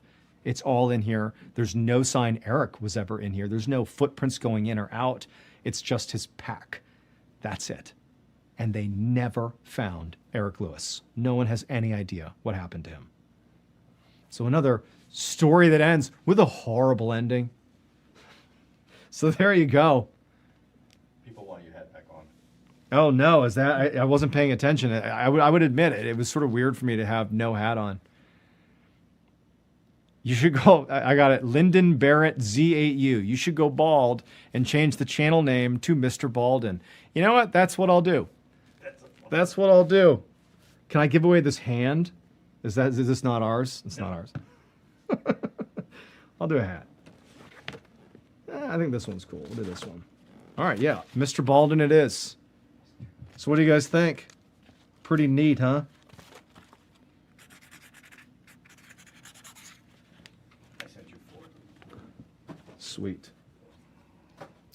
We got some more. So just so you know, Antonio right next to me is combing through comments on my behalf, so I'm ready to go through. All right, we got Adam Hafner, first ever time caught alive. What's your favorite band, MrBallen? Also, could we get a live fireside story sometime? Actually, I don't know if we have the ability to do that. I think we mentioned that. That'd be a challenge. Figure it out. We can figure it out, probably. For him? For Adam Hafner, we're gonna do that, dude. Adam Hafner, just for you, dude. My favorite band right now, actually, I'm pretty big into Mumford & Sons. Right now, I sort of go all over the place. I love Volbeat, which is very different than Mumford & Sons. When I'm in the gym, I listen to Volbeat pretty much exclusively. If you've not heard of Volbeat and you are into going to the gym, I'm telling you, it's the best. I love Greta Van Fleet, specifically the song Heat Above. Unbelievable. But yeah, the Mumford & Sons, their new album, which I think is called Prize Fighter. It's called Prize Fighter. The first 3 songs, amazing. It's Here It Is the first song, Rubber Band Man, and then I think the third song is the banjo song. I love the banjo song. Thank you. Sorry. Very good. I sent you 4. So there you go. This is Austin Robinson 3656. We're having a MrBallen theme for our wedding. We have a campfire and a big screen. Any tips? Are you kidding me? If this is a ruse, that's one thing. But if you can actually, we'll get in touch with you. And if you really are having a MrBallen themed wedding, we'll find a way for I'll send you a video or we'll do something. If you want me to get involved for real, I can do that. So let's do that. All right. So that's Austin Robinson 3656. Congrats on the wedding.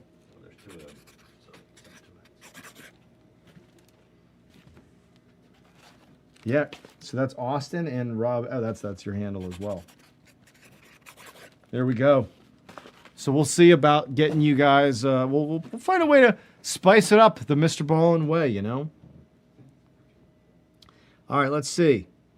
Midnight Toker. Hey, behind production guys, pick me. LOL. I know I won't get picked. Love the entirety of the Ballen team, regardless. Midnight Toker 696. That joke's on you. You got picked. Midnight Toker? What does your handle mean, dude?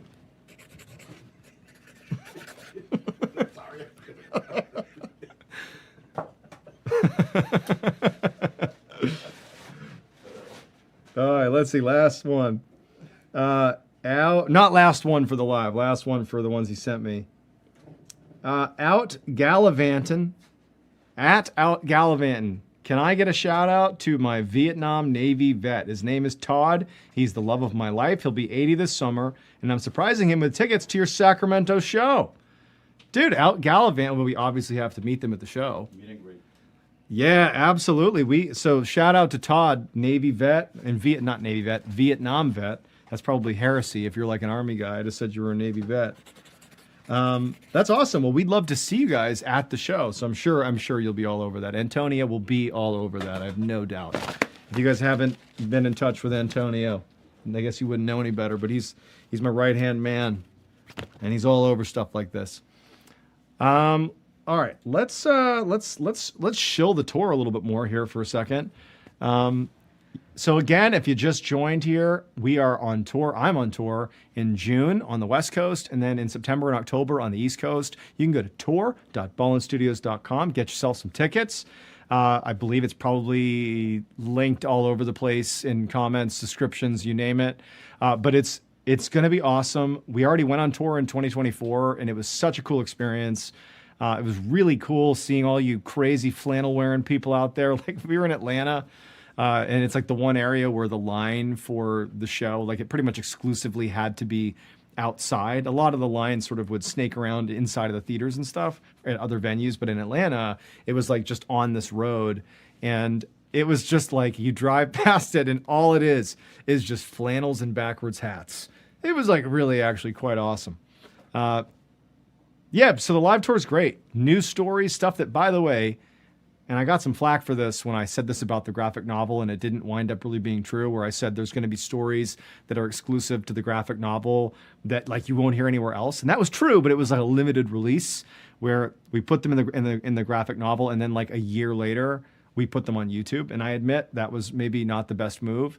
But for this one, we have stories for the live tour that will only ever be available to you on the live tour. You can only hear them if you go to one of these spots. We have some amazing stories for this that are really they're really good.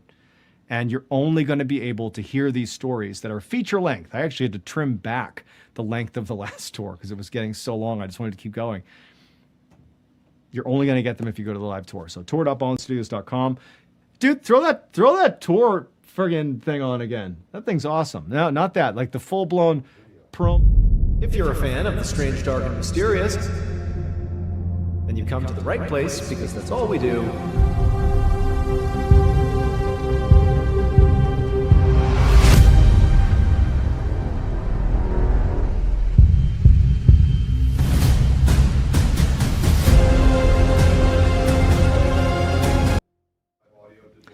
Okay, I know you can hear me, but look at this. Here are the dates. We got 13 stops. I've been misquoting the timeline. It is June. Was I saying July? Anyways, June. June's the West Coast swing, as you can see. And then October. October 1st is my birthday. I'll be in Minneapolis. October 2nd, Chicago. You can see the dates. And then actually the hometown show, so I'm from Massachusetts, Medford at the Chevalier Theater on October 10th. That one is almost sold out right now. Admittedly, it's a smaller theater, but dude, this is going to be so much fun. So I really hope that you go to tour.ballenstudios.com and you get yourself some tickets. It's going to be sick. So there you go. Nicholas Shorowitz, trailers giving good vibes. I think that's what you said. Trailer Shorowitz. Is there a way to see that? Good vibes, dude. Good vibes only, as they say. I think they say that. You're getting a book. You're going to read it. There we go. All right. Well, I'm going to tell another story because I just want to. These are a little bit shorter. This one's a little bit cray. I think they all sort of are. Also, shout out to my team again for not only putting together what an amazing set this is. What an awesome live stream. This is a lot of fun. And that tour trailer is awesome. So everybody involved, you guys, you know who you are. Thank you. Team's great. You guys are awesome. Thank you. So the two stories I've told so far have been about sort of like devastating and terrible disappearance stories. This next one is a disappearance story, but it is of a different variety, and you'll see why. It's still definitely in the very strange camp, but it's different. You'll see. Let me make sure I got the year right for this one. There we go. Okay, this one is, I can't wrap my head around this. I wouldn't even know how to classify this story, but it's going to be quite good. All right, so in 2018, there was a 49-year-old firefighter from Toronto, Canada, named Danny Philippitis, who, he's a successful fire chief, I think he was, family man. He had 2 kids and a wife, and he was a respected pillar in his community. And he loved skiing. In fact, he and his buddies at the firehouse, they really loved skiing. And every year, I'm not sure when this started, but every year at a certain point, they began this tradition of going on a ski trip. It was Danny along with 7 of his firefighter buddies, and they would go to I believe it's called Whiteface. Yep, Whiteface, which is in upstate New York. That's the resort they would go to. And so this was February of 2018, so February 7th of 2018, Danny and his buddies, they leave Toronto and they make their way, or they arrive, I should say, at Whiteface in upstate New York, and they start skiing. They're having this great day. This is like, they love doing this every year. They were staying in the lodge that was at Whiteface, so this is like totally self-contained. And I mean, I've never been to Whiteface, but apparently this is a very popular spot. There was loads of people there for this particular day, in part because there had been a lot of snow leading up to the day that they got there. So there was just like great, snow powder. The tracks were great. It was just an awesome time to go skiing. So Danny and his buddies, they're on the slopes. They're having a great day. And around lunchtime, they were up on the mountain, and they decided that they wanted to go down to the lodge to grab some lunch. And so the group consensus was, we'll do this run and we'll go get a bite to eat. So down the mountain they go, and they reach the end of the mountain, and they all go in. They start unclipping their skis and getting ready to go in. And it's, again, picture a sunny, beautiful day, very crowded. And Danny, and apparently this was not totally unusual for him, he was like, hey, I'm going to do another run, and then I'll meet you guys in the lodge. So, just grab your lunch. I'll meet you in there afterwards. Like, don't worry about me. I'll meet up with you guys. So the friends are like, cool. They go in the lodge, and they have their lunch. And then, after they're done eating, they realize that Danny has not come down the mountain. He's not shown up. He's not met them in the lodge. And realistically, their reaction was not like, oh my God, what happened to him? What's wrong? They're like, he probably just decided not to meet us for lunch. Like, that's sort of in his personality. He's probably just out there hitting the slopes. Like, the dude loves to ski, probably more than anybody else here. He's just skiing. So the other friends, it seems sort of cold, but they ultimately decide, all right, whatever, like, we'll just go back on the mountain, and we're bound to see him. And so by the way, they tried texting and calling him, but they couldn't get in touch with him. Also, not that wholly unusual for him. out onto the mountain they go, and they're like, we're bound to run into him. So they just start skiing the rest of the day. It's, again, very crowded, and they're looking for him. They're looking for signs of Danny, but they don't see him. But they're really not that worried, at least not yet. However, by the evening time, when still no one can get in touch with him via his phone, they haven't found him on the mountain, they're like, you know what, this is odd. Like, did he get sick or something? Like, did he go back to the hotel lodge? Has he just like retired for the day? And for whatever reason, like, maybe he took a nap and like he just hasn't been in touch with us or something. So they're like, hey, let's just go to the hotel, the one that's connected to the ski resort where they were staying, and just make sure he's okay. So they leave the mountain and they take off their skis and they walk over to this hotel, and they see Danny's car is in the parking lot. So he clearly hasn't left, although no one was really suspecting he would have left. They go into the hotel, they go up to his room, and they're able to get in. It's actually not clear how they did. They probably asked staff at that point. But they do get into his room, and Danny is not in his hotel room. But all of his stuff is in his hotel room. Like they had already dropped off their stuff earlier that day, like, you know, their toiletries and, you know, other stuff like that. And in fact, Danny's wallet and his phone actually were found in his room, along with, you know, the rest of his personal effects. And so at this point, the friends were like, okay, something's up here. You know, there's no reason for this. Why would he leave his stuff here? Where is he? Where has he been all day? Like, did anybody remember him saying something weird? Like, they got in touch with Danny's wife, and she's like, I haven't heard from him. I have no idea what you're talking about. She was back home. And so the friends, they haven't alerted authorities quite yet. They go back over to the actual ski resort, like the ski slopes, and they just like begin splitting up and just like doing runs all over the mountain, just a couple runs, just checking one more time. Like, is it possible that maybe he's just like skiing by himself right now? But pretty quickly they're like, dude, we're not going to find him. Like, there's something wrong here. Something happened. And so they do tell authorities, and actually that night they enacted this huge search for him. Like full bore, you know, police, canines, they had helicopters. This is like the middle of the night. And part of the reason was there was more snow that was predicted to come in over the coming days. And so it's like, if we're going to find this guy, there's already been a ton of snow. He can't have gotten very far if he fell off the trail or something, if he, you know, hit his head or whatever. Like, he can't have gone very far, assuming he's, you know, somewhere on the mountain.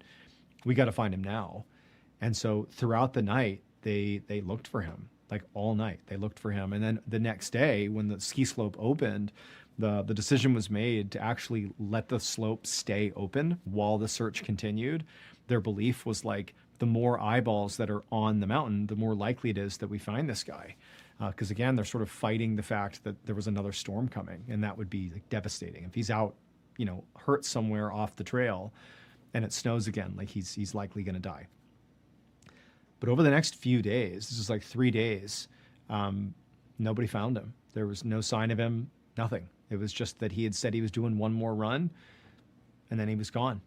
And after, I believe it was the third day of searching, the search party, and by this point, Danny's wife is out there, and his 2 daughters, and they pull them aside and they say, with the storm coming in, there's just no way we can justify sending out people to go looking for your husband.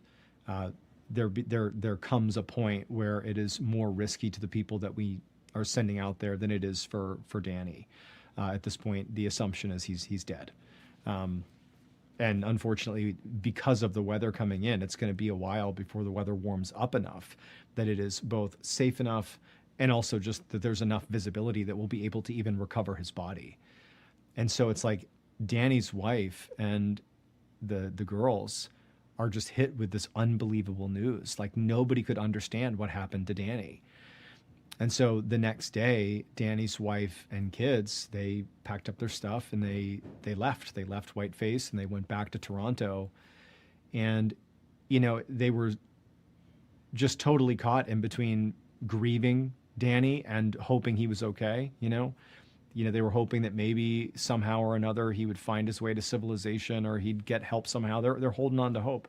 But it was getting harder and harder, almost by the hour, to believe that he was ever going to show up.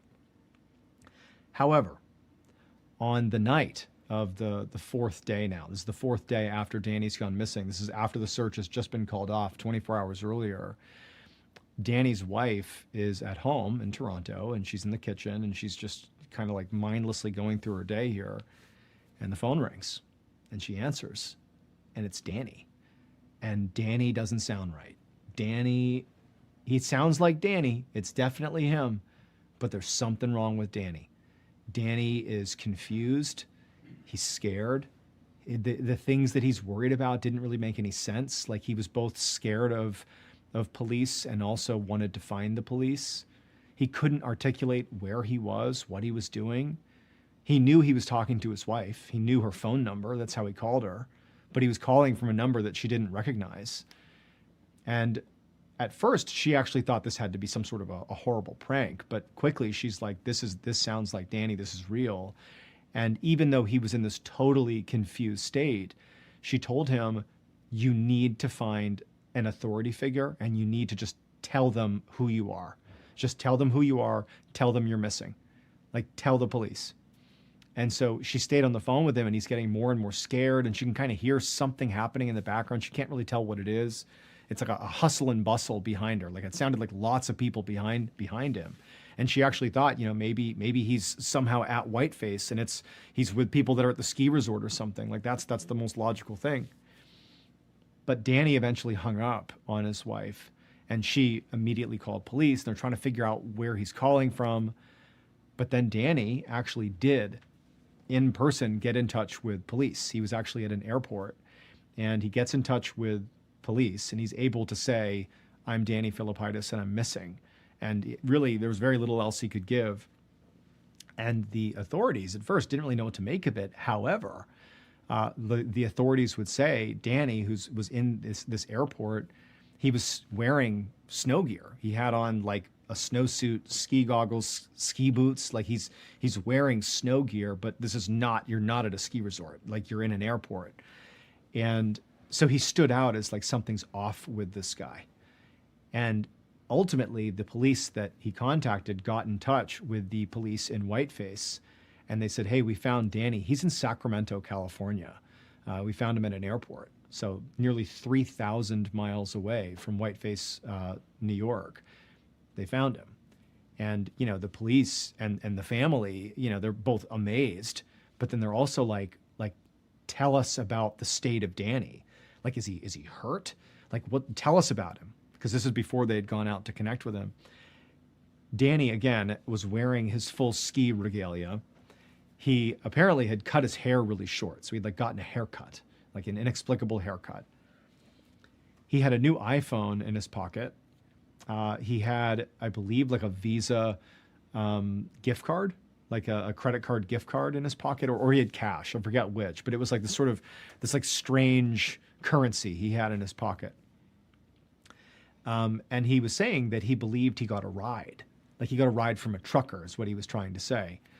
But truckers, like, definitely don't truck through anywhere near where Whiteface is. This is like mountainous terrain with winding roads. Truckers are not coming through there. And the idea that a trucker had like picked him up and driven him in a few days, nearly 3,000 miles to this part of California without ever reporting it just seemed really odd. But Danny had absolutely no memory of how he got there, other than this idea that maybe a trucker had brought him there.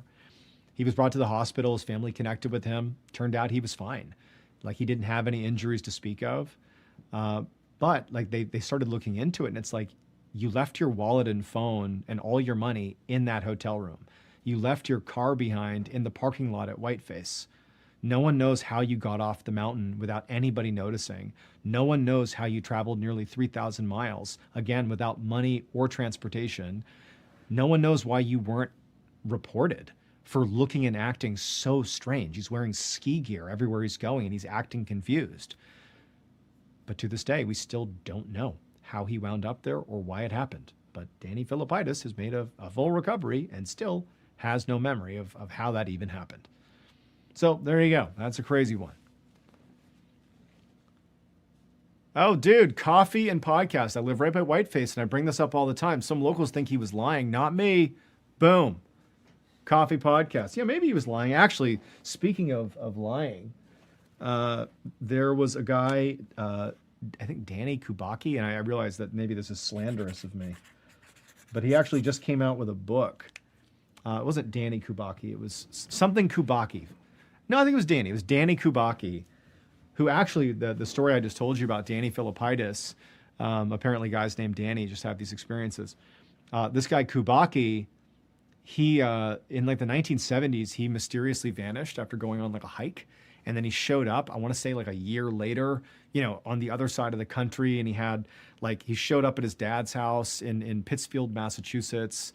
He had been out in Oregon, I think it was. And, you know, everybody assumed he was dead. And he has like this shirt that he's wearing that is like a marathon shirt, like you get for running a marathon in like Kansas. And in his backpack, he had all these pins from different states all over the country. And it's like he basically looked like a guy who had like hitchhiked across the country or something. But he had no memory of any of it, or so he said. He just came out with a memoir, like I want to say in the last several months. He's like, hey, by the way, I made it all up. Totally my lie right there. It's a fascinating story, but the Danny Philippidis story, he is openly saying that he's like, I don't know what happened. And I don't think he's even made any, there's been no profit from this. It's actually been sort of embarrassing for him. Got some more. Two of them. Here we go. This is from the chat.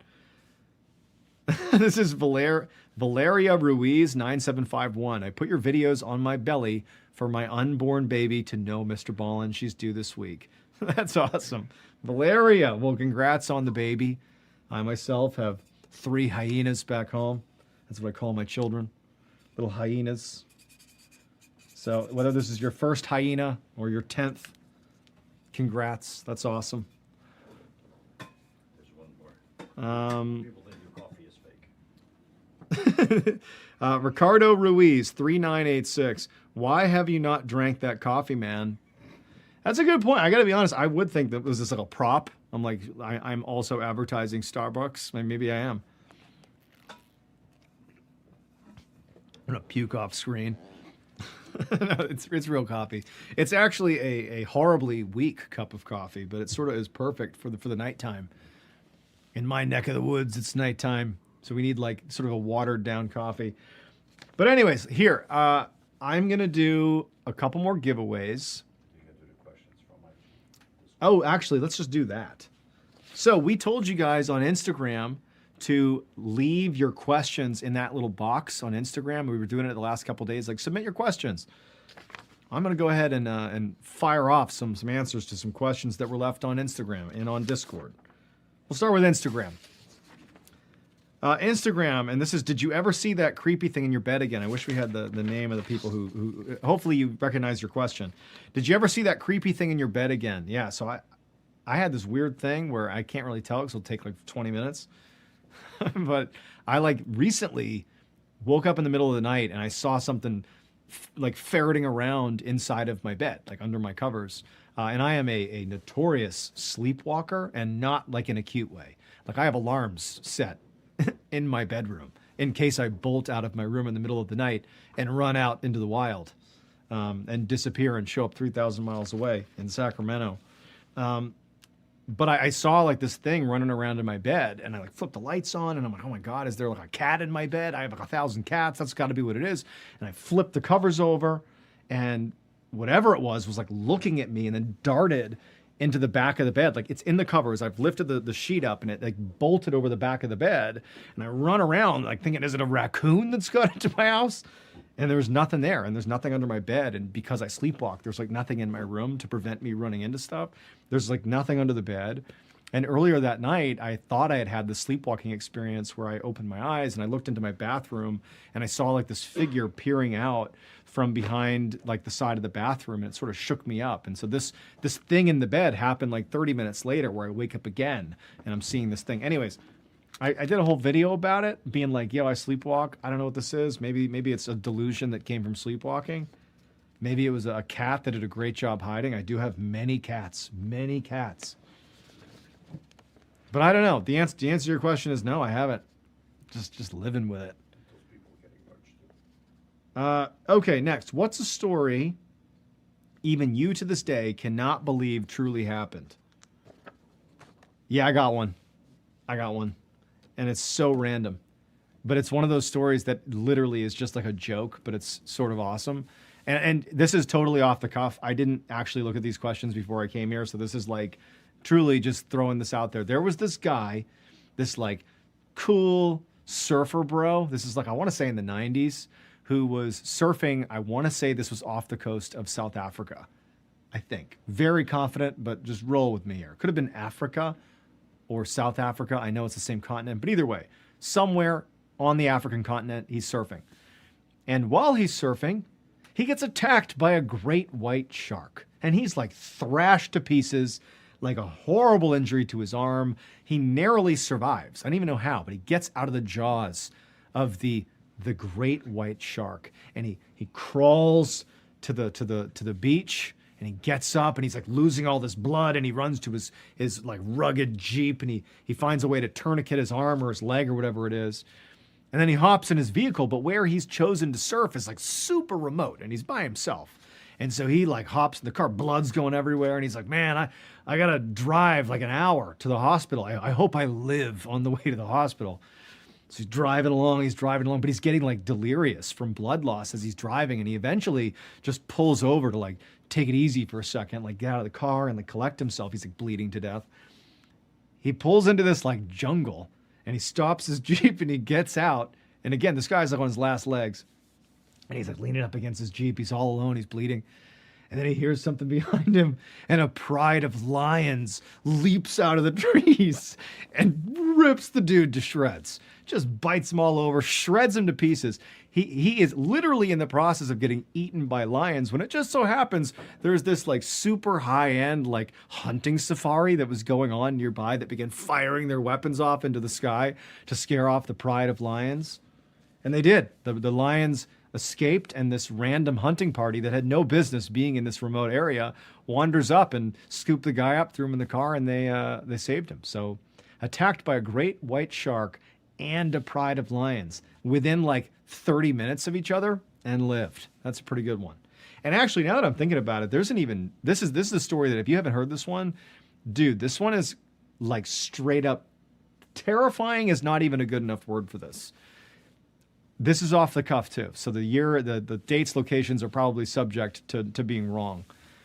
Okay, this dude named Harrison was a fisherman. And he too was actually, he fished off the coast of Africa. And, you know, he's like in his 40s, I think it was. And he, at some point in this fishing trip, which was many weeks, they're out on the water, he was actually a chef. He was not a fisherman. Sorry, he's a chef. But he's a chef on a fishing boat that goes out and does these fishing trips. It's the middle of the night, and the guys are up on deck, and they're fishing or whatever, and he goes down below to take a nap or to go to sleep for some portion of the night. He goes in his bed quarters, shuts the door, and he goes to sleep. But then in the middle of the night, a rogue wave capsizes the boat. Like, it literally flips the boat over. And it just so happened, by the way, that when this happened, Harrison had left his bed to go to the bathroom. And he had walked down the hallway, and he was in the bathroom that was basically facing where his bed was at this end of the hallway. The bathroom's at the other end. He went into the bathroom like right as the ship flipped. And the way it flipped over, an air pocket was created inside of this bathroom that he was in. Like, the ship immediately flooded. Like, it's flooded and it's sinking to the bottom of the ocean. He has no way to get out. Like, he's like, I'm drowning. But a little air pocket formed inside of the bathroom, and it sinks to the bottom of the ocean. It's pitch black. And he's waiting. At any second, this air pocket's gonna collapse and I'm gonna completely drown. Like 100%. No one even knows where we are. Like, this is the worst thing ever. For 3 days, Harrison O'Keene was in this air pocket underneath the ocean. It's a pretty sizable air pocket. And he was like running out of air, but he's alive, fully alive. It's pitch black. He's got no light, nothing. It's pitch black. But you know what he can hear? He can hear the sound of the sharks eating the other people on the ship. They're banging up against the door. They're swimming all around. They're fighting over the remains of the other people that clearly died and drowned in the ship. He can't see anything. It's pitch black. For 3 days, he's down there. A recovery mission was sent out to get Harrison O'Keene, and this is why you got to Google this, because there's crazy footage These divers, I think they're like Dutch divers, they go down to this ship to do a body recovery. They're not going down there to save anybody's life. This is a body recovery. This ship they figured out where they crashed, they tracked them here, they're going down to get their bodies. And these divers with cameras go down, they go into the boat, they have lights, and they eventually come up and into this bathroom, and they shine the light on Harrison O'Keefe for the first time, and he's shirtless, and he's wide-eyed, and he's just staring at them, and he grabs them, and he just starts weeping. Can you imagine what it would feel like to be in total darkness for 3 days? You're waiting to either for this pocket to collapse and drown, a horrible claustrophobic death. The sharks could come in at any point. Like, your legs are right near the door. They could eat you.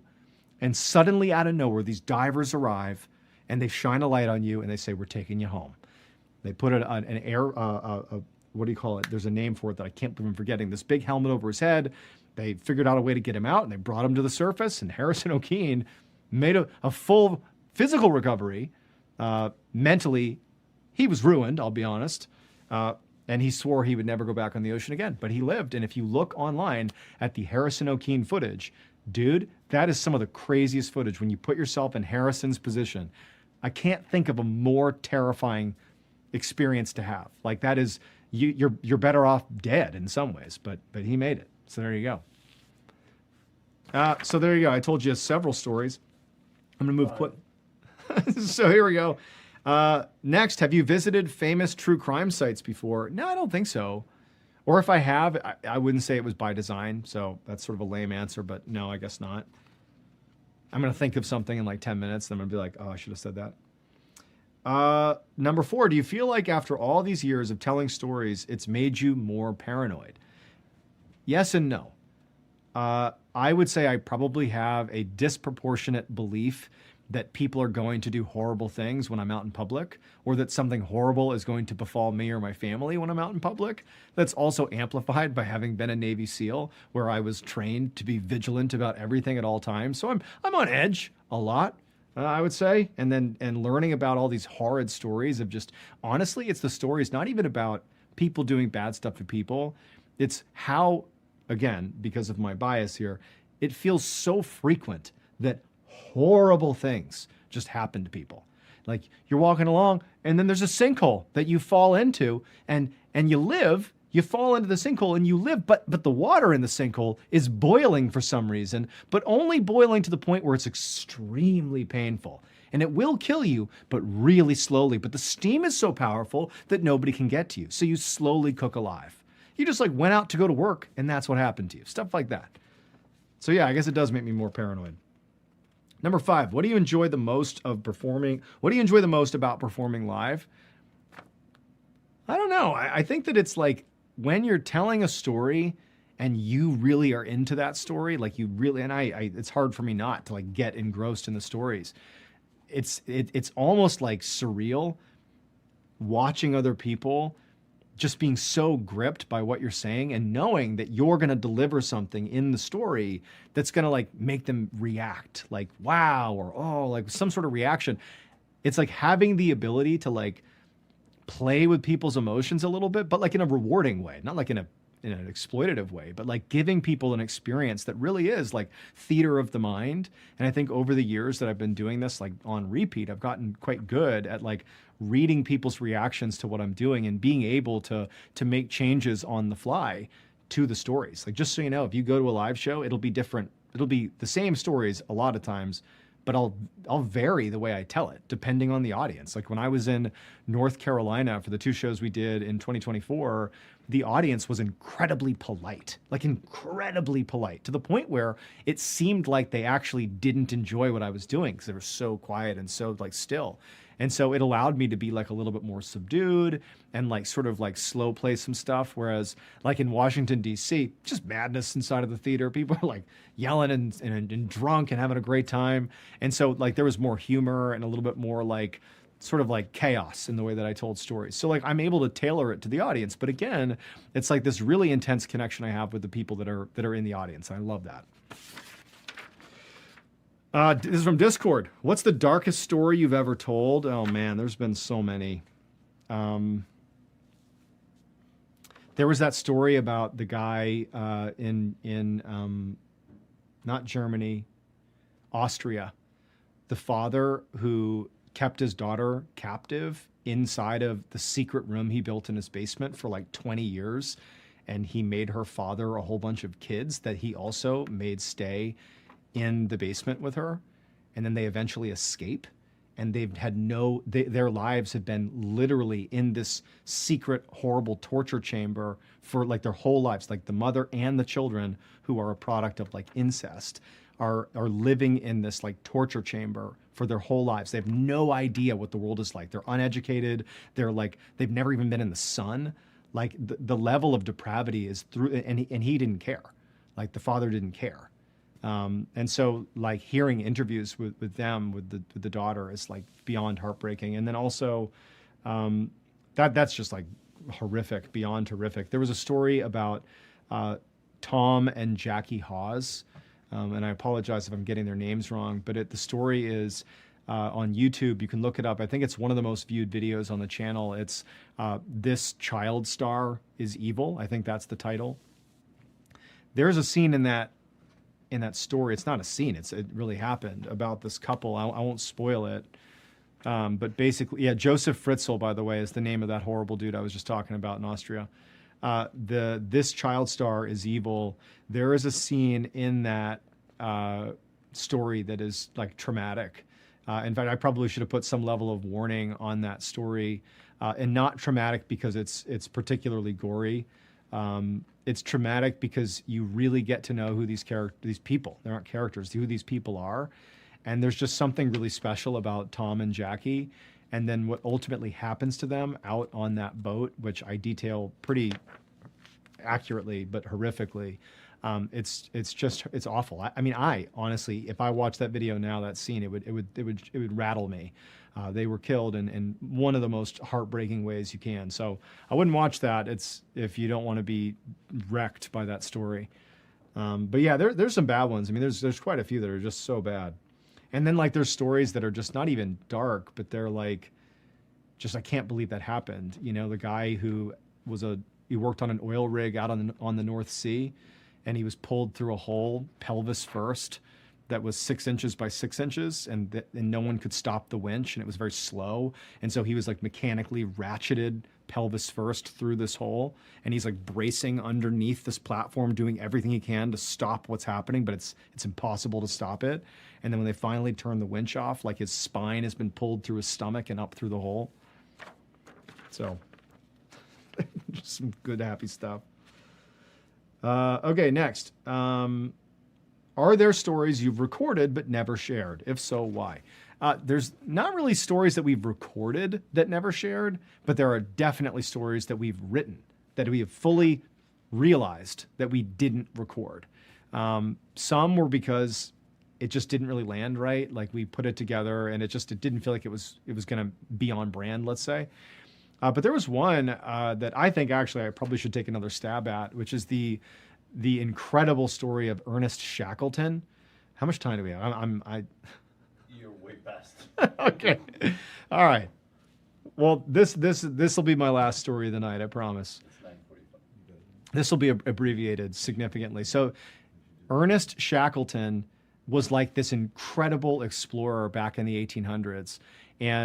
But it's funny because he famously was beloved by his men, but notoriously like clumsy. He would plan these incredible expeditions into the Arctic, but then he'd be like, oh, whoops, I forgot half of our rations. I guess we're going to have to turn around now or we'll all die.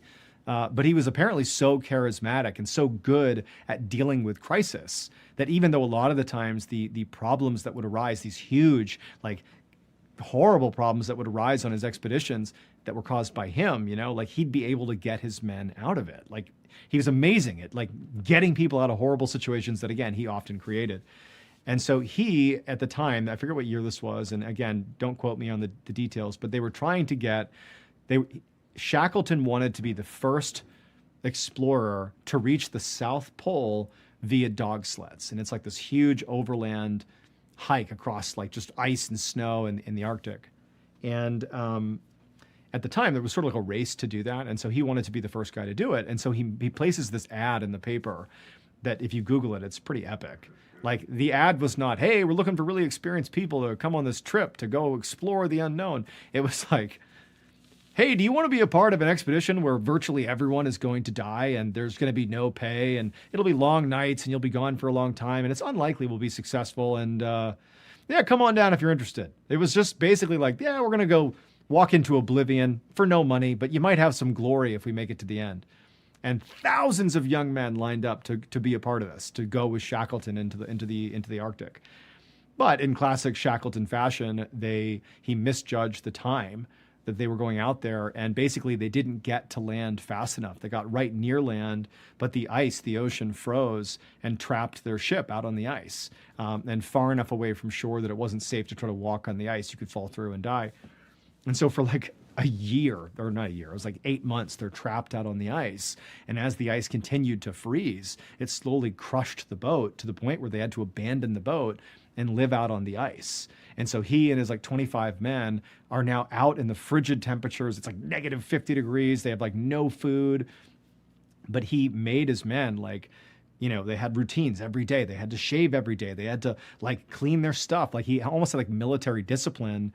And he said, like, we're just going to wait until the warmer months. And then we're going to like hike to the other side of this plateau we're on. And we're going to sail across this extremely dangerous, like the Bering Strait in like a rowboat where there's like a 2% chance of success. And then maybe we land on this whaling station over here. And then maybe we get rescued.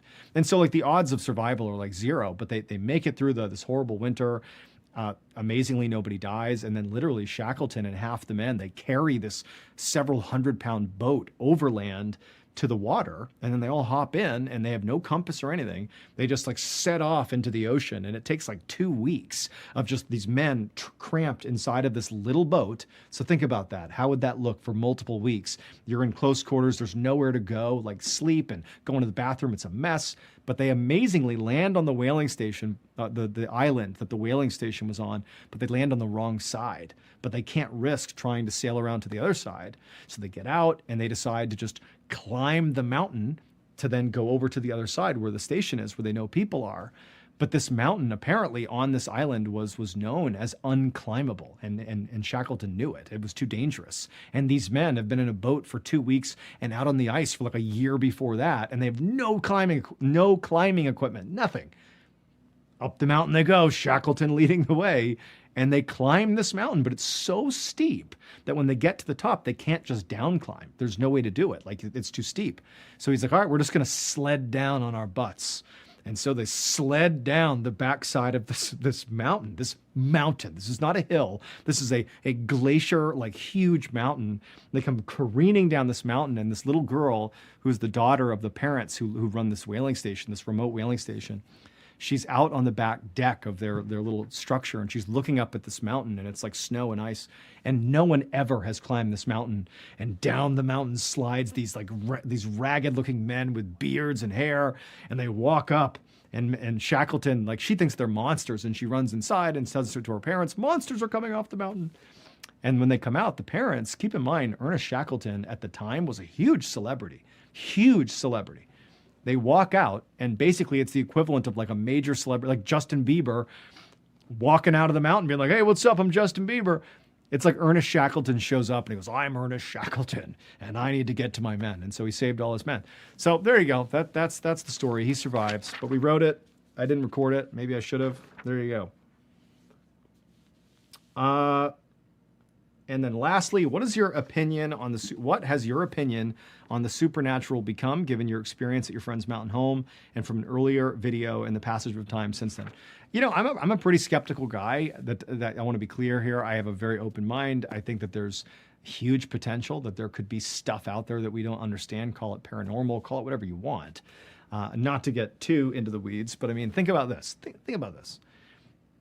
Earth, planet Earth, is situated in something known as the Goldilocks zone, which means, like, relative to what we understand about how life exists, we are basically right in that sweet spot where it's not too hot, it's not too cold, it allows for liquid water, it allows for air that you can breathe, like it affords the opportunity for life. It's called the Goldilocks zone, like the tale of the three bears, not too hot, not too cold, Goldilocks zone. But Earth, believe it or not, if there was like a range of what's the Goldilocks zone, like over here's bad, over here's like good or whatever, the middle, the Goldilocks zone, there's like a sliding scale. And let's just pretend that over here it's like this is low tier, but livable. And then over here would be like best case. This is like if you're here in the Goldilocks zone, you got the best possible setup, right?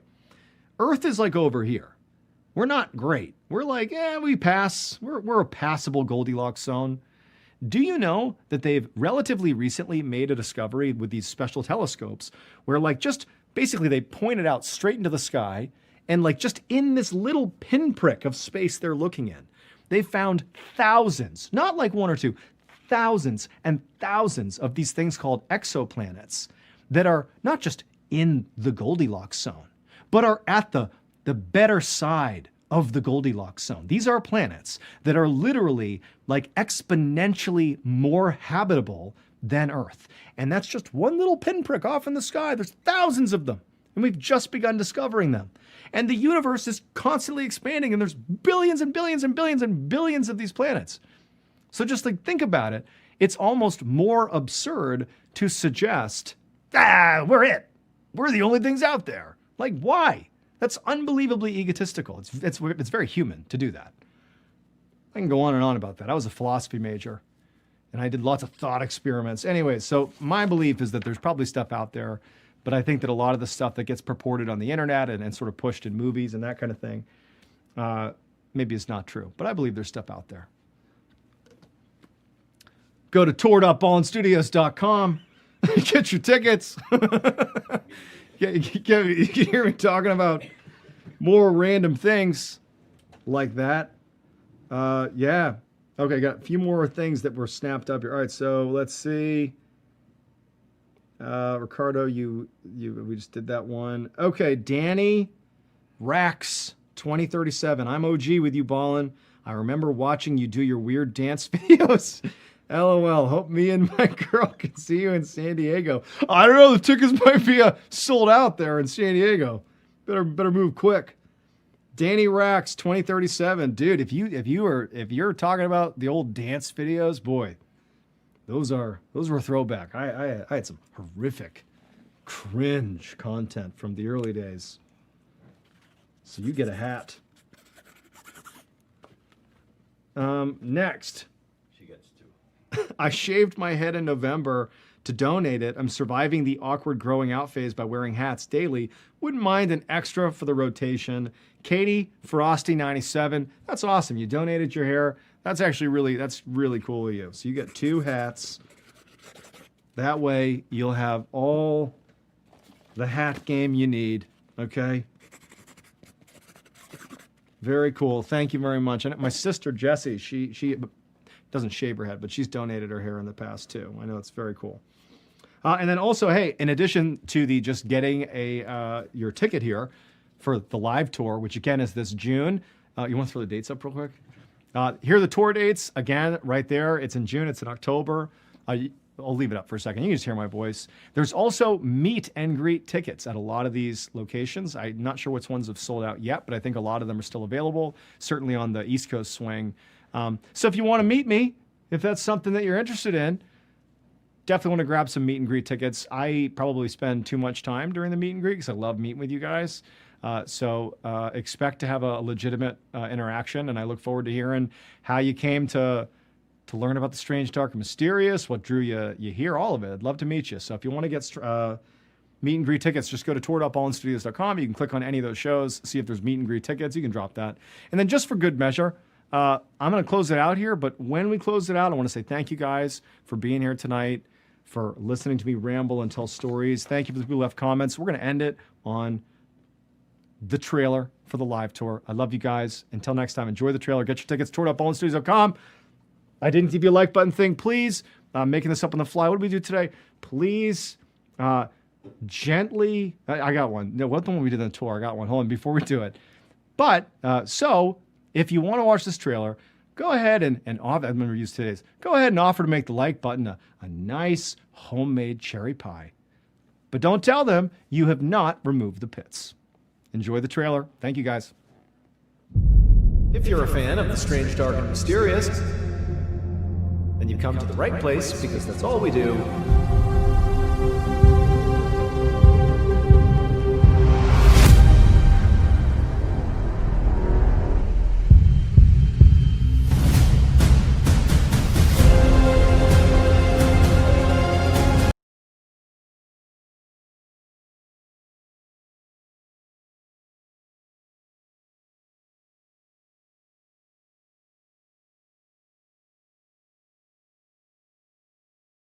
Today's stories are about real people who try to control fate, and what they end up doing is just causing historic levels of destruction.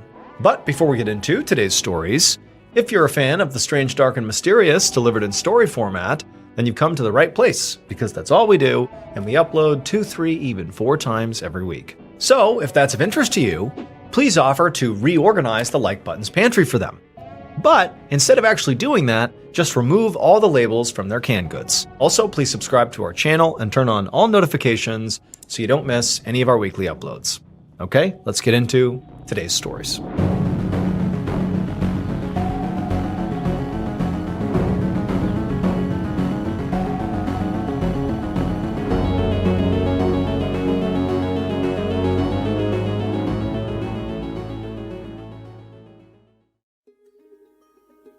On the morning of June 26, 1826, 38-year-old Samuel Willie Jr. stepped out of his house in a remote area of New Hampshire's White Mountain Range called the Notch. His wife, Polly, was at his side, and together they looked around in shock because the land surrounding their home was almost completely destroyed. There had been a huge storm the previous night, and so Sam and Polly had been expecting some damage. But what they were seeing now was far worse than they had imagined. The heavy rain had caused the river in front of their home to completely overflow, so half of their property was now completely submerged in water. The deluge had also triggered a rock slide from one side of the mountain slopes behind them, so there were also rocks and mud and entire trees that were now kind of littering their yard and adjacent fields. Sam saw, luckily, the slide had missed their house and the barn where they kept their livestock, but only barely, and there was damage to those structures from the storm itself that he would have to repair. So Sam began calculating how much time and money it was going to take to clean all this up. And next to him, he heard Polly kind of mumble to herself that this had all been a really bad idea. Sam sighed because he knew that Polly was referring to their decision to move to the Notch in the first place. And right now, staring at all this awful destruction right in front of him, he had to agree with her. This might have been a terrible idea. So up until about a year ago, Sam and Polly and their 5 kids had lived on a farm about 20 miles away from where they were right now, and it had been a very quiet, cozy life. But Sam had always had this feeling that he wanted to do something more exciting than just be a regular old farmer. And with this house in the Notch, he'd seen an opportunity for adventure, and also an opportunity to make some money. So in this part of the White Mountain Range, there was a 12-mile-long road that cut through the range from one side to the other. And the Notch house was right in the middle of that road. But since this was the year 1826, this road was more like a glorified trail. It was mountainous and rocky, and neither horses nor wagons could make it all the way through. So as a result, travelers were typically on foot. And there was literally nowhere to stop on this whole 12-mile road except for the Willie's Notch house. So Sam had realized how valuable this Notch house could be if he converted it into an inn. But he also had bigger aspirations for the place, like beyond it just being a pit stop. He wanted to turn it into a destination. After all, the White Mountains were incredibly beautiful, and where the Willies lived in the Notch was no exception. Their house was right on a riverbank in a mountain valley, surrounded on all sides by the woods and towering mist-covered peaks. It was all honestly breathtaking. And as soon as Sam had seen it, he knew that it could be a famous destination for poets and authors and artists because it was the kind of place people would write songs and books about. I mean, it was perfect. But so far, his dream, of coming out here to the Notch house had been a lot of work. The house was large, but really old, and it had been abandoned for a while before he and his family got there, so it was in really bad shape and quite dilapidated. Sam had hired 2 men to live on the property and help him fix it up, and they'd already done some work to expand the house and the barn to accommodate more travelers. But Sam knew he still had a lot to do before the Notch House became some kind of artist's retreat. And now, with this extensive damage from the most recent storm, he had even more things to fix, which he also had to admit was actually the least of his problems. Because as he and his wife Polly looked around at the aftermath of the storm, he knew, really, he was lucky that their house was even still standing, and that he and his family were even still alive. I mean, that storm was catastrophic. And as Sam thought about how close they'd come to death, his heart began to race. I mean, he wondered if Polly was right, and they should really, at this point, just pack the family up and go back to simple farming, because it was safer. But leaving meant sort of admitting failure. His big dream would be over. There would be no artist's retreat, no tourist mecca. He would not be some creative benefactor. He'd just be a farmer. So he took a deep breath, and then he asked his wife to please give this place one more chance. He promised he would do everything he possibly could to not just repair the property, but also make it safe and secure so it could withstand whatever the mountain threw at them. And Polly hesitated, but ultimately she believed in her husband, and she nodded in agreement. For the next 2 months, Sam and his 2 hired workers worked practically around the clock repairing the damage from the storm. They fixed up windows and shingles and cleared away all the debris, which took forever. And then once all the repairs were done, Sam continued working, but now he focused on improving the property. As the weeks passed by, he worked very hard to build his family a very secure home so they'd be much safer against future storms. He reinforced walls and built a whole new roof and mapped out disaster scenarios so that he and his family would always be prepared. One disaster scenario that he was especially concerned about was the large boulder that was right behind their house. He was worried that if there was another big rock slide, that boulder might just topple onto them and crush them. And he and his workers soon realized that they couldn't actually move the boulder. It was just way too big. But in the end, they found a very creative way to make sure it would not be dangerous. And while Sam did all this work, he started to feel a lot better about everything. Each security measure he put in place was proof that he didn't have to sacrifice his ambitions for his family's safety. He could have both. A few weeks later, on the night of August 28th, Sam Willie stood by a downstairs window watching another wild storm rage outside. Heavy rain pummeled the glass, and Sam could hear powerful wind battering the sides of the house. It was pitch black out, but every now and then there was a burst of lightning that would light the whole valley up for a few seconds before it went dark again. Each time this happened, a crash of thunder would follow that was so loud it shook the house down to its foundation. Behind Sam, Polly, along with their 5 kids and the 2 men that were working on the property, were all sitting at the kitchen table. And Polly and the kids in particular were very scared, and the whole group were reading Bible verses, in these kind of frantic hushed tones, like they were trying to, will the storm to be over and to cling on to their faith, to pray that they'd be okay. Sam could hear the fear in his wife's voice, and he really couldn't blame her, because this was quite possibly the strongest storm that either of them had ever seen out here. It was even bigger than that one that completely destroyed their property over the summer. The rain seemed impossibly powerful, coming down so hard and so fast that the river had already overflowed. And each time there was a burst of lightning, Sam could see the water levels were getting higher and higher almost by the second. And so Sam was admittedly quite scared himself. He tried to keep that in, but his heart was racing and he was really anxious. But he told himself that this was the moment he'd prepared for all summer long. I mean, this was it. He had done so much work to make sure this was a safe place during storms.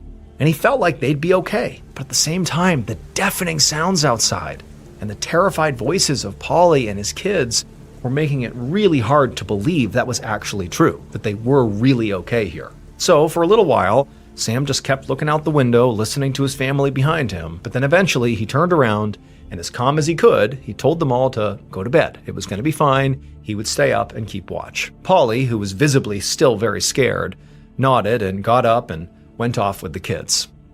And for the next few hours, Sam stayed at his post by the window and watched the storm. And for the most part, there wasn't a whole lot of drama. I mean, it was very loud and windy. It was obvious the river was flooding. I mean, there was going to be damage tomorrow, but Sam was thinking that, maybe we're going to get through this thing. But a little after midnight, Sam heard this sudden, extremely loud banging sound outside, and he froze because he knew it was not thunder. It sounded more like an explosion. Almost immediately, Sam knew what it had to have been. The barn must have collapsed. and thinking that this storm had just taken out an entire building that he had reinforced for a storm, turned Sam's worry into outright panic. And so Sam screams for his wife and the workers and his kids to wake up, that it's not safe, get away from the windows, we have to find cover. And so for the next few seconds, the family and the workers, everyone's frantically scrambling around, trying to find a safe spot, but they don't know where it is. But as they're sort of navigating, trying to find the right place to go to weather the storm, Sam heard an even louder bang, and then there were screams all around him, and then he felt himself go airborne as a heavy object slammed into his back.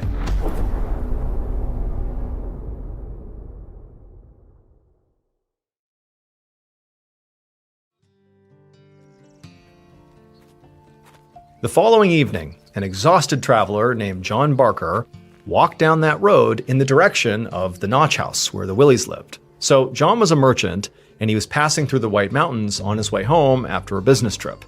And he had made this trip many times before. He knew the road, but the road currently was flooded and there was rock slides and damage everywhere, so it was quite slow going and pretty miserable. But he knew at the halfway point was this house, the Notch House, where Sam Willie and his family lived, and they were looking to convert their house into an inn for travelers. And even though it wasn't fully established yet, John knew he could very likely get into that house, have a hot meal, rest a little bit before he made the rest of his journey. But when he finally rounded the corner into the valley where the house was, he just froze because the area was a complete disaster. The river had clearly completely flooded, and now half the land in front of him was just underwater. There had also been clearly a huge rock slide. The barn was only half standing, and the field in front of the Willies was completely buried in rocks and mountain debris. But the truly astonishing thing was that in the middle of all this destruction and ruin, the Willies' house was still standing. And as John maneuvered his way closer to it, he realized it was more than just intact. The house was pristine. There wasn't a single thing broken or out of place, not even a window. Relieved and a little amazed, John hurried right up to the entrance and knocked. But no one answered. So eventually he just opened the door and poked his head in and called out to Sam. But he didn't hear anything. No sound of a reply and nobody moving around inside. So John tentatively stepped all the way into the house and just kept calling out to the family as he walked from room to room. But he quickly realized the house was completely empty. It was also a mess. There were clothes scattered all over the floor and beds, and sheets had been yanked around and were messy, and the Bible was wide open on the kitchen table. John stood in the middle of the home trying to work out what could have happened here. The mess suggested that, clearly the family had been here somewhat recently, but had left in a hurry. So John guessed they must have gone down the mountain to wait out the storm somewhere else, either at a neighbor's or the tavern, miles away at the end of the road. And since the Willies were not here to allow him to stay, John needed to figure out what he was going to do. He didn't really like the idea of still sleeping in the home without them here. But he really had nowhere else to go. And it was almost nighttime, and he could barely manage the ruined road during the daylight, let alone during the dark. So even though he felt kind of bad about it, he picked a bed and tried to get some rest. But just as he began to drift off, he heard a deep, guttural moaning sound coming from somewhere outside the house. John immediately woke up and rushed over to a window. But he couldn't see anything. Night came really fast in the White Mountains, and it was almost completely dark outside. He waited to see if he would hear anything else, but he didn't. So he decided he must have imagined the sound and turned to go back to bed. But as he did, the moaning started again, and this time it was louder. John gasped as a terrible thought occurred to him.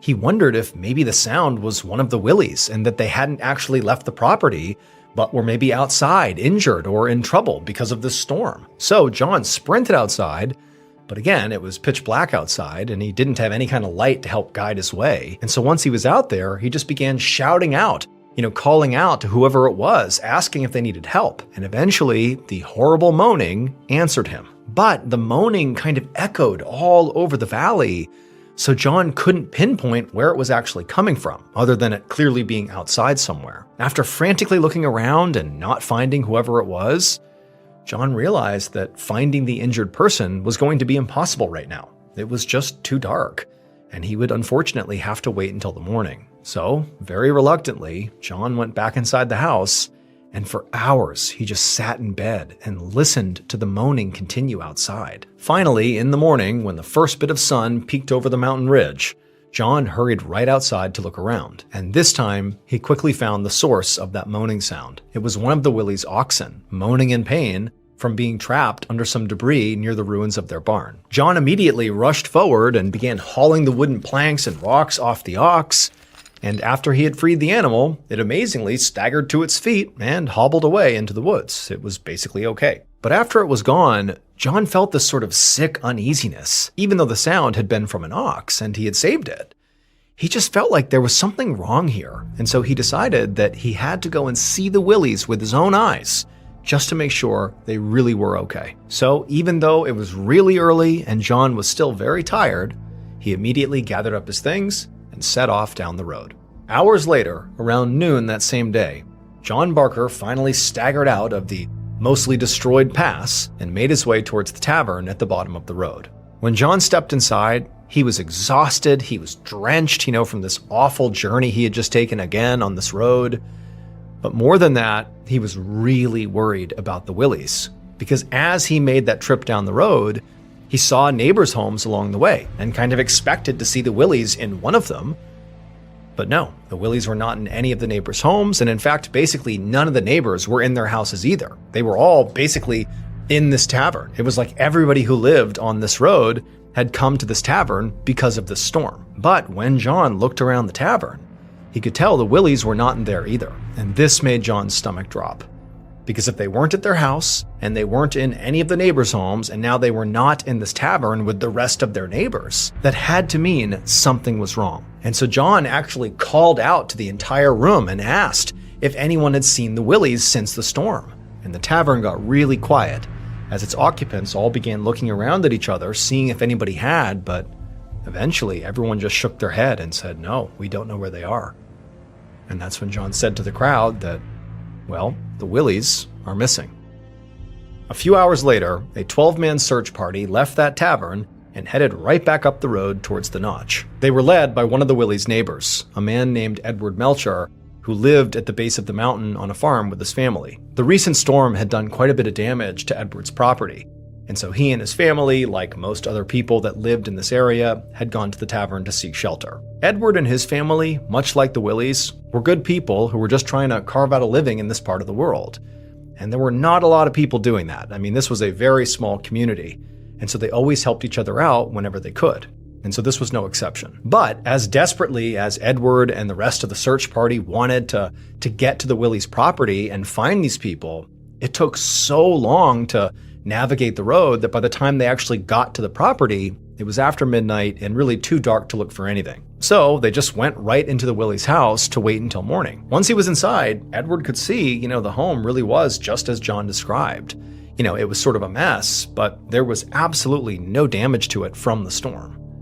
Edward had heard that Sam was really freaked out about a storm that they had had earlier that summer, and because of that storm and because of the damage it had done, he had gone way out of his way to really develop his property to prepare it for the next storm. And it seemed like all his preparations and reinforcements on his land had paid off, because here his house was standing tall. But that was also kind of confusing. It's like, if you prepared this house for a storm, and clearly it was able to withstand the storm, why did the Willys leave? As Edward continued to walk around the house, he saw that the Willys' Bible was still lying on the kitchen table wide open, and when he leaned over and read the passage that was on the page, he couldn't help but, kind of shiver when he saw what it said. It said, "The Lord also thundered in the heavens, and the highest gave his voice, hailstones and coals of fire." Hours later, when the sun finally began to come up, Edward and the others went outside and began searching the property for signs of the Willys. And over the next few hours, the original party of 12 grew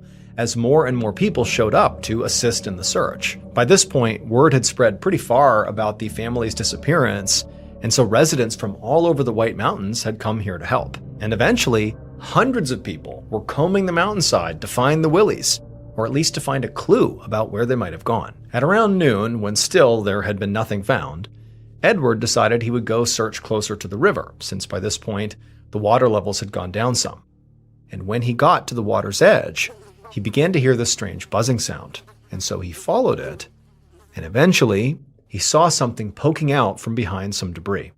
And when he saw what it was, Edward began to scream for help. So the thing that Sam Willie was most afraid of happening in a large storm was a rock slide, especially with that huge boulder positioned right behind his house. But when Sam realized it was going to be impossible to move said boulder, or otherwise shield his family from falling mountain rocks, he came up with a pretty creative solution. He built a whole second shelter that he and his family could run to if there was a bad storm. And when that second storm hit, the one that had caused all this damage and had led to the Willies' disappearance, well, during that storm, Sam's screaming for his family to, take cover, get away from the windows. He's heard this crashing sound outside that he is convinced is the sound of his barn collapsing, and, his house is next. He's yelling for them to take cover. Well, the family listened to him, and together they did seek cover.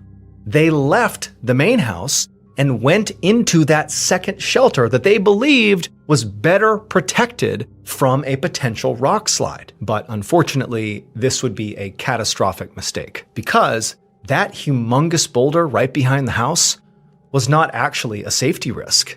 In many ways, it was like a protective barrier. When there was an actual rock slide during this horrible storm, well, the rubble actually piled up on the backside of that boulder and did not strike the house at all. And so in essence, this boulder basically made the Willies' original home the single safest place to be on the whole property. But unfortunately, Sam and his family did not stay there long enough to realize that. They ran out of the main house as a big group, and as soon as they were outside, they were overtaken by the rock slide and killed. Eventually, the residents of the White Mountains would find the family.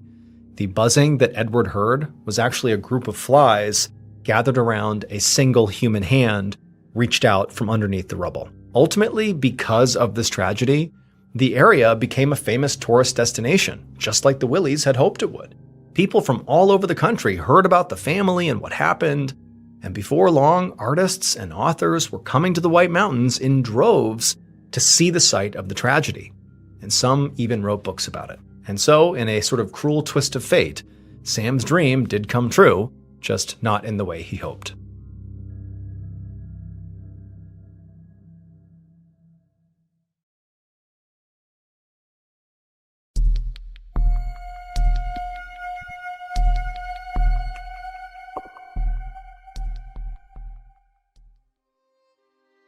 On one of the last nights in December of 1678, Marie Bosse sat at a large table at a friend's dinner party in the city of Paris, France.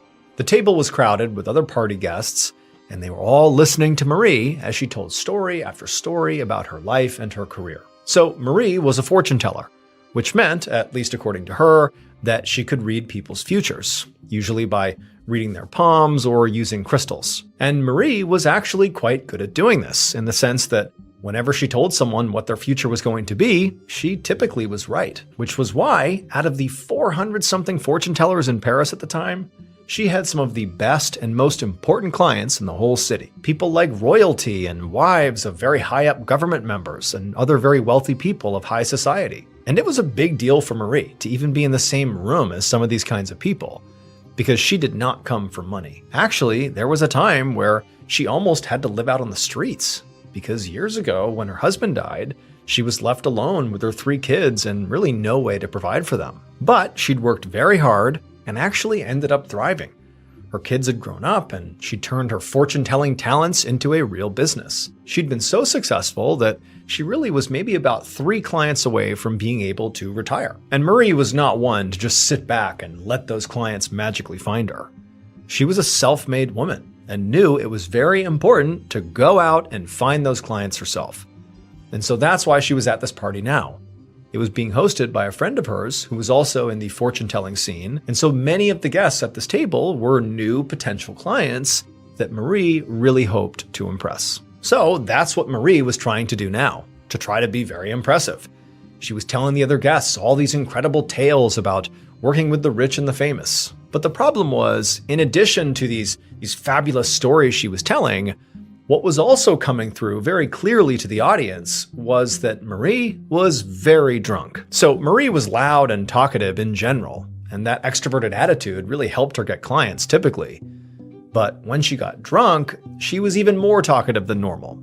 And sometimes it also made her a bit inappropriate. Right now, though, she felt like she was on a roll because her stories were drawing gasps and laughs, and the guests were pushing her to tell them more and more. But there was at least one person in the crowd that seemed bothered by what Marie was saying: the hostess of the party. The hostess kept silently glaring at Marie from the other end of the table. It was like she was silently trying to tell her to shut up. But Marie figured she knew why she was acting that way.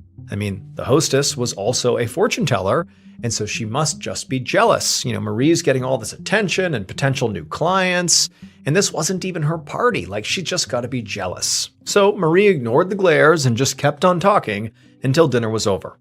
And then after that, the party ended, and Marie staggered off to bed. When Marie woke up the next day, her head was absolutely pounding, and her stomach was in knots. I mean, she was severely hungover from drinking the night before. She didn't remember a whole lot about what had happened the night before, but she did remember telling a lot of stories. And she remembered that while she was telling these stories, the hostess was angrily glaring at her the whole time. And now that she was sober, a terrible thought popped into her head. She wondered if she'd said or done something that was embarrassing. What if the table wasn't laughing with her?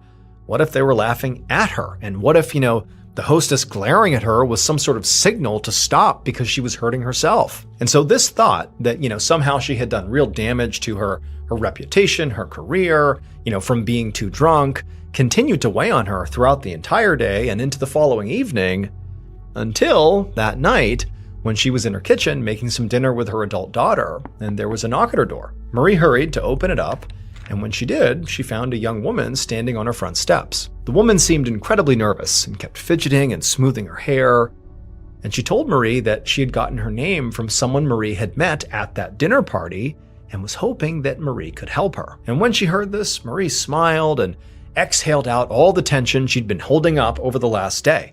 This was a huge relief to Marie. It was proof that the dinner party had not been a total embarrassment, despite the hostess glaring at her the whole time.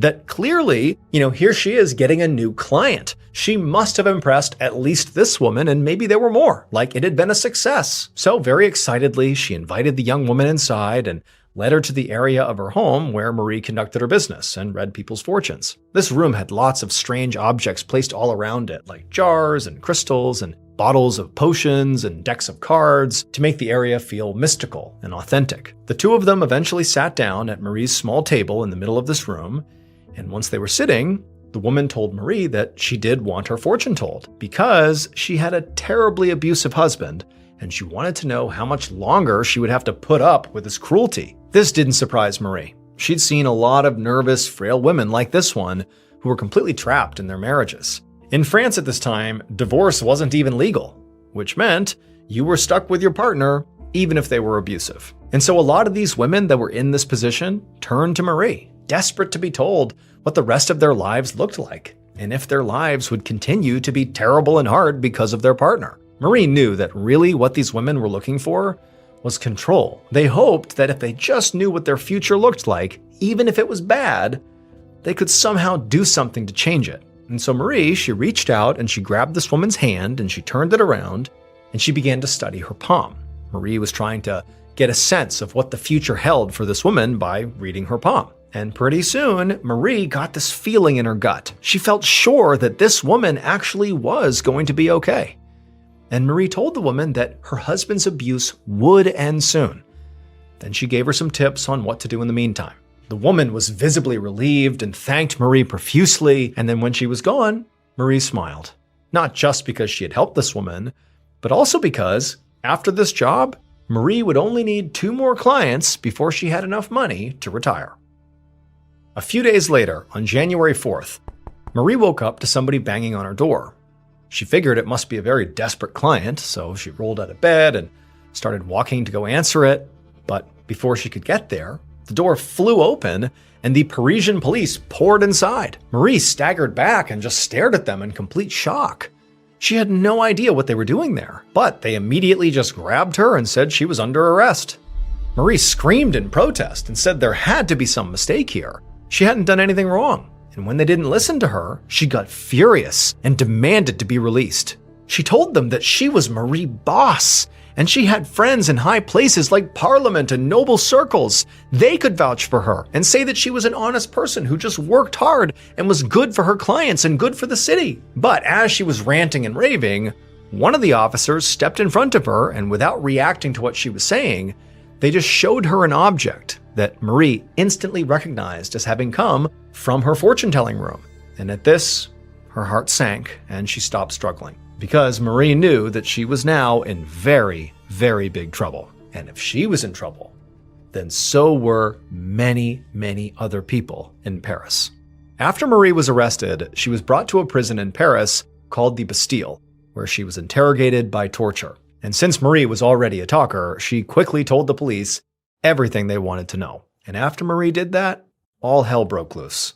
Hordes of police officers fanned out through the whole city, charging into homes and businesses all around Paris, arresting civilians, business owners, and housewives. Then they flooded the hall of the city's government and demanded high-ranking officials in parliament surrender their wives to authorities, throwing the Parisian government into absolute chaos. And even after all of that, the authorities still weren't finished.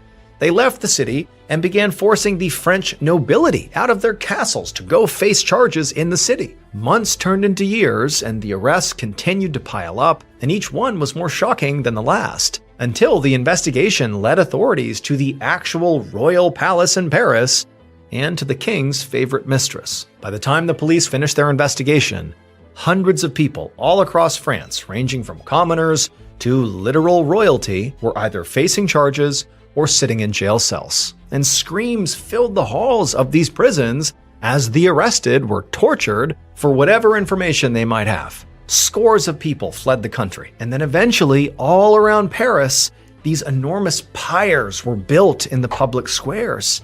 And one by one, dozens and dozens of people were led out to these pyres, strapped to the poles in the middle of them, and then burned to death in front of thousands of Parisian spectators. And it was all because of Marie. So Marie Boss was not just a fortune teller. She made her real money by making and selling poison. And it would turn out that she was not the only one.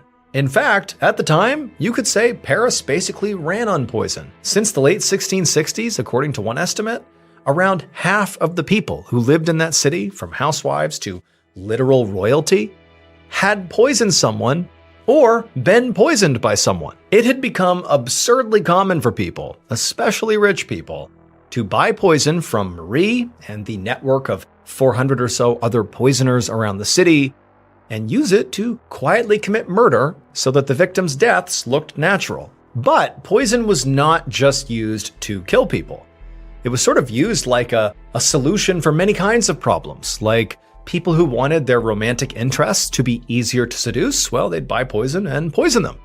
Or people that had abusive or unappealing partners, they would use poison to make them sick and bedridden. Because remember, they can't get divorced. So if you're stuck with somebody and you don't like them, well, just poison them. It was also alleged that King Louis XIV himself was poisoned in non-fatal doses by his mistress, who wanted to make him easier to manipulate. Poison was even used for entertainment. One duo of poisoners baked deadly substances into cakes and handed them out to unsuspecting patients at a local hospital just to see what would happen. The poison affair, as it came to be called, was without a doubt at the time Paris's biggest and best kept secret, until Marie went to that dinner party, got really drunk, and let it slip. That night, Marie told stories of poisoning people, and people thought they were so funny because they didn't believe they were true. But one of the guests saw that the hostess of the party looked furious at Marie the whole time Marie was telling these stories. And so he wondered if maybe what Marie was talking about might actually be real, and the hostess is kind of trying to signal her to stop talking about it, but Marie was not taking the hint. So the following day, that dinner guest went to the police, and the police sent a woman to Marie's house to act as an undercover spy to see if maybe she could get proof that the poisonings were real. And lo and behold, when this woman told Marie that her husband was abusive and she just wanted to know how long this was going to go on for, Marie, read her palm and read her future, but then also gave her some tips about what to do in the meantime, which included handing her a vial of poison and saying, just go ahead and kill your husband, poison him. The object that officer had shown Marie when she was arrested was that poison. The investigation into the poison affair lasted for 3 years. And during that time, there were over 300 people who got arrested, from commoners to royalty. 23 of those people were banished, and 34 people were executed, including Marie Boss. She was actually the first person to be burned alive on one of those pyres.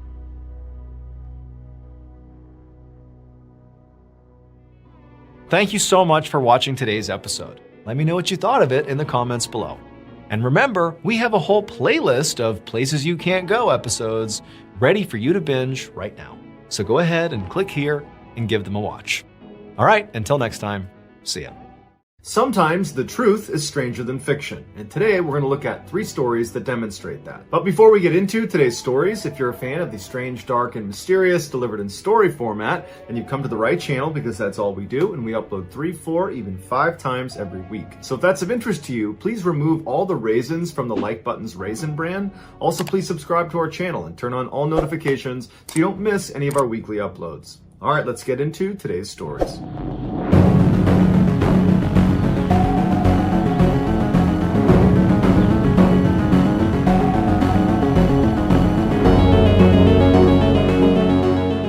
From 2000 to 2013, Cornelius Mike Anderson miraculously turned his life around. Growing up in a suburb of St. Louis, Missouri, Mike was a troubled young man that seemed destined for jail time. But something changed for him in the year 2000 when he was 23 years old. Suddenly, he wanted to make the most out of his life. So he distanced himself from his old friends and he moved to a different suburb outside of St. Louis called Webster Groves. There, he started a successful construction company. He got married, divorced, married again. He had 3 kids and became the father to a stepchild. He was very active in his community, volunteering countless hours at his church, as well as becoming a youth football coach. Anyone that met Mike after the year 2000 only had wonderful things to say about him. But Mike had a big secret about his past that he was just hoping never saw the light of day. Back in 1999, when Mike was 23 years old, he robbed a Burger King outside of St. Louis at gunpoint. He was arrested in the year 2000, convicted of armed robbery, and sentenced to 13 years in prison. Shortly after his conviction, he was out on bail pending the outcome of his appeal. But when his appeal was denied in May of 2002, Mike was expecting to go back to jail. And so he asked his lawyer, what are the next steps? Because I'm out on bail. Do I go to the jail? Do they come to get me? And his lawyer said, oh no, they'll issue a warrant for your arrest. They will come to your house and they will take you to jail. So Mike got his affairs in order and he waited to go to jail. But no one ever showed up. And so days turned into weeks, turned into years, and no one ever took Mike to jail. Because it would turn out the state had made a clerical error, and they believed Mike was already behind bars when he was actually just at his home. And in July of 2013, at the end of his original 13-year sentence, they went to go release him from prison. That's when they realized he had never been incarcerated. So 8 U.S. Marshals immediately went to his house and they arrested him and they brought him to jail. And there was this huge public outcry that it was totally unjust that you're arresting him now because it's the state's fault that they did not bring him to jail. It's not Mike's fault. And Mike used that opportunity to become a totally changed man. And so after a number of appeals and this very public petition of people trying to get Mike out of jail, a judge finally took a closer look at Mike's case. And it would take this judge only 10 minutes to come to the conclusion that Mike was in fact a changed man and should not have to serve the rest of his sentence. And so although Mike was held for 9 months after being rearrested, he was released and today he is a free man. The Tromp family were by all accounts a normal, hardworking household. 51-year-old Mark Tromp and his wife, 53-year-old Kobe Tromp, had established a successful red currant farm and earth-moving business at their property in Sylvan, which is just outside of Melbourne. Their 3 adult children, which were 29-year-old Rihanna, 25-year-old Mitchell, and 22-year-old Ella, all lived and worked with them at the farm. But their seemingly ordinary lives would change forever on Monday, August 29th, 2016. That day, without any warning, the family dumped their passports, credit cards, and cell phones on the kitchen table and ran out the front door, leaving it unlocked. They hopped into Ella's car and drove north. 30 kilometers into their journey, and it was discovered that the son, Mitchell, still had his phone. And so the others yelled at him to throw it out the window. And so he did. He chucked his phone out the window. The family drove all day and night until they reached a motel in the New South Wales town of Bathurst, 800 kilometers away to the west of Sydney. The following morning, Mitchell decided he did not want to be a part of whatever it was they were doing, and so he abandoned his family and began heading home. The remaining 4 family members did not go after Mitchell. Instead, they just piled back in the car and drove east to a popular tourist destination called the Ballen Caves. It was there that the 2 daughters, Rihanna and Ella, decided that they also did not want to be a part of whatever it was they were doing, and so they snuck away from their parents and stole a car and began heading home. The parents, after realizing their daughters had now left, did nothing. They did not go after them. The 2 sisters drove south to the town of Goulburn, where they called the police to report their parents missing. The story made its way into the media, where the family was initially ridiculed for getting lost in the first place and getting completely separated in an area they should know well. This is their country. It's not a remote area. They were near big established towns the entire time. It just didn't make sense. But when police went to the Trump family farm back in Sylvan and they discovered the front door was unlocked, there were credit cards, passports, and phones on the table, suddenly it seemed like there was a lot more to this case than met the eye. And so as this strangeness came into focus in the media, people stopped ridiculing the family and began speculating what caused them to suddenly flee their house. Was it something in the water they were drinking? Was there chemicals on the farm that was screwing up their brain? Were they running from someone? Were they in debt? What was it that caused this strange sudden departure? Back in Goulburn, after reporting their parents missing, Rihanna and Ella inexplicably separated at a gas station. Rihanna just climbed in the back of some utility truck, and Ella hopped in the stolen vehicle and started driving home. Later that night, Ella would become the first Trump family member to be located by police when she arrived at the farm and police were waiting for her there. Mitchell would arrive back home the following morning after taking a series of trains to get there. Once Mitchell and Ella were reunited, they made a statement to the media outside of the family farm, and as you're looking at them, it's clear they're totally shell-shocked. They don't know what's happened, and they're trying to articulate why their family left in the first place and what they were doing and where they're going, and the best they could do was to say, well, there was a lot of pressure on our family and it was building up, and these things are just difficult to explain, and I don't really know what we were doing. Mitchell would say that there was a belief that people were after them, there was some paranoia there, but that paranoia was predominantly held by their parents. While Mitchell and Ella were certainly in a state of shock, they did seem mentally stable. The same could not be said for their sister, Rihanna. She was discovered by the driver of the truck she had snuck into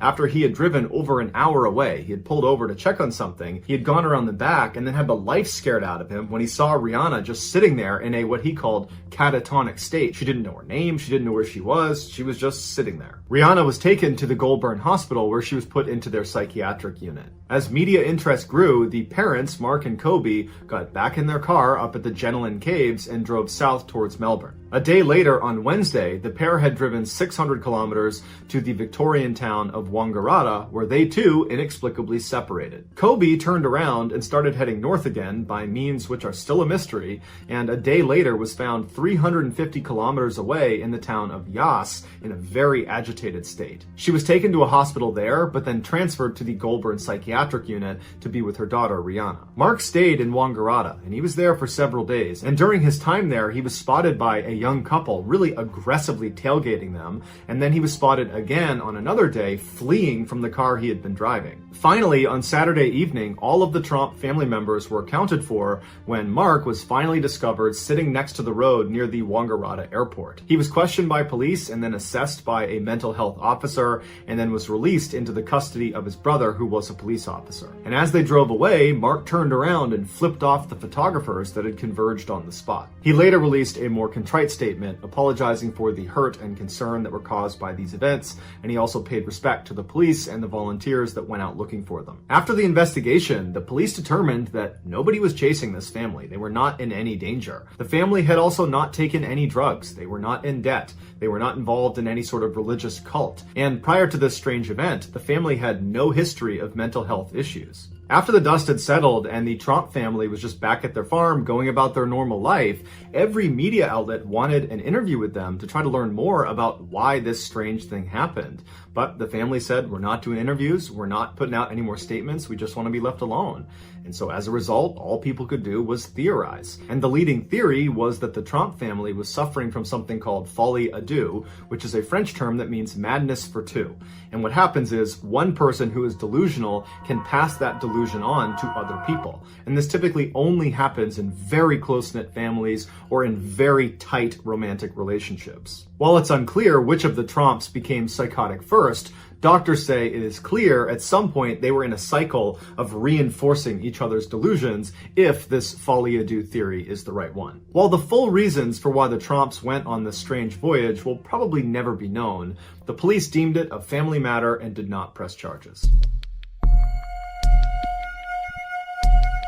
In 2007, 35-year-old Eva Wisniewska was a member of the German national paragliding team. Over the previous 2 years, Eva had competed in 10 of the world's biggest paragliding competitions, and she had won 6 of them, making her the top female paraglider in the world. So coming into that year, Eva was very motivated to work extra hard to make sure she retained that title as world champion. On February 24th of that year, Eva was preparing her gear alongside 200 other paragliders on Mount Bora in New South Wales, Australia. This was Eva's last training opportunity before her first major competition of that year, which was scheduled for the next week. As they were getting ready to launch, one of the coaches walked in front of the group and made an announcement. He said storm clouds have been spotted to the north, but the forecast was a little bit ambiguous. It wasn't clear if the storm was going to move over their training area or not. So it was up to each of the paragliders if they still wanted to launch that day and risk the bad weather. Eva, who was really eager to get this training flight in, looked at the sky and saw that it was pretty gray, but decided that she was going to do it. Worst case scenario, she would have to cut it short.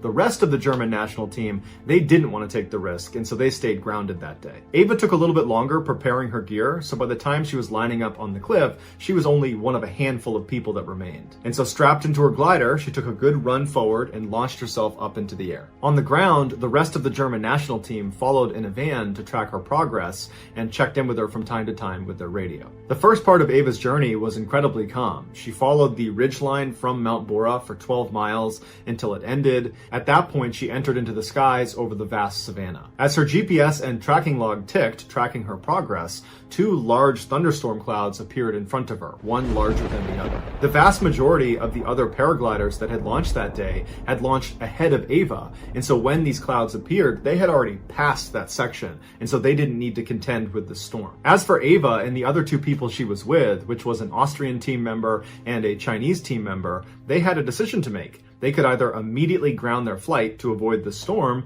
or they could attempt to dodge it.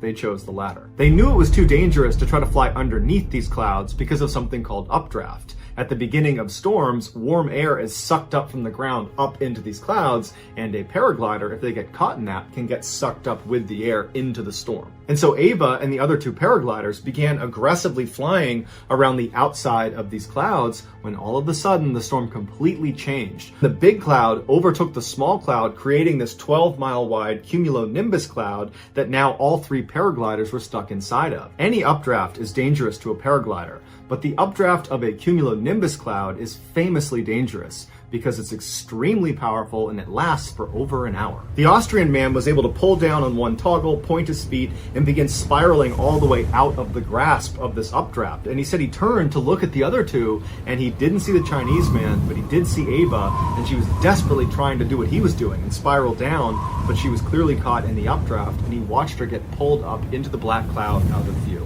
By the time the Austrian man hit the ground, he would say it had become the worst thunderstorm he had ever seen, with huge hail balls hitting the ground all around him. He took one more look up, and he didn't see the Chinese man, he didn't see Eva anywhere, and he took off running for a barn to seek shelter. And when he was there, he pulled out his radio and he alerted the other teams of this emergency. Inside the cloud, Eva was hurtling up like a rocket. The storm was lifting her at a rate of 60 feet per second. There was nothing she could do to get out of this wind tunnel. Eva knew she was getting being pulled towards the storm's eye in its vicious center because of the immense claps of thunder that just kept getting louder and louder, and it also kept getting darker and darker all around her. In fact, it was pitch black except for the occasional flash of lightning that came very close to electrocuting her. As she desperately tried to keep her glider stable, she was able to place a radio call down to her team on the ground, but all she could say was, "I can't see anything," before it cut out. And at some point, Ava reached the eye of the storm where it's pitch black and the temperatures are freezing and hail balls the size of oranges are pelting her left and right. And the updraft kept pulling her higher and higher and higher until she passed out from a lack of oxygen. And at some point, this updraft actually shot her up and out of the cloud. And while this meant she was out of the storm, she was now in air that was 50 degrees below zero, which meant everything, her face, her gloves, her clothes, the wings of her glider, everything completely froze. And to make matters worse, at the altitude she was at, there was almost no oxygen and she did not have a breathing apparatus. So by all accounts, Ava should be dead. But somehow, she didn't die. She just kept floating around above this storm cloud for 45 minutes. And then something happened. The ice on one side of the glider broke off, causing it to collapse, throwing her into a deadly free fall, and she's not in control, she's still unconscious, and she starts barreling back towards the ground like gravity has been turned back on again, going straight through the storm all over again. And so through the storm, going at 90 feet per second, she clears the storm, and then right after getting out from underneath it, her glider miraculously just opens back up again. And the jerking motion of her suddenly stopping her free fall jolted her awake. And so she's looking around, totally confused as she's gradually regaining consciousness, and she's taking stock of where she is, and she's still in the storm cloud, but right at the bottom of it. But luckily, the updraft had stopped. And so she was steady, and she was able to reach up and grab her toggles, and she was able to fly herself down to the ground and crash land, and then she curled into a ball, grabbed her radio, and she called her team. When they heard her voice, they could not believe she was alive, because the other paraglider that got sucked up by the updraft, the guy from the Chinese national team, he unfortunately was struck by lightning and was killed. And so they were anticipating finding out that Ava had been struck by lightning as well. But Ava had not just survived. When they brought her to the hospital, they discovered that virtually nothing was wrong with her. She had some pretty bad bruises and cuts from the hail, and she had a little bit of frostbite on her face, but it was treatable. And so the same day she was brought in, they discharged her. After leaving the hospital, she and her teammates went back to the launch site so she could collect her gear. And when they got there, she looked at her GPS, and the GPS had been tracking her entire flight the entire time she was up in that cloud. And she showed her teammates what it said, and they literally couldn't believe it. The screen showed she had reached an altitude of 32,634 feet, which, to put this in perspective, is the same altitude you fly at inside of a commercial jet. So imagine being outside of your plane in the middle of a flight, and that's how high she was. Another reference point is she was approximately 4,000 feet higher than the summit of Mount Everest. No human being had ever been that high, unprotected, and lived to tell the tale. Until Ava. So that's going to do it, guys. If you found the secret in today's episode, let us know what it is in the comments and where you found it, so give us the timestamp. And if you're the first to do that, we'll pin you at the top of the comments section. If you enjoyed today's video and you haven't done this already, please remove all of the raisins from the Like Button's raisin brand. Also, please subscribe to our channel and turn on all notifications so you don't miss any of our weekly 3, 4, even 5 video uploads. If you want to get in touch with me, you can direct message me on Instagram or on Twitter. My username for both platforms is the same. It's John Ballen 416. I also have a ton of content over on TikTok where my username is MrBallen. I also have a second YouTube channel called MrBallen Shorts where I post short videos. If you have a story suggestion, please submit it to our subreddit just called MrBallen. It's linked in the description below. So whether I see you on Twitter, Instagram, TikTok, Reddit, YouTube, or some combination, just know that I really appreciate your support, and until next time, that's going to do it. See ya. Today's story was all over the news a couple of years ago, but there was a mind-blowing detail about this story that very few news outlets chose to report. And so today's story will end with that detail. But before we get into today's story, if you're a fan of the strange, dark, and mysterious delivered in story format, then you come to the right place, because that's all we do, and we upload 2 or 3 times every week. So if that's of interest to you, please ask the like button to hold your very easily startled cat, and then once they do, press the test button on your smoke detector. Also, please subscribe to our channel and turn on all notifications so you don't miss any of our weekly uploads. All right, let's get into today's story.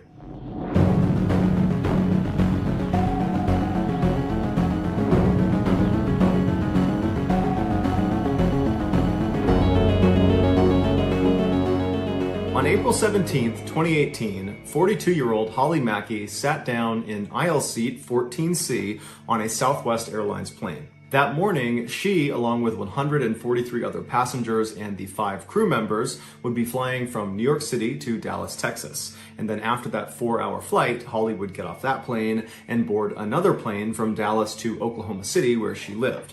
But luckily, that flight was only about an hour long. After Holly buckled her lap belt, she put her carry-on bag under the seat in front of her, and then she waited to see who was going to be sitting in the 2 seats to her left. A few seconds later, a 43-year-old bank executive and mother of 2 named Jennifer Reardon came walking down the aisle and stopped right outside of row 14 and turned into the aisle towards Holly. And Holly, who was kind of keeping her head down, she noticed there was this person standing outside of her aisle, and so she turned and looked up, and looking down at her was this big bright smile, and Jennifer said to her, "Hey, can I sit next to you? Is anybody using those seats?" And Holly would say, "Nope, I'm here by myself, go right ahead." Unlike other airlines that would assign seats to all of their passengers before they boarded, Southwest Airlines has an open seating plan. What they do is they basically group passengers into boarding groups, but then once that group is on the plane, it's first come, first serve. After Jennifer slid past Holly and made her way to the window seat where she sat down, which was seat 14A, she buckled her lap belt, and then just like Holly, she took her carry-on bag and stuffed it under the seat in front of her, and then she pulled a paperback book out of her bag and started reading it. For the next few minutes, as more and more passengers came onto the plane, nobody took the seat between Holly and Jennifer, because generally speaking, people don't like riding in the middle seat if there is a window or aisle seat available, because it's just not very comfortable sitting between 2 people for hours at a time. But eventually, the only seats left were middle seats. And at some point, this preteen girl who had her head buried in her phone, she comes onto the plane and she works her way down and she stops outside of row 14 and she very politely asks Holly if she can sit between her and Jennifer.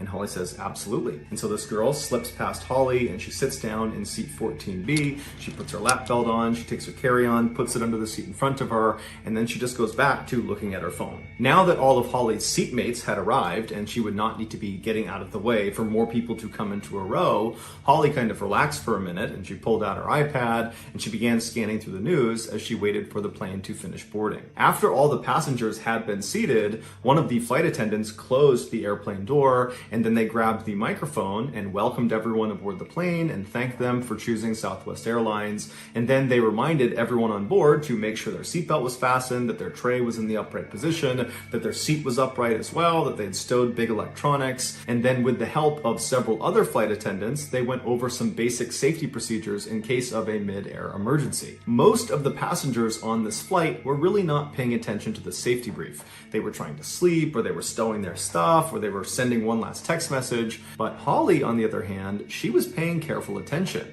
Now, this wasn't totally unusual for her. She was generally safety conscious, but for some reason on this flight, she just had a sense that something bad was about to happen. There was this deep sense of foreboding that she normally didn't feel on flights. And so she found herself really carefully paying attention to these procedures in case something did go wrong. After the brief was over, the attendant who was holding the microphone thanked everyone for listening and then said, "Sit back, relax, and enjoy your flight." But Holly couldn't do that. Because one, she really did have this weird sense that something was off about this flight, that something bad was going to happen, and she just didn't know why.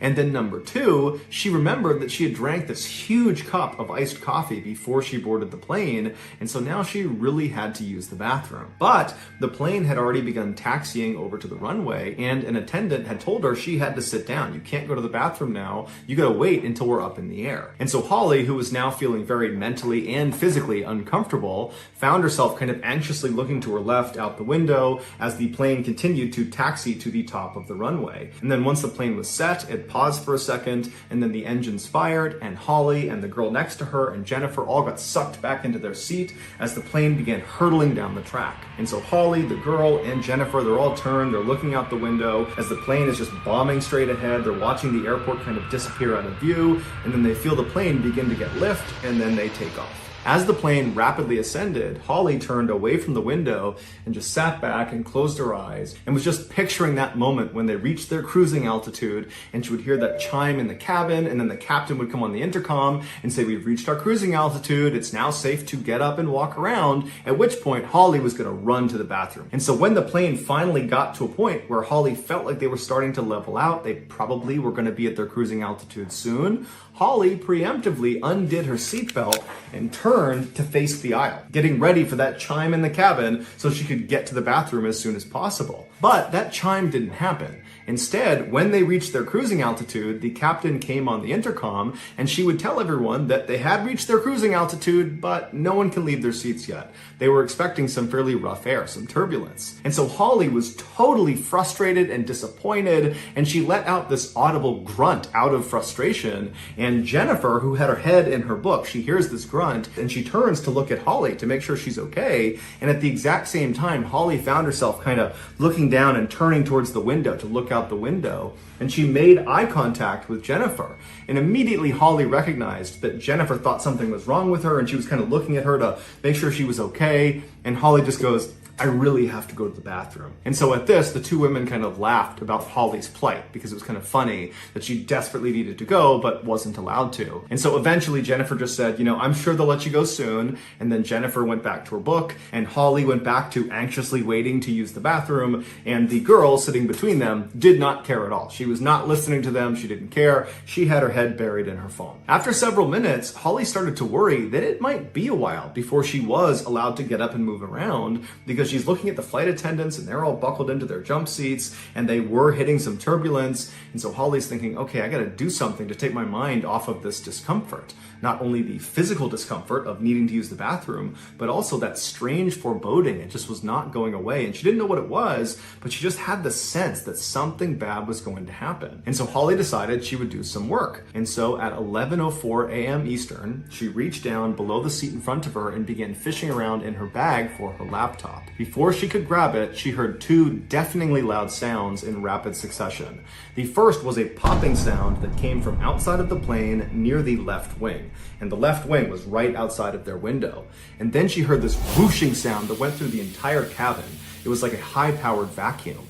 And then the entire cabin became freezing cold as the plane banked hard to the left. After all this happened, in this fraction of a second, Holly sat up, and it was like she was immediately in shock. She's looking out across the other seats, and she sees all those oxygen masks have deployed from the ceiling. People are screaming, the attendants are running up and down the aisle trying to help people put their masks on as the plane is hard banking to the left, and Holly just kind of robotically reaches out and grabs the mask right in front of her, and she tries to put it on, but despite having listened intently to the safety brief, it was like her hands didn't work, and she couldn't get the band to extend long enough to put it over her head. And so she's fumbling with this mask, still in shock. She can't believe this is actually happening. This is how she's gonna die. And then it's like she snaps out of it, and she forgets about the mask, and she turns left to make sure the girl and Jennifer were okay. And what she saw was absolutely horrifying. That popping sound she heard outside of the plane was the sound of the engine underneath the left wing exploding. And when it detonated, the cowling, which is the outside of the engine, it kind of protects the engine, it broke apart. And one of the pieces of this cowling flew and hit the side of the aircraft, and it struck the window of row 14, Holly's row. And when it did that, it shattered the window completely, causing an explosive decompression of the cabin. When even a small hole opens up in a plane flying miles above the earth, that hole will create hurricane-like forces inside of the cabin. And so anything that is not completely anchored down, including people, will get sucked out of that hole. And in this case, that's what happened. When that window broke open, Jennifer, who was sitting closest to it, was immediately sucked through the window.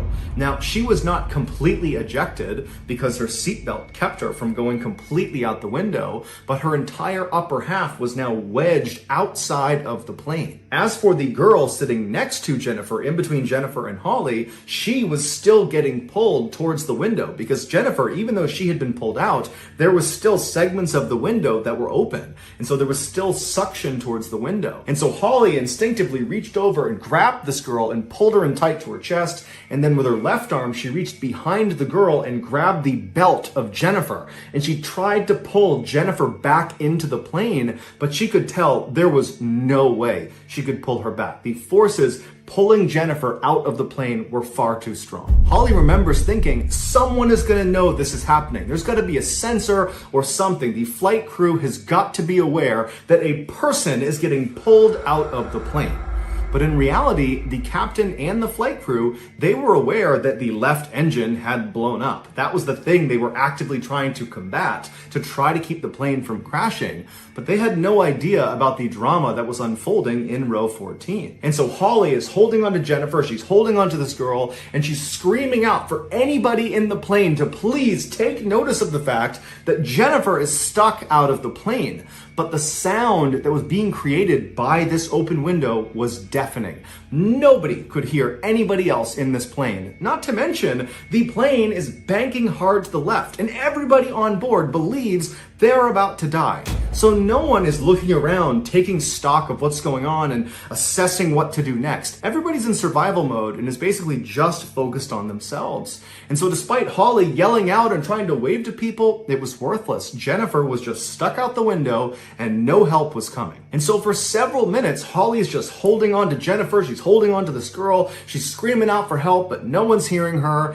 And then eventually, as the plane began to come back from its bank, and it seemed like the pilot was taking control of the craft, even though it was deafening inside and it was still terrifying, people began to open up their blinders a little bit and they started to look around, and some people sitting in the vicinity of row 14, they noticed what was going on with Jennifer and they began yelling and waving for the flight attendants. But again, the sound from this window was deafening. There was just no way the attendants could hear them. And even though everyone's waving at the attendants are very preoccupied. They're dealing with the people right in front of them who are all very worried and concerned. They're trying to talk to the captain about what they need to do next. And so they did not see there was this emergency happening. And so for several more minutes, Jennifer is just stuck out the window with nobody helping her. And it was during this time, as Holly is holding on to her waist and she's holding on to the girl, that Holly is thinking, Jennifer, she's been stuck outside the plane where there's no oxygen for almost 10 minutes. Nobody can survive that. And Jennifer has been forced through this window that's not big enough to have a person fit through it. And so Holly found herself moving her left hand that was gripping onto Jennifer's waist. She just let go of it, not because she was trying to let go of Jennifer. Frankly, her hand was not keeping Jennifer from going anywhere. It was just kind of habitual that she was holding on to her waist. So she takes her hand off of her waist and she just places it right in the center of Jennifer's back. Like she was comforting Jennifer. She was showing Jennifer that you're not alone. We can't help you, but you're not alone. And the woman in row 15, an older woman, she saw Holly do this and she reached across and she put her hand on Holly's back.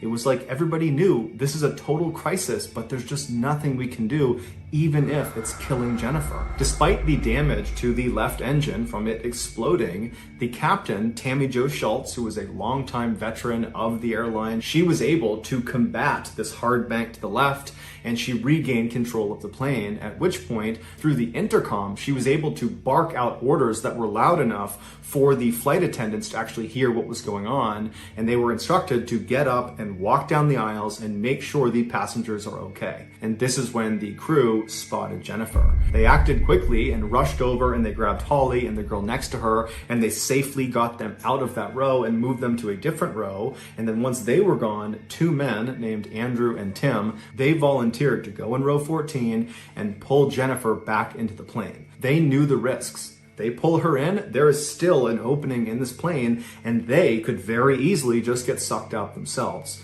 But they didn't care. They knew they needed to help this woman. And so without any hesitation, the two men walked into row 14, they got in position, and with all their might, they were able to pull Jennifer in, they got her into the aisle, and then the two men were able to leave row 14 without being sucked out. And so Jennifer is laying in the aisle, and a passenger who happened to be a nurse, who was named Peggy, she rushed over and she began performing CPR. At this point, Holly remembers looking around the cabin and seeing that everybody was just perfectly perfectly still. It was still deafeningly loud inside of the cabin because this window is still sucking air out. So it's very, very loud, but she's looking out and there was just this aura of calm inside the plane. No one was running around, no one was panicking. Everyone was just kind of sitting, watching as Peggy was trying to save Jennifer's life. At 11:21 a.m., so 17 minutes after that pop was heard outside of the plane, the captain of this plane is able to successfully perform an emergency landing at an airport in Philadelphia.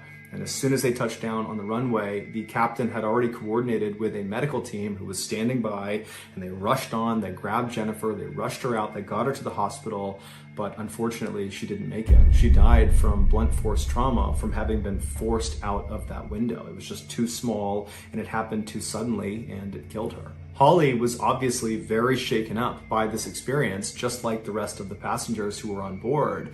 But there's a detail in Holly's story that makes her experience even more traumatic. On the morning she got on this plane, she arrived at the airport fairly early, she had a big coffee with her, and she got in line for security. So as she's going through this line, she's drinking this huge coffee, and then when it's her turn to actually go through the scanners, she finishes this coffee, she throws it away, she goes through security, and by the time she's on the other side, she's now late. And so she runs all the way to her gate, and when she boards, her boarding group has already gotten on. And so all the seats that she liked to take, those are already gone. She liked to sit towards the front of the plane because she liked to be one of the people that got off the plane first once they landed.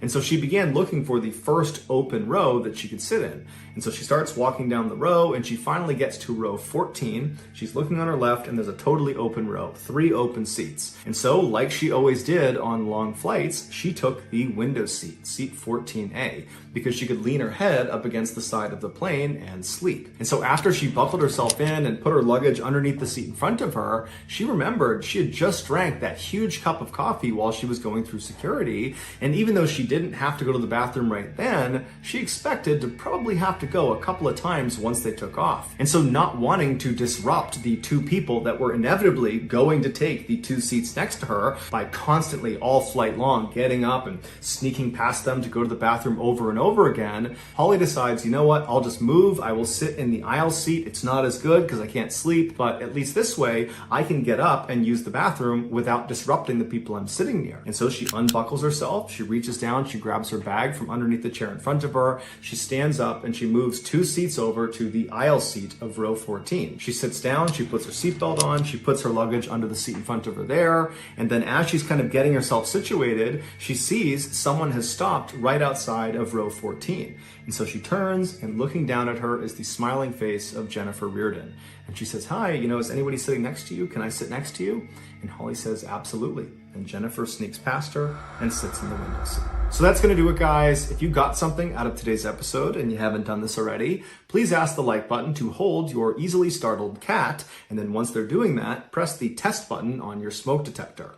Also, please subscribe to our channel and turn on all notifications so you don't miss any of our weekly 2 or 3 video uploads.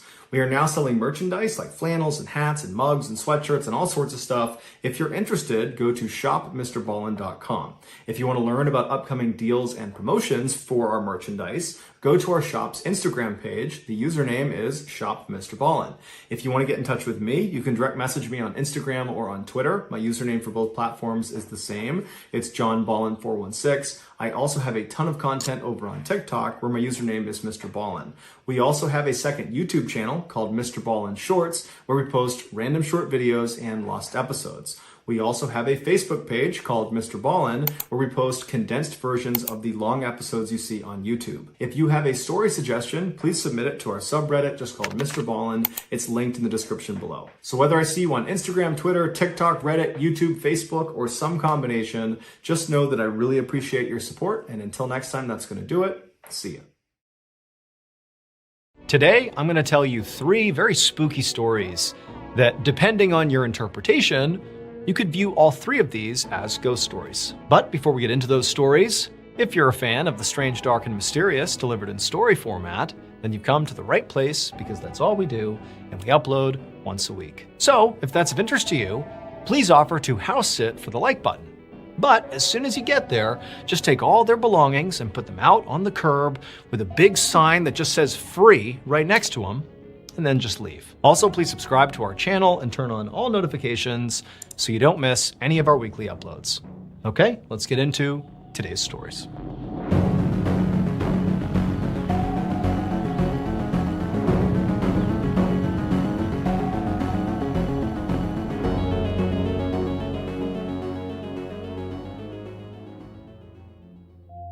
One morning in the summer of 1876, a doctor named Lewis Allard walked down the hallway of a hospital in Papeete, Tahiti. Tahiti is an island east of Australia.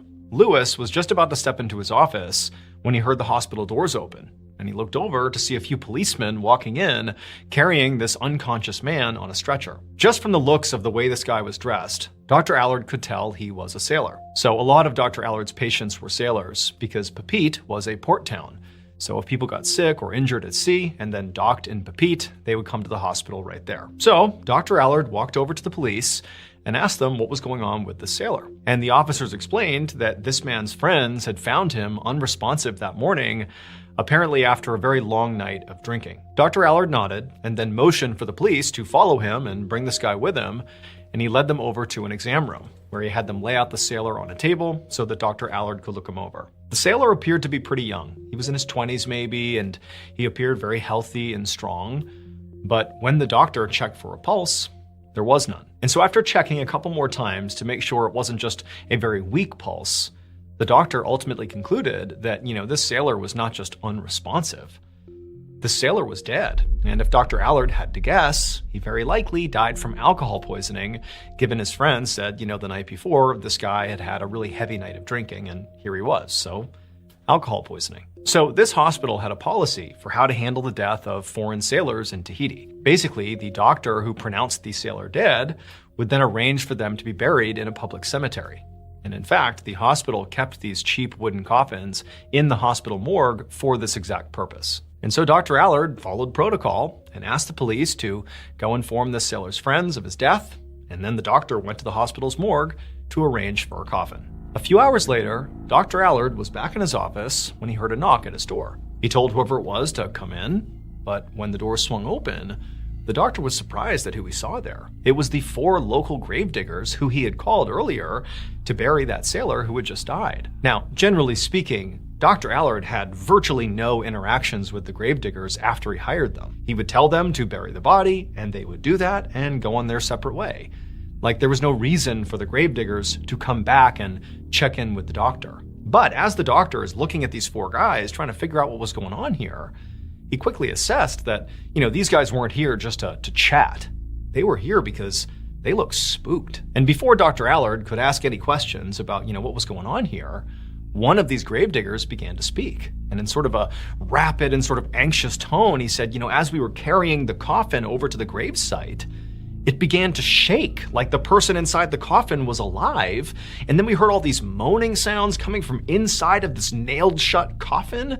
And we all got so panicked that we just dropped the coffin and we ran here to tell you. Now, Dr. Allard was pretty surprised by what he was hearing, but he's also thinking that, when he hired these 4 gravediggers, they were at a local pub and they were drinking.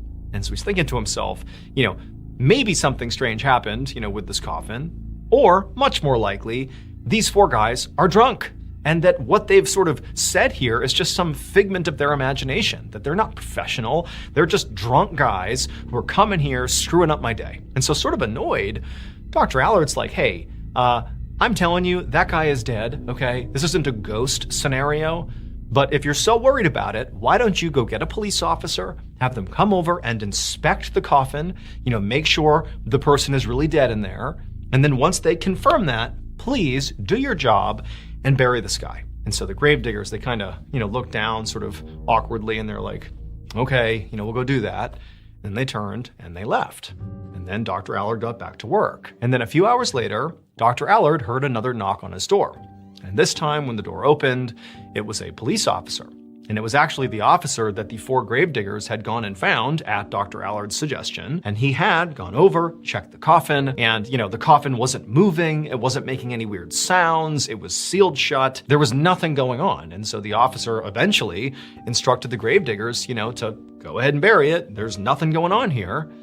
And so the gravediggers had, at that point, buried the coffin, and that had been that. And so the officer was here just to tell Dr. Allard that, hey, it's all good, he's buried, we can move on. About a week later, Dr. Allard had basically forgotten about this whole snafu around the coffin and whatever was going on with it. He was sort of on to the next thing, and he was out like he normally was at night to go for a walk. And the area that he liked to walk in the most was actually the cemetery. Not because he had some sort of morbid obsession, but because, it was often, vacant. There was nobody there. And so it was a peaceful place to go walking. And so, he's strolling through the cemetery like usual, and he's not seeing anybody like usual. But as it began to get dark, he was walking down this one row of headstones, and he looked up ahead, and he could have sworn he saw somebody standing behind a tree with their body sort of half out of the tree, half behind the tree, sort of half obscured. And he stopped, and he's looking, and the whole thing just sort of felt off. Like, what is this person doing? Is that a person? Like, what's going on here? And so he's staring, and as he's looking, sure enough, this dark silhouette steps out from behind this tree. And the way they stepped out, it was like they stepped out, turned, and faced Dr. Allard, and just stood there, clearly looking right at Dr. Allard. But they're pretty far away from Dr. Allard, like there's a good distance between them. But immediately, Dr. Allard felt threatened by this person, or whatever it was. He didn't even know if it was a person. He couldn't tell if it was his mind playing tricks on him or not. He's just staring at this thing that looked like it was looking at him. And so Dr. Allard instinctively, who's now feeling a little bit frightened, turned and just started walking away, like he was done walking in the cemetery for the night. And so he turns and he starts walking, but then it's like the hairs on the back of his neck stood up. He just felt like this person, whoever it is, they're still watching me. And so he stopped after just a couple of steps and he turned back around. And now this figure is clearly marching directly towards Dr. Allard. They're almost running. They're walking real fast right towards Dr. Allard. And so now Dr. Allard's terrified. He knows there's something happening here. Why would this person be doing this? Like, is it a person? Like, what's happening here? And so Dr. Allard, he turns and starts to run. And as he's running, he hears this horrible high-pitched scream echo across the entire cemetery. And then he looks back one last time and he sees the face of this figure, this person charging towards him. And it's the same guy who died a week ago, the same sailor that he buried, the one who presumably was moving around in the coffin the gravediggers were so scared of. It was him. And he jumped on Dr. Allard and began throttling him. And Dr. Allard's on the ground staring at this ghastly face. This scream is coming out of him. He had no idea what was going on. And then Dr. Allard just blacked out. A few minutes later, Dr. Allard came to and he sat up suddenly and he's looking around and there's nobody there. It's just a dark, vacant cemetery. No sign of the dead sailor's ghost or whatever or whoever it was. They're gone. And Dr. Allard's just sitting there, his heart's racing still, and he's telling himself, like, did that even just happen? Like, it felt so real. His neck was sore from, what he felt was this guy, this thing attacking him. But at the same time, he was so sure that the face that he had seen on this person was the dead sailor's face. But how could that be? He's dead. He's buried. How could that be? And so ultimately, Dr. Allard, he got up and he hustled back to his house. But over the coming weeks, Dr. Allard sort of spiraled into madness. Because it was like every day, all the time, he would see out of the corner of his eye for a second, like a glimpse of this dead sailor's ghost. And it was always that face, that ghastly face, that shrieking face looking right at him. And he'd turn and, the face would disappear. But Dr. Allard, he just felt like he was almost being haunted, that something had happened, like that attack in the cemetery. It had felt so real. He felt like now this ghost was literally haunting him. But he couldn't tell anyone. I mean, he's a doctor. What's he gonna do? Tell people that a ghost is haunting him? He didn't know what to do. And so what he ended up doing after several weeks is he just began staying home and laying in bed, basically feigning illness to avoid leaving the house. And he would just lay there with his eyes closed basically all day, because as soon as he opened his eyes, he would see this dead sailor's face. He really was losing his mind. And then eventually, when Dr. Allard knew he had to stop basically staying in bed all day and go back to the hospital and sort of function in society again, go back to work, otherwise people were going to start asking questions here, like, what's going on with you? And he didn't have an answer, When that time came and he knew it was sort of like, okay, go back to normal or tell people about this. Well, what Dr. Allard ultimately did is he decided to walk up to the roof of his house and throw himself off. He literally couldn't live with what he believed was this ghost haunting him 24/7. When the doctor's close friends found out that the doctor had taken his own life, they immediately went to the police and said, hey, wait a minute, we think this has something to do with what he was dealing with over the past several weeks. So the doctor, despite not wanting to tell anybody about, his haunting, he did sort of begin to tell a couple of his close friends.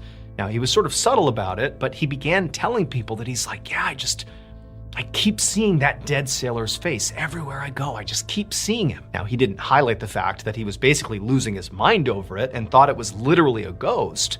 But a couple of his close friends were aware that it almost seemed like, Dr. Allard was effectively having a mental breakdown over this dead sailor. And they did sort of connect that Dr. Allard sort of felt haunted by this dead sailor. And so, said close friends ultimately went to the police and said, hey, I know this is a stretch, but the doctor kind of thought he was being haunted by this dead sailor before he died. We think that has to do with why he took his own life. And sort of amazingly, the police, the way they responded to this was, okay, we're gonna look into this. We're gonna investigate the haunting, so to speak. And what they did is they exhumed the coffin of that dead sailor. They didn't know what else to do. They just decided they would do that. And so they raised the coffin out of the ground and they open it up and they cannot believe what they see. So it would turn out those 4 gravediggers had been totally justified in being scared about what they thought they heard and felt in that coffin when they were going to bury it. Because the sailor was not dead. He was just so drunk that it felt like he was dead. They couldn't feel his pulse. Dr. Allard had been wrong. The sailor was not dead. He was totally alive. And so as he was being carried over to the gravesite to be buried, he really was moving around inside the coffin and moaning because he was horribly hungover, but totally alive and, grappling with the fact that he's now, confined inside of this coffin. He likely had no idea what was going on, so you can imagine the types of sounds and things he might be doing. And so the gravediggers, they were right to be scared.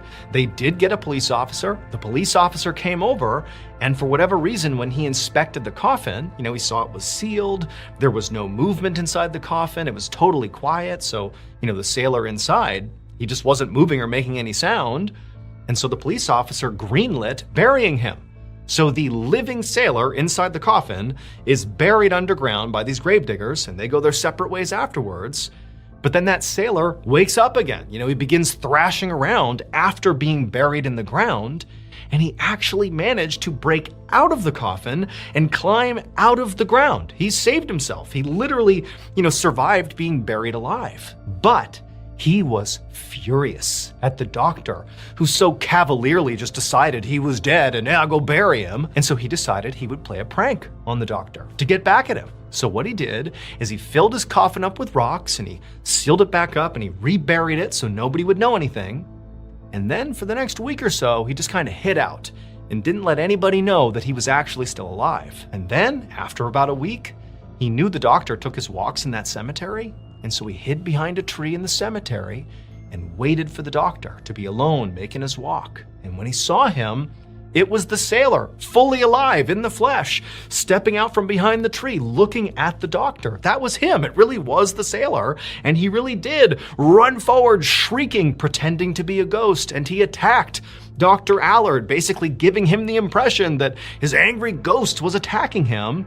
And then after Dr. Allard passed out on the ground, the sailor ran off. But for Dr. Allard, who fully believed that sailor was dead, can you imagine what he thought when he saw, the sailor attacking him and shrieking in the middle of the cemetery? He fully believed that was the sailor's ghost, and he had this totally real experience getting attacked by the ghost. And so even though he survived the encounter, it drove him mad.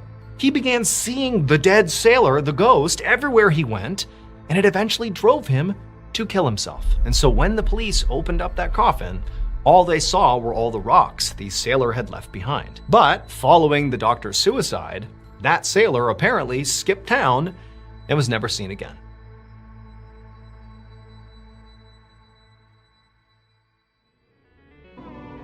It begins here.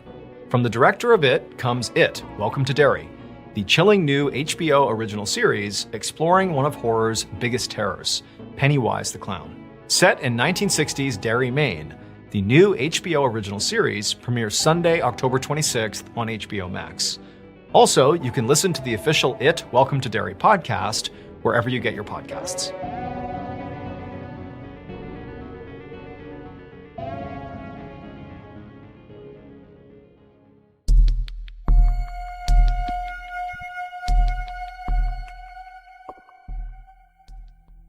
On the night of August 30th, 1892, a 20-year-old man named Benjamin Trudell climbed into his bed inside of the Deer Park Life-Saving Station, which was a small government building right off the coast of Lake Superior in Michigan. Benjamin was a member of the Life-Saving Service, which was a precursor to the U.S. Coast Guard, and he was currently working overnight as a surfman, which was basically like a lifeguard, but specifically for ships that were out on the lake. He was there with a bunch of other surfmen who were all taking shifts, either sleeping, patrolling the beach, or staying awake inside the station in case somebody came looking for help. Benjamin had just finished a 4-hour beach patrol, which had been pretty uneventful, but at the same time, he was still walking around for 4 hours on loose sand, and so he was pretty tired.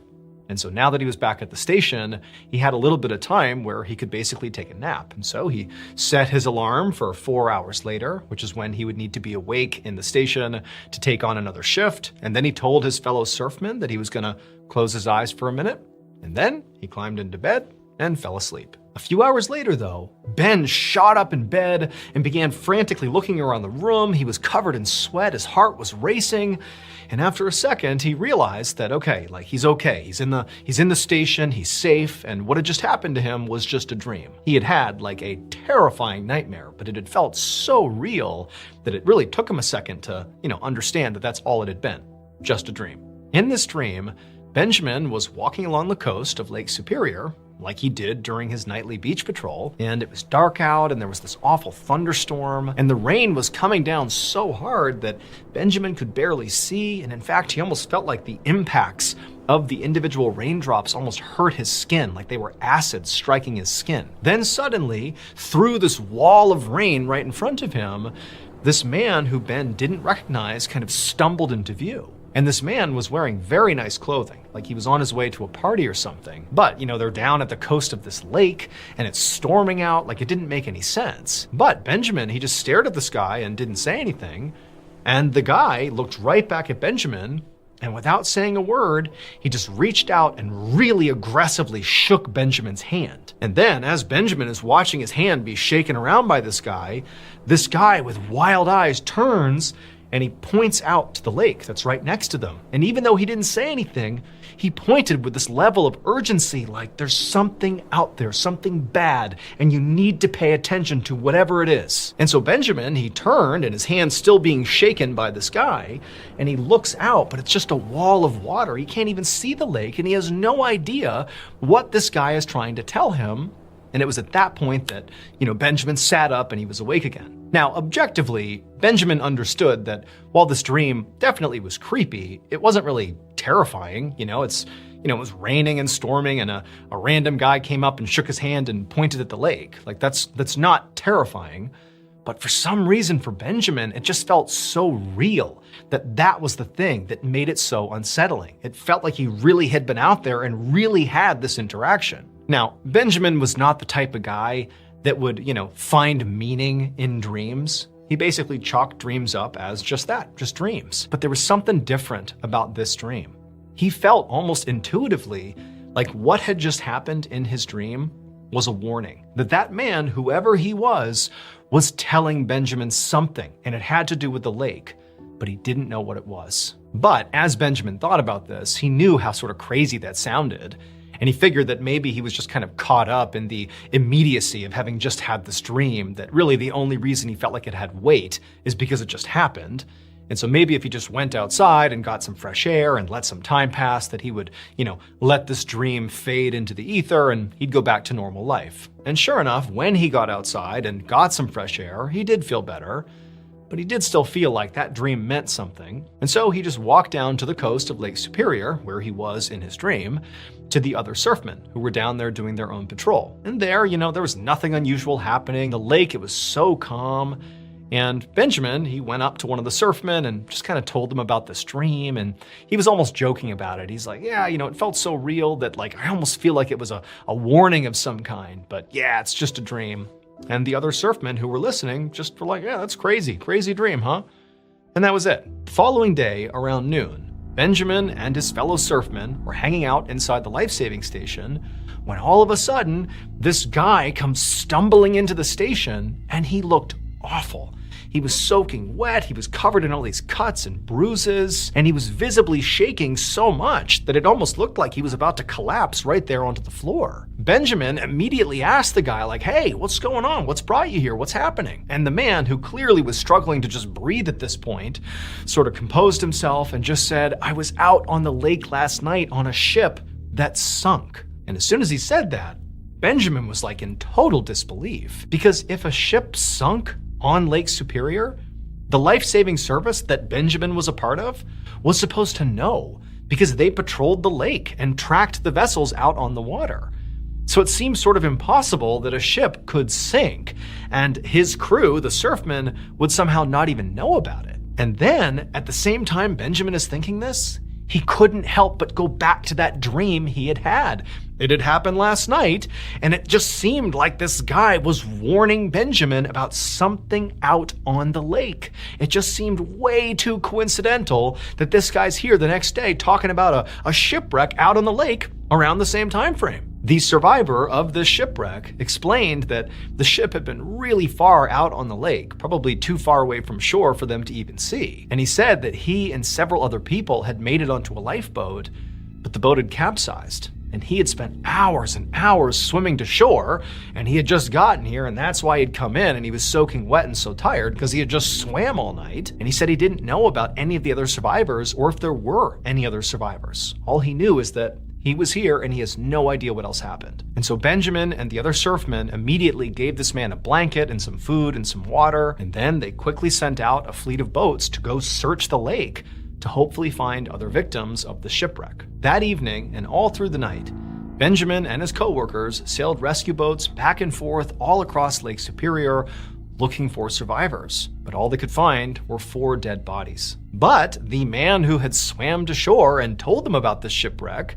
said there had to be more people out there. He said there had been 27 people on this ship, including him, when it had sunk, which meant a lot of people were still definitely unaccounted for. So while some of the surfmen continued to search out on the water, Benjamin and a small team decided they would actually search the coastline itself and see if anybody washed up on shore. And so early on the morning of September 1st, so now the surfmen have been out searching for people for over 24 hours at this point, Benjamin and his team were walking down the coastline and they looked up ahead and they saw what appeared to be 2 people laying on the sand. And so of course they ran up to them, and unfortunately they discovered that, it was a man and a woman who were lying face down in the sand, and they were not breathing. They were dead. And so Ben, he knelt down next to the man and he began rolling his body over to get a look at him. And when he did that, 2 things happened. When he rolled him over and actually got a look at this guy's face, he saw immediately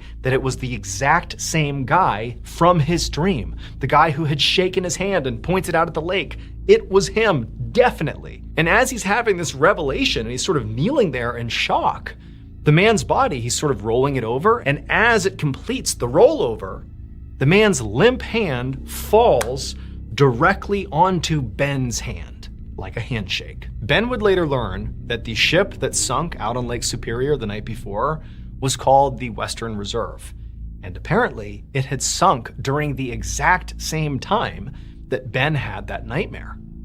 And the man that Ben saw in his dream, the man that had been pointing out at the lake and shaking his hand in the dream, and then Ben found on the shore dead, who then in his death flopped over and put his hand in his hand all over again, was a guy named Robert Minch, and he was part owner of the Western Reserve ship. For the rest of Benjamin's life, he believed that Robert's spirit had actually visited him in that nightmare to warn him about the shipwreck that was literally happening right then and there. That he was shaking his hand and pointing out at the lake like, hey, go out there right now. There's something horrible happening. A ship is sinking. People need your help. But when Benjamin woke up, despite really feeling like this meant something, this dream was a warning, he didn't actually go out and search the lake. And so as a result, the ship sank. In fact, of the 27 people who were on board that ship that sank, 26 died, including Robert, the owner.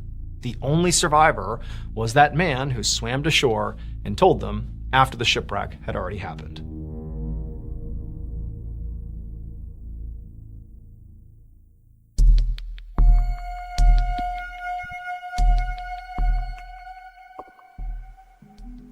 On the afternoon of September 20th, 1989, a 70-year-old man named Jim Moore and his wife Clara walked along the beach on a tiny island off the coast of South Carolina. It was called Pawleys Island, and it was less than 4 miles long and only wide enough to fit one main road with beachfront houses on either side. Jim and Clara lived in one of those beachfront houses, and every afternoon they would go out and walk the beach together. That particular day, as they walked, Jim could see some clouds gathering off in the distance, right above the ocean. And he'd actually seen a weather report recently about this big storm called Hurricane Hugo that was supposed to be heading their way in the next couple of days. Living on an island, Jim and Clara were pretty used to getting warnings like that. I mean, storms were sort of a big deal on an island because you're pretty isolated. And they were just planning to evacuate if the weather, got pretty bad. But for now, it did seem like the weather wasn't too bad, so they were sticking it out. However, it did sort of seem like basically everybody else on Pawleys Island had taken the storm a little bit more seriously, and most of them had already evacuated. And in fact, as Jim and Clara are walking, normally they would see lots of people out doing what they were doing, walking the beach, but today, there was just one person really far down the beach, just this one guy walking towards them, but that was it. The rest of the beach was basically deserted. But Jim and Clara were, veterans of Pawleys Island and certainly veterans of other storms that they had weathered in the past, and so they weren't worried yet. And they just continued to, walk down the beach and chat and just kind of stare out at these growing clouds and just have a normal day. But as they're walking, Jim was sort of keeping an eye on this guy, this one other guy on the beach that was walking towards them. Now, he wasn't literally walking towards them, he was just sort of walking in the other direction. And so inevitably, both Jim and Clara and this guy were going to pass each other, and as Jim got closer to this guy, he realized he actually didn't recognize him. And realistically, Pawleys Island was so small that Jim and Clara basically knew everybody, or at least could recognize everybody. But this guy, who was wearing this long gray coat and this wide-brimmed hat, and he kind of had his head down, Jim didn't recognize. And he told Clara, hey, who is this guy? As they're walking closer and closer, and she's like, I don't know, I've never seen him before. But, there was no cause for alarm here. It's broad daylight, and who cares if there's a stranger on the island? Of course, people that live here have guests all the time, this is probably just somebody visiting somebody who lives here. And so they're walking, getting closer and closer. And then finally, when Jim and Clara were about, 10 feet away from this guy, the guy in the big gray coat, Jim, to be polite, just said, hey, how you doing? Because they're the only people on the beach. You can't just ignore each other. But the guy in the gray coat, he just kept that big hat sort of angled down and just briskly walked right past Jim and Clara and didn't even acknowledge them, which is there's nobody else here. What are you doing? It's sort of rude. And so Jim and Clara, they look at each other like, that's weird. They keep on walking. And then for whatever reason, Jim just turns around and looks towards this guy, the guy who had just passed them, the guy in the gray coat. And when he looked, he just stopped because the guy was gone. And there's nowhere to go. There is no, shrubs or trees or anything. This is a wide open, flat beach. And this guy has just passed Jim and Clara seconds ago. He can't be anywhere else. He has to be on the beach. There's nowhere to hide. And so Jimmy grabs Clara and he's like, look, he's gone. And she turns around and she's like, what's going on? That's not possible. And they're looking did he go in the ocean? But they're looking out in the water and there's no sign of him. The only place, maybe he could have gone is if as soon as he passed by Jim and Clara, he hard turned and ran inland and hid, behind one of the houses. But that's pretty far away. It just didn't seem possible that in that short of an amount of time, he could get up there and hide. And also, why would you do that? That's such bizarre behavior. And so Jim and Clara, they're just standing there trying to come up with some reasonable theory to explain where this guy went, but they just couldn't do it. It was like this guy just disappeared. And so eventually, Jim and Clara just had to turn back around and finish their walk and make their way home. And the whole time, all they could talk about was this disappearing man in the gray coat, because it defied any rational explanation. Where did he go? When the couple finally got back to their house, by this point, the clouds that had been gathering outside were now very dark, and it really did seem like a serious storm was on the horizon. And then when they turned on the TV, they put on the Weather Channel, And there was this bulletin that the South Carolina state government had actually issued an evacuation order to all inhabitants of Pawleys Island, because apparently Hurricane Hugo was getting bigger and faster and more destructive, and it appeared like Pawleys Island was clearly going to be in the path of this hurricane. And so at this point, Jim and Clara forgot about the gray man and realized, like, hey, we got to pack our stuff up and go. We thought we had maybe a day or two before we'd have to evacuate, but no more. We got to go right now. And fortunately for them, they actually had an adult daughter who lived right on mainland South Carolina. And so they could stay with her on short notice, no problem. And so they quickly packed up, they hopped in their car, and they drove on the one main road until they hit the bridge that went over the ocean. They made their way across the bridge onto mainland South Carolina and over to their daughter's house. And once they got there, their daughter was obviously very happy to see them, happy they were safe. And they would just spend the whole day basically just sitting there with the Weather Channel on, watching reports about Hurricane Hugo. And over the course of the day, the news got more and more dire. Hurricane Hugo was poised to be this enormous destructive storm that was not slowing down at all. And unfortunately, Pawleys Island was really looking like one of the main areas that was going to be affected by this storm. In fact, the meteorologist was saying, like, it is not safe to be on the island at this point. I mean, there's a chance that all the structures on the island could be leveled by the end of this storm. So Jim and Clara, they're obviously happy they are safe, on mainland South Carolina with their daughter, but they live on that island. Their house, everything they own, it's on that island. And so the idea that they were just helpless and their house is going to be destroyed was sort of just terrible. Like, what can you even do? You're helpless. And so as they began to sort of spiral into all their anxieties around what's going to happen, eventually one of them said, hey, let's just accept that we're in this position and let's just change the subject. We're safe here. Don't worry about what the storm's going to do. Let's just change the subject. And the first subject that was raised was Jim and Clara's encounter with that strange disappearing man in the gray cloak. And so Jim and Clara, they told the story to their daughter about this weird guy they saw and how he just kind of vanished. And their daughter was like really interested listening to the story. And when they were done telling it, she looked at her parents and was like, I think you might have seen the gray man. Now, Jim and Clara had lived on Pawleys Island long enough to know about the legend of the gray man. As the story goes, 150 years earlier, there was this sailor who was making his way to Pawleys Island to see his fiancée who was there. And when he got to the island, he unfortunately basically fell into quicksand and died. And so the fiancée is totally heartbroken. She's basically losing her mind over the sudden loss of her love. But a couple of days after her fiancé, the sailor, had died, she saw him walking on the beach on Pawleys Island. And he was wearing this long gray coat and this big wide-brimmed hat.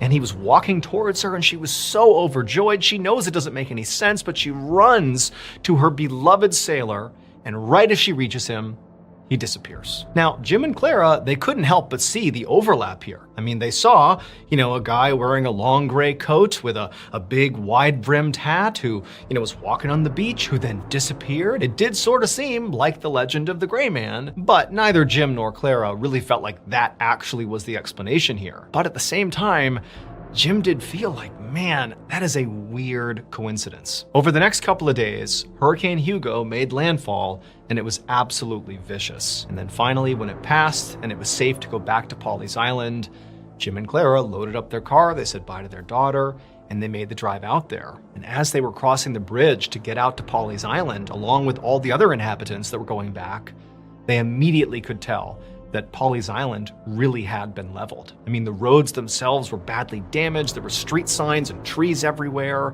and as they're getting closer, they can see that basically their whole community has been leveled. All the buildings are destroyed. I mean, it's like a war zone. Now, Jim and Clara had sort of braced themselves for this because they had heard on the news that sure enough, this hurricane had been as bad as expected and Pawleys Island had taken a direct hit. And so they drove across the island until they reached their property. And when they got to their property, they could not believe what they saw.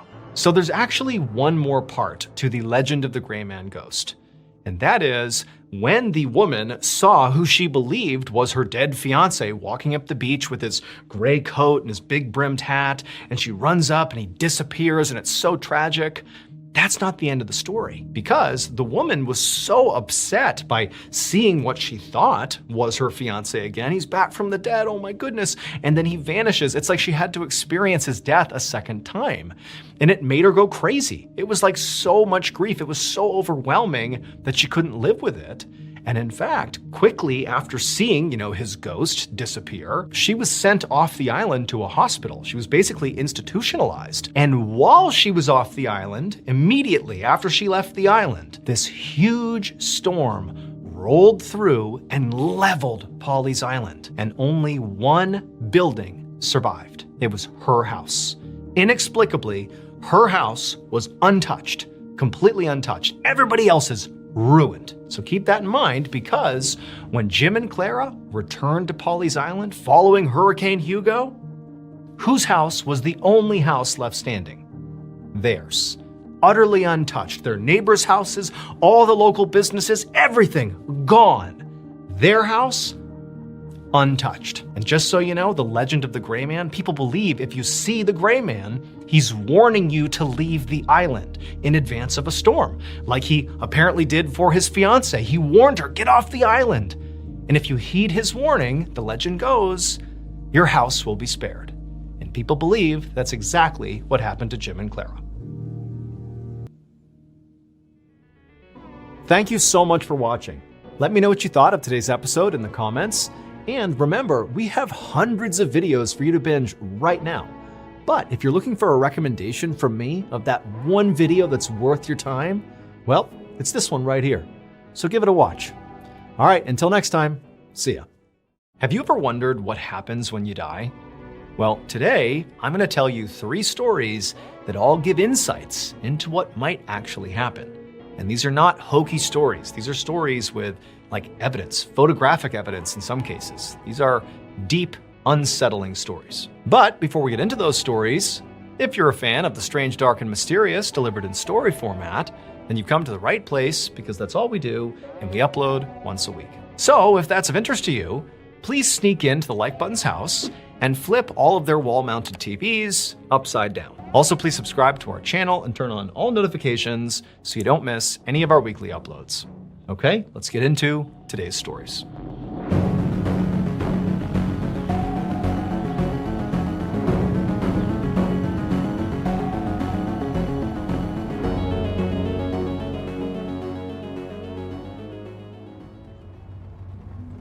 On the evening of December 27th, 1984, a 16-year-old boy named John Boulware sat in the passenger seat of his best friend's Jeep as they drove down a residential road in St. Paul, Minnesota. John's best friend was driving, and 2 more of their friends from school were in the back seat. They were all talking and laughing and singing along to the radio. It was dark outside, and it was rainy and kind of an awful night, but John didn't care.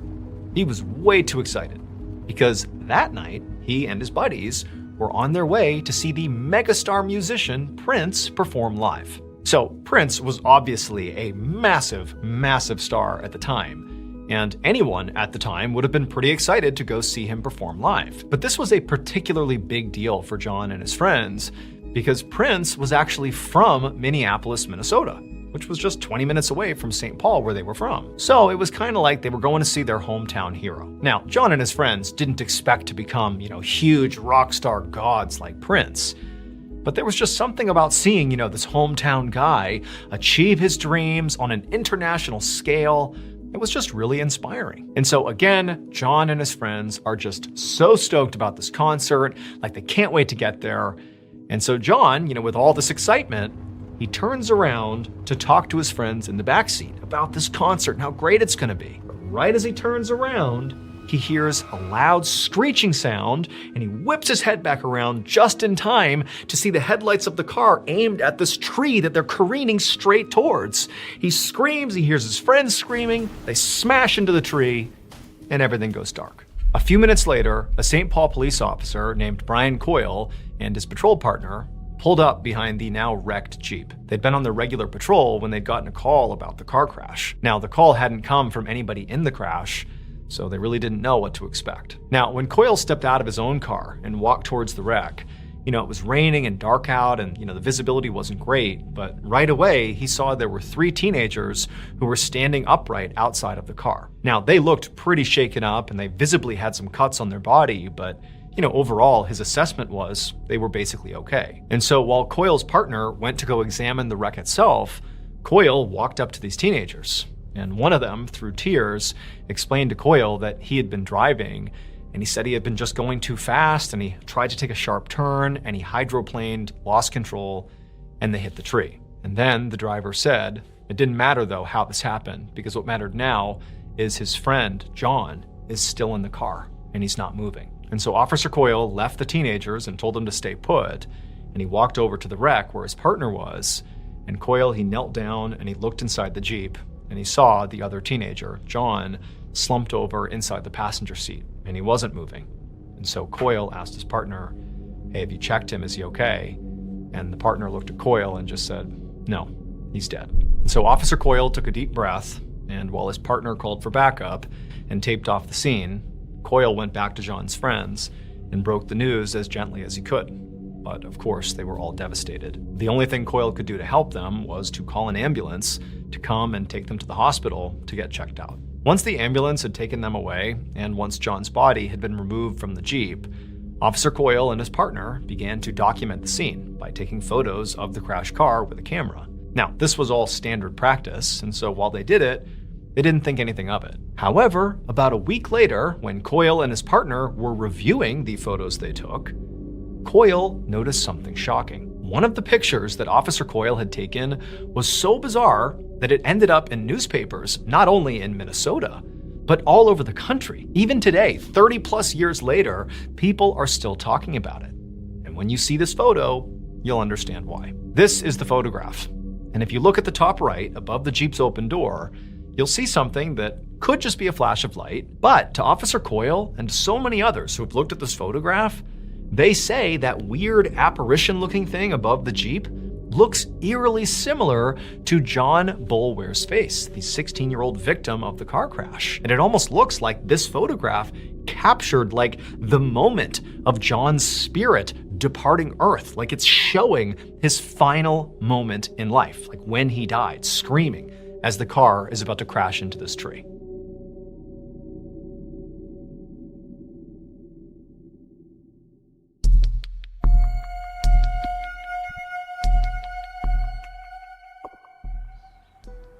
One evening in the summer of 1974, a 60-year-old doctor named Julian Kirchick sat beside his backyard pool at his home in Old Westbury, New York, which is a suburb of New York City. It was a quiet, sunny day, and Dr. Kirchick was glad to have some time to relax. He was a surgeon at a local hospital, and he also had a wife and 4 children, so it was not often that he got a moment of peace to himself. And so Dr. Kirchick leaned back in his seat and closed his eyes and tried to relax for a second, when all of a sudden he heard something rustle in the bushes nearby. Now at first he just figured it must be a squirrel or a bird or something, so he didn't even bother opening his eyes, like this is just nature, it's fine. But this rustling sound persisted, and it just wouldn't stop. And so eventually, Dr. Kirchick did open his eyes, and he got up out of his chair to go see what was going on. Now, these bushes were like 20 feet away from the doctor, and so in order to truly investigate, he had to get up and actually walk over there. And so he gets up and he takes a few steps when he suddenly freezes. Because now, when he's looking at the bushes, he sees there is someone standing basically in the bushes, a person. But he realized this person was not a normal looking person. The person was wearing what appeared to be this dark, long robe that covered their whole body. And in fact, the robe kind of obscured their face. It was like they were this dark presence just standing there in the middle of these bushes. And so Dr. Kirchick is just frozen, having no idea how to react to this. I mean, does he call out for help? Does he, chase this guy out of his yard? Like, what does he do here? And as he's standing there transfixed, this person in the robe extends one of their arms, this long, skinny arm, and kind of begins to beckon Dr. Kirchick towards them. And Dr. Kirchick went from being sort of startled to being terrified. This figure basically looked like the Grim Reaper.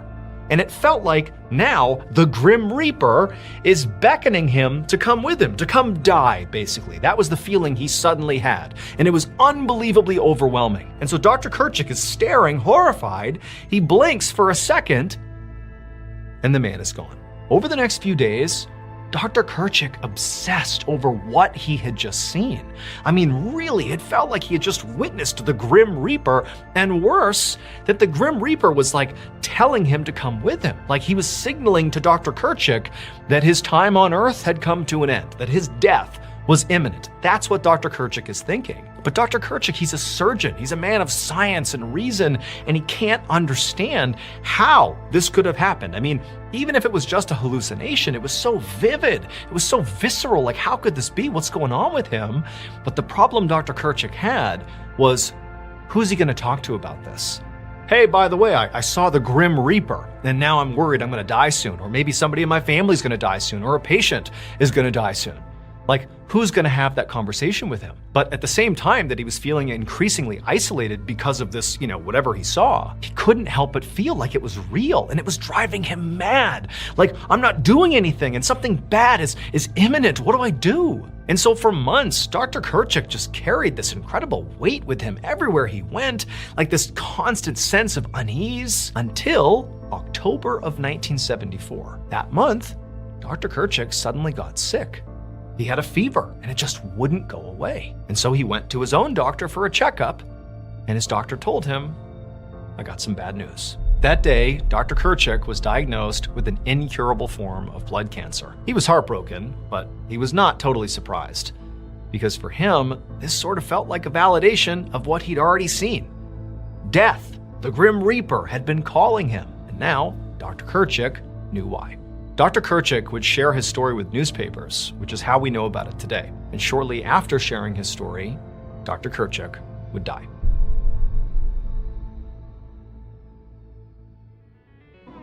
Hey guys, I have a really cool announcement for you. So right now, if you head over to shop.MrBallen.com, you will find brand new limited time merch items on our site. We have the brand new signature MrBallen hat. Okay, you gotta wear that backwards, of course. There's the black version, and also we have the white mesh version as well. Very cool. It's the thumbs up logo. Very nice, cool hat. And then, of course, we also have this nifty new flannel color, okay? Yellow. Really fits the vibe of the fall season. Okay, get yourself one of these. But remember, these are limited time items just for the fall, so get them while you can. Again, that is shopmrballen.com. You got the new flannel, the multiple versions of the hat that you gotta wear backwards. Go check it out. Again, shopmrballen.com. Thank you.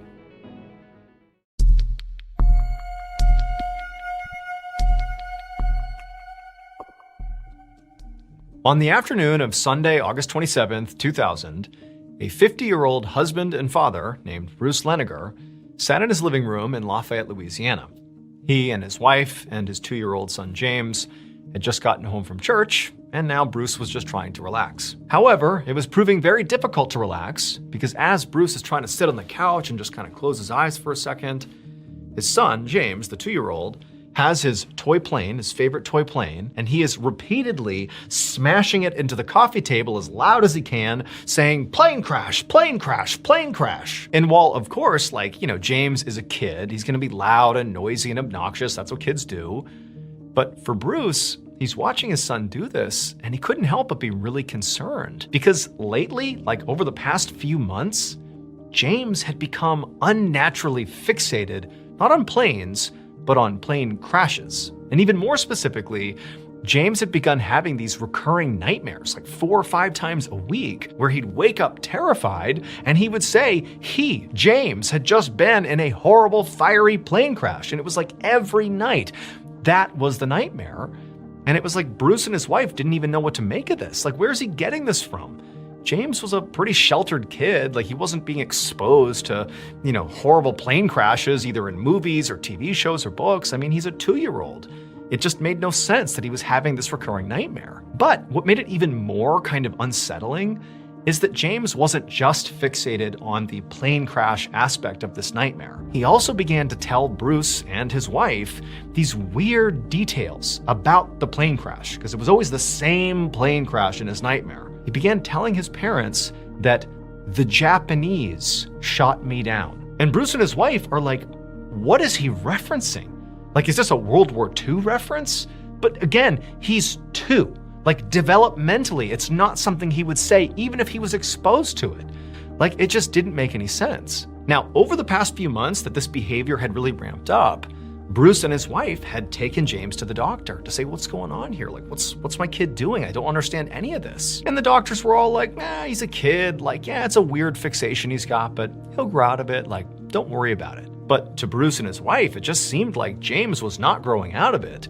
He was just getting more and more fixated as time went on. And so as Bruce is sitting there on the couch watching James for the millionth time smash his toy plane into the coffee table and pretend it was this plane crash he couldn't stop thinking about, Bruce decided he had to do something about this. And so over the next couple of months, Bruce, instead of trying to figure out what was wrong with James that was causing him to fixate on this plane crash, instead of doing that, he began sort of like leaning in and asking James to give him more information about whatever he was seeing in his nightmare. Like, give me all the specifics you can possibly recall. And James would eventually let on that it wasn't just the Japanese that shot him down, it was the Japanese military. And also, the type of plane that James was flying in apparently was a Corsair plane. Bruce had never heard of that before, and again, he's looking at his 2-year-old son thinking, how do you even know what a Corsair plane is? But nonetheless, that's what James said. And so Bruce doesn't know what to do with this information, but again, he's just trying to learn. And so in November of that year, Bruce found himself sitting in the living room, and he had this World War II coffee table book that he had actually purchased for his father, but he hadn't given it to him yet.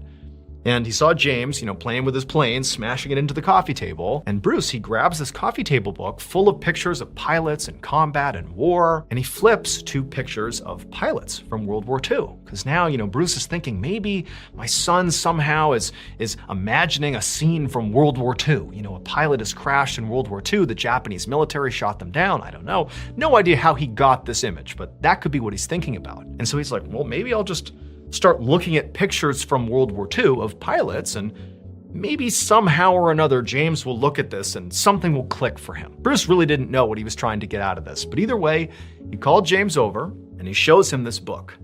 And he's like, James, do you recognize any of these planes? Like, are any of these planes the Corsair plane that you flew, in your dream? Is any of this stuff sort of lining up with your dream? Again, he's talking to a 2-year-old, but the 2-year-old sort of got it. James looked at the pages, but nothing clicked. James sort of reached down and was just kind of flipping through all the pages, and there was nothing. There was no connection with James. But towards the end of the coffee table book, where Bruce is thinking, like, what am I even doing here?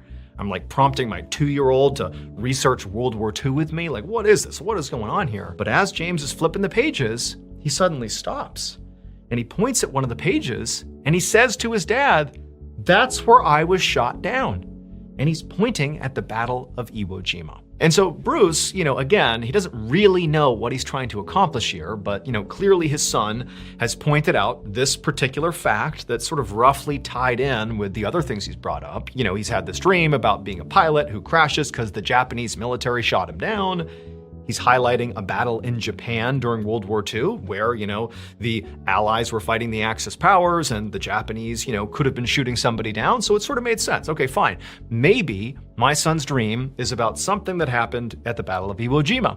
Don't know how this even happens. Don't know how this is possible, but I'm going to do some research. And so that's what Bruce does. He begins researching the Battle of Iwo Jima. Doesn't even really know what he's looking for, but he just wants to see if there's anything connected to what his son has been saying. And what he eventually discovers actually is sort of a relief. He discovers that there is no record of any Corsair airplanes crashing during the Battle of Iwo Jima. In fact, no Corsair planes at all were flown during the Battle of Iwo Jima.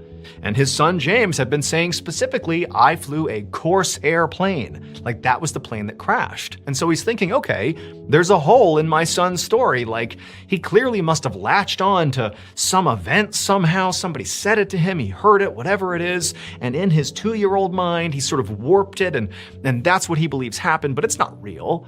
Like, he's not actually recalling something that happened in the Battle of Iwo Jima. Like, this is just, a false memory or something. However, Bruce was unable to definitively find the names of pilots who actually flew in the Battle of Iwo Jima. He wanted to find if there was any pilots named James who potentially crashed, during that battle, but he just couldn't find the information. Maybe it existed somewhere, but He couldn't find it. And so Bruce had this idea to get in touch with this old veterans group. All these old guys who had served in the Battle of Iwo Jima that were still alive. They were based out in San Diego, and they got together periodically and just sort of had social hours and stuff like that. And Bruce, he goes out to San Diego, and under false pretenses, he basically tells the group that he's shooting a documentary about the Battle of Iwo Jima, and he needs some information, about certain pilots that flew during the battle.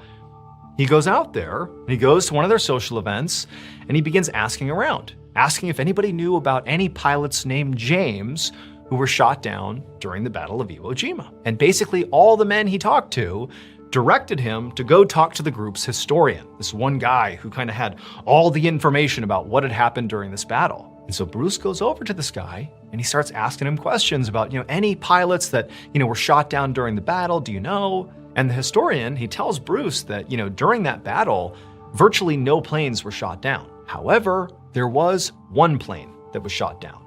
A single US Air Force pilot was shot down during the Battle of Iwo Jima, and he was killed. And that pilot's name was James Houston Jr. Bruce couldn't help but be truly shocked that the only pilot shot down during the Battle of Iwo Jima happened to be named James. That just seemed like a coincidence that couldn't be possible, considering what his son was saying. And so suddenly, Bruce doesn't know what to make of this information he's been given. For so long, his 2-year-old son, named James, has been talking about how in his dream he's been shot down by the Japanese military during the Battle of Iwo Jima. And now he's being told there was a single pilot shot down in real life during the Battle of Iwo Jima, and his name was James? How is that possible? That just seems impossible. And so at this point, Bruce is really holding on to the fact that his son had said his plane that he was shot down in was a Corsair plane. And this guy, James Houston Jr., who was shot down, the plane he was shot down in was not a Corsair plane. And so Bruce is telling himself, okay, this is just a crazy coincidence. This didn't somehow happen to my son. He's not channeling somebody else who died years ago. That can't be what's happening here. This is just a wild set of circumstances. That's all this is. But he's freaked out now. And so he calls his wife and he tells her about what he's learned, and he kind of downplays how much this has really unsettled him. But he ultimately tells his wife, and the two of them decide, okay, you know what? Let's just do a little bit more research and just figure out what's going on here. This is just so crazy. We got to do a little bit more research. And in doing research about James Houston Jr., they discover that James has a sister who is still alive. And so they decide to contact her. Not really even sure what they're going to say, but they figure, you know what, let's just get in touch with her and just tell her what's going on. Who knows? Maybe somehow she can explain this. Who knows? And so kind of on a whim, James and his wife, they send a message to this woman, to the sister. And the sister, when she finds out there's this 2-year-old who's sort of referencing her brother's death in some way, for whatever reason, her reaction was to send actual physical photographs of James Houston Jr. when he was a pilot, when he served in the military. She just sent a whole bunch of pictures to Bruce, his wife, and James to look at. There really wasn't a clear set of what do we do now, and so that's what she did. Here are some pictures. And when Bruce looked at these photos, it was like his whole world was completely rocked. Because in one of the photos that clearly showed James Houston Jr., he is standing in front of a plane, and that plane was a Corsair plane. And so at this point, for Bruce, it felt like the set of circumstances, the coincidences here, were simply too much to ignore. This is no longer coincidence. This is something else. And also, there's one other small detail that now was sort of bubbling up in Bruce's mind, and that was, periodically, his son James would talk about how he really wasn't named James. He was named James III. Just periodically, his son would say that. Not every time, but he brought it up enough that it was sort of a known thing, that he was James III. And now Bruce is thinking, James Houston Jr., that's James II. My son, how could he possibly know all these things that happened to James Houston Jr. if he was not James III, James Houston Jr.'s reincarnated soul? Bruce would eventually take his son's story to the news, and the family would film a primetime segment on ABC about it. James was soon invited to the Battle of Iwo Jima Veterans Reunion, where he would shock the group with his knowledge of the battle. James also met James Houston Jr.'s sister, and when he did, he called her by a nickname that only her late brother ever used. After that, even she was convinced that her brother's spirit had come back to Earth in James 3. If reincarnation is real, James's story is one of the most credible and well-documented cases in history. Thank you so much for watching. Let me know what you thought of today's episode in the comments. And remember, we have hundreds of videos for you to binge right now. But if you're looking for a recommendation from me of that one video that's worth your time, well, it's this one right here. So give it a watch. All right, until next time, see ya. Today's story is about a series of very bizarre events that took place in 1983 that, if they had not been so well documented, nobody would have believed this story. 9 people, including 4 police officers and 1 jail warden, officially testified that this stuff really happened. But before we get into that story, if you're a fan of the strange, dark, and mysterious delivered in story format, then you've come to the right place, because that's all we do, and we upload once a week. So if that's of interest to you, please invite the like button to come to a big fun costume party with you. But when they get into your car wearing their Buzz Lightyear outfit, don't bring them to a party, bring them to a funeral. Also, please subscribe to our channel and turn on all notifications so you don't miss any of our weekly uploads. Okay, let's get into today's story.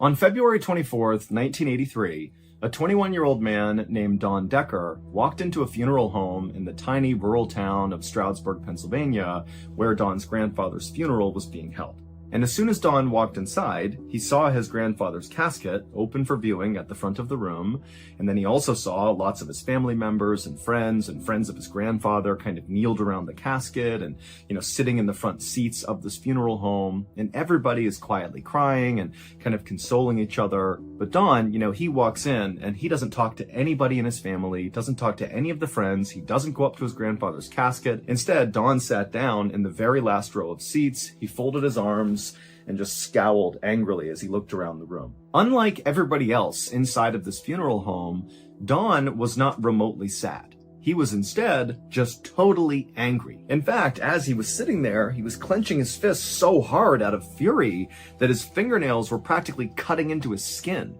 Don had come to this funeral home directly from the Monroe County Correctional Facility, where he was serving a 4 to 12 month sentence for receiving stolen property. The jail had granted Don a furlough, which is a temporary leave of absence, so he could go to his grandfather's funeral. And Don had jumped at the opportunity, mostly just to get out of jail for a minute, but now that he was actually at the funeral, he kind of regretted going. Eventually, the actual funeral began, and one by one, Don's family members would go up to the podium and say something nice about the grandfather, and then sit back down. And at first, Don, he put up with it, but after a couple people had spoken, Don was just livid. He just couldn't hear any more. And so he tried to focus his attention just on his grandfather's casket, where he could literally see his grandfather's face as he was laying there. And as he was staring at his grandfather's face, suddenly Don saw something and he stood up really suddenly in his seat. And in fact, when he stood up, it immediately caught the attention of the speaker, which was Don's cousin, and the cousin just stopped and stared at Don. And at that point, the rest of the people in the funeral also turned around and looked at Don. And Don, he knew people were looking at him, but he didn't care anymore. He was now so focused on his grandfather because a second ago, he could have sworn he saw his grandfather's lips moving like he was still alive. But as Don continued to stare at his grandfather, expecting his lips to move again, they didn't. And so finally, Don didn't say a word to all these people who were still staring at him, and he just turned and stalked out of the funeral home. Once Don was outside, he thought for a second about heading to the home where he knew his whole family would be going after the funeral, but Don just could not face being around that crowd again, and so instead, he headed to his friend's home. It was this couple named Bob and Jeannie Kiefer, and the reason Don wanted to see them is he knew they were just kind of laid-back people who would not ask him a lot of questions, and they would just kind of let him have some peace and quiet. And really all Don wanted between now and 2 days from now, when he had to go back to jail when his furlough ended, was just to have some peace and quiet. And so Don made his way to their house, and when he got there, Bob and Jeannie were so excited to see him. They called him inside and said, hey, we're going to make dinner, go wash up and relax, and we'll eat together. Don didn't say much, but, he nodded a thank you. He went inside, and right away he went upstairs to the bathroom and splashed some cold water on his face because still, Don just could not shake that anger he was feeling when he was inside the funeral home. And for a second, the splashing of water on his face seemed to be working. He felt like his whole body was getting cooler. In fact, the whole bathroom seemed to have this coolness descend on it. But a weird thing started to happen. Don, as he's feeling this kind of cool come over him, he realized it was actually getting so cold in the bathroom, literally, like physically cold in the bathroom, that it was becoming uncomfortable, like he was cold. And then when Don just happened to look up at the mirror right in front of him, he could have sworn for a second he saw on the edge of the mirror the face of an old man wearing a gold crown. And immediately Don, he kind of freaked out and turned around, but there was nothing there. And as he's like shivering from the cold from being in this bathroom, he began looking all around him, trying to find this old man with a crown on his head, but obviously there was nothing in the bathroom with him. And so Don felt totally unsettled by this. He didn't understand why it was so cold. He didn't know what he had just seen.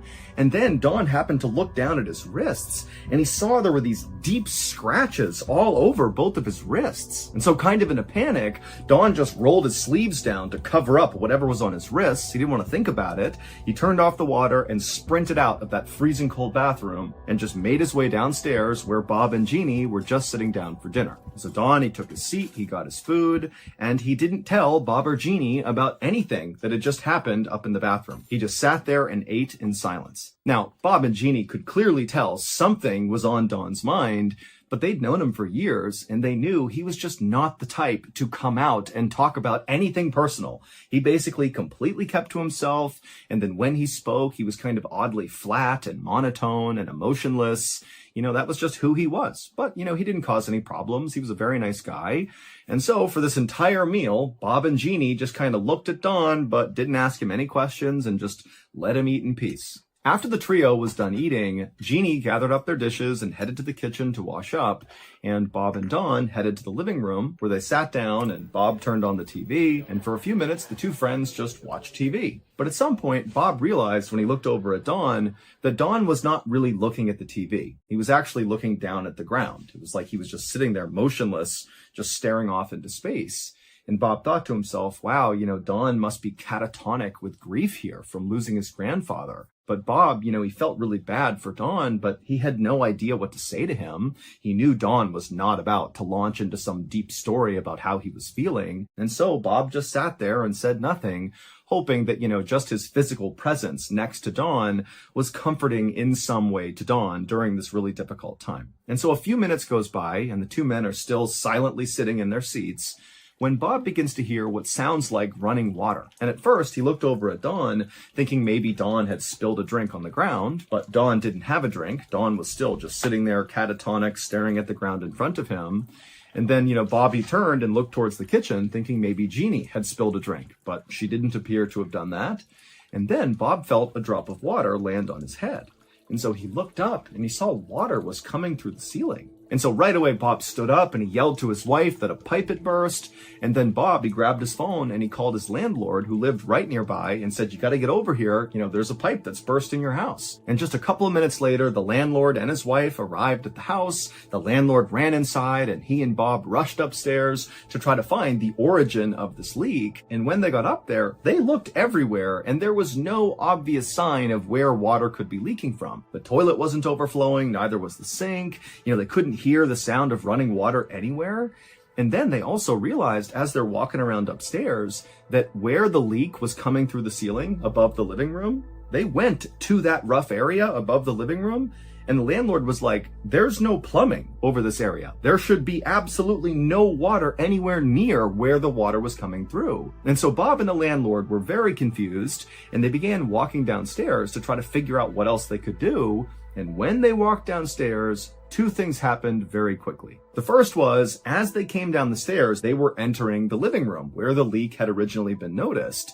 And when they walked back into the living room, they saw right away that this leak had grown, and it was now not just coming out of the ceiling of the living room, but it was also now leaking out of the walls of the living room. Basically, all the different walls and surfaces in the living room were leaking water. And then the second thing they noticed was Dawn. Dawn was still sitting on the couch, still just totally catatonic, staring at the ground, not doing anything, which made no sense. Everybody else in the house is running around trying to figure out this leak, and there's Dawn just staring at the ground. And so Bob, who at this point is pretty overwhelmed with what's happening here, but he thought, I gotta make sure Dawn's okay. And so he just walked through the leaking living room right over to Dawn, and he said, Dawn, like, are you okay? And Dawn, he didn't say anything, he didn't move, but his mouth kind of contorted into this weird smile with his lips kind of pulling away from his teeth, and all the tendons on the top of his hands began to tense as he wiggled his fingers. And Bob, at this point, he realized there's something wrong with Dawn, and they needed to call the police.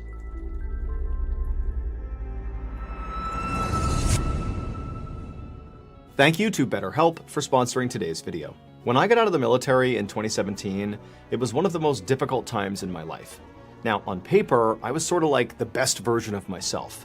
I had just retired from the Navy SEAL teams, something I was very proud of, and I had this beautiful young family. But transitioning back into the civilian world was terrible for me. I was depressed, I was unemployed, and I was too ashamed to tell anyone, and so day by day, it was like I just spiraled and got worse and worse and worse. But luckily, my family noticed how badly I was doing, and they gently encouraged me to seek out professional help, to go see a therapist. And I did. I can honestly say I think that saved my life.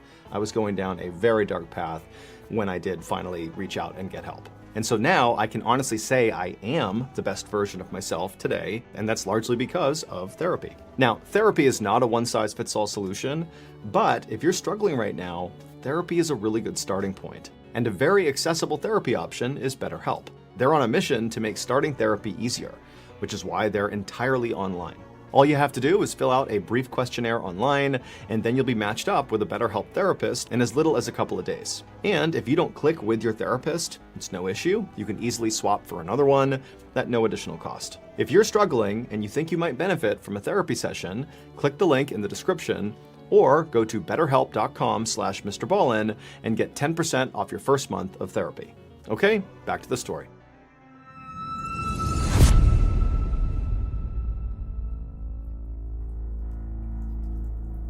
Two police officers named John Bojan and Richard Wolbert arrived at Bob and Jeannie's house. And so they came inside, and Bob quickly tried to explain what was going on. But John and Richard, they walked inside and immediately saw, okay, something totally weird is happening here. Because they looked into the living room and they saw water coming down from the ceiling, coming out of the walls. It was even bubbling up all over the floor. And in the middle of all this chaos was one person, Dawn, who's just sitting there totally erect, not moving, wiggling his fingers with this weird expression on his face.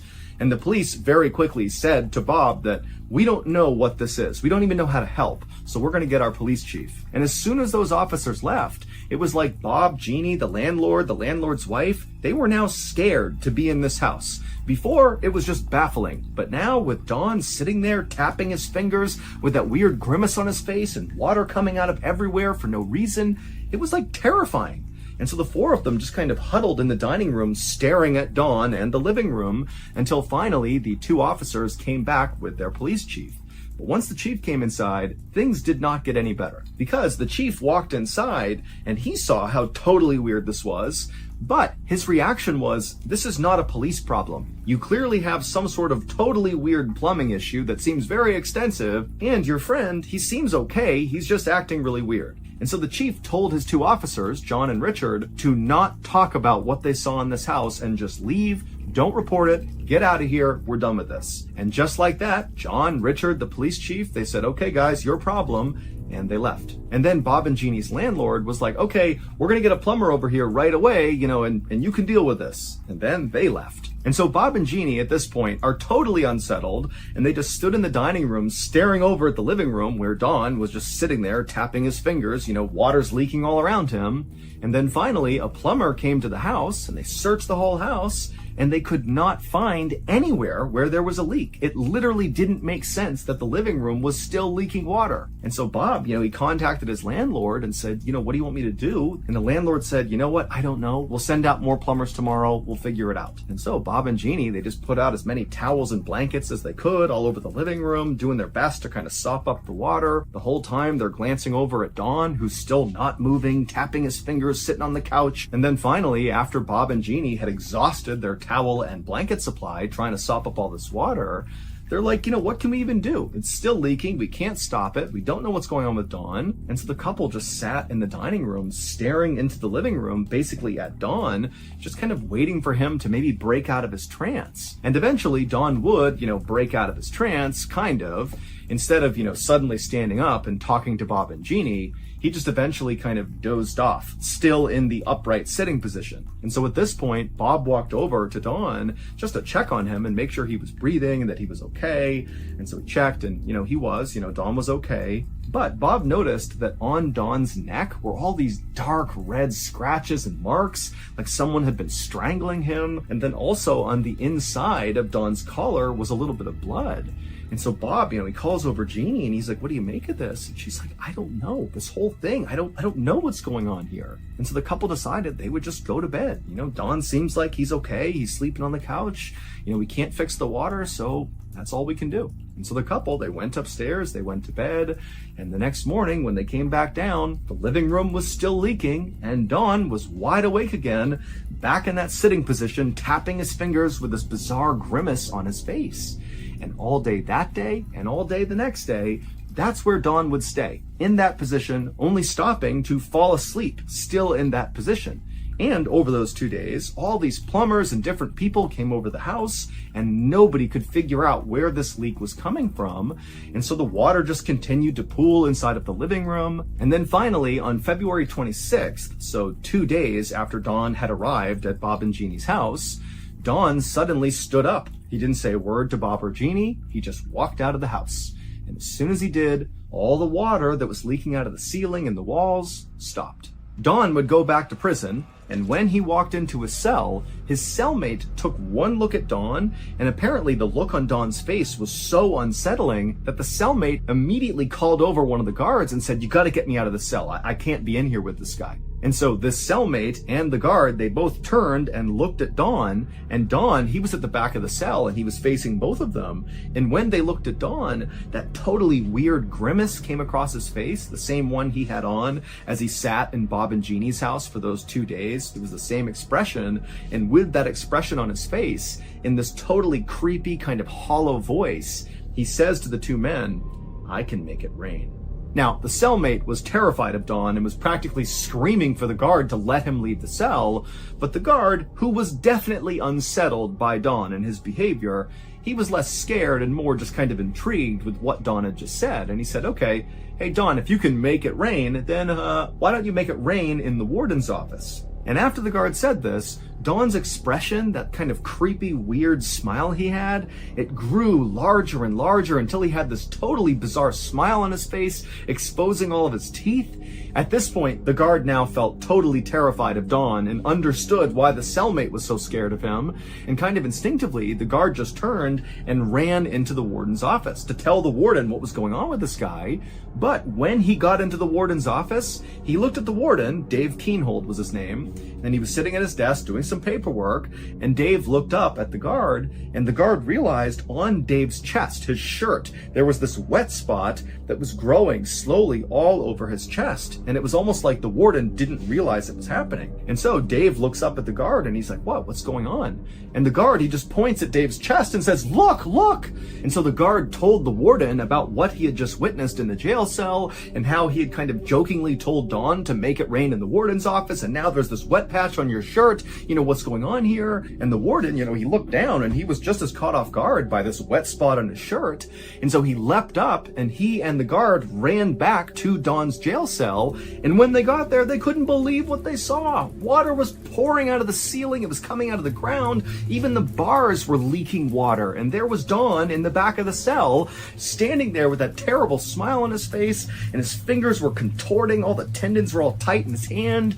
And his cellmate was practically crying, huddled huddled in the corner. And so right away, Warden Keenhold moved the cellmate out of that cell, put him in another cell, and then shut the cell where Don was. And then the warden called a plumber to come out here and stop this leak from wherever it was coming from. But the plumber came to the jail, and no matter where he looked, he could not find anything that would cause this leak inside of this jail cell. It just didn't make sense.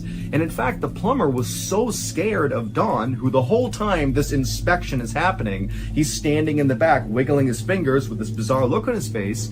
The plumber was so scared of Don that after he told the warden that he couldn't find a leak, he just left without even being paid. He just had to get away from Don. Now, Warden Keenhold had no idea what was happening with Don, but he could tell it was well beyond his own expertise, and frankly, he had no idea who he should call about what was going on. And so he just called the jail's minister and asked him to come over and see what was going on. But when the Reverend got there and saw Don and saw all the water in the cell, he too had no idea what to do. But when the Reverend walked up to the bars to get a closer look at Don began to move in the cell as well towards the Reverend. And Don, he would stop about halfway through the cell, and when he did, the Reverend stopped as well. And they were kind of looking at each other, and then Don, he raised up his right arm into the air.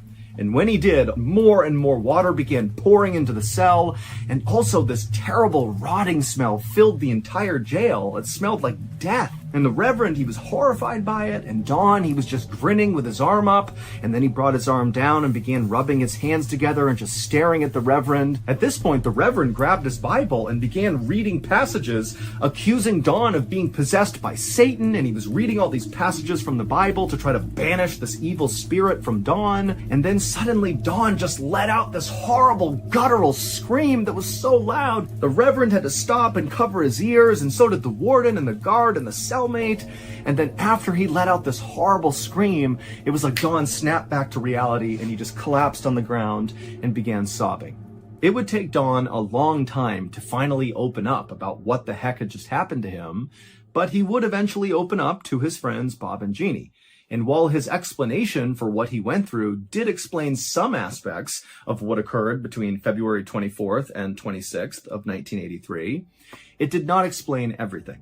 Don and his grandfather had been very close. However, when Don was just 7 years old, his grandfather began abusing him physically. Don had kept the violence a secret for his entire life, but he had come to view his grandfather as the human embodiment of evil.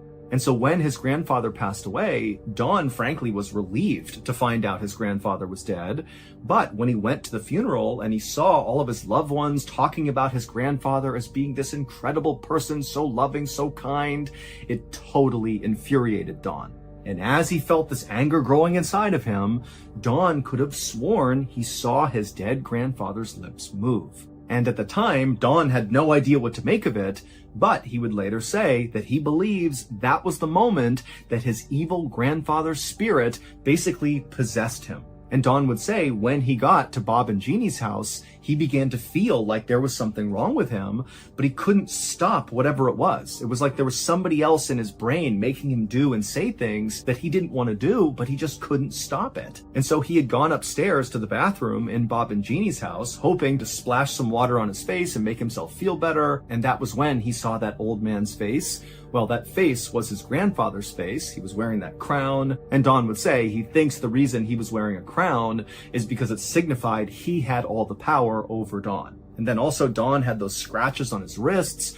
which he thought was his grandfather as well. He went downstairs and tried to tell himself that everything was okay. But after Don sat down on the couch, he said he couldn't move anymore. It was like his grandfather had totally took over, and he locked him on the couch with that bizarre contorted expression, and he kept moving Don's hands around. And then obviously the water began leaking in the room for no reason, which Don says was entirely his grandfather. He was just trying to scare all of Don's friends and Don himself. It was his way of tormenting Don a little bit more. And then again at the jail, when the same scene kind of unfolded, Don believed it was his evil grandfather inflicting just a little bit more pain and torment. For almost a decade after this happened, everybody involved in this didn't really talk about it publicly, especially the police and the jailers. They did not talk about what they witnessed because they were worried talking about it publicly would make them look like crazy people and they'd get fired. But eventually in the 90s,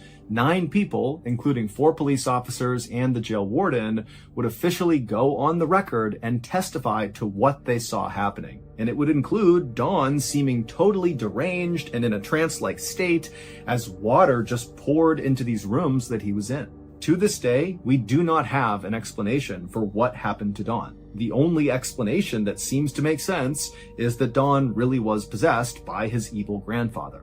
Also, it should be noted that Dawn never made it rain again. The only times that happened were in Bob and Jeannie's house and in that jail cell from February 24th to February 26th, 1983. After that, Dawn lived a totally normal life.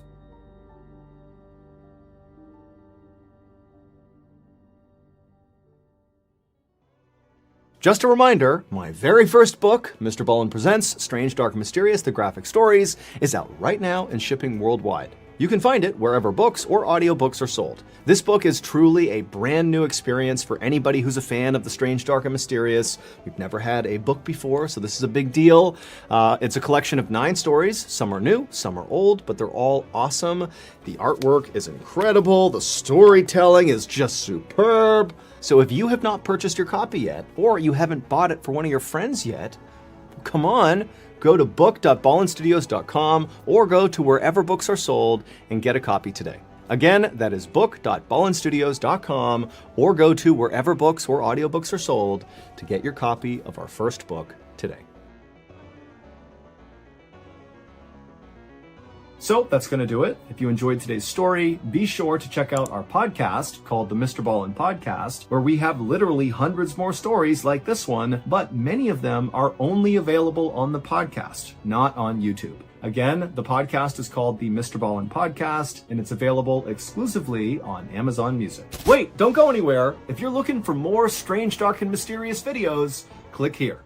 Today, we're going to look at 3 medical mysteries, with each story being more unbelievable than the last. But before we get into those stories, if you're a fan of the strange, dark, and mysterious delivered in story format, then you come to the right place because that's all we do, and we upload once a week. So, if that's of interest to you, the next time you're visiting the like button at their house, be sure you rub poison ivy all over their toilet paper. Also, please subscribe to our channel and turn on all notifications so you don't miss any of our weekly uploads. Okay, let's get into today's stories.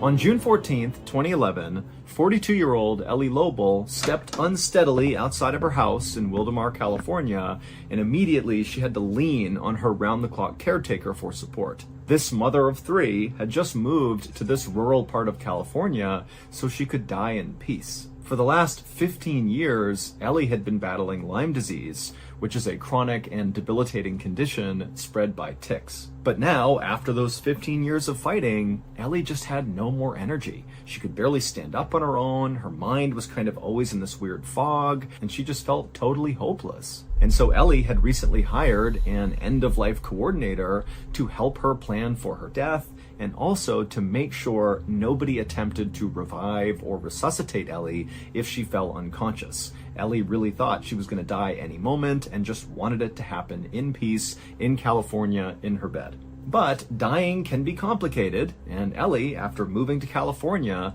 had laid in her bed for 3 days expecting to die, but didn't. And so, on June 14th, Ellie decided she would just get up, and with the help of her caretaker, she would just go for a walk in her new town. Every step was painful for Ellie as she clutched her caretaker's arm, but the sun was out, the sky was blue, and flowers were in bloom all around her, and just for a moment, Ellie suddenly realized she was feeling something she had not felt in a long time. She was feeling grateful to be alive.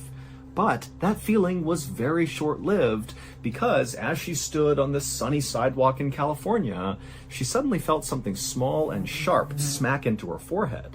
And Ellie, she kind of looked up and realized it was a bee. Now, she was determined not to let an insect ruin this rare instance of happiness in her life.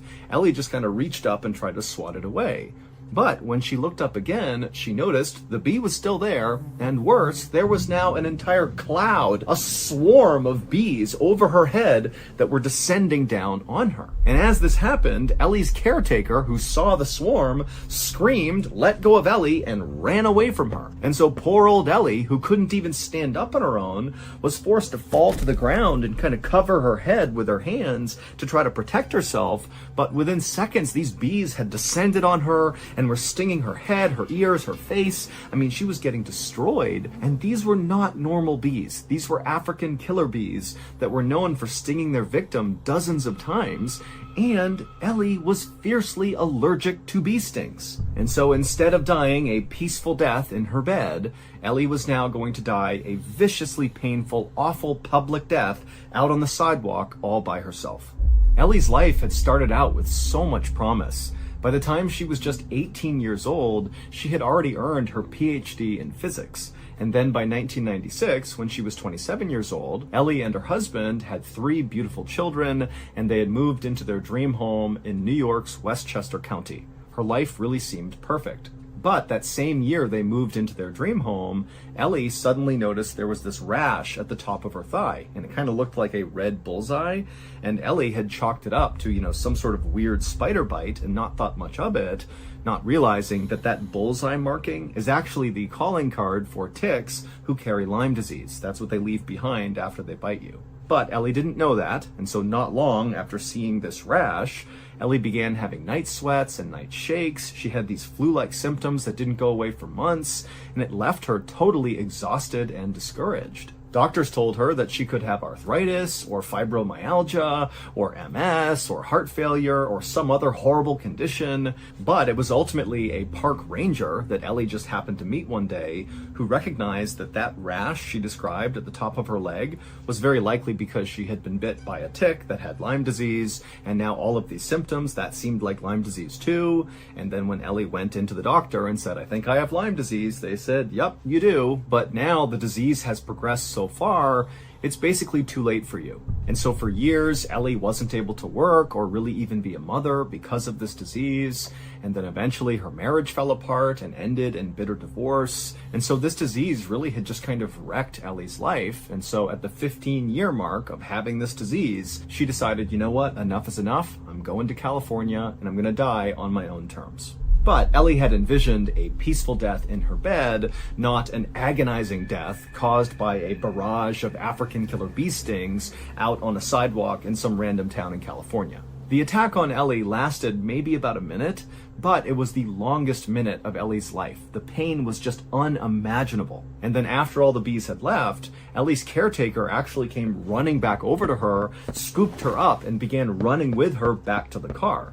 And as Ellie was getting carried, Ellie realized her caretaker was probably going to take her to the hospital, and she didn't want that. Even though she had had that kind of nice moment before the bee stings when she was looking around at this beautiful town and the sun was out and the flowers were out, that wasn't enough to inspire her to want to live. She still, deep down, did just want to die. And so she figured, with these bee stings, I'm gonna have an allergic reaction any minute now, and that's gonna take me out, and I just want it to happen so I can be done. And so Ellie made her caretaker drive her back to the house and put her in bed, and then Ellie laid there waiting to die. But 3 days later, and Ellie had not died yet. In fact, she actually felt the best she had felt in years. There had been no discernible allergic reaction to all of these bee stings all over her head, and all the chronic pain and discomfort that she normally felt all the time from Lyme disease was gone. And after doing some research about bee stings and about Lyme disease, Ellie came across this 1997 study done in Australia that found the active ingredient in some wasp and bee stings was powerful enough to kill the bacteria that causes Lyme disease. But no one had ever really researched this because it was totally unethical to release a swarm of bees on a critical Lyme disease patient. But in Ellie's case, this happened on its own, and it really did cure her. The bee stings literally saved her life. And since her bee attack, Ellie has become the leading advocate for bee venom as a treatment for Lyme disease. I am so excited to announce that we here at Ballen Studios have a brand new show that is live right now for free on all podcast platforms. It's called MrBallen's Medical Mysteries, and as you might have guessed, it's about medical mysteries. Take, for example, the very first episode of the show called Ashes to Ashes. It's about this adult son who goes to check on his father who lives in the woods by himself. And when he gets to his dad's house, he goes inside and the power's off and there's this weird gooey substance on everything, the furniture, the walls, food everywhere. And the son, he calls out for his dad. He can't see his dad doesn't call back. And so the son leaves and gets help. And when help arrives, they search his father's house and they find something in the very back of the house that is far more bizarre and shocking than the gooey substance on the walls. Their discovery would quickly become one of the most talked about medical mysteries of all time. Again, this story is called Ashes to Ashes. It's episode number 1 on MrBallen's Medical Mysteries, which is a podcast that is new and free and available everywhere. New episodes of MrBallen's Medical Mysteries will come out every Tuesday, but if you have no patience and you just want to listen to a whole bunch of episodes right now, you can listen to 8 episodes of MrBallen's Medical Mysteries on Amazon Music. Again, the show is called MrBallen's Medical Mysteries, and it's available right now everywhere for free.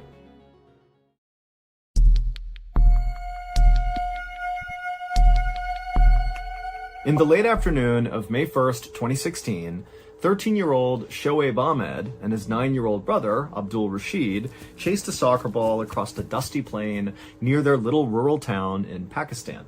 Abdul, who was very athletic and quick on his feet, managed to kick the ball past the defender and then kicked a line drive shot right at the net, but at the last second the goalie jumped and blocked the shot.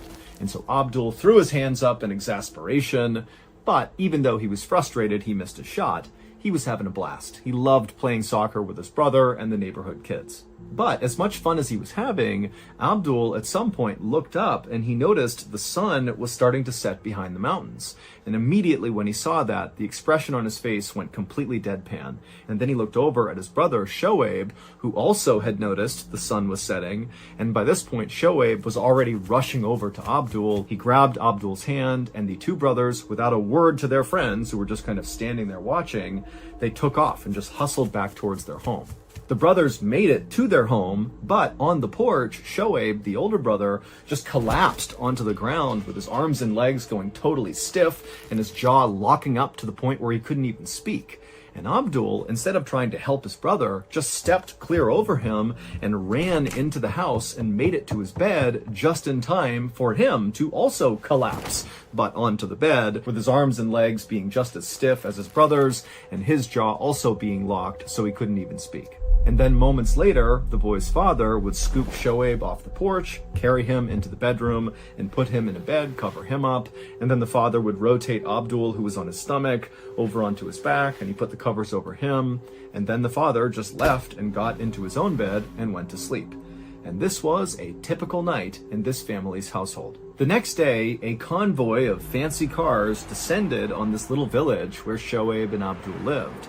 And in these vehicles were all these scientists from Pakistan's Institute of Medical Sciences, and they had heard about the boy's nightly bizarre collapses, and they wanted to find out if the condition was real. Now, if the scientists had arrived in the village before sunrise, they would have found Abdul and Shoaib still in their beds in a semi-comatose state, unable to move, but it was almost noon by the time the scientists arrived, and so when they saw the two boys, they were outside, goofing around and playing, acting like everything was totally fine.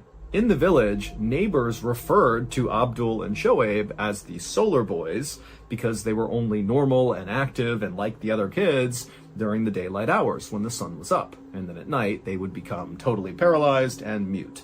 Now, the villagers saw this happening, but they didn't really believe it necessarily. They thought maybe the kids were making it up to get attention, or maybe they were doing it as like a grift to get people to donate money to the family. But Shoaib and Abdul's father completely denied this and said they had not made any money from what was happening to his sons, and all they wanted to do was just figure out what was wrong with them so they could help them.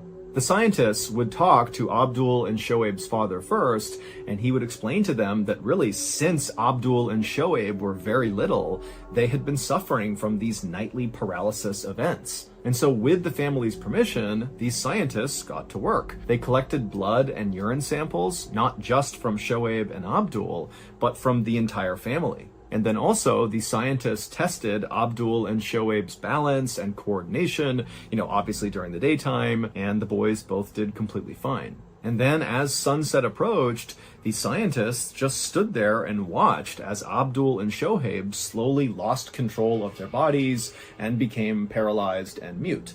And then throughout the night, the scientists just continued to watch them, and the boys did not move at all. And then when the scientists attempted to kind of move their limbs for them, they were so rigid, almost like rigor mortis after you die, that they really couldn't move their limbs at all.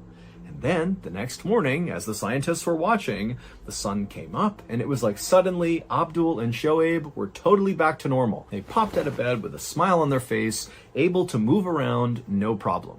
And so to the scientists who watched this go on, they were left thinking, okay, there's no way these kids could be faking this. Like, no one could fake this. This is real. But the scientists really didn't have any new information to pass to the family because, the boys' blood and urine samples came back completely normal, and they had passed all of their balance and coordination tests. And so it seemed like, Abdul and Shoaib should be totally normal, healthy boys, but they just weren't, and these scientists didn't know why. Now, these scientists were not the first group of people who had tried to solve the mystery of the Solar Kids. For years, their father had been trying to find someone who could help them, but he was having no success. Doctors in the nearest hospital to their village were convinced that the boys had a rare illness that made them extremely tired only a couple of hours after waking up in the morning. But Abdul and Shoaib had loads of energy all day long. It was only when the sun came down that they became totally paralyzed. And so the father didn't believe those doctors were really taking this that seriously. The imam at a local mosque was convinced the boys were possessed by demons, and so he organized an exorcism where a group of religious leaders basically tapped on the boys with sticks while chanting in rhythm and dousing them with holy water. But that didn't work, and so the family was close to giving up on ever finding help for their sons. But then in April of 2016, so a month before that team of scientists descended on the village to research the boys, a TV news reporter from Pakistan's version of CNN came to the village to interview the family because this reporter had heard about this strange condition these boys had. And this interview was seen by millions and millions of people, including Pakistan's most esteemed and influential doctor, a man named Dr. Javed Akram, who happened to be the vice chancellor of Pakistan's Institute of Medical Sciences. Dr. Akram had never heard of such a strange condition, and so he was the one who ordered those team of scientists to go to the village and research this family. And after those scientists came back and checked in with Dr. Akram, it was clear they had not had a sort of breakthrough moment with regards to what was going on with these boys, but they were very convinced that this was a real condition.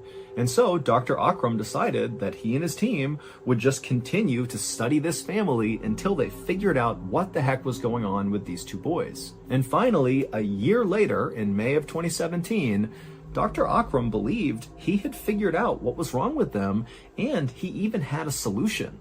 But his solution was so simple that Dr. Akram actually kind of second-guessed himself, thinking, this is too good to be true. So the doctor decided he would run one more experiment just to test his theory and make sure he really was correct. And so Dr. Akram flew Abdul, Shoaib, and their father out to his institute in Islamabad, and that night, Dr. Akram watched as the two boys slowly slipped into paralysis as the sun went down. But this time, as soon as the paralysis was clearly beginning, Dr. Akram gave each of the boys a pill. And 40 minutes would go by, and suddenly Abdul, who was totally mute and laying there still, broke into a smile, and then he raised his right leg. And then Shoaib, right next to him, he too smiled and turned his head. And then 20 minutes after that, both boys were up on their feet, totally fine, laughing and joking, because they had never really done anything at night. They were always paralyzed as soon as it started to get dark. It would turn out Dr. Akram and his team had discovered a very strange mutation in Abdul and Shoaib. Our brains naturally produce all sorts of chemicals that keep them running, and one of those chemicals is called dopamine. Dopamine does several things, but one of those things is it controls muscle movement. The mutation that Dr. Akram and his team had discovered was that the boys' genes were mistakenly shutting off dopamine production every single night, and so that was why they were becoming totally paralyzed. This mutation was the result of a series of complex genetic mistakes, but the fix was actually quite simple. The pill that Dr. Akram gave Abdul and Shoaib was just a dopamine pill, and what it did is it basically just turned the boys' bodies back on. And so Dr. Akram and his team had discovered quite possibly the world's rarest disease, only afflicting one family. But fortunately, they had also found the cure too, and so Abdul and Shoaib, from that day forward, lived totally normal lives by taking their dopamine pills every night.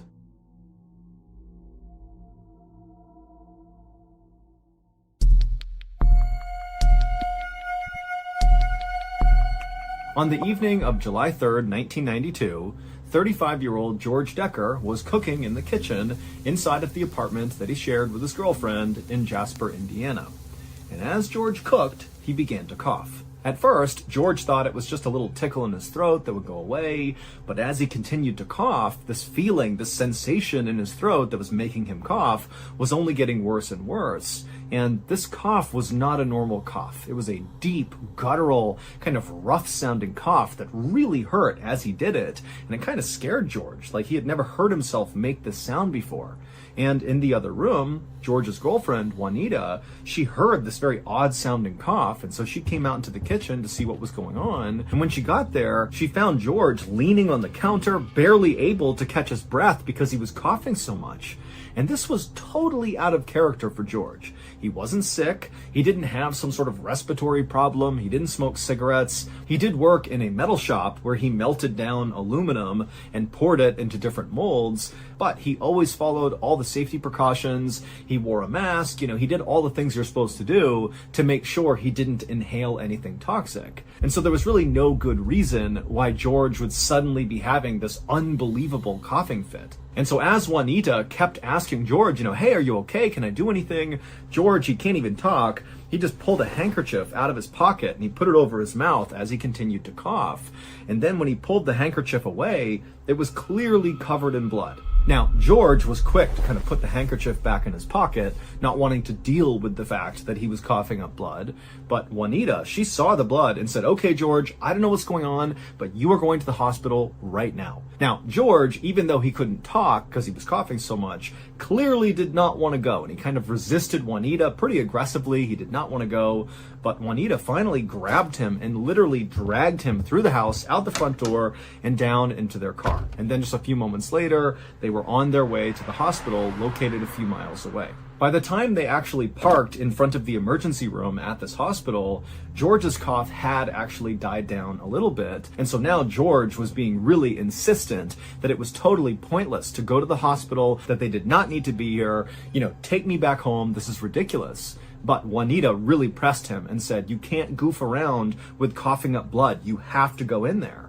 And so finally, George, who was totally annoyed by this, relented.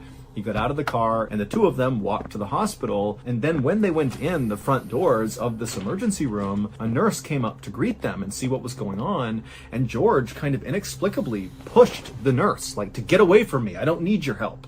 And Juanita, she was so embarrassed and tried to apologize, and the staff just kind of rolled with it and just kind of gave him his space. And then for the rest of the time they were there, the staff basically only talked to Juanita, while George sat in the corner with his arms crossed, unwilling to talk or give them any information. Toward the end of this hospital visit, the doctor would prescribe George some antibiotics for what he called an upper respiratory infection, and then the doctor asked George if he was willing to stay the night so they could observe him and make sure he really was okay.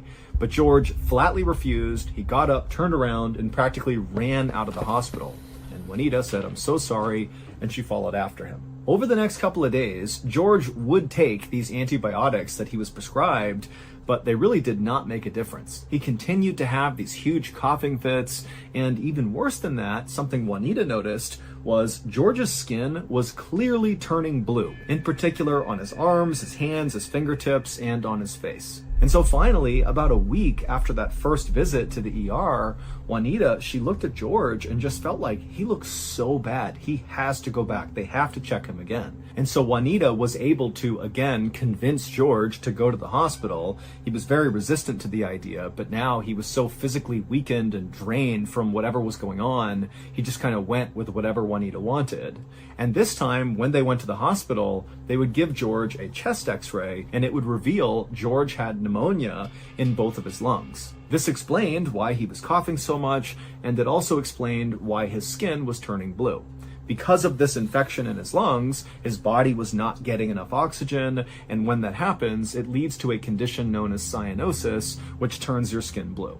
But when doctors tried to figure out what was actually causing George's pneumonia, they immediately ran into a brick wall. Usually, pneumonia is caused by bacteria, viruses, or some other microscopic invader, and doctors can test a patient's mucus to determine which one it is. But when they tested George's mucus, they couldn't find any evidence of anything that would cause pneumonia. The doctors also ruled out aluminum pollution because he did work in a metal plant and could have been inhaling the aluminum when he melted it down, but he was negative for that. And then also doctors began looking into all these crazy other possibilities like strange fungus that maybe George had come in contact with that caused this, or, very rare viruses and bacteria. But no matter what the doctors thought of, when they tested George, it would come back negative. And so, with the exception of his x-ray that clearly showed he had pneumonia, every other test they ran on George made it seem like he was a healthy guy. And so George would spend weeks in the hospital with doctors and nurses constantly trying to figure out what was wrong with him, but not succeeding. And as each day went by, George's condition got worse and worse until finally he was put on a ventilator because his lungs actually just didn't work on their own. And so a ventilator basically forces air into the patient's body. But no matter how much oxygen they pumped into George's body, he continued to have these terrible coughing fits and his skin stayed blue. Finally, in October, so 3 months after George had first developed this coughing fit, he would pass away. George's doctors were totally baffled. It did not make sense what had happened to George. He was young and healthy, and then something that was totally powerful and aggressive had wiped him out. And so the doctors knew they needed to figure out what that thing was and how to cure it before other people died from the same mystery illness. On October 8th, so 5 days after George passed away, an Indiana pathologist named Dr. Daniel C. Weaver, who was known for his ability to figure out unexplained deaths like George's, was called to the hospital where George died to perform George's autopsy. And when Dr. Weaver began the autopsy and looked inside of George, he could not believe how just absolutely ruined George's lungs were. Healthy lungs are sort of like cotton candy. The tissue is light and airy, which is perfect for transferring the oxygen we breathe throughout our bodies. But George's lungs were thick and heavy, and they were lumpy with scar tissue. They were totally useless. And so Dr. Weaver knew, George basically suffocated to death. But now the question was, why? Dr. Weaver would run into the same obstacles as all the other doctors when he attempted to find contamination inside of George's lungs. There was nothing to see. In fact, at the end of the autopsy, Dr. Weaver had basically learned nothing as to why this happened to George. In frustration, after this autopsy was over, Dr. Weaver went to George's medical records and just began reading through them, and it was at this point that he saw something very odd that other doctors clearly had seen too, but they must have thought it was not important. At that very first ER visit, Juanita had told nurses and doctors that George, before he had begun coughing in the kitchen, he had been in a great mood. And generally speaking, George was just a very positive and upbeat person. But she said once he started coughing, it was like he transformed into somebody else and became mean and nasty. And Juanita had to practically drag him to the hospital. And then also there was a note in the file about how George had walked through the doors and pushed that admissions nurse. And so Dr. Weaver thought to himself, maybe George's belligerence was not just him being a jerk, but maybe he had ingested something toxic that was affecting obviously his lungs and also his brain, and that was causing him to behave this way. And so Dr. Weaver called the manager of the metal shop where George had worked to try to ask him if there were other chemicals or toxins inside of the plant that maybe George had been exposed to. But the manager just did not want to talk about any of that. Instead, he just wanted to talk about basically how awful George was as a person. The manager clearly did not like George, and he began talking about how George was obsessed with making money at all costs, and that in addition to working in the metal plant, George had all these kind of sketchy, kind of borderline illegal side jobs to make more money. And then at some point, the manager just began talking about this one particular potential scam that George was involved in that had to do with little bits of silver and gold. And the doctor at this point is not really even listening. He just wants to get off the phone with this guy because it's obvious the manager is not really trying to help. He's just trying to bash George. But at some point, the manager, in detailing this gold and silver scam, mentioned something that piqued the doctor's interest. And suddenly the doctor was really intently listening to this manager and actually began taking notes and asking clarifying questions about this particular scam that George was apparently involved in. And then when Dr. Weaver hung up the phone with this manager, he felt pretty confident that he had actually figured out what had happened to George. The clues had all been there the whole time. George's blue skin and his rude and violent behavior at the ER, but nobody had put them together correctly because the cause of what was happening to George was so weird, no one would have ever thought of it on their own. On the night that George first began coughing in the kitchen, he was not cooking dinner like everybody assumed. He was actually cooking teeth, like human teeth. The metal shop manager told Dr. Weaver on the phone about the scam that George was involved in that had to do with little bits of gold and silver. And the manager explained to Dr. Weaver that George was going to all of these local dentist offices and he was collecting all of their discarded teeth. What George wanted was teeth that had fillings in them because some of the fillings, especially for older patients, were made from gold and silver. George would then literally cook the teeth until he was able to extract the gold and silver. Now, if he had just been cooking teeth with gold fillings, he'd probably still be alive. But because George also was cooking the teeth with silver in them, during that process of cooking the silver teeth, mercury gas was released and George would inhale the gas. And mercury gas is deadly. And so the gas went into George, it ravaged his lungs, and it also created these massive mood swings and mental disturbances, which explained why he became so nasty and mean when he got to the ER. Also, ingesting high levels of silver, which George was doing as well, can turn your skin blue. So in the end, George did not die from pneumonia, he died from mercury poisoning. So that's going to do it. If you enjoyed today's medical mystery stories, be sure to tune in to our brand new podcast called Mr. Ballen's Medical Mysteries that is available wherever you get your podcasts right now. Again, it's called Mr. Ballen's Medical Mysteries.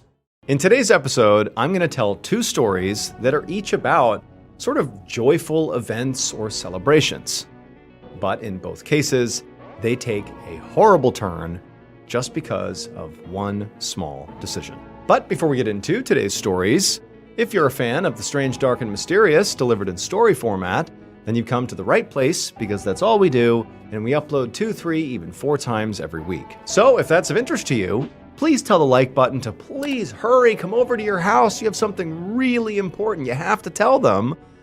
But make sure you leave before they arrive. Also, please subscribe to our channel and turn on all notifications so you don't miss any of our weekly uploads. Okay, let's get into our first story called Peace and Serenity.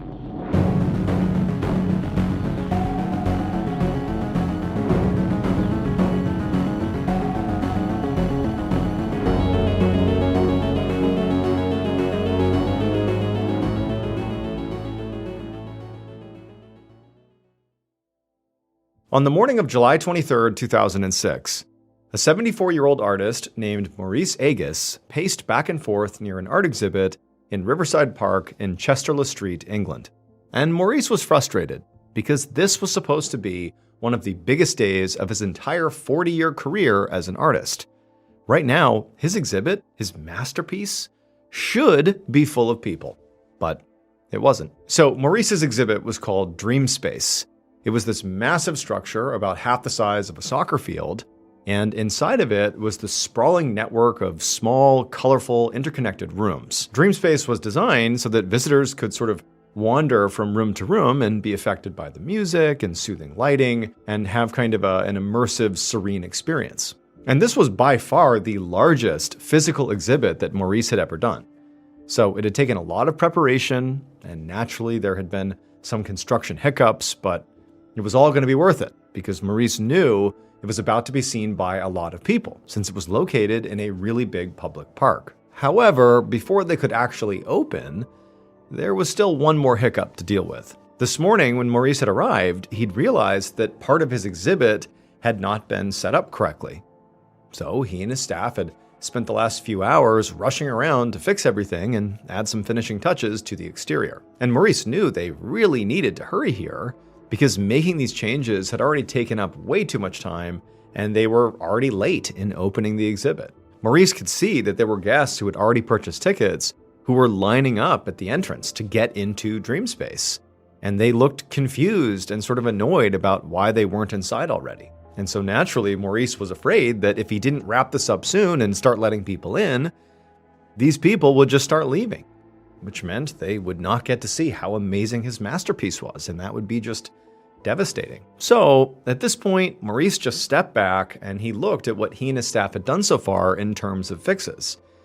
And he decided that, things were looking good enough. They'd addressed the major issues that he had had, and even though Maurice was ultimately a perfectionist and would have liked to do even more additions, just getting Dreamspace open at this point was way more important. So Maurice told his staff to stop what they were doing and go to the entrance and start letting the visitors in.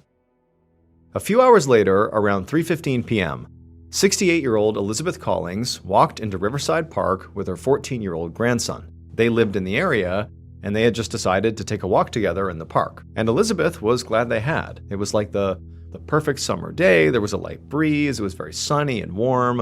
And so with the wind rustling her hair and her grandson happily walking beside her, she felt very at peace. But just then, her grandson stopped and sort of broke her peace by telling her to, "Hey, look at this." And Elizabeth turned and looked, where her grandson was pointing.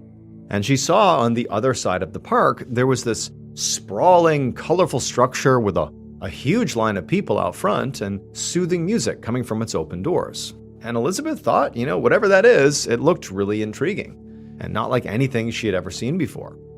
So she was just excited as her grandson to go check it out. And so she said, "Let's go." Just a few minutes later, and Elizabeth and her grandson had purchased their tickets and actually stepped inside the exhibit. And Elizabeth knew instantly that this had been a great idea.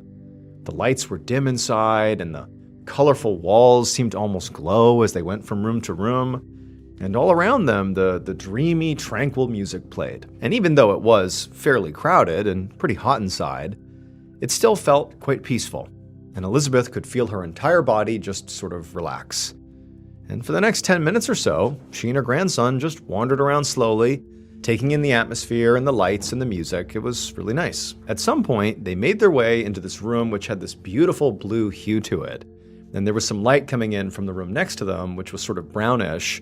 And when the color of the room they were in and this brownish light combined, it sort of had this effect of making the room feel almost green, and then mixed with the music, it was just this really cool experience. And both Elizabeth and her grandson were just sort of transfixed, sort of taking in this really cool exhibit. But as they were taking this in, all of a sudden, there was this deafening snapping sound. And the moment that snapping sound happened, Elizabeth suddenly felt dizzy and disoriented, and as she stared at all the colors around her, the room seemed to almost tilt, and she found herself stumbling a few steps, like the room was moving and she was losing her balance.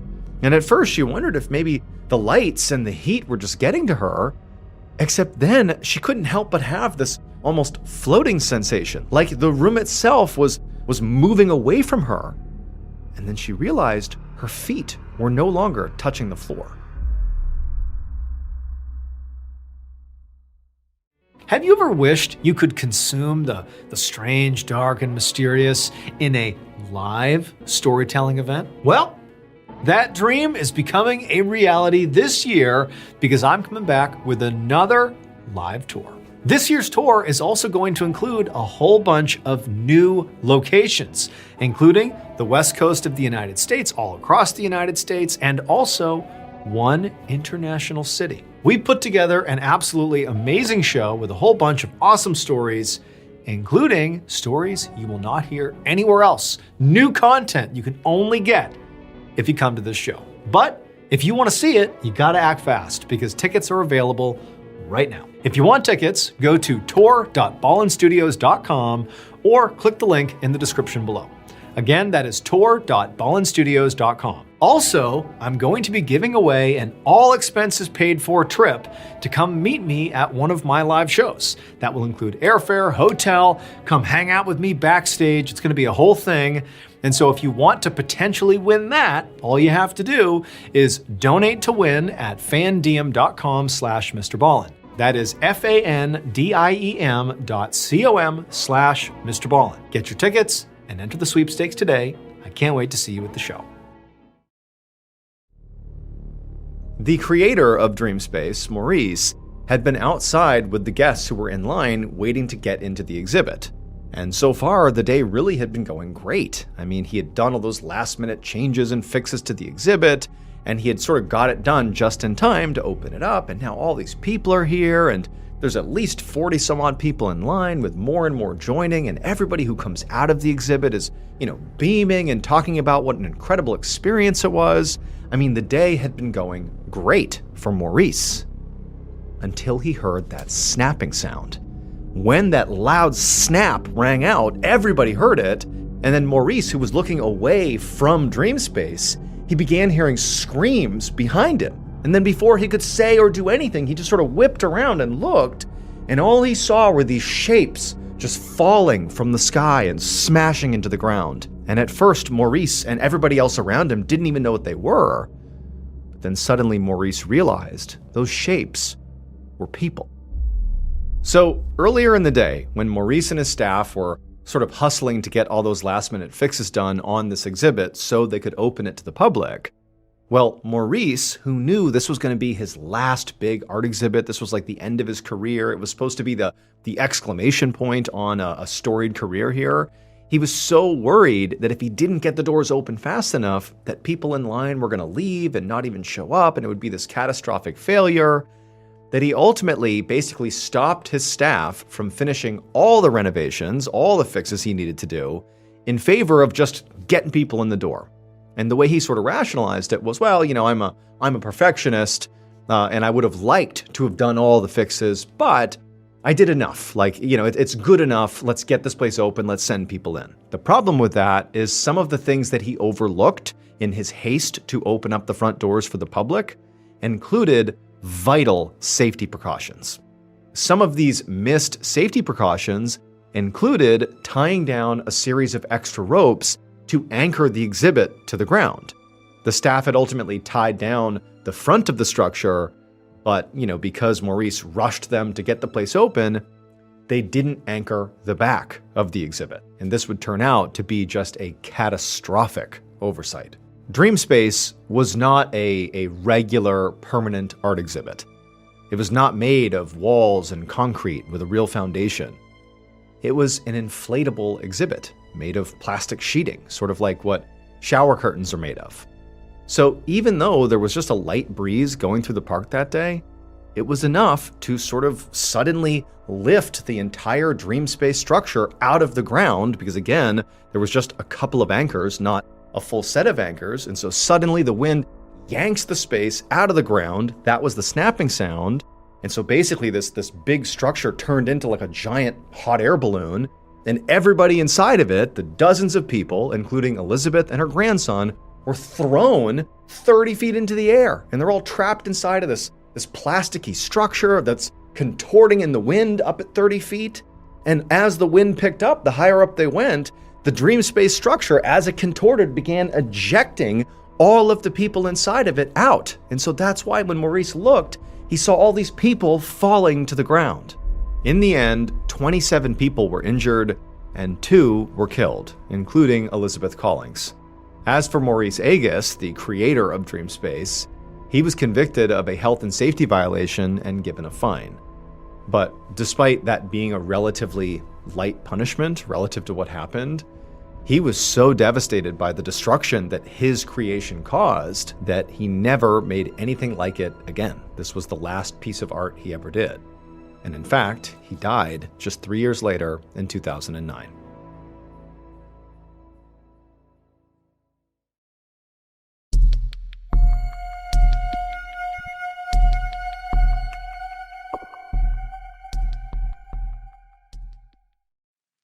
At 5 a.m. on December 24th, 1885, 30-year-old Samuel Wardell abruptly sat up in his bed in New York City, having just been woken up by the sound of his deafening alarm clock. And just like every other morning, Samuel immediately got up out of his bed and he trudged across the floor of his one-bedroom apartment to the shelf where his alarm clock was, and he reset it. Now, the placing of this alarm clock was very intentional. Samuel was a very, very heavy sleeper, and so by putting the clock all the way over there, it forced him to get out of bed, walk all the way across the room to reset it, and then ideally, he just wouldn't go back to bed. And for the most part, he wouldn't. Now, it can't be overstated just how heavy a sleeper Samuel actually was. In fact, he'd actually taken another step to make sure that he really could not sleep through his alarm. He'd made some additional alterations to the alarm clock that made it way louder. Now, this did seem sort of like overkill to most people who knew about it, but it was hard to argue with the results. Samuel had not been late to work in years, and that was really important because Samuel had a very early morning job that he didn't want to lose. He was a city lamplighter. In 1885, large parts of New York City still relied on gas-burning streetlights when it got dark outside. So the way it worked is there was a night shift lamplighter, not Samuel, this is somebody else, who would go around the city and light those lights at dusk.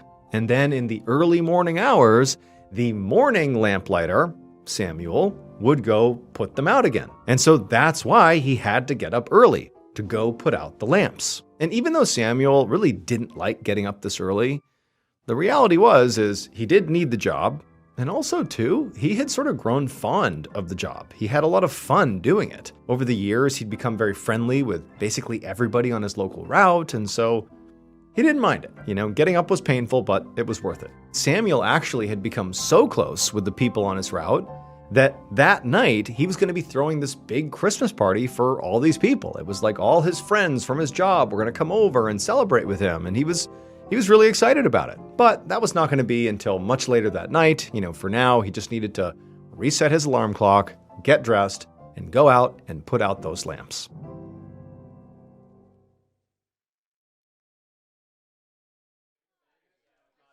Fast forward to the end of the night, and Samuel now he's done with his work, he's back home, all his friends are over, and he's pouring some ale from this big barrel that his friends had brought over for this party, and he's just having a great time. The single room of his tiny apartment was now packed with about 30 people, and they too were all having just a great time. They didn't care how small it was. This was just like an awesome party. Now, by this point, Samuel and his friends had already spent the last few hours drinking, and so they were quite drunk, but they were having a great time, laughing and eating, and everyone's just having so much fun. And so even though it was definitely getting late, and Samuel did have to work the next day, it just felt like the party was not about to end anytime soon, and Samuel was not quite ready to turn it off yet. He was having too good of a time. And so when one of his friends randomly stood up and sort of drunkenly suggested they have an amateur boxing match, Samuel immediately voiced his approval. Along with everybody else, they cheered. They're like, yeah, let's do it.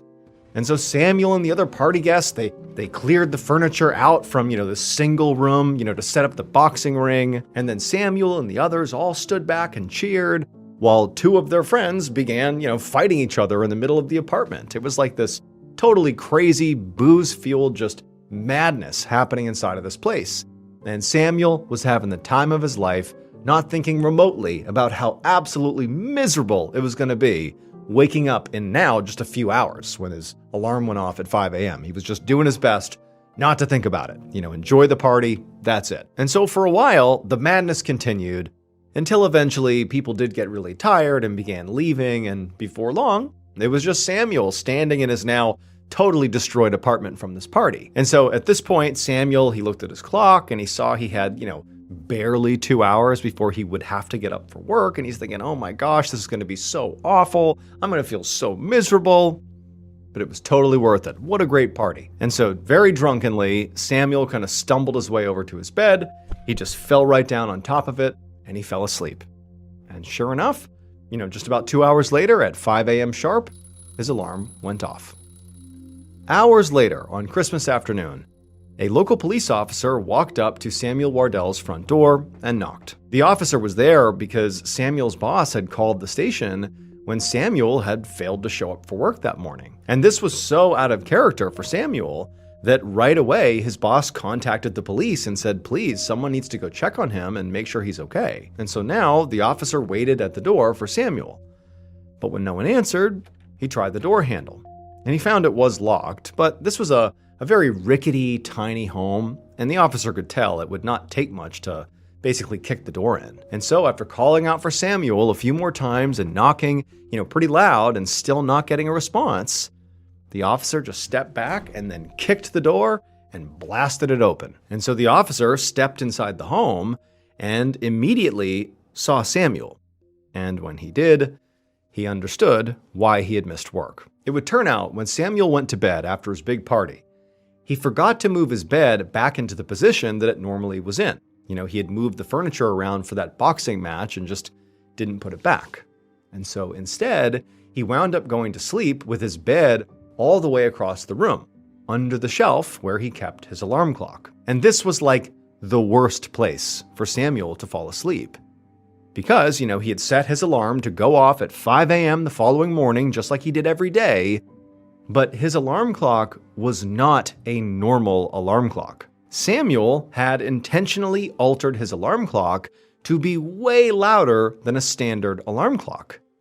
But the way he had done that was fairly unique. He had run a wire between a normal alarm clock and this shelf that had hinges. Basically, the shelf could be situated like this, or it could fold down, basically making it flush to the wall. So it could hold stuff or be flush to the wall. And so when his normal wind-up alarm clock would go off in the morning and begin to ring, it would begin to vibrate and would sort of move across the shelf. And connected to it was this wire that ran to the hinges. And at a certain point, when this alarm sort of got far enough, it would pull enough to disable the hinges, and the shelf that was situated like this would suddenly fall. And in order to make this alarm really, really loud, Samuel had put a 10-pound rock on that shelf. So the instant the hinges dropped, that 10-pound rock came crashing down and smashed into the floor, causing a huge noise that consistently woke Samuel up. But on the morning after his big party, because Samuel was sleeping now directly under the shelf because he didn't move his bed back, that 10-pound rock didn't hit the ground. It fell and smashed directly into Samuel's head and broke his skull. After being discovered by that police officer, Samuel was rushed to a local hospital, but later died from his injuries.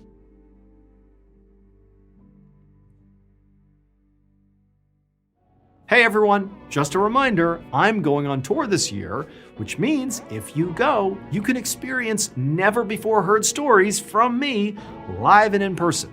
We did this in 2024 and people loved it. So get your tickets today at tour.ballenstudios.com right now before they sell out. That's tour.ballenstudios.com. I can't wait to see you all at the shows. Thank you so much for watching today's episode. Let me know what you thought of it in the comments below. And remember, we have a whole playlist of Places You Can't Go episodes ready for you to binge right now. So go ahead and click here and give them a watch. All right, until next time, see ya. In 2016, a couple was walking up this dirt path on this wooded hillside when they came up to this huge barbed wire fence. And all over this fence were signs saying no trespassing and warning people that what was on the other side of this fence was very dangerous. But the couple ignored these signs and slipped through a break in the fence to the other side and just kept on walking. Minutes later, that couple would come face to face with a monster. But before we get into that story, if you're a fan of the strange, dark, and mysterious delivered in story format, then you've come to the right place because that's all we do, and we upload once a week. So, if that's of interest to you, please offer to do the like button's dishes, but be sure to leave all of the cups and bowls right side up inside of their dishwasher. Also, please subscribe to our channel and turn on all notifications so you don't miss any of our weekly uploads. Okay, let's get into today's story.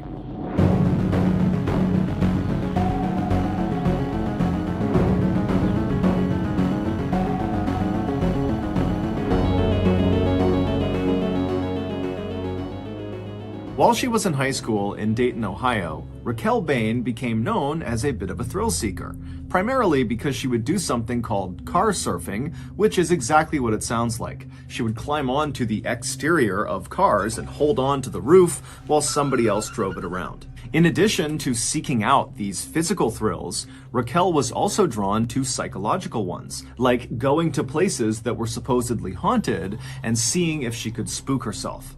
Following high school, Raquel kind of calmed down and became less of the wild teenager she was known for being, and instead she really focused on building a life and a career for herself.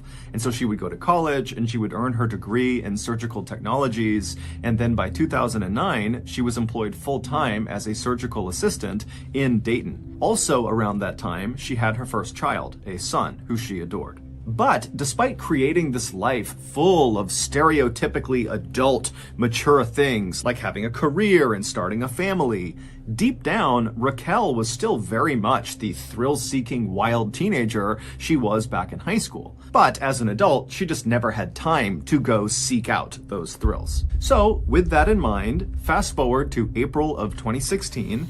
By this point, Raquel is 26 years old, and that month, a very rare weekend popped up where Raquel did not have to work and she didn't have any childcare responsibilities. And so, wanting to take advantage of this free time, Raquel asked her boyfriend, 41-year-old David Nee, if he would join her on a road trip that weekend to Louisville, Kentucky, where Raquel wanted to check out the infamously scary Waverly Hills Sanatorium.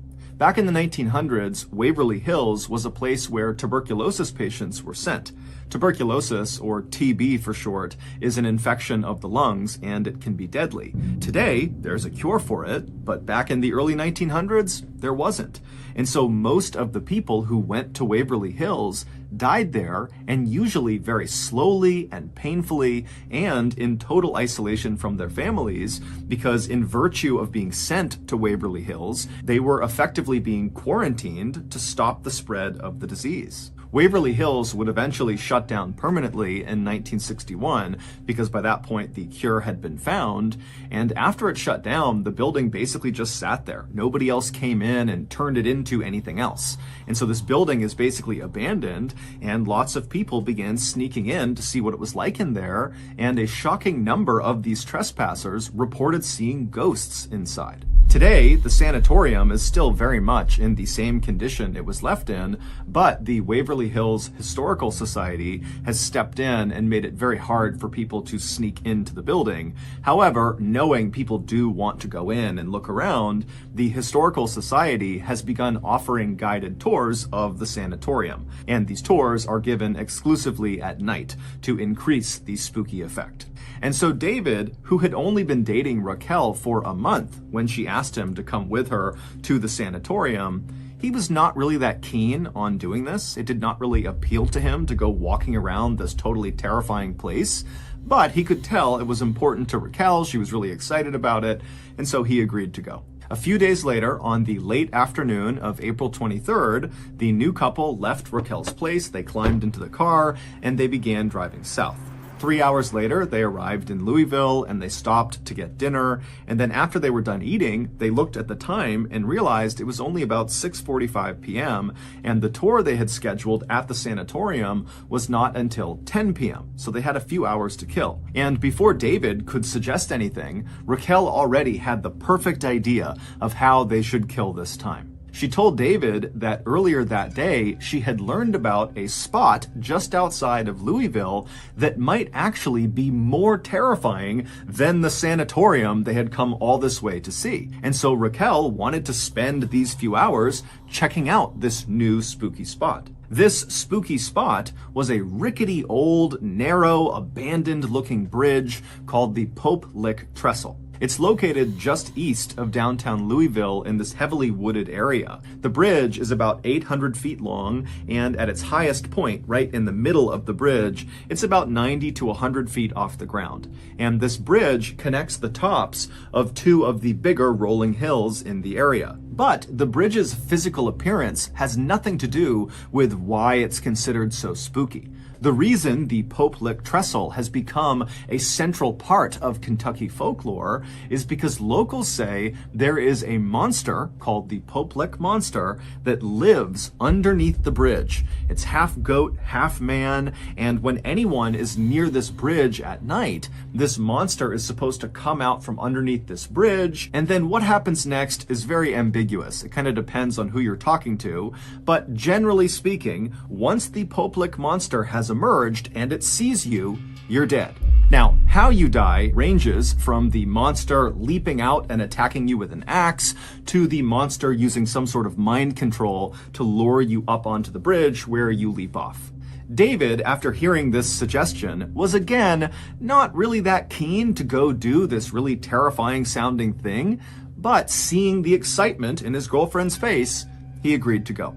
And so the two left the restaurant, they climbed back in the car, and they drove for about 15 or 20 minutes to the Pope Lick Trestle Bridge. The bridge actually passed over a relatively main road, and so the couple parked just off the side of this main road, and then once they were outside, they began looking for a pathway up this hillside to get up to the bridge. And very quickly, they found a well-worn dirt path that snaked up the side of this wooded hillside that looked very much like it would bring them up to the bridge. So with Raquel in front and David behind her, they began walking up this dirt path. And as they're walking, they start to see signs that clearly say, "No trespassing."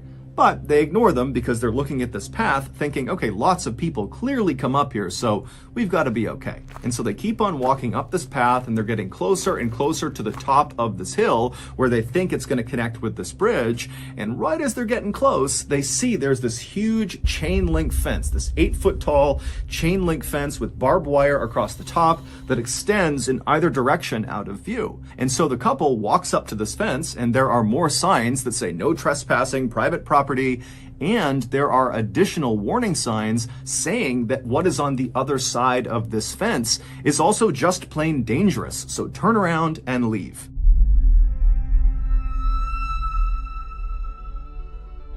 Every fall, when the leaves start to turn colors and the weather starts to get cool, people flock in droves to their nearest coffee shop to order a pumpkin spice latte. And every year when I see this phenomenon occur, I think to myself, how hasn't anyone started a seasonal eel teeth and milk sandwich restaurant? It's such an obvious compliment to the pumpkin spice latte. Well, this year I decided enough was enough. I was going to fill this massive hole in the marketplace and become the eel teeth and milk sandwich king. However, I pretty much immediately ran into a very big issue. The 5 mini poodles that I hired to help me grow and run this restaurant franchise instantly began to struggle with some basic tasks that I had outlined in the job description, like being able to hold things with your thumbs and speaking a human language. And so just a couple of days ago, as I'm sitting in my office trying for the 100th time to teach these mini poodles how to speak English and how to use their thumbs, my pet frog, Seagull Lung, came flying in and slapped me right in the coccyx and said, "Papa, tu avoir." Papa, tu dois avoir ziprecruiter. Papa, tu devoir ZipRecruiter, which of course in French means, Dad, we need to use ZipRecruiter. And boy was old Lungy right.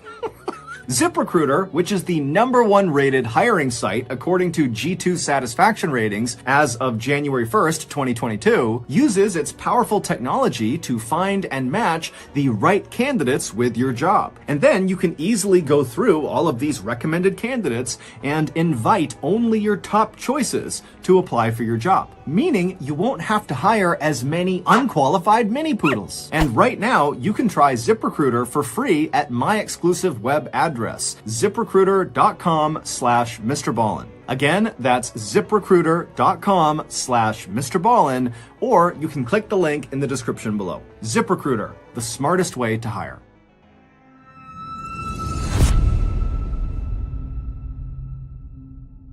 As Raquel and David are staring at all these signs and this fence, they see, not far from the path, somebody had clearly bent 2 of the fence posts and created a narrow gap in the fence that you could slip through.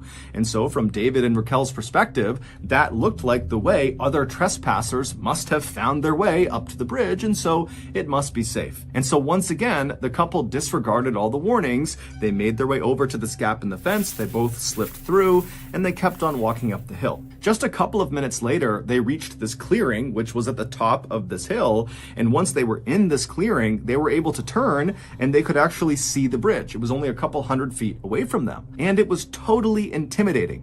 By this point, it's totally dark out. And from their perspective, all they see is this very narrow bridge that they know is 100 feet off the ground at certain points. And they can see there's no guardrails on either side of this bridge. It would have almost looked like a tightrope kind of extending off into the darkness.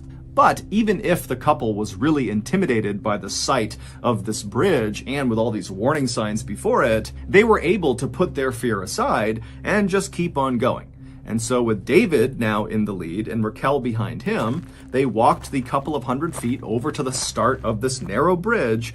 And when they got there, without actually stepping onto the bridge, David came to a stop. He turned around to face Raquel and he gestured for her to come stand next to him so they could take a selfie with the bridge in the background. Because David at this point is thinking, we're not going to go on this bridge. We're just going to look at this bridge, take some pictures, and then we'll go. But Raquel, who he's looking at, gesturing to come stand with him, just walks right past him onto the bridge and takes several steps out onto this narrow, rickety old thing. And then she stops, turns around, and gestures for David to come with her and walk across the entire bridge. And David, again, is having his second thoughts, but he sees Raquel wants to do this, and so he agrees to go. After they had walked about 100, maybe 200 feet across this bridge, the two of them just started laughing because it was totally exhilarating what they were doing. Not so much the quest for the Popelic monster, but rather the very real risk they were taking walking this tightrope bridge in the middle of the night. The couple would continue to very cautiously but quickly make their way across this bridge, and when they reached about the halfway point, when they were at the highest point from the ground, the bridge itself begins to shake. And then from behind them, they hear this loud grinding sound. And so the couple, they whip their heads around and they see there are these 2 bright glowing lights that are looking right at them all the way on the start of the bridge. And they realize it's a train. When Raquel and David walked up that dirt path and snuck through the fence and reached the top of the hill and could actually see the Popelic Trestle Bridge, they would have also seen the train tracks in the hillside that clearly extended onto the Popelic Trestle and went across the bridge. This was a train bridge. They would have seen that. But it's assumed that the couple, who didn't live in the area and so didn't know much about the Popelic Trestle, it's assumed they thought, well, this is a train bridge, but it's got to be abandoned. It certainly looks abandoned, and it does. It looks totally old. It does not look active, even though it is. Or the couple thought, well, this is just an old train bridge. It might be active, but surely no train is going to come through anytime soon. We can get across the bridge before a train arrives. But, of course, they were wrong. When the couple turned around and saw these two headlights bearing down on them, they quickly realized they would not be able to outrun this train. The train's clearly trying to stop. It has seen them. It's hitting its brakes. It's sounding its horn, but it's just clearly moving too quickly. So they cannot run to the other side to safety. And because this bridge was meant for a single train to pass through, there was no other track they could just jump onto to avoid being hit. And there were no walkways on either side of this railway. And so literally all they had was the track that this train was going to cross over, and they were on it. And so with no other choices, David yells to Raquel that they have to climb down and hang off the side of this bridge. Now, there were these wooden slats that ran underneath the rails. They ran perpendicular to the rails, and these wooden slats kind of extended off the edge of the bridge on either side just a couple of inches. And so in theory, if you were holding onto the outside of one of these wooden slats and kind of dangling off the edge of the bridge, a train could cross those tracks and not run over your hands or fingers. You would just have to hold on that whole time as the train is rumbling through. And so David, he flops down onto his stomach and he's trying to lower himself as fast as he can as this train is getting closer and closer, and he's yelling for Raquel to do the same thing, but she's not really moving very quickly. And finally, David, he gets in position. He's hanging off the edge of this bridge on these wooden slats, and he sees Raquel. She's not quite there, and then the train comes flying through. It strikes Raquel and sends her flying off the bridge to the ground below. David would somehow manage to hold on the whole time as this train went past him. And then once the train had passed him, he pulled himself back up onto the tracks. He ran the rest of the way across the bridge. He went down that hillside. And when he found Raquel, it was immediately apparent that she was deceased. In the end, the railroad was not issued any citations or sued for negligence. It was determined they did their due diligence by setting up that 8-foot-tall barbed wire fence with all those signs telling people to stay back and warning people about the hazards of going past this fence. And so it was actually David who got in trouble for this tragedy. He was cited and charged with a felony of unlawfully disrupting and or delaying a train, causing financial damages. He would plead to a lesser charge of trespassing and would be fined $2,300. Shockingly, this tragedy is just one of many that have occurred on the Popelik Trestle Bridge. Since the bridge's construction in the 1800s, there have been dozens of people who have died on this bridge. And several of these deaths, many of them fairly recent, the last 20 or so years, have occurred under the same conditions as Raquel's. People went looking for the Popelik monster and then were struck by a train. So that's going to do it. If you got something out of today's episode and you haven't done this already, please offer to do the like button's dishes, but be sure to leave the cups and bowls right side up in their dishwasher. Also, please subscribe to our channel and turn on all notifications so you don't miss any of our weekly uploads. We now have a podcast called the MrBallen Podcast that puts out brand new exclusive stories on Monday mornings, and on Thursday mornings, we put out remastered audio of our best YouTube videos. That podcast is available on all platforms right now, but in just a couple of days, on November 1st, 2022, it will only be available on Amazon Music. We now have a registered 501c3 charitable organization called the MrBallen Foundation that makes it as easy as possible for you to join me, my family, and my team in supporting those whose lives have been most impacted by violent and heinous crimes. Monthly donors to the MrBallen Foundation Honor Them Society will receive free gifts and exclusive invites to special live events. But the real reward is helping to create a new ending to the story for victims of violent crime. Go to MrBallen.Foundation and click on Get Involved to join the Honor Them Society today. We also have 2 additional YouTube channels, MrBallen Shorts and MrBallen en Espanol. We also put out near daily content on TikTok, Facebook, and Snapchat. All of those channels are just called MrBallen. If you want to get in touch with me, please follow me on any major social media platform and then send me a direct message. My username is just @MrBallen, and I really do read the majority of my DMs. We also have some really cool merchandise, so head on over to shopmrballen.com to have a look. And if you have a story suggestion, please submit it to our subreddit just called MrBallen. It's linked in the description below. So whether I see you on Instagram, Twitter, TikTok, Reddit, YouTube, Facebook, other YouTube channels, the podcast, wherever, just know that I really appreciate your support. And until next time, that's going to do it. See ya. Today, we're going to look at 3 places you can't go and people who went there anyways and survived. But before we get into those stories, if you're a fan of the strange, dark, and mysterious delivered in story format, then you've come to the right channel because that's all we do, and we upload 3 or 4 times every week. So if that's of interest to you, please ask the like button how to get to Bell's Canyon. Also, please subscribe to our channel and turn on all notifications so you don't miss any of our weekly uploads. All right, let's get into today's stories.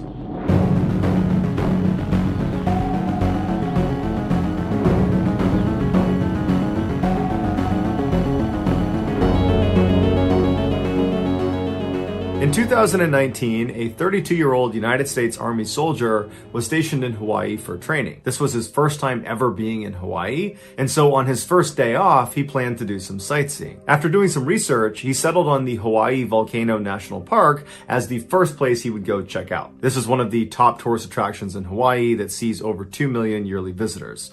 One of the main draws of this particular park is that it's home to one of the world's most active volcanoes, the Kilauea, that has been erupting consistently almost every year since 1983. On the evening of Wednesday, May 1st, John finally was given some time off, and so he hopped in his rental car and he made his way out to the park. When he got there, he was pleasantly surprised to see that it was not crowded in the least, most likely because he was there midweek. And so he paid his entrance fee, and then he started walking up a trail that would bring him up to this overlook that overlooked the caldera. The caldera of a volcano is the actual crater, the inside of the volcano where the actual lava comes out of.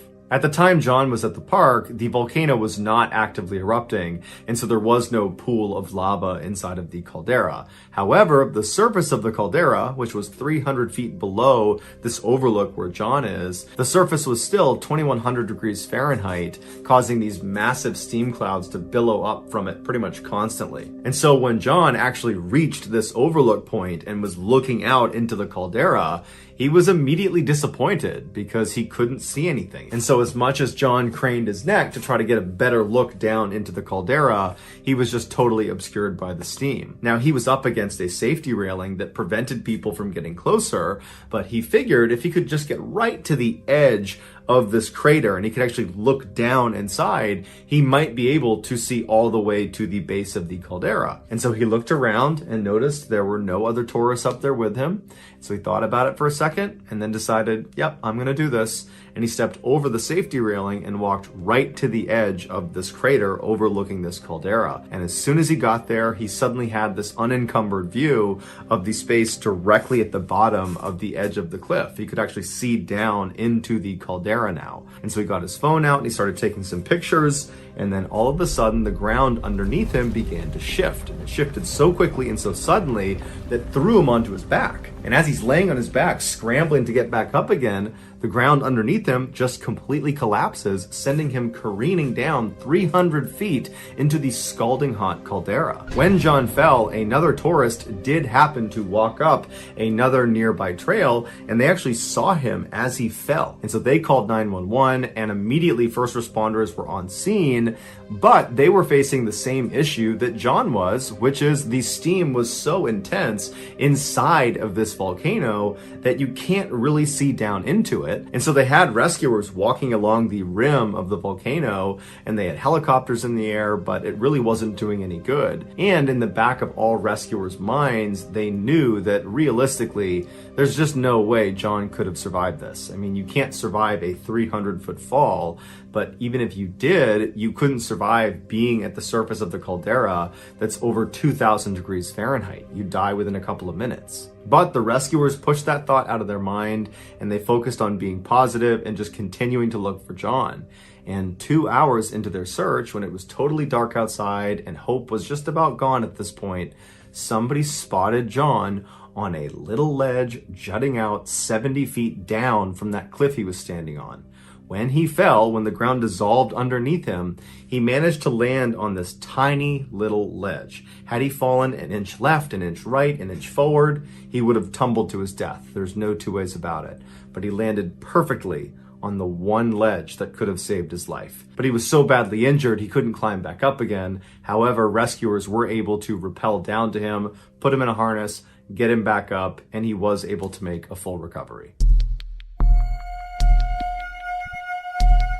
On July 12, 2015, 30-year-old Christopher LeCun was out on his boat with his wife, his kids, and his best friend Robert just off the coast of Port St. Lucie in Florida. Throughout the day, anytime Chris or Robert were looking down from the boat and spotted a rock pile, they would throw on their scuba tanks and dive down to attempt to find lobsters. Towards the end of the day, when they were looking down into the water, they saw what they thought was a rock pile at first, but as they kept looking at it, they noticed it had lots of straight lines, indicating it could be an underwater building. Chris and Robert noticed there was a yellow buoy floating on the surface right above where this building was underwater, and they thought they should probably go over and read it, but they decided, it's inconsequential. We can just go down and check it out for ourselves. Now, if they had stopped and gone over and read the buoy first, they would have seen there was a warning on it that was telling people to stay back at least 100 feet from this underwater structure. But Robert and Chris didn't read that warning, so they put on their scuba tanks and they dove down into the water.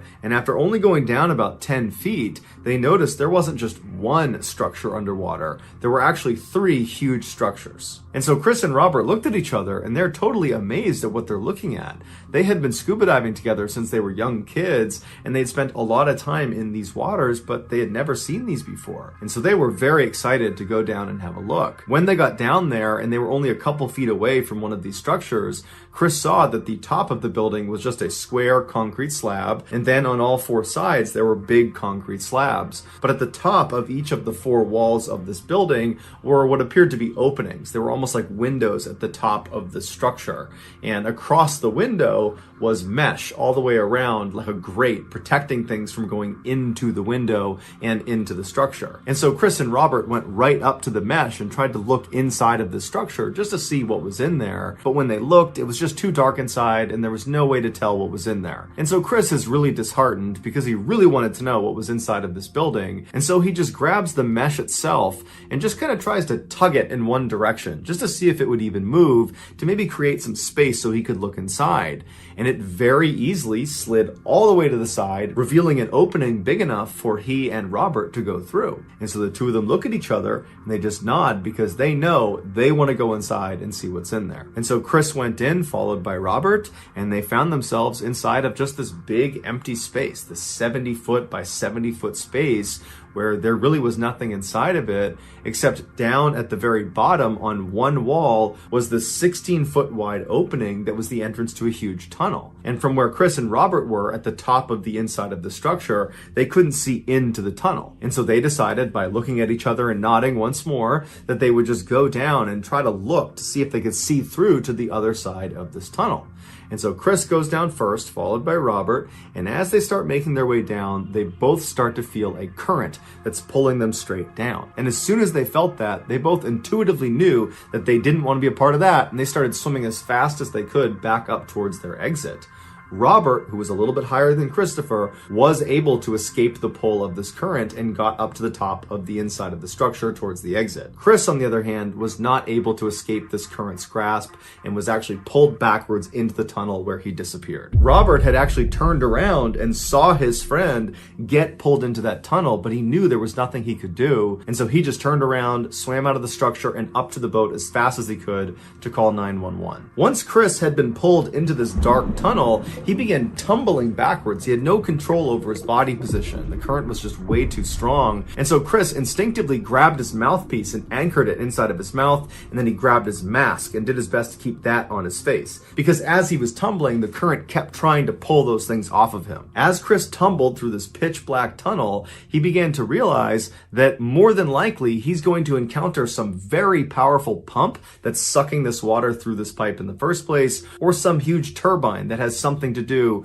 with pulling the water through this pipe. And in both of those situations, once Chris reaches the end of this tunnel, he's going to get cut up and get killed. And so Chris thought about pulling his mouthpiece out to just end it right then and there to avoid this horribly violent death. But he thought about his family, he thought about his kids, and he just couldn't bring himself to do it. And so he just continued to hold on to his mouthpiece and his mask and just continued to tumble with no control in total darkness, having no clue where he was going. After over 5 minutes of this just nightmare situation for Chris, he suddenly sees a very small flicker of light at the very far end of the tunnel in the direction they're being pulled towards. And all he can think of is, okay, well, whatever that light is, that's the area where I'm gonna get killed. There's gonna be some pump or some turbine right out there. And so he's bracing himself for this terrible, violent end to his life. But as they got closer and closer and that light continued to grow, Chris got a better picture. Every time he would tumble around, he'd get a look, and it did not look like there were spinning blades of death or some pump in there. It actually looked like very peaceful, calm water with sunlight pushing through it. And sure enough, after he got shot out into this lit up area, the current kind of died down and stopped. Chris immediately began swimming right up towards the surface where there was actually land right in front of him. He was inside of what looked like this huge building, and he saw there were people walking around with hard hats. And so Chris just pulled himself out of the water and began yelling for help. It would turn out Chris had been pulled into a nuclear power plant's cooling system. This particular nuclear power plant used a multi-level system where instead of just pulling the water in directly into the plant where it would be cooled and there would be, a pump of death or spinning turbines or something like that, instead there was a reservoir first where the water was dumped, and then after a while that reservoir water would then get churned up into the cooling system. So Chris was just incredibly lucky that that was just the way this nuclear power plant was built, because many other nuclear power plants, if he had done what he did, he would have been killed in a really horrible way. Chris would ultimately sue the power plant, saying they didn't put up enough warning signs or enough deterrents to protect people from getting sucked into these intake pipes, and the power plant has countered by saying, we put up enough deterrents, you just went past them on purpose. As of now, it's unclear what came of that court case. In 1990, 46-year-old Alex Kirstich was a marine biology high school teacher by day and a documentary filmmaker by night. In July of that year, he and 3 of his friends were in Mexico working on a documentary about sea life in the Gulf of California. They had already shot a bunch of footage during the daytime, and now they needed to go out and get some nighttime footage as well. On the evening of the 25th, Alex and his 3 friends boarded a 70-foot research vessel with all of their diving and camera equipment. They waited until just before sunset to leave the harbor, and then it was a 30-minute transit to this area just north of La Paz that they had been told was very active at night. Once the ship was stopped, they threw their anchor down and then turned on these bright spotlights and aimed them into the water. And then one of the ship's crew members put a big piece of tuna onto his fishing rod and then cast it out into the water to try to lure some animals to the area. A few moments later, a black mass suddenly came up to the surface, ripped the tuna from the line, and then vanished as quickly as it appeared. Alex and his 3 friends didn't get a good look at it. They saw it happen, but they had no idea what it was.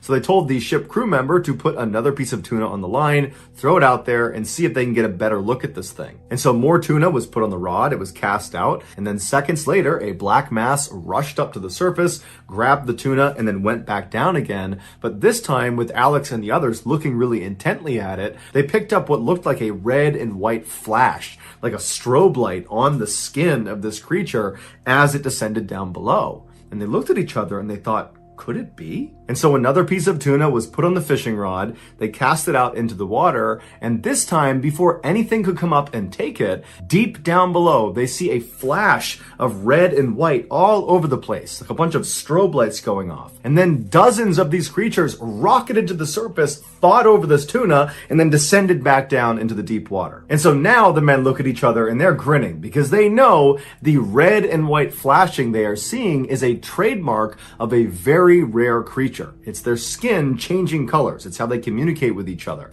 And this creature is so rare that at this time, no one had actually filmed it alive. There was only footage of it dead after it washed up on shore. And so suddenly Alex and his team are thinking, man, our documentary is about to become legendary if we can just get in there and get the footage. And so the men eagerly put on their dive equipment, got their cameras, and prepared to enter the water. Had they consulted with anyone who studied this rare creature, they would have been told that getting in the water with them was a horrible idea and could easily get them killed. These rare creatures are called Humboldt squids, and they are 8-foot-long apex predators that live in the deepest parts of the ocean. Because they almost never come up to the shallow waters, we know very little about them. What we do know is that, like all other squids, they have 8 arms along with 2 long tentacles that have all these suckers on it, and inside of the suckers are these teeth, these little daggers that they use to latch onto their prey, and then they pull their prey in towards their center, and at their center is this opening. It's their mouth, and it's called a beak, and it literally looks like a bird's beak. It's this hard thing that sits there and opens and shuts, and they use it to bite into their prey, and then inside of their beak is their tongue, and on their tongue are hundreds of sharp little daggers like more teeth that they also use to shred their prey. Typically, these jumbo squid will sneak underneath their prey and then suddenly shoot up, grab them with their 2 tentacles, and then drag them down to the deeper water where they feel safe, and then they begin the horrifyingly slow process of eating their prey alive because they have a gag reflex that prevents them from eating quickly. Humboldt squids are very intelligent, they're very social, and they're very aggressive towards humans, especially when they are in a large group or when they are eating. But of course, Alex and his 3 friends are not thinking about this. They're just eager to get into those jumbo squid infested waters and get this footage. And so they give each other the final okays. They're ready. Their equipment's good to go. And they slip off the side of the boat into the water. Once they were in the water, they sank down to 30 feet, at which point they spread out around the squid that were still darting up to the edge of the boat to try to get more tuna. After a few minutes of Alex and his buddies taking this great footage of these squids, a 14-foot shark suddenly comes into the mix and tries to eat the tuna off the side of the boat. But ironically, on its way out after not getting any tuna, the shark got its tail fins stuck on the actual hook and then became bait for the Humboldt squids. And seconds later, the squids began ripping the shark apart. And so Alex and his 3 friends decided to move closer to the drama to get some great footage. As Alex is right up next to this drama unfolding, he feels himself suddenly sinking in the water. And he's kind of fixated on getting this shot, so he's not really worried about why he's sinking. He's thinking maybe my buoyancy compensator off, maybe my weights are too heavy, but when he looks down, he realizes in horror, a Humboldt squid has wrapped one of its tentacles around his right swim fin. And so he instinctively begins kicking the squid's tentacle with his left leg. He gets it to release him, and in a panic, Alex begins swimming back up towards the surface, but he's still 40 feet away at this point from the boat. And at this point, the other squid had been alerted to Alex as now being considered prey. And so as Alex is going up, from behind, another squid comes up and wraps its tentacle around his neck. And his neck was the only area on his body that was not protected by his neoprene wetsuit. And so the daggers inside of the suckers on this tentacle dug into his neck, all around his neck. So his neck's being cut into and he's being strangled and being pulled down by this squid. And so Alex begins punching and squeezing and pulling on this tentacle, fighting for his life. And he manages to get this squid, the second one, also to release him. But by now he's been pulled down to 50 feet. He's got a ways to go to get back to the boat. And the other squid are all coming over. They're converging on him because they're all communicating that here's our prey, here's our other meal. And so Alex tries to swim as fast as he can back to the boat, but he only made it a few feet before another Humboldt squid darted up and came right up to his face, wrapped both tentacles around his entire head, blinding him, and he immediately felt the beak pressed up against his face, and it was opening and closing, trying to bite him, but it was biting down on his dive mask that was basically saving him from having his skull crushed by this squid. The squid became frustrated because it's not digging into Alex's flesh, and so it readjusted its grip on him by sliding down to his midsection, where immediately it begins pulling him down violently in these pulsing bursts. And so all Alex starts doing is punching and hitting and doing everything he can to get this thing off of him, and then for some reason it does release him. Maybe it was just so frustrated that it could not puncture into him. And so Alex is now down to about 60 feet, and he starts swimming as fast as he can with all these squids all around him, but for some reason, none of them attacked him. And so Alex swims up to the boat, and before he actually gets on board, he looks down back into the water, and there's just dozens of these squids that are flashing red and white at each other, just kind of hovering in the water, not making any move towards him. It was like they were just watching him. Alex sprinted up that ladder, got into the boat, and shortly after, his 3 friends came out of the water as well. They were unharmed. Alex had deep cuts all around his neck from where the tentacles had driven their teeth into his throat, but besides that, he was physically okay. Mentally, he was a train wreck and was very traumatized from this event, as you could imagine. Today, his encounter with the jumbo squids is a thing of legend in the diving community. So that's going to do it, guys. If you found the secret in today's episode, let us know in the comments what it is and where you found it, so give us the timestamp. And if you're the first to do that, we will pin you at the top of the comments section. If you enjoyed today's video and you haven't done this already, please ask the like button if they know where Bell's Canyon is.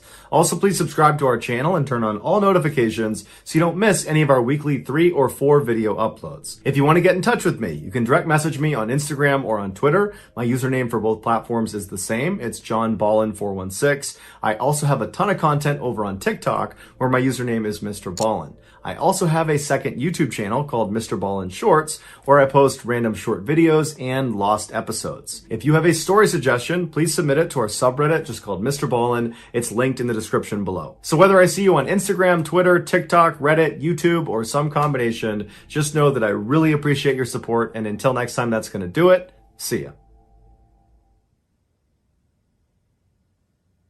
One evening in August of 2000, a city council candidate stood behind a podium at a high school in small-town Alabama. He was speaking about why he'd entered the race in the first place, and he said it was because he wanted a platform to discuss a very important issue. And that issue was the unsolved murder of a local school district employee. And then, right there, in front of all the news cameras and microphones, this candidate said he knew who committed that crime, because it had been revealed to him in a dream. But before we get into today's story, if you're a fan of the strange, dark, and mysterious delivered in story format, then you've come to the right place, because that's all we do, and we upload 2, 3, even 4 times every week. So, if that's of interest to you, please invite the like button to your next big house party. But be sure to give them the wrong address. Also, please subscribe to our channel and turn on all notifications so you don't miss any of our weekly uploads. Okay, let's get into today's story.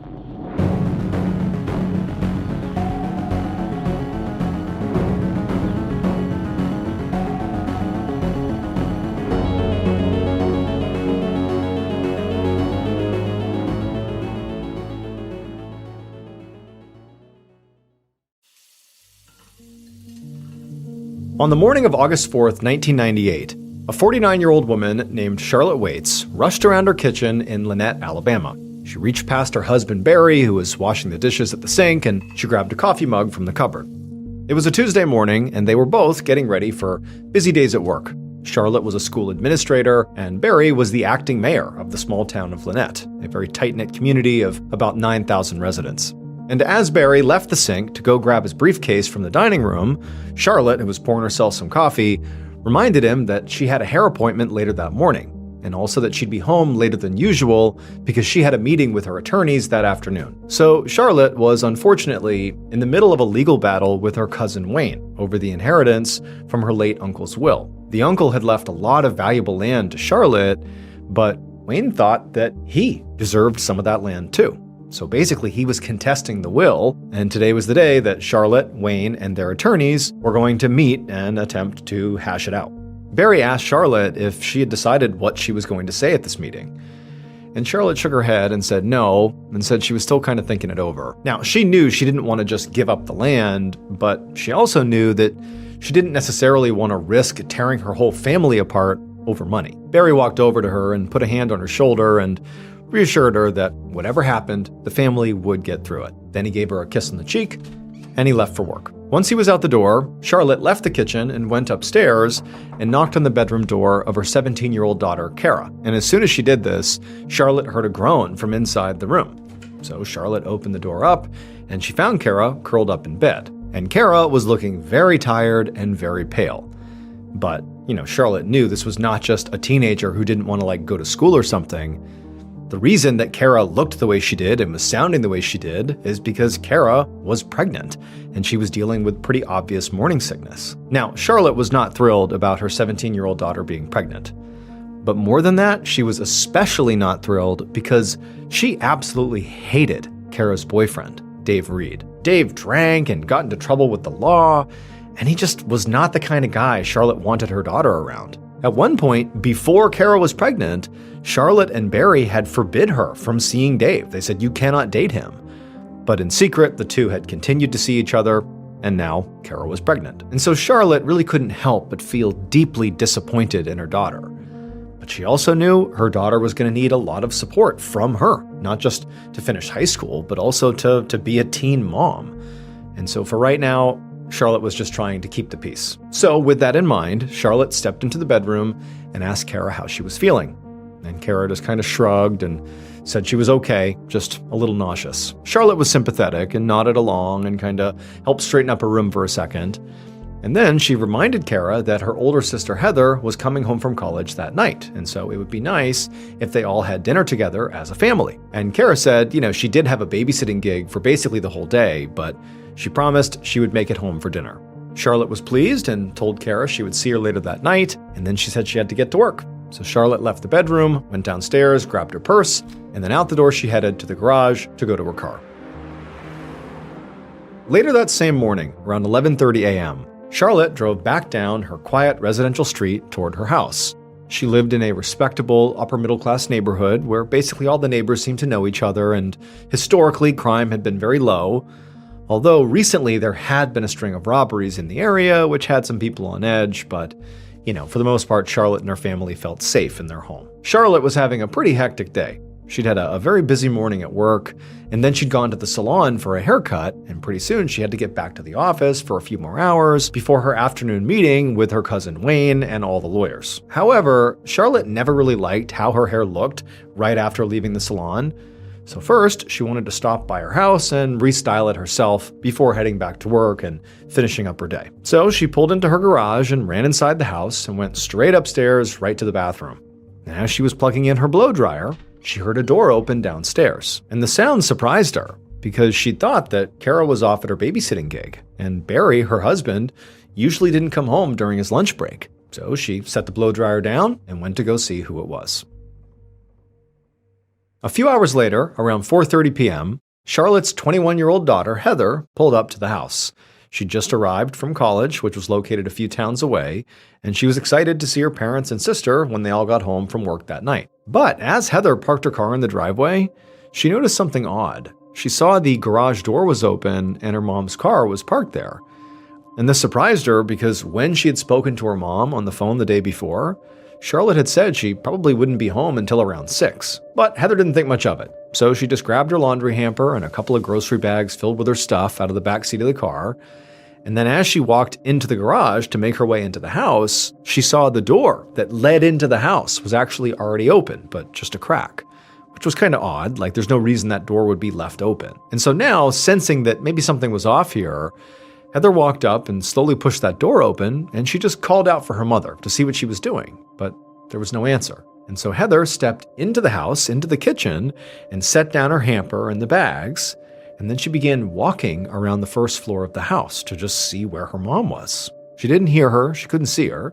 She's just walking around, and as she rounded the corner into the foyer, she saw her mom. But her mom was laying at the foot of the stairs, totally motionless. Heather immediately ran to her mom and just grabbed her to see if she was okay, but when she touched her mom's leg, it was ice cold. And so she ran into the other room, picked up the phone, and called 911.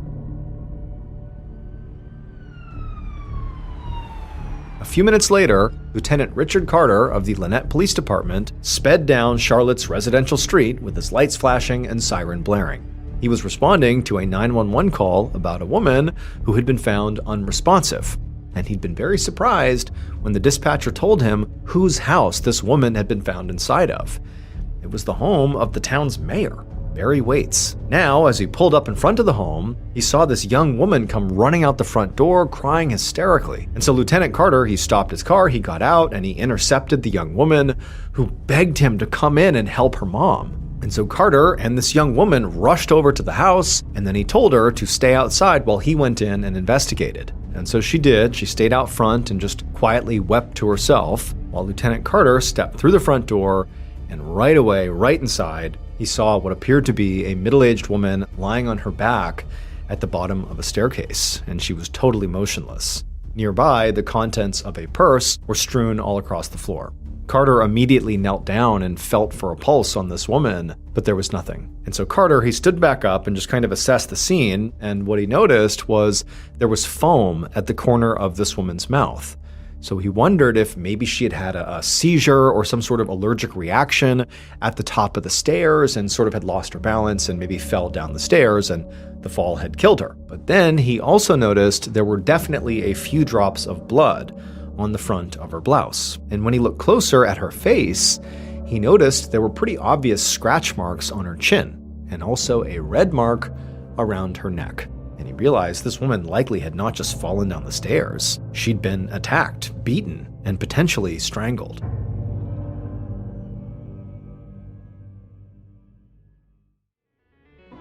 If you're hiring, you want a candidate who is passionate about your role, but you can't get that insight from a resume unless you post your job on ZipRecruiter. And now you can try it for free at ziprecruiter.com/Ballen. I remember hiring someone who checked all the boxes, but what really sold it was just how interested they were. You could tell they had already bought into the role and wanted to grow with it, and that really made a huge difference. And that was thanks to ZipRecruiter's powerful matching technology that finds qualified candidates quickly. And ZipRecruiter has a new feature that shows you the most interested qualified candidates first, so you meet the right people faster. Candidates can tell you in their own words why they're interested in your job. Find candidates who really want your job on ZipRecruiter. 4 out of 5 employers who post on ZipRecruiter get a quality candidate within the first day. Try it for free at ziprecruiter.com/Ballen. Again, that's ziprecruiter.com/Ballen. Meet your match on ZipRecruiter. Later that day, around 5 p.m., Lieutenant Richard Carter sorted through a pile of dirty laundry on the floor of Charlotte Waits' laundry room. For the past half hour, he'd been scouring the crime scene for clues, and now he was holding 2 white towels that were dotted with reddish-brown spots that looked like blood that had just begun to dry. He called over a forensics officer and told him to take the towels into evidence. He couldn't be sure yet that the blood was even Charlotte's, but if it was, it could be a potential clue. After searching the whole house, Carter actually had a pretty strong theory about what had happened to Charlotte. There were no signs of forced entry, and the TV and other valuables were still in the home. Charlotte's purse had been dumped out on the floor just a few feet away from the stairs, but her cash and her credit cards were still in her wallet. So Carter did not think this was a robbery gone wrong. He thought maybe the killer just kind of dumped out the purse at the end to make it seem like a robbery, but it was a weak attempt. This did not seem like a robbery. What this seemed like, at least to Carter at this point, was that Charlotte had been intentionally killed by somebody that she knew. But just then, Carter heard commotion by the front door, and so he went to go see what was going on, and he saw there was a man out on the doorstep literally being physically held back by 2 forensics officers. And then after a second, Carter recognized who it was. It was the town's mayor, Barry Waits, the victim's husband. The officers were trying to keep him outside, but Barry pushed past them, and right away, he saw what they were kind of keeping him from, which was his wife's body laying there on the floor, obviously dead. And when Barry saw that, he just froze and began to hyperventilate. At this point, Carter didn't try to force Barry back outside. Instead, he gently grabbed Barry's arm and led him into the next room and sat him down on the couch and just tried to get him to calm down, but it was like he couldn't. Barry was gasping and really was struggling to breathe. And then he actually doubled over and clutched at his chest. And Carter thought maybe he's having a heart attack. And so instead of trying to talk to him, he just yelled for somebody to call an ambulance. Later that same night, around 8 p.m., Lieutenant Carter stepped into the lobby of the local hospital's emergency department. He showed his badge to the nurse at the front desk and then asked to see Barry Waits. But the nurse said he would have to wait because they were still running tests on Barry and he couldn't have any visitors until they were sure he was stable. And Carter was pretty disappointed to hear this. Not because he was, desperate to get in there and console the mayor. It was actually because he needed to talk to the mayor. This is the spouse of a potential murder victim. He needed to know what Barry knew. And so he turned to leave, but before he did, he noticed sitting in the waiting room was Barry and Charlotte's daughter, Heather, who, Carter and Heather, they had spoken for a few minutes back at the house earlier that day when, Heather was the one who came running out and directed him into the house. They had spoken a little bit, but Carter thought, what, if I can't talk to Barry, maybe I can talk to Heather. Maybe she's calmed down enough that we could have a real conversation right now. And so he walked over to her. As Carter approached, Heather looked up and definitely recognized who he was and sort of gave off body language that it was okay for him to come and sit down. And so Carter, he walked over, he sat down next to her, and he saw there was actually another girl, a teenager, who was sitting next to Heather, and Heather quickly turned and pointed to her and said this was her younger sister, Kara. Lieutenant Carter nodded and introduced himself to Kara, and then he asked both women, how was their dad doing? And Heather said that the doctors so far believed he was not having a heart attack, that it was likely a panic attack, but they were going to monitor him overnight just to be sure. Both of the girls seemed very upset. They had tears in their eyes, they both appeared to be in shock, they hadn't done anything suspicious really. But Carter knew he couldn't just rule them out as suspects yet, he had to really ask them some pointed questions. So he took out his notebook, and as delicately as he could, he began asking them some questions. So by this point, Carter's officers had already learned that Charlotte had left her work around 11 a.m. that morning, and it was not until about 1 p.m. that her coworkers called her house because she had not come back to work, and they said there was no answer. And so that meant the murder had likely taken place sometime between 11 a.m. and 1 p.m. So with that in mind, Carter asked Heather and Kara where they'd been that morning and afternoon, with a focus on 11 to 1. Kara told him she'd been babysitting all day, and Heather said she'd been at her school, her college, which was 30 miles away, until around 4 p.m. that afternoon when she had left to drive to her parents' house. At some point, Carter asked both of them if they had any idea if there was someone out there who might have had a grudge against their mother, or who might have wanted to hurt their mom, or who might have, been happy if something happened to her. And the girls immediately shook their head and said, absolutely not. There was no one. Their mom was awesome. Everybody seemed to like her, and they were a happy, normal family. There was no issues they knew of. Carter jotted all this down in his notebook, and his plan was to check out the daughters' alibis as soon as he got back to the station. The next day, Lieutenant Carter was at the precinct debriefing with the other investigators on Charlotte's case. He'd listened to the local news on the radio while driving to work that morning, and since Charlotte was the acting mayor's wife, her murder was all anybody in town could talk about. So Carter was really feeling a lot of pressure to solve this case quickly. Now, by this point, he had already followed up on Heather and Kara's alibis, and they had both checked out. Neither of the daughters could have been home between 11 and 1, so Carter had officially ruled them out as suspects. And so now the other officers were going around the room basically updating Carter on what they had done the night before. And Carter was admittedly a little frustrated to hear that after they had questioned Charlotte's neighbors and coworkers right after they had gotten to the scene, that had not led to any new suspects. And also, another point of frustration was the one person who likely would be able to help them the most, at least at this point in the investigation, was the acting mayor, Barry, Charlotte's husband. But he was still in the hospital and so was not being allowed to speak to them. But just as Carter and the others were sort of scratching their heads wondering what they were going to do next, the front door of the precinct opened, and who walked in but Barry Waits. A few minutes later, Lieutenant Carter and Barry were sitting in Carter's office. Barry said he had just been released from the hospital, and they had determined that his heart was fine, and he really had just had a panic attack. So as soon as he was out of the hospital, he'd come right over here to see what he could do to help with the investigation. And so Carter asked Barry to walk him through what he had done the previous day, the day Charlotte was killed. Barry said that on top of being the acting mayor, he was also the head of the local National Guard Armory, and he had been attending to business at the armory all day.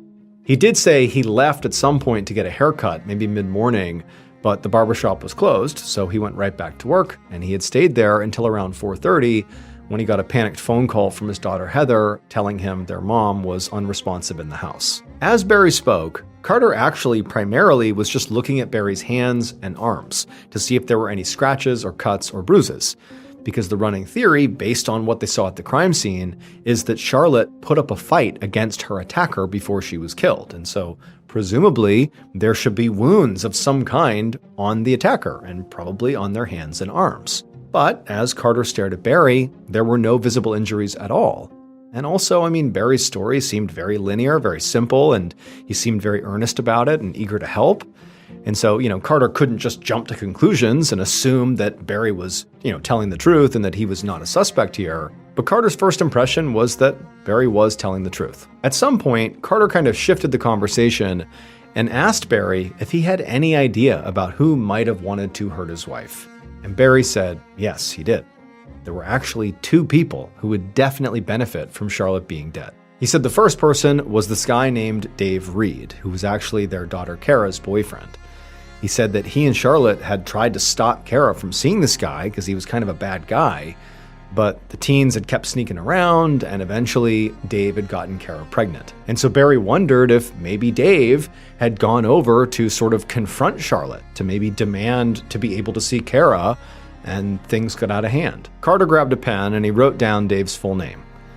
Then he asked about the second person who had been a problem with Charlotte. He explained that his wife and her cousin were in the middle of this contentious dispute over an inheritance. In fact, he said Charlotte had been scheduled to meet with Wayne and their attorneys the same day that she was killed. And when he heard this, Carter sat up in his chair because he thought to himself that the timing here could not be a coincidence. The cousin was suddenly his top suspect.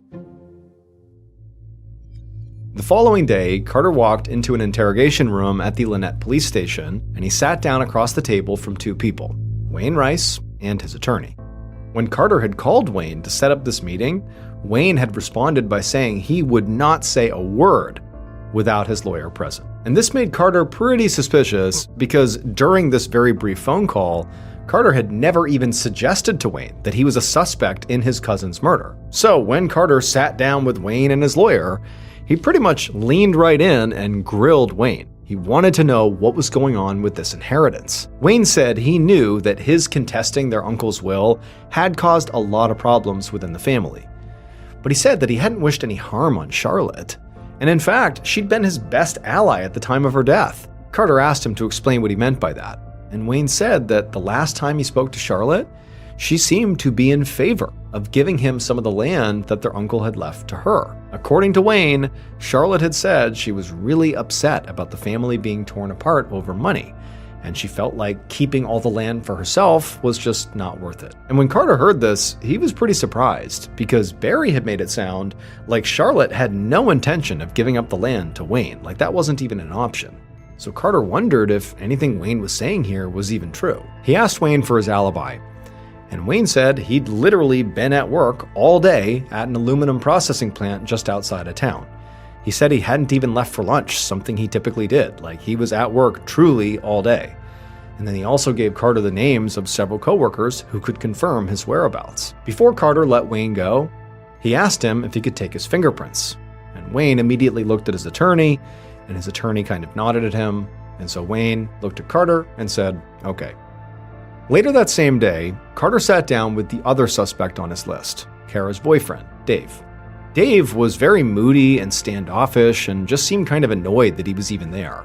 When Carter asked him if he knew why he'd been called to the station in the first place, Dave just kind of sighed and said, yeah, I do. He'd heard about what happened to Kara's mother, and he knew, given his contentious relationship with her and her husband, that of course he was going to be viewed as a suspect, which to him was absurd. And so Carter actually just asked Dave point blank about his relationship with Kara's parents.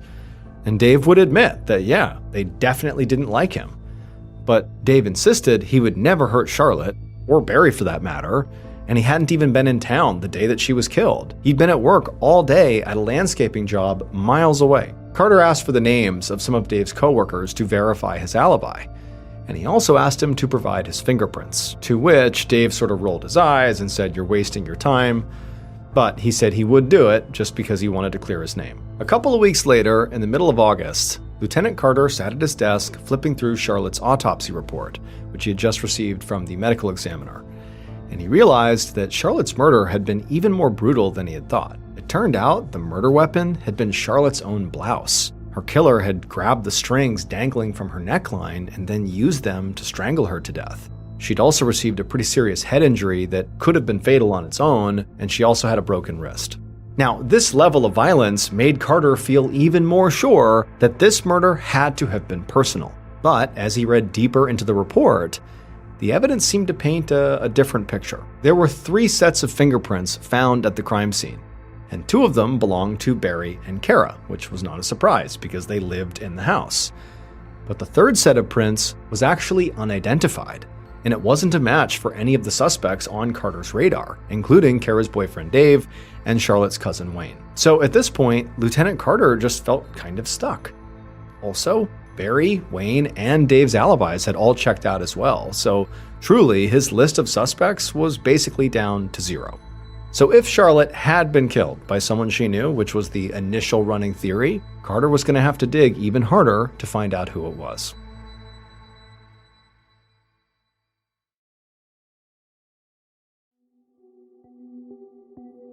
In October of 1998, so a couple of months after Charlotte Waits was killed, Lieutenant Carter walked into the Lynette Police Precinct right as the desk sergeant was hanging up the phone. The sergeant stopped Carter and told him they had just gotten yet another call on the Charlotte Waits tip line. And before the sergeant even explained what the caller had said, Carter felt dread building in the pit of his stomach. Ever since the police had set up this tip line for information on Charlotte's murder, it had been flooded with calls basically every day. But rather than all these tips helping with the case, the tip line had actually just slowed the investigation down because Carter and his team had to take time to follow up on every single one of these leads, even though most of them were just rumors and conspiracy theories. By this point, from all these tips, they'd looked into a young man who lived on the same street as Charlotte and who had a history of robbing houses, but he had an airtight alibi. They'd also investigated another local man who'd strangled his girlfriend in a similar way to how Charlotte was attacked, but he also had an alibi. Carter had even driven all the way to Georgia to investigate a tip that a small-time criminal had bragged at a party about killing Charlotte, only to find out this small-time criminal had an alibi too, and that the tipster had made the whole story up just to get him in trouble. Also, in addition to these new suspects having alibis, their prints didn't match the prints found at the crime scene, that third set of prints. But sort of adding more confusion to this was an expert told Carter that actually it seems like those third prints could belong to a child, and so maybe were totally unrelated to the murder. And so now, as Carter looked over at this desk sergeant who was getting ready to tell him about whatever call he had just had, Carter just braced for more bad news, because all these tip calls were basically bad news. And when the desk sergeant spoke, it was more bad news. The sergeant said this call wasn't even a tip at all. A local woman had just called in to complain about the lack of progress. And as difficult as it was for Carter to hear that now, in addition to the pressure he was feeling, that locals were literally spamming the hotline just to complain about him, like that was bad. But Carter also understood their frustration, because he was actually feeling just as upset as everybody else in town. But after running into nothing but dead ends here, he was out of ideas. And he had a feeling in his gut that unless something major changed soon, this case, unfortunately, was going to go cold. Fast forward about 3 years to one morning in 2001. On this day, Lieutenant Carter was working at his desk when he heard a familiar sound. The precinct's tip line was ringing yet again. After that initial wave of tips on the Charlotte Waits case, the case had completely stalled out for a couple of years. It was basically cold. Carter had ultimately been reassigned to other cases, and Charlotte's family had just sort of been forced to move on without any sort of closure. Kara had her baby, and Heather graduated college and was, working a real job. And Barry had also basically moved on with his life. He had gotten remarried and was still very much in politics. And in fact, just the previous year, he'd run for a term on city council. However, during that election cycle, Barry's opponent had publicly accused him of killing his wife, Charlotte. And even though he had no actual evidence to support his accusation, aside from the fact that he had a dream about it, all the attention from these accusations had totally reinvigorated the case, and calls had once again begun flowing to this tip line. However, just like before, the vast majority of these tips were just wild theories and gossip. But that particular day, when the desk sergeant who manned the tip line opened up Carter's office, Carter looked up and saw he was visibly excited, like whatever he had just heard on the tip line actually mattered. And before Carter could even ask him, what'd you hear? The desk sergeant said he had just spoken to 2 tipsters who clearly had some real information that they wanted to share that was going to blow this case wide open.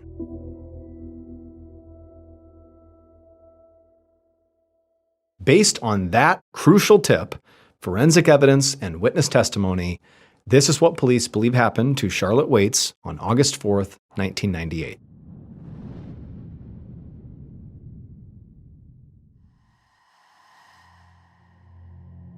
Around 11:30 a.m., the killer pulled up outside of Charlotte's house and right away recognized Charlotte's car in the garage. And when they saw it, their heart raced with excitement because they hadn't been sure that she'd even be home. But clearly, the killer had gotten here right at the right time. So they parked at the end of the driveway, and they walked up into the garage, and they walked over to the door that led into the house. And they tried the handle and found it was unlocked. So they opened it up. The killer stepped inside the kitchen, and right away, they heard footsteps on the second floor. And they knew it had to be Charlotte. There was nobody else home. So the killer closed the door, they went around to the stairs that led to the second floor, and up they went. And right as the killer reached the second floor hallway, Charlotte came out of the bathroom and saw them. And Charlotte was definitely very surprised to see them standing there. But the killer immediately just asked her a question, point blank.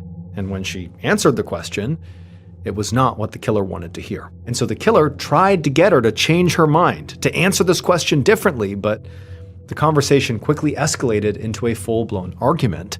And then the killer just totally lost their temper and hit Charlotte across the face. Blood immediately began pouring out of Charlotte's nose, and kind of stunned, she just kind of stepped back and went back into the bathroom to grab a towel to blot her face with it. Now at this point, the killer knew they had crossed a line.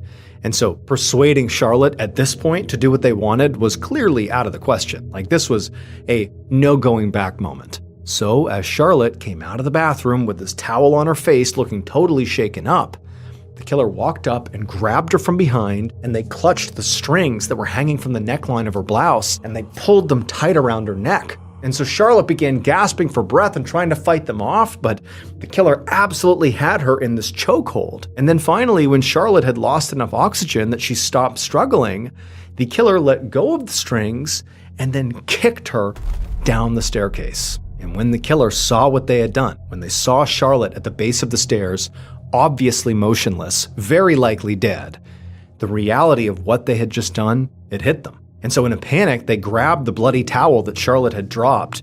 She was using to blot her nose, but she had dropped it on the ground. They grabbed that, and they rushed down the stairs and kind of cleaned up the rest of the blood on Charlotte's face, and then dumped the towels in the laundry room. Then they grabbed Charlotte's purse off the table and kind of scattered its contents on the floor near her body, hoping the police would think this was a robbery gone wrong. And then after that, they fled the house, got back in their car, and hurried back to work at the National Guard Armory before anyone even noticed they were gone. The killer was Lynette, Alabama's mayor, and Charlotte's own husband, Barry Waits. Barry had secretly gotten into a lot of debt, and he needed the full inheritance from Charlotte's uncle to pay it off. And so when Barry went to his own home in the middle of the day and basically confronted Charlotte and asked her, "What do you plan to do at this meeting with Wayne? Are you going to give him some of this inheritance?" And she told him that yes, her plan was to settle and split the inheritance. Well, when Barry heard that, he snapped and he killed his wife. Not just because he was mad at her for her decision, but also because he needed more money. He's thinking, okay, I'm going to get half of this inheritance because she's given the other half to Wayne, but if I kill her, I'll get her life insurance policy, and then together, I'll have enough to pay off my debts. However, when the insurance company went to pay out the claim, because Barry early on in the investigation was clearly a suspect in his wife's murder, the company would not pay him the money. Instead, they paid the insurance money to their daughters. But a couple of years later, Barry still tried to get his hands on that money by tricking his own daughters into signing it over to him. But when Heather and Kara realized what he was doing, they finally saw their father for what he was. And so it was the daughters who were the tipsters who broke this case wide open.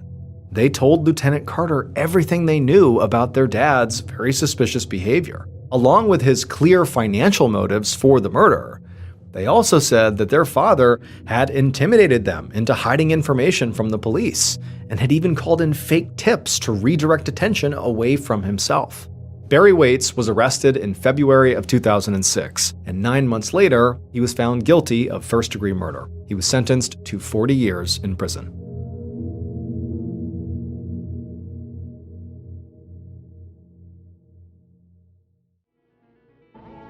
Thank you so much for watching. Let me know what you thought of today's episode in the comments.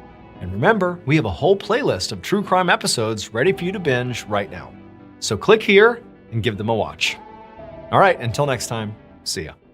There is a small hole in the ground in Australia that has claimed the lives of at least 16 people.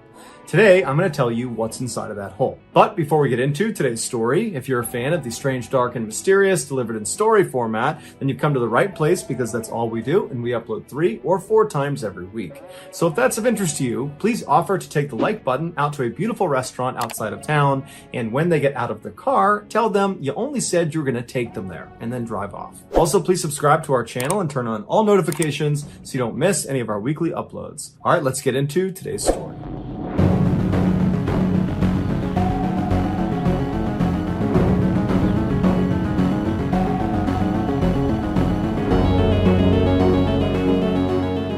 In 1938, a farmer in southeastern Australia decided to bring his horses to a watering hole on the other side of his large property. As he was leading the horses across this big, wide open field, one of his horses suddenly just collapsed to the ground. The farmer ran over to see what was going on, but as soon as he got over to it, the horse had stood back up again and seemed totally unhurt.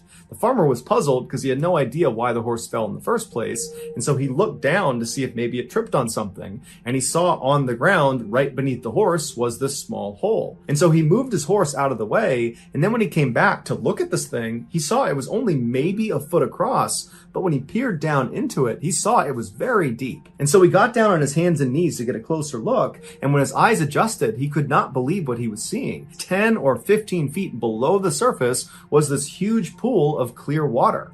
The horse had just stepped into the roof of an underground cave. And so the farmer was really excited to see how big this cave was. And so he grabbed all his horses and he brought them back to the stable, and he got this long measuring rope with a weight at the end of it. So he runs back out to the hole, he puts the weight into the hole, and he begins paying out this rope. And so down it goes, 10 feet, 20 feet, 30 feet, it just keeps on going and going until finally the weight hits solid land at 120 feet. And so the farmer is like, wow, this is a huge cave.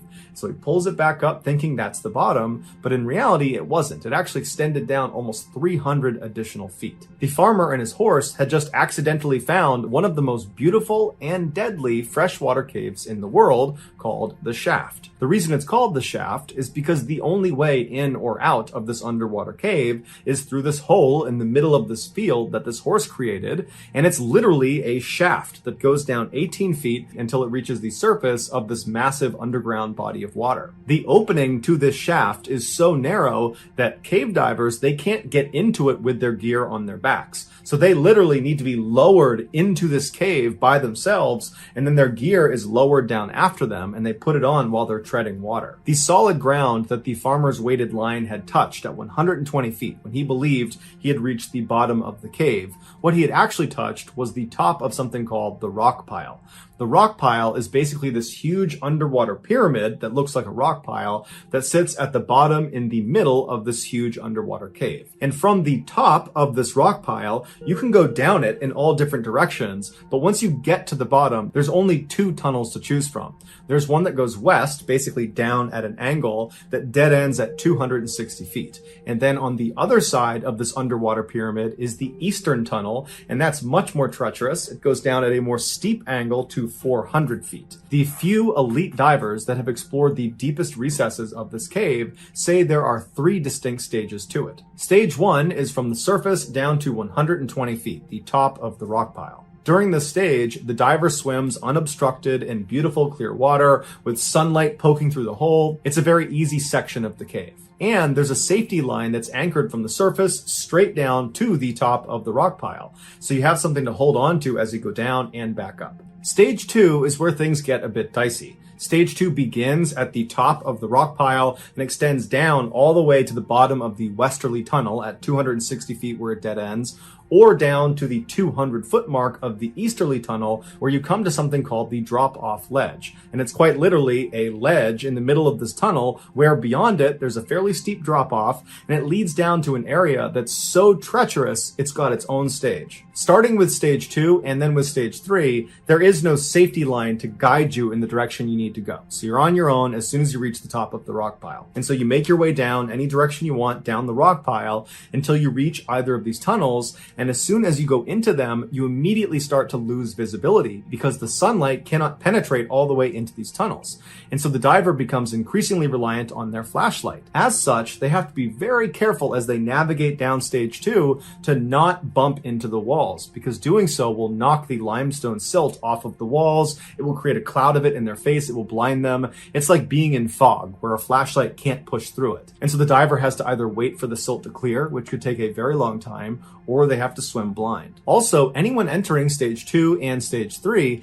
they can't breathe regular air out of their tanks. There's too much nitrogen in regular air. The deeper you dive, the more nitrogen your body will absorb, and if you have too much nitrogen in your system, it can give you something called nitrogen narcosis, which is like being really drunk. And in extreme cases, people have been known to take their mouthpiece out and inhale water, believing they're on the surface, or they'll confuse the direction up with the direction down, and to get to the surface, they will swim straight down until it's too late and they can't get back up again. And so divers that are going to be in stage 2 or stage 3 of this cave will breathe a special mix of gases that are low in nitrogen. The final stage of the shaft, stage 3, is just from the 200-foot mark of the easterly cave, so that drop-off ledge, all the way down to the bottom at 400 feet. This stage is unbelievably dangerous. As soon as you drop off that ledge, all the sunlight goes away. It is pitch black, and the tunnel narrows considerably and stays incredibly narrow. In fact, many times divers have to squeeze themselves past sections where the rocks are too close together. And so because you're inherently bumping into the walls all through stage 3,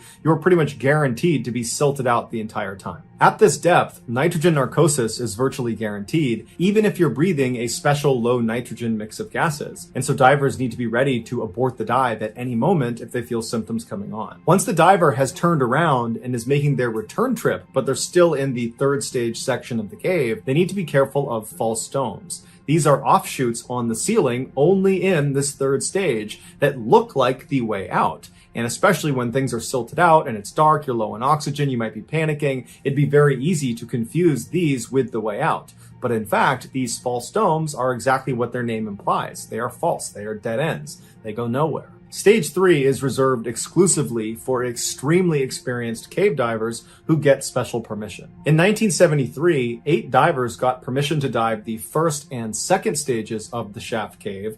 They did not get permission to dive the 3rd stage of the cave. On May 28th of that year, the 8 divers arrived in that big open field near the cave opening and began prepping their gear. Their plan was to dive down all the way to the edge of the drop-off ledge, so looking into the 3rd stage, and then once they got there, look around for a minute and then turn around and head back up to the surface. These 8 divers were experienced divers, but their experience was all in open water environments. None of them had dove in a cave. And so they were confident divers, but they were a little bit naive. They believed the dive down to the edge of the 3rd stage was going to be fairly routine and would just be simple and fun. But before any of them had even gotten into the water, they had already made a critical mistake. Instead of jamming their bottle with the special low nitrogen mixed gas that they would need since they were going into stage 2, and so that's a requirement, instead of doing that, they just jammed their bottles with regular air. So they were basically guaranteeing that they would get nitrogen narcosis. But once they had all their gear prepped, they made their way over to the entrance to the shaft, and one by one they were lowered down into the water and their gear would follow. And then once all of them were all jocked up, they grabbed the safety line and they began their descent. It only took about 2 minutes to get down to the top of the rock pile, and there they spent about 5 minutes taking pictures of each other before heading down the eastern tunnel. 3 of the divers were siblings, Glenn, Stephen, and Christine, who were 25, 22, and 19 respectively. And Glenn remembers after they made their way all the way down the eastern tunnel and they reached the drop-off ledge, he remembers seeing his sister, his brother, and all the other divers. Everyone seemed just fine. Everyone's just looking over this ledge. They're taking turns, kind of peering down into this black abyss that is stage 3. And then after 5 minutes or so, Glenn looked at his gauge and he saw his air was getting fairly low. Not emergency situation, but it was time to leave. leave, and everybody else had the same amount of air as he did, and so everybody else was running low on air. And so Glenn was about to grab his sister, who was several feet right in front of him. She was still looking over the ledge down into stage 3, but when he reached out to grab her, she and all the other divers just suddenly jumped forward and dove straight down into the abyss out of sight. They dove into the stage 3 section. This was not something that Glenn was tracking anybody doing. This was not something anyone said they were going to do. This was not part of the dive. This was very dangerous, and they weren't allowed to go down there. And so Glenn immediately swam down after them to try to grab his sister and stop her, or grab his brother, or grab any of them.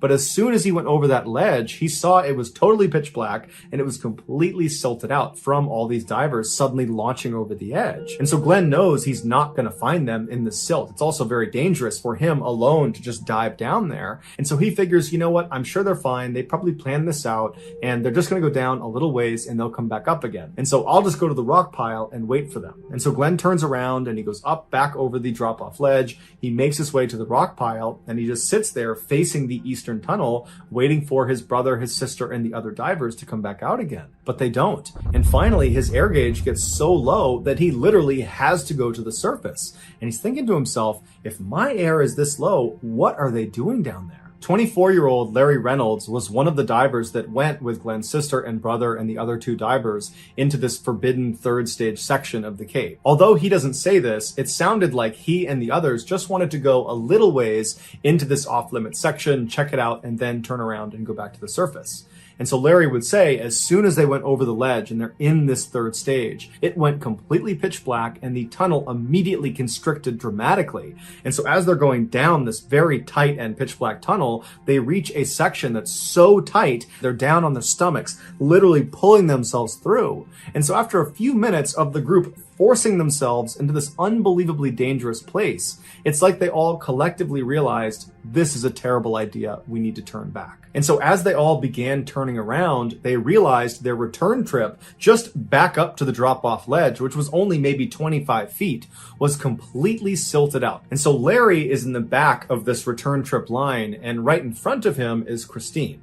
And so as soon as they all make their way into the silt, the only thing Larry can see with his flashlight is Christine's fins. And so he's staying right up on her and keeping his light on that fin to make sure he's going in the right direction. And so after only a few moments, Christine's fins just suddenly disappear.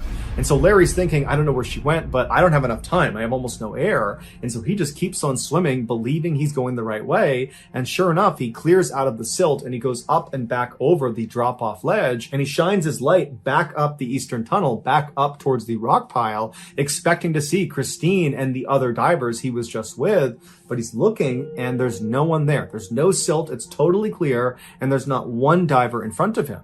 And so he looks at his gauge again, and he's got a little bit of air, enough to maybe go down and make sure nobody is still down there. Because he's thinking, I don't think it's possible they could have swam all the way through this tunnel in this space of time.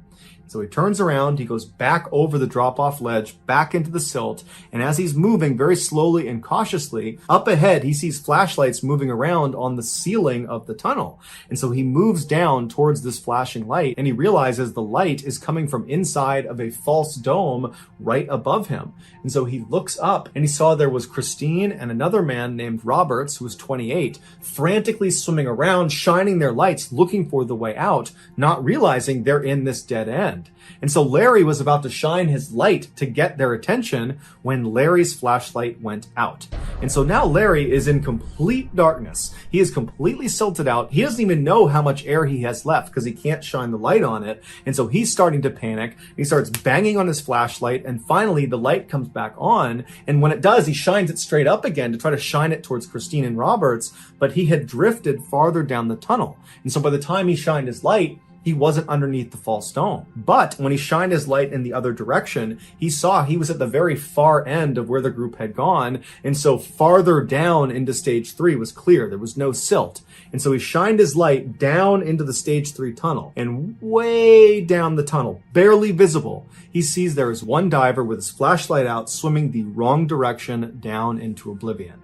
His name was John, he was 20 years old, and he almost certainly had nitrogen narcosis. Larry knew he could not save him, and so Larry turned around and went back into the silt, back up in the direction of the rock pile, touching the ceiling, looking for that entrance into the false dome to try to help Christine and Roberts. But he's not finding it, and he's looking at his air gauge, and it's getting critically low, and he knows if he doesn't go soon, he's gonna die. And so at some point, after not finding the entrance to this false dome, he decides he just has to go out and save himself. And so he manages to get out of the silt. He goes up and over the drop-off ledge. He gets to the rock pile. He grabs the safety line and he fins himself up to the surface. And when he gets to the surface, he looks around and there's only 3 other divers up there, one of which is Glenn. And Glenn, he looks visibly panicked and he yells to Larry, "Hey, have you seen my brother and my sister? Have you seen the others? Are they coming up after you?" And Larry looks at him and just shakes his head. He didn't know what to say. He knew they were gone. But for Glenn, this was his baby brother, his baby sister. He had to go back down. And so with the little bit of air he had left, he put his mouthpiece in, he turned around and he dove straight down as fast as he could, staring towards the opening of the eastern tunnel, praying that his family members, that his friends are going to come out of there. But as he's swimming down and he's running out of air, no one was coming out of that tunnel. And so finally, when his air was basically empty, he had to turn around. And on that return trip back to the surface, he realized his siblings and his 2 friends were gone. It would take 11 months and 11 days to finally locate and recover all 4 of the bodies inside of the cave. John, the 20-year-old who Larry saw swimming in the wrong direction, was found fairly far down the eastern tunnel, laying on a rocky outcropping. Glenn's 22-year-old brother, Stephen, was found just 50 feet from the entrance of the shaft, but it's believed he died at a much lower depth and then floated up to that position. Glenn's 19-year-old sister, Christine, and the 28-year-old man, Roberts, that she was with inside of the false dome were found embracing each other just under the false dome inside of the tunnel. Investigators believe when they were in there, they couldn't find the exit and then realized that they had so little air that even if they found the exit, they would not get out in time. And so knowing they were just minutes away from death, they abandoned looking for the exit and instead just embraced each other while they died. And then afterwards, they floated down and out of the false dome. After this tragedy, the shaft was permanently closed to all divers, but years later, they would reopen it. So that's going to do it, guys. If you found the secret in today's episode, let us know in the comments section what it is and where you found it. So give us the timestamp. And if you're the first to do that, we'll pin you at the top of the comments section. If you got something out of today's episode and you haven't done this already, please offer to take the like button out to a very nice restaurant outside of town. And when they get out of their car, tell them that you only offered to take them there and proceed to drive away. Also, please subscribe to our channel and turn on all notifications so you don't miss any of our weekly 3 or 4 video uploads. If you want to get in touch with me, you can direct message me on Instagram or on Twitter. My username for both platforms is the same. It's JohnBallen416. I also have a ton of content over on TikTok where my username is MrBallen. I also have a second YouTube channel called MrBallen Shorts where I post random short videos and lost episodes. If you have a story suggestion, please submit it to our subreddit just called MrBallen. It's linked in the description below. So whether I see you on Instagram, Twitter, TikTok, Reddit, YouTube, or some combination, just know that I really appreciate your support. And until next time, that's going to do it. See ya. Today, I'm going to be sharing 3 progressively more disturbing stories, and at the end of each of them, I will share the pictures that are famously associated with them. But before we get into those stories, if you're a fan of the strange, dark, and mysterious delivered in story format, then you've come to the right channel because that's all we do, and we upload 3, 4, even 5 times every week. So if that's of interest to you, please offer to install brand new hardwood floors in the Like Button's home, and on installation day, show up and remove all the old flooring, but then quit the job. Also, please subscribe to our channel and turn on all notifications so you don't miss any of our weekly uploads. All right, let's get into today's stories.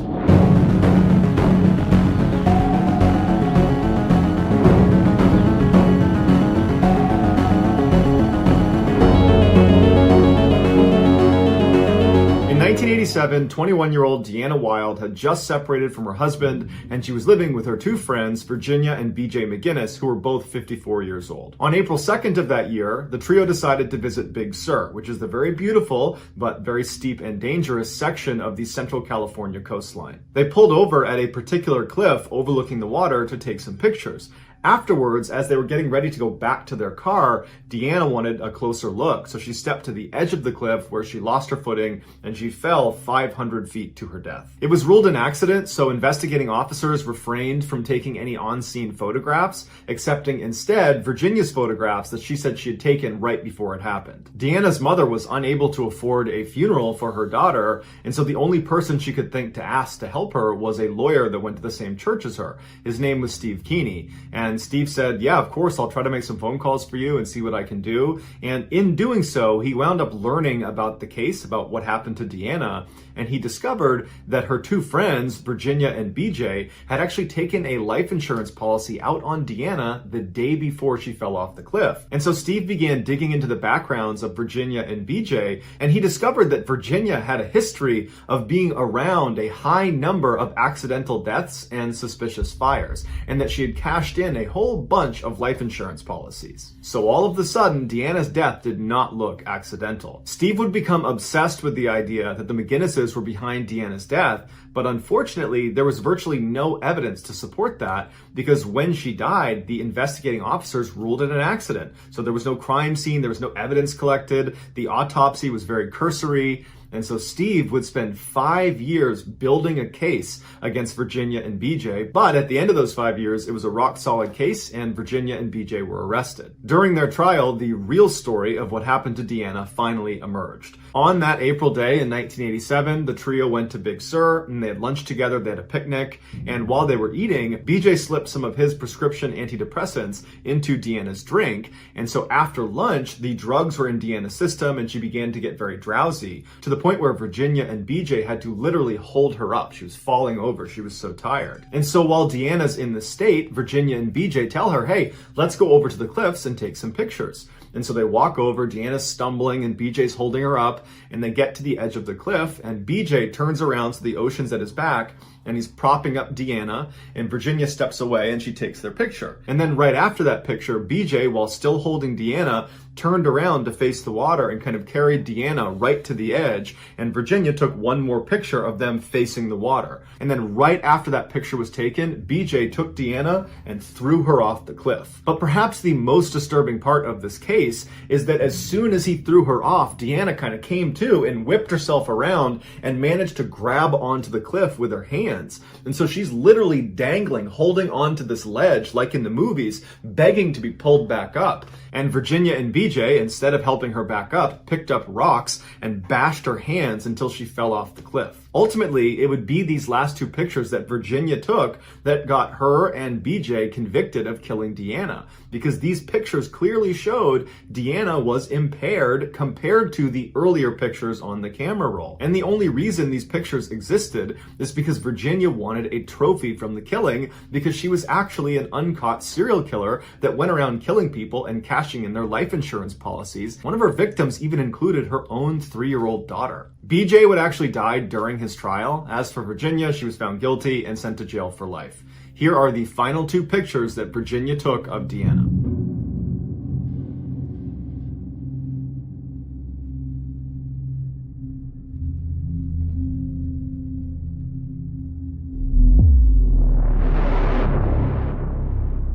On July 30th, 2016, Janice Stewart was at home in College Station, Texas, preparing for a wedding she was going to be photographing the following week. Her 34-year-old daughter, named Sunday Rowan, lived a few hours away in San Antonio, and she was planning to go with her to help her take these pictures. As Janice worked, her cell phone kept buzzing. Since sunrise, Sunday had been Snapchatting her photos of her and her husband Matt, who was also 34, as they got ready for their hot air balloon ride that day. 18 months earlier, Sunday had bought Matt the tickets as a birthday gift, but the trip kept getting delayed because of bad weather. But on this July morning, the weather had cleared up and the trip was finally happening. Sunday and Matt often sought adventure to balance the demands of their jobs. Matt was the chief of clinical trials at the Brooke Army Medical Center in San Antonio and was a rising star in the field of burn research. Sunday worked at Crazy 8, which was a kids' clothing store, and she was devoted to her young son from a previous relationship. At 6:58 that morning, Janice received an image of the balloon's ground crew prepping the wicker basket that would would hold her daughter, her son-in-law, and the rest of the other passengers. Around 7:30, Janice received another image. This one was a selfie of Sunday and Matt posing inside of the wicker basket. They were up in the air. There's a beautiful field below them. They're smiling and they're hugging. After that, the messages stopped. 10 minutes later at 7:40, 85-year-old Buddy Miller was making breakfast in his ranch when he heard two loud explosions. The first one actually rattled his house. When he looked out the window, he saw this massive plume of black smoke on another rancher's land off in the distance. Alarmed, he jumped in his pickup truck and raced past his cows to the blaze a half-mile away. Commotion like this rarely occurred in Maxwell, Texas, a quiet rural community about 40 miles south of Austin. At her home just up the road was 66-year-old Margaret Wiley, who heard the explosions too. She said the first one reminded her of the sound her 20-gauge shotgun made. When she stepped onto the porch, she heard the second explosion, and she said it sounded like a loud pop, followed by a whooshing sound, like the sound a gas stove makes when it ignites. When she looked out towards where the sounds had come from, she saw this massive fireball explode in the distance, and she immediately called 911. When Buddy and the other first responders arrived at the scene, they saw this huge fire at the base of a power line tower, and at first they couldn't figure out what was actually burning. They heard the sound of hissing propane tanks and thought maybe it was a tractor or a baler that had caught on fire. But upon closer inspection, they saw a wicker basket and they saw bodies. This was a hot air balloon accident. It would turn out the pilot of that hot air balloon was 49-year-old Skip Nichols, and he had elected to fly that day despite a low cloud cover that had grounded the other hot air balloon companies in the area that morning. Also, Skip was on a mixture of prescription and over-the-counter drugs that impaired his ability to fly the balloon safely. After being in the air for 8 miles above the clouds, Skip decided it was time to land, and so he blindly descended through the clouds and he immediately hit a power line. An arc carrying 340,000 volts of electricity cut the balloon's metal support cables like a torch. As soon as the basket began plummeting toward the earth, the fuel lines disconnected from the burners overhead, spraying liquid propane up into the burners and then arced back down into the wicker basket, immediately engulfing the entire thing in flames. The burning basket fell over 100 feet to the ground. By 10 a.m. that morning, Janice had still not heard from her daughter after that last text she sent, which included the picture of her and Matt, that selfie image up in the balloon, and Janice was concerned that something had gone wrong. So she turned on the TV, and the first thing she sees is hot air balloon crash in Texas, no survivors. And on the screen, she immediately recognized the smiley face that was on the balloon that had crashed because she recognized it from the images her daughter had sent her. Even before she got the official call, she knew instinctively that her daughter and her son-in-law were both gone. Here are the final pictures taken of Sunday, Matt, and the other 14 people who were on board that balloon.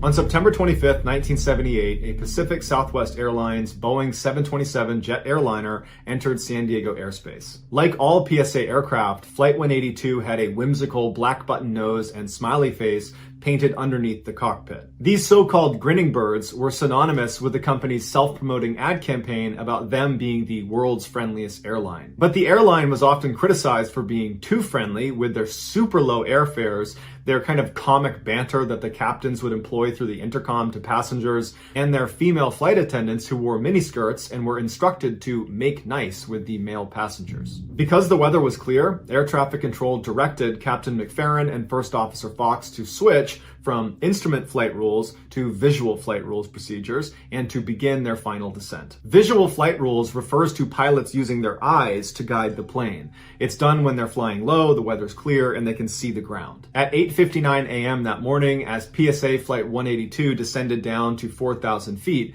air traffic control advised them of a Cessna, which is a small plane, that was ascending in their direction. Fox responded that they saw the Cessna, and so air traffic control came back and said to maintain visual separation. Maintain visual separation meant that despite ground radar-based controllers who could provide vertical and lateral separation criteria, the burden for maintaining separation fell solely on Captain McFerrin and his crew. In layman's terms, air traffic control was telling them, don't lose sight of the Cessna. Inside the Cessna was a flight instructor named Martin Casey and his student, who was a United States Marine named David Boswell. As this little plane ascended, air traffic control informed them that PSA 182, who was right in front of them and slightly above them, they were on their descent. However, they had the Cessna in sight. As a result, the men inside of the Cessna did not take it upon themselves to actively begin looking for this jet. They assumed the pilots of PSA 182, who had them in sight, would avoid them. Back in PSA 182, there seemed to be some confusion in the cockpit. The two pilots were debating whether the Cessna they were watching fly lower than them, past them on the right, was the same Cessna that air traffic control had told them about. And at some point they agreed, yep, that's got to be the same Cessna. And so they called in to air traffic control that it looks like the Cessna has passed us. They've flown past us on the right. Immediately after this transmission, the black box recorded the two pilots talking to each other, basically trying to convince the other that yes, that was definitely the right Cessna. But after a couple of minutes of reassuring themselves, one of them says, boy, I hope that was the right Cessna. According to later testimony by the air traffic controller who was in communication with the pilots of PSA 182 as they were on their final descent, he would say when Captain McFerrin came over and said the Cessna has passed him on the right, he believed him and he didn't think to check to make sure it was the right one. But in reality, the Cessna that McFerrin and Fox had seen was the wrong one. The real Cessna they were supposed to maintain visual separation with, the one containing Casey and Boswell, was still ascending in the direct flight path of PSA 182, except now this Cessna is in 182's blind spot below their nose, so they literally can't see each other. At 9:01 that morning, air traffic control got an alarm that PSA 182 and this Cessna are about to collide, but for some reason the air traffic controller did not alert both aircraft.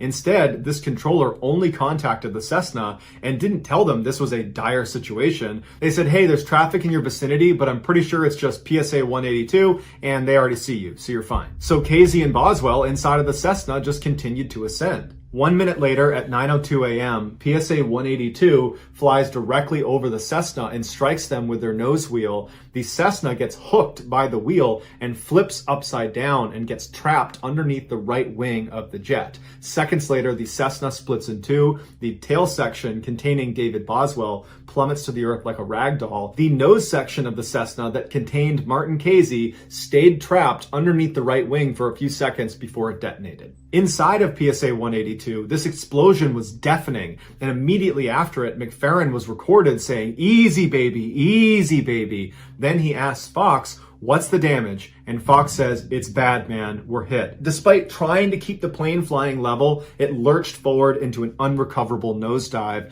and McFerrin, knowing they were doomed, calmly calls out to air traffic control and says, we're going down. Air traffic responded, okay, we'll have the equipment ready for you. Then the black box recorded the sound of a stall warning inside the cockpit, and as the aircraft streaked at over 300 miles per hour straight towards the ground, McFerrin's last known transmission to air traffic was, this is it, baby. Seconds before impact, McFerrin gave his final command over the intercom, which was, brace yourselves, and then right before the black box cut out, someone in the cabin yelled, I love you, Mom. At 9:03 a.m., PSA 182 slammed nose first into the ground just outside of downtown San Diego in an area called North Park. The resulting explosion of thousands of gallons of jet fuel sent a shockwave that was registered 2 miles away. Almost immediately, firefighters were rushing towards the rising mushroom cloud of black, oily smoke, And many of the first responders that arrived at the crash site in those first few hours were deeply disturbed at what they saw. The bodies that had not been destroyed in the explosion had gotten trapped up in the trees. All told, 144 people were killed in this accident. 135 were from PSA 182, 2 were from the Cessna, and 7 were just unlucky people that were standing on the ground in North Park. Following a one-year investigation into the mid-air collision, it was determined that the flight crew of PSA 182 was found to be primarily responsible because there was that moment that was picked up in the black box where the two pilots were unsure if the Cessna that passed them was the right one. But instead of calling that into air traffic control and getting confirmation, they blew it off. The morning of the crash, a San Diego photographer was at a press event when he heard the explosion overhead, which was 182 colliding with the Cessna, and he began taking pictures, and he captured these now 2 infamous photos of PSA 182 seconds before they hit the ground.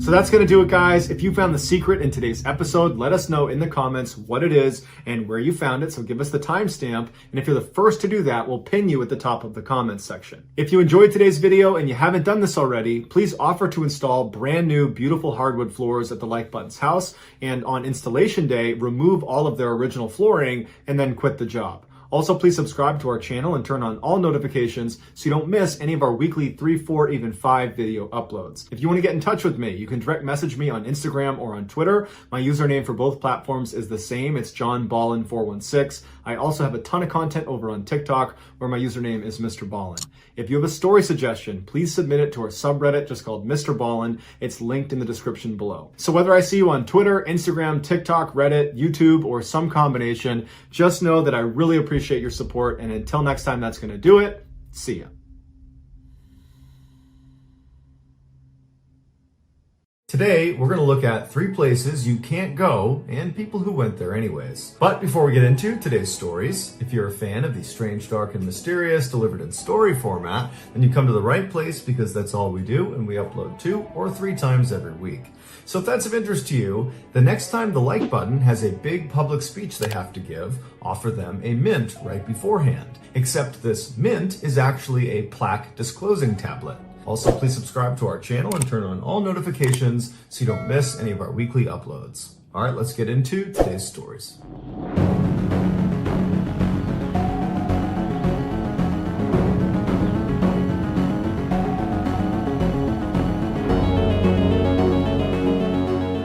In early 2020, a very popular Russian Instagram influencer named Ekterina Didenko was getting ready to celebrate her 29th birthday. She, along with her husband and some of her influencer friends, were planning to enjoy the occasion at a popular spa in Moscow, Russia. The group rented out a private section of the spa that included a steam room and a small indoor pool.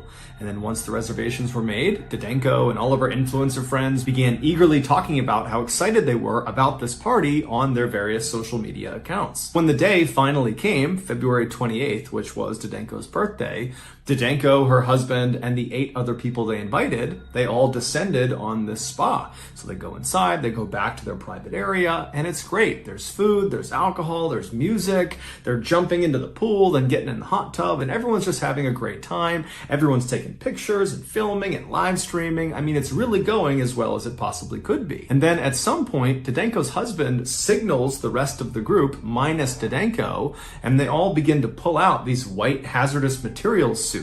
Imagine what you would see in a movie if there was some huge chemical leak, a full body white suit with a mask. And so they're all putting on these hazmat suits, and they give one to Didenko, who puts it on as well, and they tell her this is part of her big surprise. Now, it's unclear if Didenko actually didn't know what was going to happen next, or if she's just pretending to be surprised because it would do better on social media, because this is all being filmed and she's an influencer. But either way, she puts on her hazmat suit, and once everyone has their suits on, Didenko's husband wheeled in this huge cooler like you would bring to a picnic, and he placed it right on the edge of the pool. When he opened the lid, the crowd all gasped and laughed and smiled and filmed as these huge clouds of smoke or steam came pouring out of it. What it was roughly 55 pounds of dry ice. Dry ice is just frozen carbon dioxide. It's commonly used for things like refrigerating perishable goods for long periods of time because dry ice stays cold for a really long time. Also, because of the huge white gas clouds that come off of dry ice, it's also very commonly used as a sort of spooky decoration because you have these very cool white clouds going everywhere. And in fact, that's what Didenko's husband planned to use this dry ice for.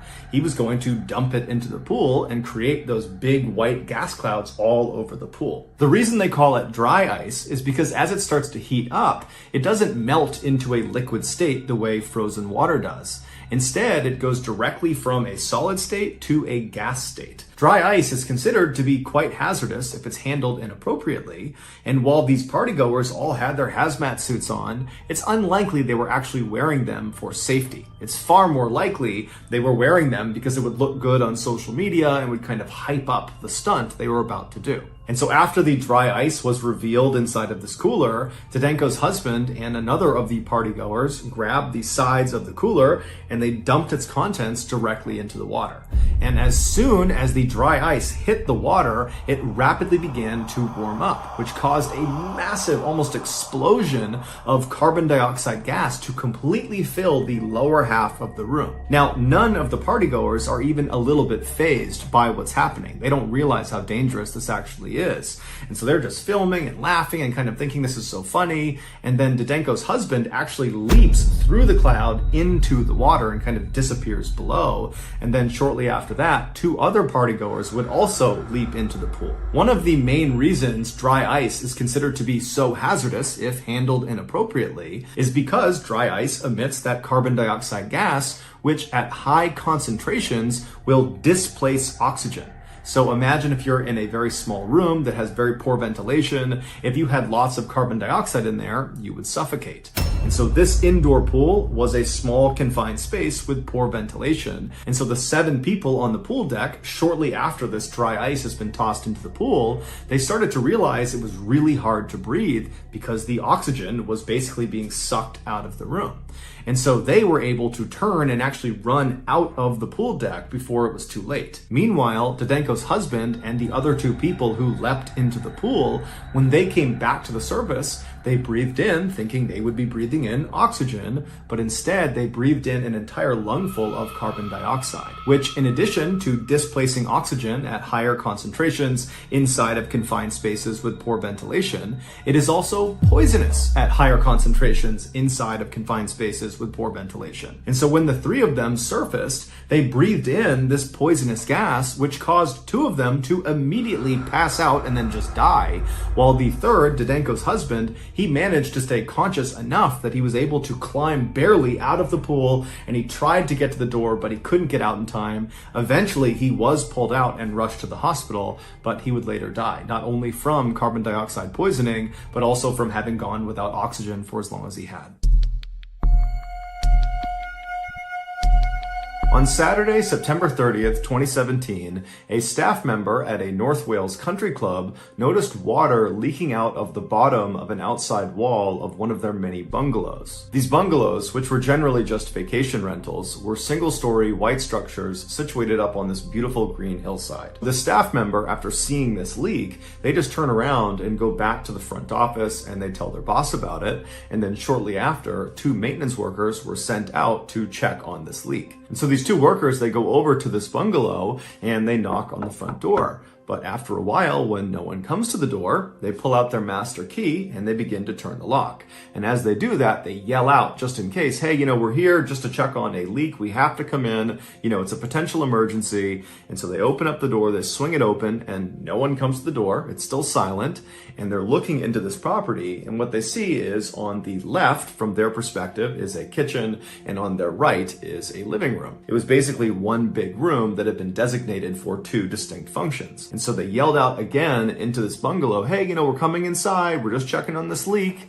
And then they just walked straight across past the living room and past the kitchen to the back of this property where they reached a door. And this door led into a bedroom and this door was shut. And so just as a precaution, they knocked on the bedroom door, but nobody came to the door again. So they opened up the bedroom door and they looked into this room. And on the right side of the room, tucked up against the right wall, were 2 twin beds where the head of each bed was tucked up against the wall. And then in the middle of the room, at the base of these two beds, was a pile of unopened luggage. And so to the two maintenance workers, this told them that someone clearly was staying in this bungalow. Either they had just arrived or they were getting ready to leave, but apparently they were not there right now. And so the workers walked around the luggage and around the two beds. So they walked on the left side of the room all the way to the back where there was another closed door, and it went into the bathroom. And based on where the leak had been coming out of the structure, they believed it would be coming from this particular bathroom. And so again, they get up to this door and they knock on it because, they want to make sure no one's in there, but there's more silence. And so they open up the bathroom and right away they see water all over the bathroom floor. But as they scan around the bathroom, they look at the sink, they look at the shower, the toilet, none of them are overflowing or running. So it was not any of the usual suspects that had caused this leak. However, there was one other area in the bathroom that could have caused a water leak, and that was the airing cupboard. An airing cupboard is typically where you keep a hot water heater. It's basically like a walk-in closet where the majority of the space is taken up by this heater. And also generally people put in shelves in front of the heater to store their linens and towels and that sort of thing. And in this bungalow, the airing cupboard had its own door, and it was right in the bathroom, and this door to the airing cupboard was right to the left of the door that led into the bathroom from the bedroom. And so these two workers, they reached over and they opened the door that led into this airing cupboard. And as soon as it swung in, they could tell right away where the leak was coming from. And they could tell right away they had a much, much bigger problem. 7 days earlier, 60-year-old former policewoman Mary Isherwood arrived at the North Wales Country Club. She and her ex-husband had for a long time owned one of these bungalows. However, they almost never stayed in it. They basically used it as an income property, renting it out to vacation goers. But they had recently decided that they wanted to actually sell the property. And so before the sale became final, Mary had told her ex-husband that she just wanted to go and spend a week actually enjoying the property and actually take a vacation there. And so originally, she and some friends were going to go to this bungalow and spend a week there. But right before they were going to leave, Mary's friends all said they couldn't make it.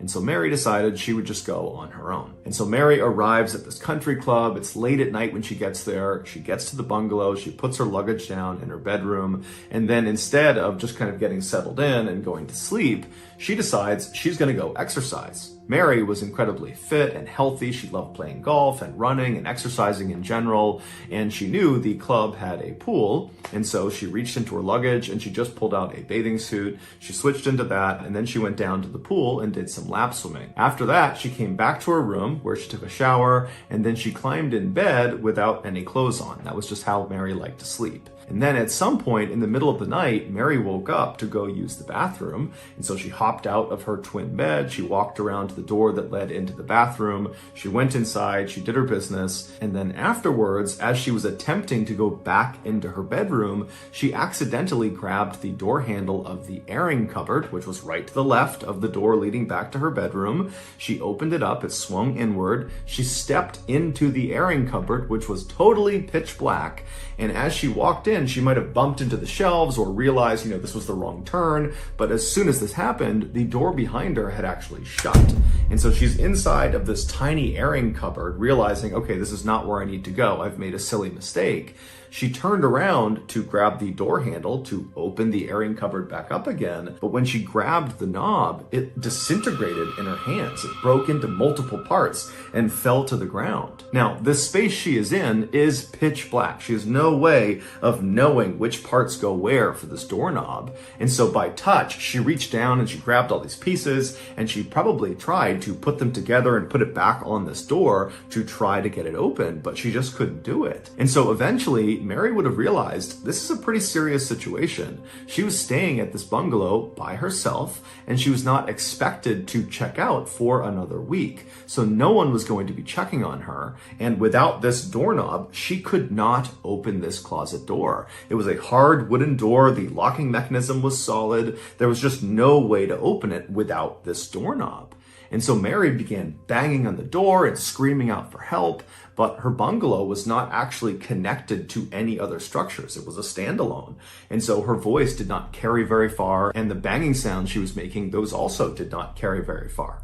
And so no one heard her. And so after several hours, she's just standing in this closet, probably thinking to herself, how in the world did I get myself in this position? But after the initial shock of this totally bizarre situation she was in had worn off, she decided to act. And so she turned away from the door and she faced towards the back of this closet. She would have been face to face with a row of shelves, but she wouldn't have been able to see the shelves because it was totally dark. And then beyond the shelves, farther into this closet, was the actual hot water heater. There was no wall behind the shelves. Basically, there was a space behind the shelves where this heater was. And so Mary grabbed one of these shelves and she managed to break it off the wall. And then she turned around and used this piece of wood and tried to smash the door, but very quickly realized that was just going to do nothing. However, she began striking the wall right next to the door, and she realized she could break through the drywall. She was starting to kind of burrow a hole.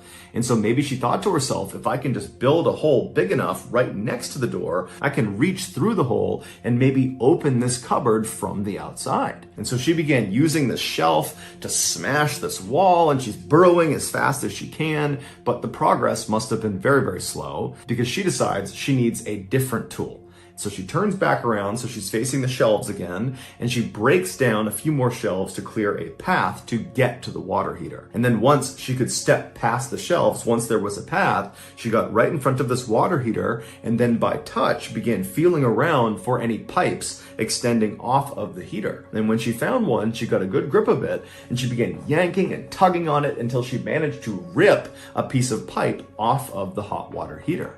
Now, as soon as she did that, she now had a pipe that was a far better tool for burrowing and creating this hole in the wall. However, as soon as that pipe broke off, cold water began leaking out of this hot water heater, the water that had not been heated yet. And it was being sprayed all over the inside of this cupboard. Now, this was a very small space, and so there was no way for Mary to get out from under this cold water. And so it was a shocking and probably very painful experience. But she now had her tool and figured, okay, this is awful, but I'll just use this tool, I'll burrow this hole, I'll get this cupboard open, and I'll get out of here. And so with the water raining down on her, Mary used her new piece of pipe and began digging and burrowing at that spot right next to the door. But after a while, probably several hours, she struck a brick wall. There was no way she could actually push through this wall and reach around and open the cupboard door. There was nothing she could do. It was a dead end. And so totally devastated and probably very exhausted from all the energy she used to burrow this hole, she stopped. She's still getting rained down on by all this freezing cold water. And instead of just totally giving up, she just turned and faced the wall that was leading into her bedroom. She began digging again, using this tool all over again to now dig a new hole on this other wall, most likely hoping that she could literally burrow a hole big enough that she could actually crawl through into her bedroom and escape. And so after several more hours of digging as fast and as hard as she could, while also periodically banging on the door and screaming out for help, she did eventually push through into her bedroom. However, in a cruel twist of fate, when she did finally poke through this wall, there was no bricks in the way, she hit what felt like another dead end. But in fact, what it was a picture frame with a glass cover across it had been screwed onto the wall in her bedroom. And this painting was right over where she was digging this hole. And so in her totally exhausted and panicked and saddened and scared state, she hits the back of this painting. And again, it's pitch black and she's feeling through the hole most likely, and she's touching this hard back of this painting. And she's realizing, oh my goodness, I've hit another dead end. There's nowhere for me to go. Even though in reality, she could have very easily just broken through that frame and then maybe made the hole a little bit bigger, and then she could have squeezed through it and escaped. But she didn't know that, and so she eventually just slouched to the ground and accepted her fate. 6 days later, when those two maintenance workers opened the airing cupboard door, they found Mary's body slumped up against the wall inside this closet. She had died of hypothermia. It would turn out other residents of the other bungalows nearby heard banging coming from this bungalow on Saturday night, the night that Mary actually got stuck, and then they also heard the banging the following morning, on Sunday morning. But none of the other residents reported it because they believed it was just construction or some other maintenance work. However, there was one couple staying in one of the nearby bungalows that thought there was something off about this banging, and they told each other, if the banging persists past 5 p.m. on Sunday, so that's the day after Mary got stuck, this couple told each other that if it continues past 5 p.m., we'll report it. But as it happened, Mary stopped banging on the walls and yelling for help right around 5 p.m. on Sunday. And so this couple, right as they're getting ready to go tell the front desk, the banging stopped, and so they stopped worrying about it. It's unclear how long Mary survived after she stopped banging around 5 p.m. on Sunday. It could have been minutes, it could have been hours, it could have been days. Mary's family would ultimately sue the country club for negligence. However, the outcomes of this case have not been made public. On July 30th, 2013, 56-year-old Roger Miro grabbed a bag of trash from his apartment and then walked out into the hall. He turned right and walked down the hall until he reached the trash chute, which was right on the side of the wall. He opened it up. It was like a mailbox. He opened it up. He dropped his trash bag inside. He closed the trash chute and then walked back to his apartment. When he got back inside, he instinctively reached down to his right pocket to grab his cell phone, but it wasn't there. So he grabbed his left pocket, wasn't there either. He checked his back pockets, he's fishing around, and he realizes he doesn't have his phone. So he figures, okay, I must have put it down somewhere in my apartment. Now, Roger was legally blind, so it made looking for small things in his apartment quite difficult. But nonetheless, he began looking all over his apartment for his phone. He started in the kitchen, he looked all over the place, checked all the surfaces, no cell phone. He went to the living room, to the bedroom, to the bathroom, but there was no cell phone. And so Roger thought maybe when he walked to the trash chute, he might have dropped the phone in the hallway. And so he left his apartment, he turned right, and he walked along, retracing his footsteps all the way to the trash chute. But all along the way, there was no phone on the ground. And so as he's standing in front of the opening to this trash chute, he thinks to himself, maybe I accidentally put my phone in the trash bag that I have now just dropped down this trash chute. And so as Roger is standing there wondering what he's supposed to do, one of his neighbors walked out into the hall and looked down and saw Roger standing there kind of inquisitively looking at this opening to the trash chute. And they asked Roger, what's going on? And Roger explained the whole phone situation. And the neighbor said, well, hey, why don't you go down to the first floor and ask the manager if you can get the key to the trash room on the first floor where all the trash goes. And so Roger said, thank you very much. He turned and made his way to the elevator, and the neighbor went back inside of his apartment. Roger went down to the first floor. He went to the manager's office. He knocked on the door. And when the door opened, the manager was obviously very busy with something. And Roger would say, hey, I'm just looking to get into the trash room. I think I might have accidentally thrown my phone away. And I just want to have a look in the trash to see if I can find it. Now, this manager knew he was not allowed to let anybody who lived in the apartment complex go into that trash room on their own. It was a dangerous space. And so the manager was supposed to go in there with them if they needed to go in and look around in the trash. But right when Roger went up to the manager's office, the manager was waiting for a very important phone call and so couldn't really leave his office. But the manager kind of empathized with Roger and felt bad for him and said, okay, you know what? I'll just give you the key. You can go in there on your own and go looking for your cell phone. I hope you find it. And when you're done, just bring the key back here. And so Roger said, thank you very much. He took the key, he left the office, and he made his way down the hall to the trash room. And when he got there, he unlocked the lock and went inside. A few hours later, Roger's wife came home from work, and when she got to the apartment, Roger wasn't in there. She tried calling his cell phone, but he didn't pick up. And so she walked around the apartment hoping there would be some indication of where he might have gone, like a letter or something, but there was nothing. And so Roger's wife was really concerned about this because this was totally out of character for her husband to go out at night on his own. And so she, operating on a gut instinct, called the police and reported him missing.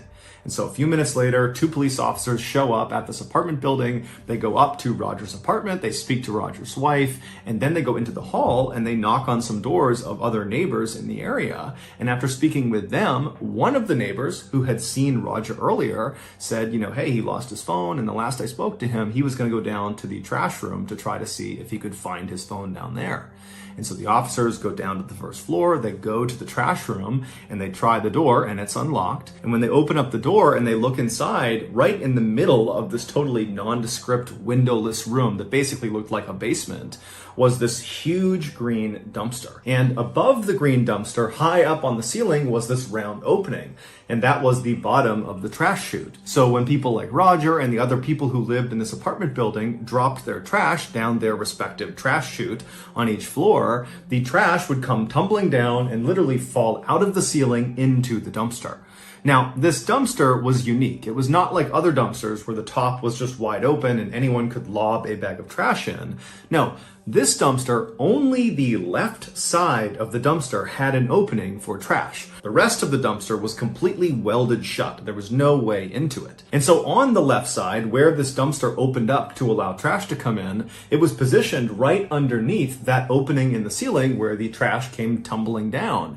And it wasn't just an opening. It was like this near vertical tunnel that was welded on to the top of this dumpster. And it went straight up and it had this big open mouth at the top, almost like a funnel. And it was there to catch the trash as it fell down, and it would go down this tunnel down into the dumpster. And so the gap between the ceiling and the top of this near vertical tunnel, this chute, was maybe 3 or 4 feet. And so when these officers looked into this room and they saw this dumpster and the chute and this hole in the ceiling, they also saw a ladder had been propped up on the left side of the dumpster right up against that near vertical tunnel, as if someone was trying to look down into the dumpster itself.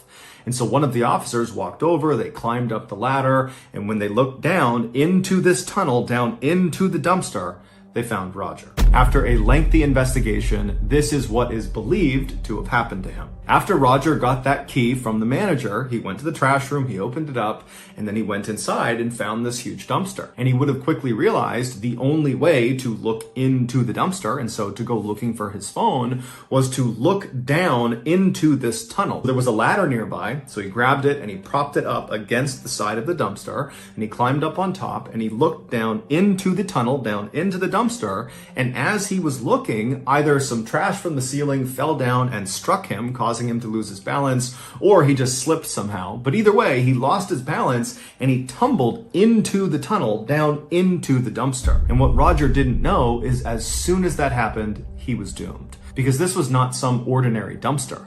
This was a trash compactor. And as soon as Roger fell down that tunnel, his body triggered an electronic sensor that activated the trash compactor. And so the way this worked is there was this big metal ram inside the dumpster. There's a ram on one side, and once it gets activated, it will press. There's a hydraulic press that pushes it all the way to the other side. So any of the trash in this dumpster will get compressed against the other side of the dumpster. And then at that point, the ram comes all the way back. And so every time trash would come down that chute, it would trigger that sensor, the trash compactor would start, it would flatten the trash, and so on and so forth. And so Roger has fallen down into the dumpster, he's triggered this compactor, but he's legally blind, he's probably dazed from the fall, and so by the time he realizes what's going on and he's kind of looking around, there is a hydraulic press bearing down on him. And so he probably tried to jump up the tunnel to try to escape the dumpster, but there was no ladder inside this tunnel and it was nearly vertical, so there was no way to climb up and out of it. And inside of the dumpster itself, there was no emergency shutoff switch and there was no emergency exit. And so at some point, it's assumed that Roger realized he was not going to be able to climb up the tunnel. And so he only had one direction he could go, which was to retreat to the far side of the dumpster, as far away from the press as he possibly could be. But once he got over there, there was nowhere for him to go. And so he was forced to just wait as this hydraulic press slowly moved across until it finally reached him and crushed him. Now, we don't know if that very first hydraulic press actually killed Roger. All we know is Roger was trapped inside of this dumpster for several hours, and over that period of time, more and more trash was dropped down the chute, activating the press over and over and over again. And so by the time the police actually looked down into the dumpster, they saw a part of Roger's body, and immediately they could tell there was nothing they could do. Roger was definitely deceased. Roger's wife would sue the manager of the apartment building as well as the company that owned the apartment building for their negligence, but the outcomes of that case have not been made public. So that's going to do it, guys. If you found the secret in today's episode, let us know in the comment section what it is and where you found it, so give us the timestamp. And if you're the first to do that, we'll pin you at the top of the comment section. If you got something out of today's episode and you haven't done this already, the next time the like button has a big public speech they have to give, offer them a mint right beforehand. Except this mint is actually a plaque disclosing tablet. Also, please subscribe to our channel and turn on all notifications so you don't miss any of our weekly 2 or 3 video uploads. We are now selling merchandise like flannels and hats and mugs and sweatshirts and all sorts of stuff. If you're interested, go to shopmrballen.com. If you want to learn about upcoming deals and promotions for our merchandise, check out our shop's Instagram page. The username is shopmrballen. If you want to get in touch with me, you can direct message me on Instagram or on Twitter. My username for both platforms is the same. It's johnballen416. I also have a ton of content over on TikTok where my username is MrBallen. We also have a second YouTube channel called MrBallen Shorts where we post random short videos and lost episodes. We also have a Facebook page just called MrBallen where we post condensed versions of the long episodes you see on YouTube. If you have a story suggestion, please submit it to our subreddit just called MrBallen. It's linked in the description below. So whether I see you on Twitter, Instagram, TikTok, Reddit, YouTube, Facebook, or some combination, just know that I really appreciate your support, and until next time, that's going to do it. See ya. The crime at the center of today's story is considered to be one of the most disturbing of all time. But before we get into today's story, if you're a fan of the strange, dark, and mysterious delivered in story format, then you come to the right place because that's all we do, and we upload 2 or 3 times every week. So if that's of interest to you, please invite the like button to come to the zoo with you, and then once you get there, accidentally spill honey all over them, and then push them into the bear enclosure. Also, please subscribe to our channel and turn on all notifications so you don't miss any of our weekly uploads. All right, let's get into today's story.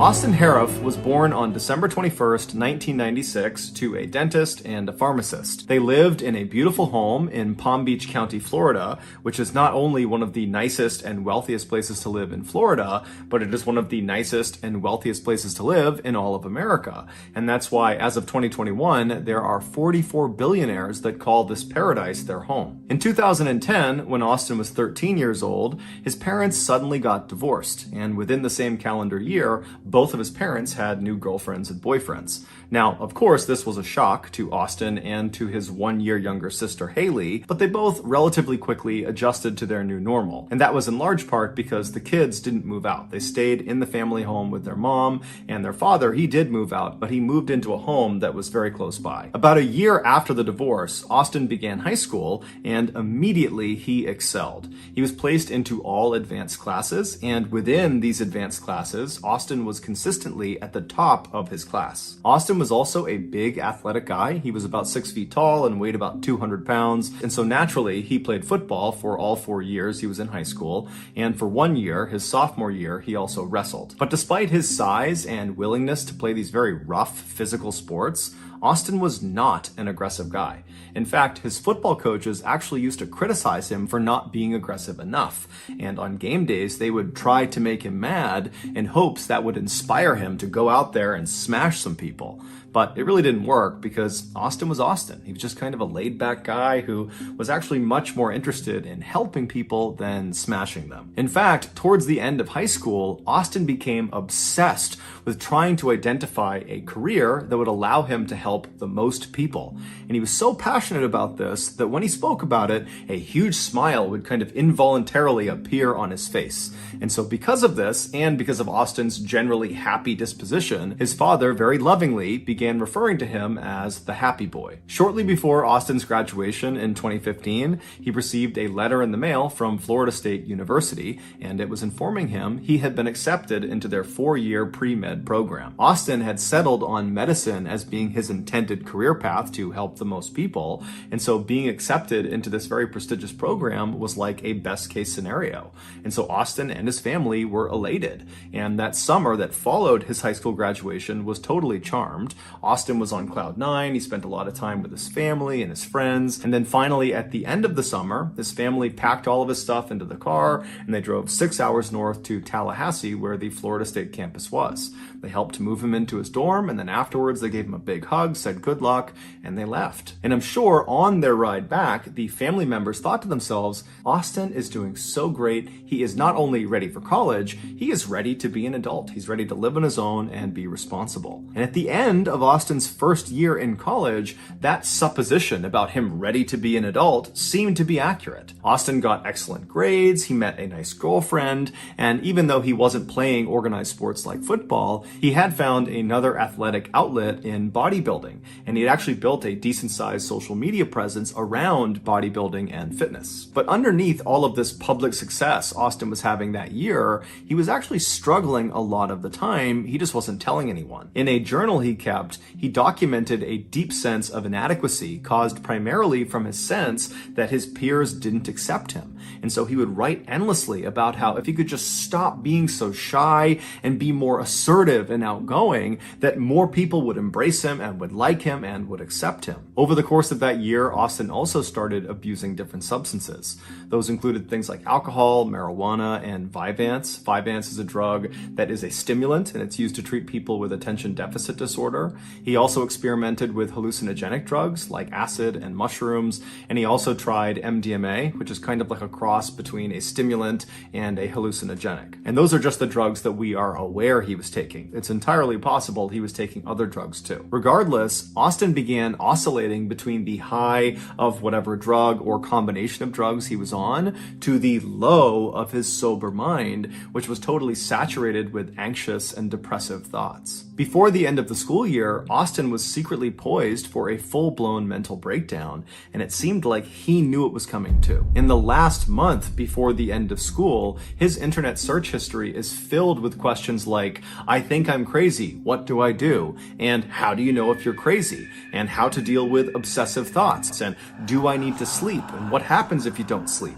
It was clear he was starting to question his own sanity. When Austin finally returned back home from Florida State that summer, his family immediately noticed there was something wrong with Austin. Within a few days of being home, Austin had moved his bed from his bedroom down into the garage, claiming that the reason he did this was because the house was full of demons. At night, instead of sleeping, Austin would patrol the house. He would literally just walk all around the house all night, never stopping, and every 2 hours he would knock on the bedroom doors of his family members and loudly announce that he was guarding them from the demons in the house. Now, you can imagine how his family felt at the time. This was so unbelievably weird and totally out of character that they just didn't really know what to do. Even though it was obvious there was something wrong, they didn't jump into action. Instead, the only thing they did at first was to just start locking their bedroom doors at night to prevent Austin from coming inside during his nighttime patrols. But as the summer progressed and Austin continued to act totally weird with no explanation,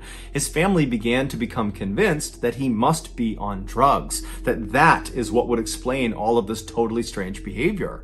And so when they confronted him about his drug use, he would admit that he was taking drugs, lots of different drugs, psychedelics, stimulants, you name it. He's taking all these drugs. And so naturally, his family latched on to his drug use as being the root cause of his very strange behavior. And so they focused their efforts almost exclusively on getting Austin clean again. But towards the end of the summer, Austin said he wasn't taking any drugs, but Austin was still acting totally crazy and unhinged. And so around mid-August, the family decided they had to utilize something called the Baker Act. Under the Baker Act, individuals in Florida who are suspected of severe mental illness can be detained for up to 72 hours at the behest of their loved ones. And during these 72 hours, this individual is thoroughly assessed to see what's going on with them. And then at the end of those 72 hours, they are given a treatment plan that their family is supposed to help them enact. But before the family could utilize the Baker Act, something horrific happened. On the morning of August 15th, one of Austin's very close friends, who he had known since second grade, said Austin just showed up at his house without calling ahead of time or letting him know, which was very uncharacteristic. And when this friend opened the door to see what Austin wanted, Austin just asked him, "What year was I born?" And so the friend says, 1996. And as soon as Austin heard this, he didn't give a reaction to it. He just turned around and he left. And so this longtime friend is looking at Austin walking away, wondering, like, what's going on with this guy? Is he high on drugs? Is he drunk? Like, what was that? So the friend goes back inside his house and he's thinking to himself, what should I do? And so after a couple of minutes, he decides, I got to call Austin and make sure he's okay. So he calls Austin, Austin picks up, and it's unclear what they talked about on the phone, but the friend convinced Austin to come back to his house and to just spend the day with him. But really, the friend just wanted to make sure Austin was okay. And so Austin comes back to the friend's house, and then the two of them actually would leave the house and meet up with some of their other friends that were in town that summer, as well as meet up with Austin's sister. And so the group, they decide they're going to go to the beach for the day.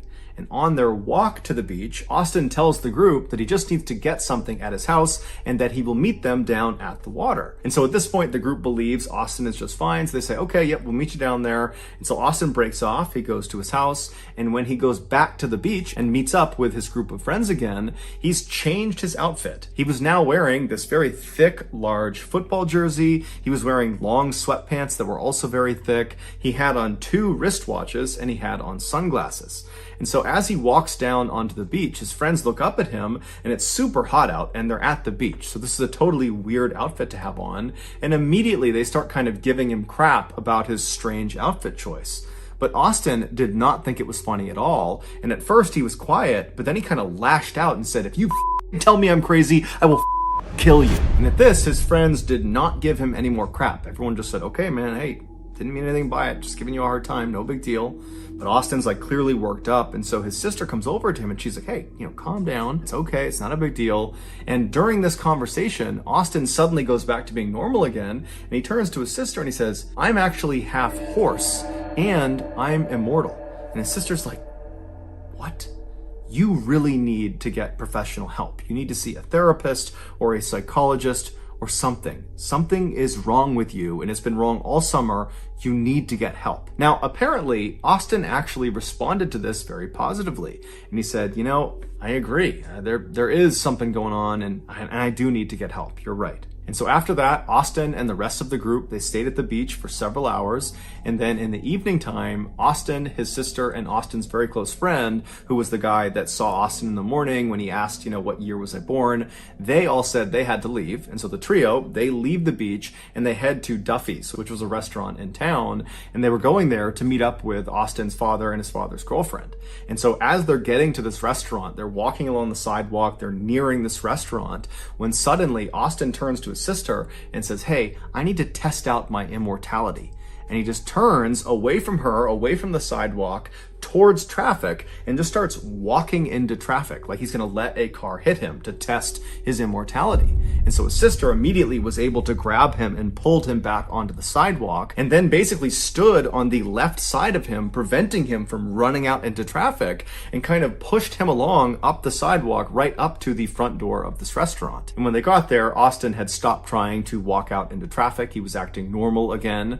And it was there that the trio met up with Austin's father and his father's girlfriend, girlfriend, and the 5 of them went into Duffy's restaurant. It was about 7:45 p.m. when they got inside, and they were very quickly sat in the very back of the restaurant in this booth. And so there was a CCTV camera that watched them while they were inside this building. And so they're sitting at this booth, and about 3 minutes after having sat down, Austin gets up and walks away from the booth and walks as if he's going towards the bathroom, but then stops, doesn't go to the bathroom, turns around and walks back towards the front of the building, and then walks out the front doors, just leaves the restaurant altogether.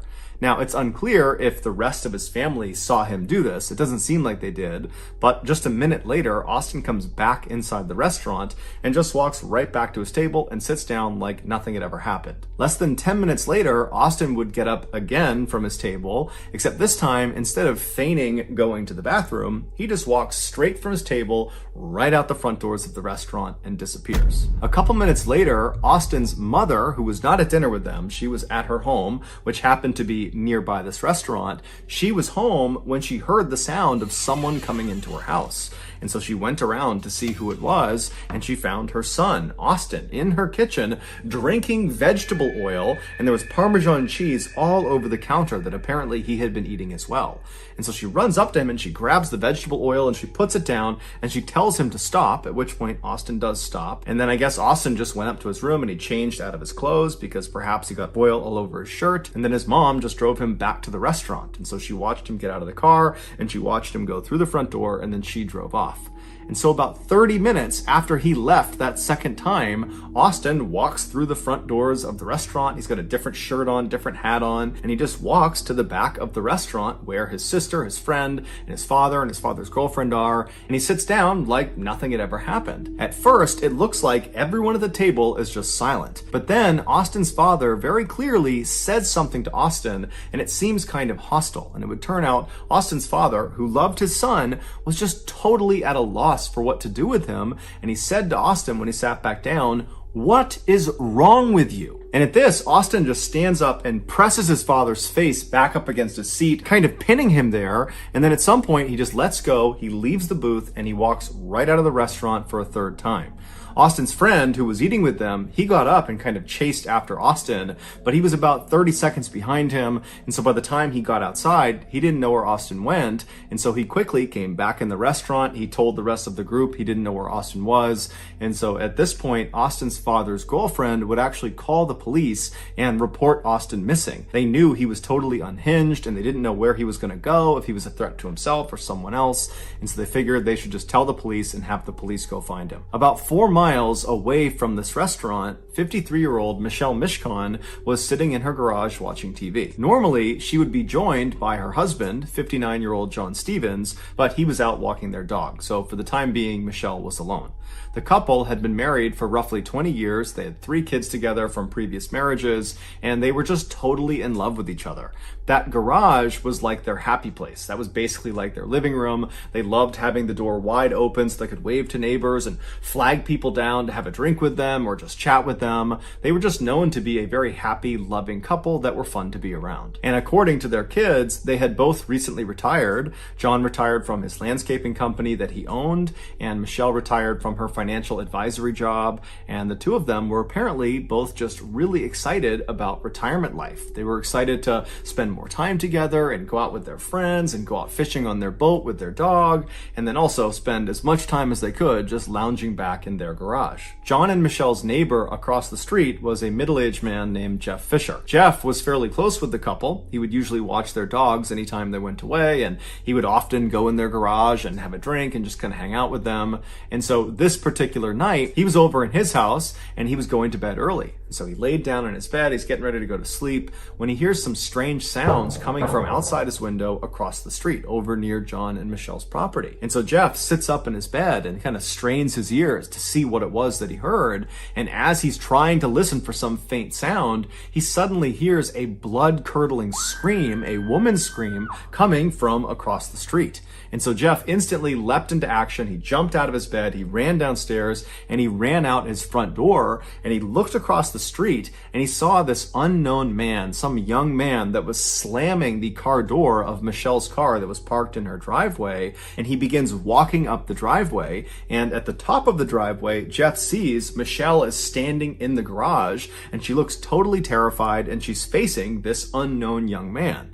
And of course, this unknown young man was Austin Harif. Now, Jeff had no idea what was actually going on. All he knew was he heard this scream, which was probably Michelle, and he's looking out there and he's seeing a situation that just doesn't look good. And so instinctively, he decided he would just run across the street and make sure Michelle was okay. And if he had to, he would confront this unknown man, Austin. So Jeff begins running across his property, trying to get across the street to Michelle, but before he could even get across the street, he's looking up and he can see this guy, Austin, has grabbed Michelle and thrown her on the ground, and now he's on top of her and he's beating her.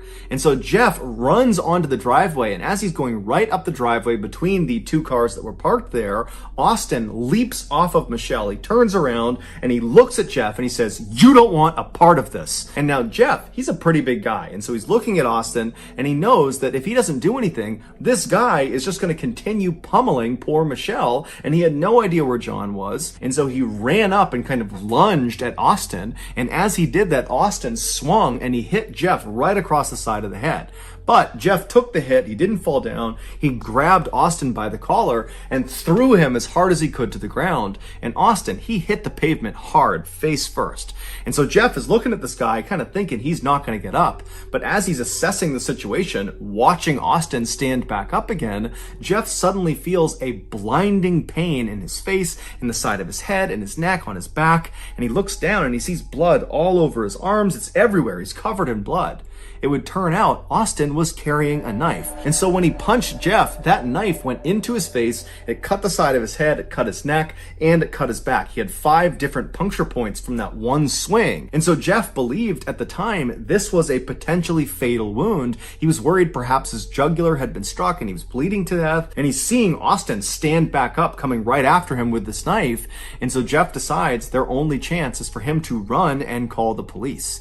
And so he runs into Michelle's property. He's thinking that he's kind of drawing this guy towards him away from Michelle. He runs into their property, kind of slams into all their doors. He goes out a back door and then he loops around the property, and then he makes a run for it straight across the street to his house. Never once did he turn around to see if this guy was after him. He figured he was right behind him. He gets to his house, he runs inside, he locks the door, and then he calls 911. Police and medical. Young man beating up a woman across the street. Are either of them injured? Can you tell from where you are? Yes, there's a girl laying on the ground. He beat her up. I ran over there. I'm bleeding profusely here at the moment. Okay. I don't know what happened. Can you tell if she's conscious? No, it does not appear so, no. I've been stabbed in the back. I'm bleeding pretty bad. After the call is placed and Jeff is certain that help is on the way, he's barely conscious, but all he can remember thinking was, I hope this maniac, Austin, has abandoned his attack and just run off. Or I hope John has come outside and he's helping his wife. But unfortunately, all Jeff could hear was the sound of Austin across the street making these loud, animalistic grunting sounds. And at the same time, he hears the sound of someone screaming at the top of their lungs. He doesn't even know if it's one person, if it's 2 people, if it's male, if it's female. All he hears is screams and grunting sounds. And then seconds later, the police show up. The following narrative is the account of the second responding officer, who we'll just call Dan, and the first responding officer we'll just call Kristen. And so Dan, he comes flying down the street, he's got his sirens on, and he pulls in right behind Kristen's cop car, which is parked right out in front of John and Michelle's property. Kristen is already running up the driveway, her gun is out, she's getting ready to engage somebody at the top of the driveway. And so Dan, he hops out of his car, he's got his hand on his gun, and as he turns to run up the driveway, his view is obscured. There are 2 cars parked in the driveway, and so he can't see what's at the top of the driveway that Kristen is apparently getting ready to draw her gun on. But as he begins running up the driveway, he sees there is this massive 6-foot wide stream of blood just coming down the driveway. And so he goes around the left side of the left car. He goes up and he sees Kristen right at the top of the driveway. She's got her gun aimed at the ground right in front of the car, so he can't see what's in front of the car yet. He comes bombing around the left side right behind Kristen, and he looks down at what she's aiming her gun at, and he sees there's this man lying on the ground. His eyes are open. He's just laying there kind of stiff, and he's looking up at Kristen, and he's looking up at Dan, and he's just quietly saying, "Please help me." The man on the ground was John Stevens, and on top of John Stevens was Austin. He was kind of laying sideways on John's chest. He had his left arm wrapped around John's neck to kind of hold him in place, and then he had his right arm and he was doing something to John's face.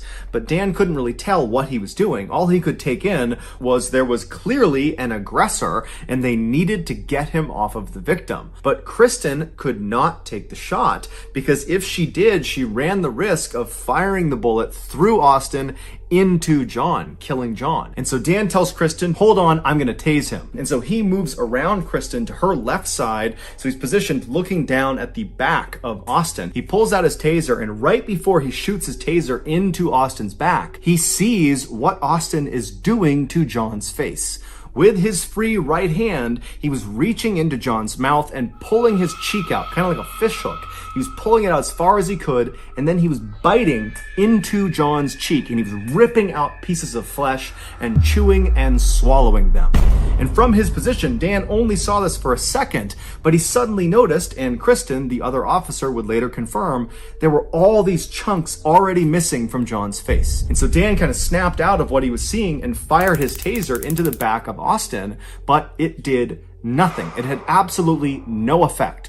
Austin was entirely focused on biting John's face. That was all he was doing. He wasn't even registering that there were cops with their guns drawn on him. It was like they weren't even there. And so Dan runs back around Kristen to the other side of her. He's now on her right side, so he's standing right next to the car, looking down at Austin's front. And he tells Kristen to kind of back up for a second, and then Dan winds up and kicks Austin square in the face, knocking his head off of John's face. But as soon as Austin comes off of John, he doesn't get up and try to fight with Dan. Instead, he just jumps back down, gets a deeper grip on John, and plunges his mouth back onto John's face.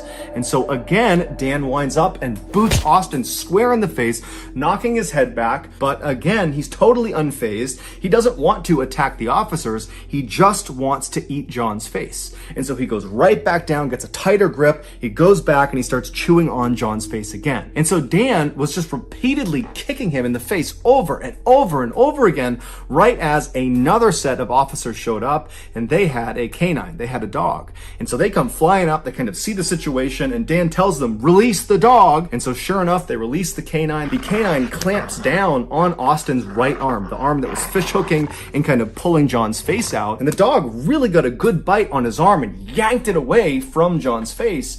But Austin just instantly ripped his arm back, doing severe damage to his arm from the dog's teeth, and just repositioned himself and went back to biting John's face. And so the dog, just as it was trained, did another bite. It grabbed back onto Austin's arm and it pulled it off of John's body. And so his arm is back like this again. And Austin, again, unfazed, just yanked his arm out of the dog's teeth, again, shredding the muscles of his arm, and gets back in position and continues to eat John's face. And then finally, the dog gets another bite into Austin's arm, and this time when the dog managed to yank Austin's arm away from John, Dan timed it so he booted Austin square in the face right as his arm was being pulled back, and he hit him hard enough that Austin actually flew off of John and landed on his back. And as soon as he was on the ground, Dan actually leapt over John and landed on Austin's face, smashing his head into the cement, which kind of stunned him for a second. And as soon as he was stunned, Dan whipped out his handcuffs, threw it over one of Austin's wrists,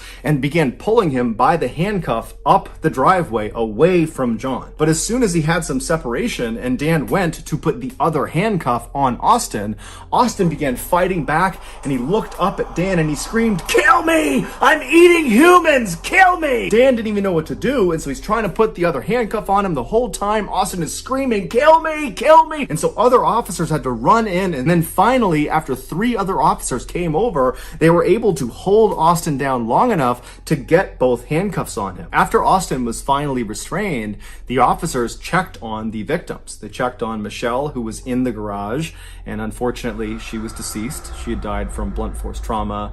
And John, even though he had been alive when the police first showed up, he had succumbed to the multitude of injuries he had sustained, from stabbings to beatings to having a portion of his face ripped off. It's believed after John came back from his walk, which would have been right after Jeff had been attacked and ran back to his house, John saw Austin in his garage attacking his wife, and John ran in to try to save her. And so ultimately John would die trying to save the woman that he loved. Their dog would survive the attack. It was unharmed, and it was given to one of their children to take care of. And Jeff Fisher, the neighbor who tried to save John and Michelle, he would survive the attack and make a full recovery. After Austin was finally handcuffed and was laying restrained on the driveway, he suddenly became unresponsive. He was rushed to the hospital, where it was determined he had drank some poisonous chemicals, most likely from inside of John and Michelle's garage, and that was what was causing his organs to fail. Ultimately, Austin would go into a coma for 11 days from whatever he ingested, but the doctors were able to save his life, and so he would come out of that coma and he would make a full physical recovery. It was initially assumed that because of Austin's drug abuse history, that he must have been on some drug when he perpetrated this heinous crime. It was speculated that he could have been on bath salts or flakka, which are these synthetic hallucinogenic drugs which are very powerful, and at the time they were quite popular in Florida, and they'd caused some other users to go on these kind of wild, violent rampages. And so it seemed to make a lot of sense that he must have been on one of those. But when Austin's toxicology report finally came back, it showed he only had a very small amount of THC in his system, which is the drug found in marijuana, and then the other drugs that were in his system were all induced by the doctors and nurses at the hospital, which meant at the time of this attack, Austin was effectively sober. When the police asked Austin, "Why did you do this?" he initially said, "I don't remember, I don't know," but eventually he would open up and he would tell this story that no sane person could possibly understand. He said after he left that restaurant where his family was that third time, after he fought with his father and he stormed out, after that, he saw this dark figure outside with a white face, and he knew immediately that this figure was evil. And so instinctively, Austin began running away from this evil figure. And so he ran about 4 miles into John and Michelle's neighborhood. And when he got to this neighborhood, a neighborhood he was not familiar with, that he didn't intend to go to on purpose, he just kind of wound up there. He said he saw this brightly lit up garage, and he ran up into it, believing he could enlist the help of the people inside of this house, and that they would help him defeat this evil figure that was lurking somewhere nearby. And so he runs up into this garage, which happens to be John and Michelle's garage, and Michelle is in there. John is not. He's out for the walk with his dog, and Austin approaches her and tries to get her to help him, but he probably came off looking completely insane, and Michelle screamed, at which point Austin said he believed Michelle was a witch, and so he pulled out his knife and he attacked her.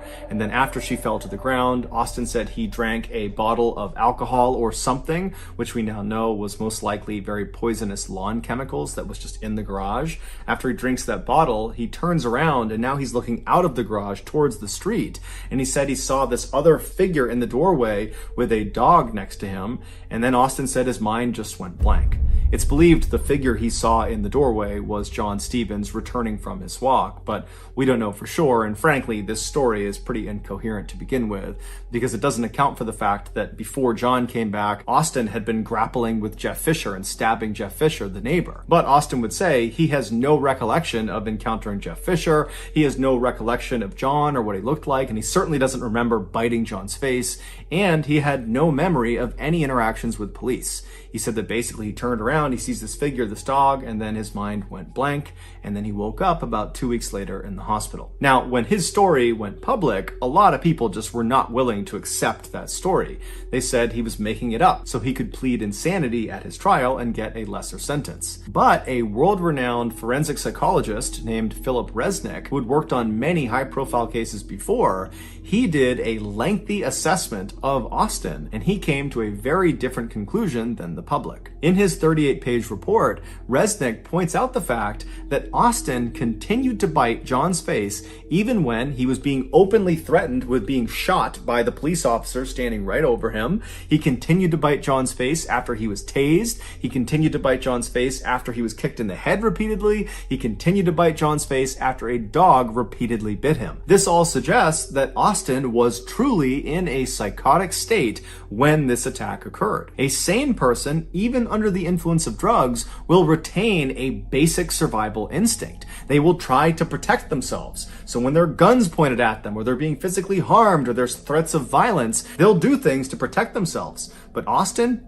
didn't. It was like he had no idea about anything else except John's face. Resnick specified that the type of psychotic episode that Austin was suffering from on the night of the attack is something called clinical lycanthropy delusions. Clinical lycanthropy is a very rare occurrence where an individual believes they are no longer human. And almost always what they believe they are is something akin to a werewolf. And in Austin's case, it's not that hard to figure out why you might reach that type of conclusion. He had told his sister that he believed he was half horse, and then on a couple other occasions, he had told his other friends that he believed he was half dog. And then of course, on the night of the attack, after he killed Michelle, he pounced literally on John and began eating his face while making those loud animalistic grunting sounds.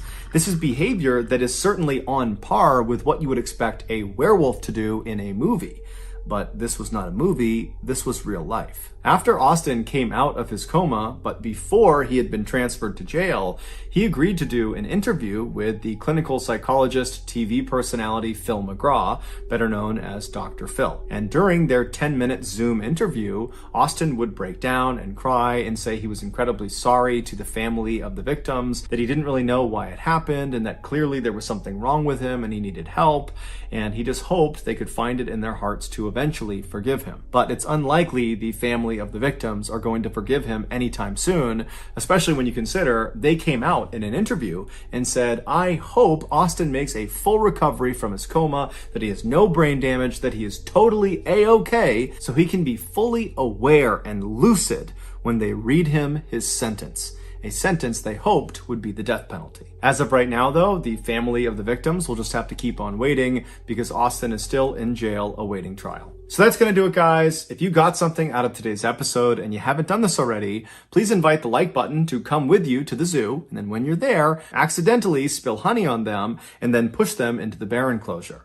Also, please subscribe to our channel and turn on all notifications so you don't miss any of our weekly 2 or 3 video uploads. We are now selling merchandise like flannels and hats and mugs and sweatshirts and all sorts of stuff. If you're interested, go to shopmrballen.com. If you want to learn about upcoming deals and promotions in our shop, go to our shop's Instagram page. The username is shopmrballen. If you want to get in touch with me, you can direct message me on Instagram or on Twitter. My username for both platforms is the same. It's johnballen416. I also have a ton of content over on TikTok where my username is MrBallen. We also have a second YouTube channel called MrBallen Shorts, where we post random short videos and lost episodes. We also have a Facebook page just called MrBallen, where we post condensed versions of the long episodes you see on YouTube. If you have a story suggestion, please submit it to our subreddit just called MrBallen. It's linked in the description below. So whether I see you on Instagram, Twitter, TikTok, Reddit, YouTube, Facebook, or some combination, just know that I really appreciate your support. And until next time, that's going to do it. See ya.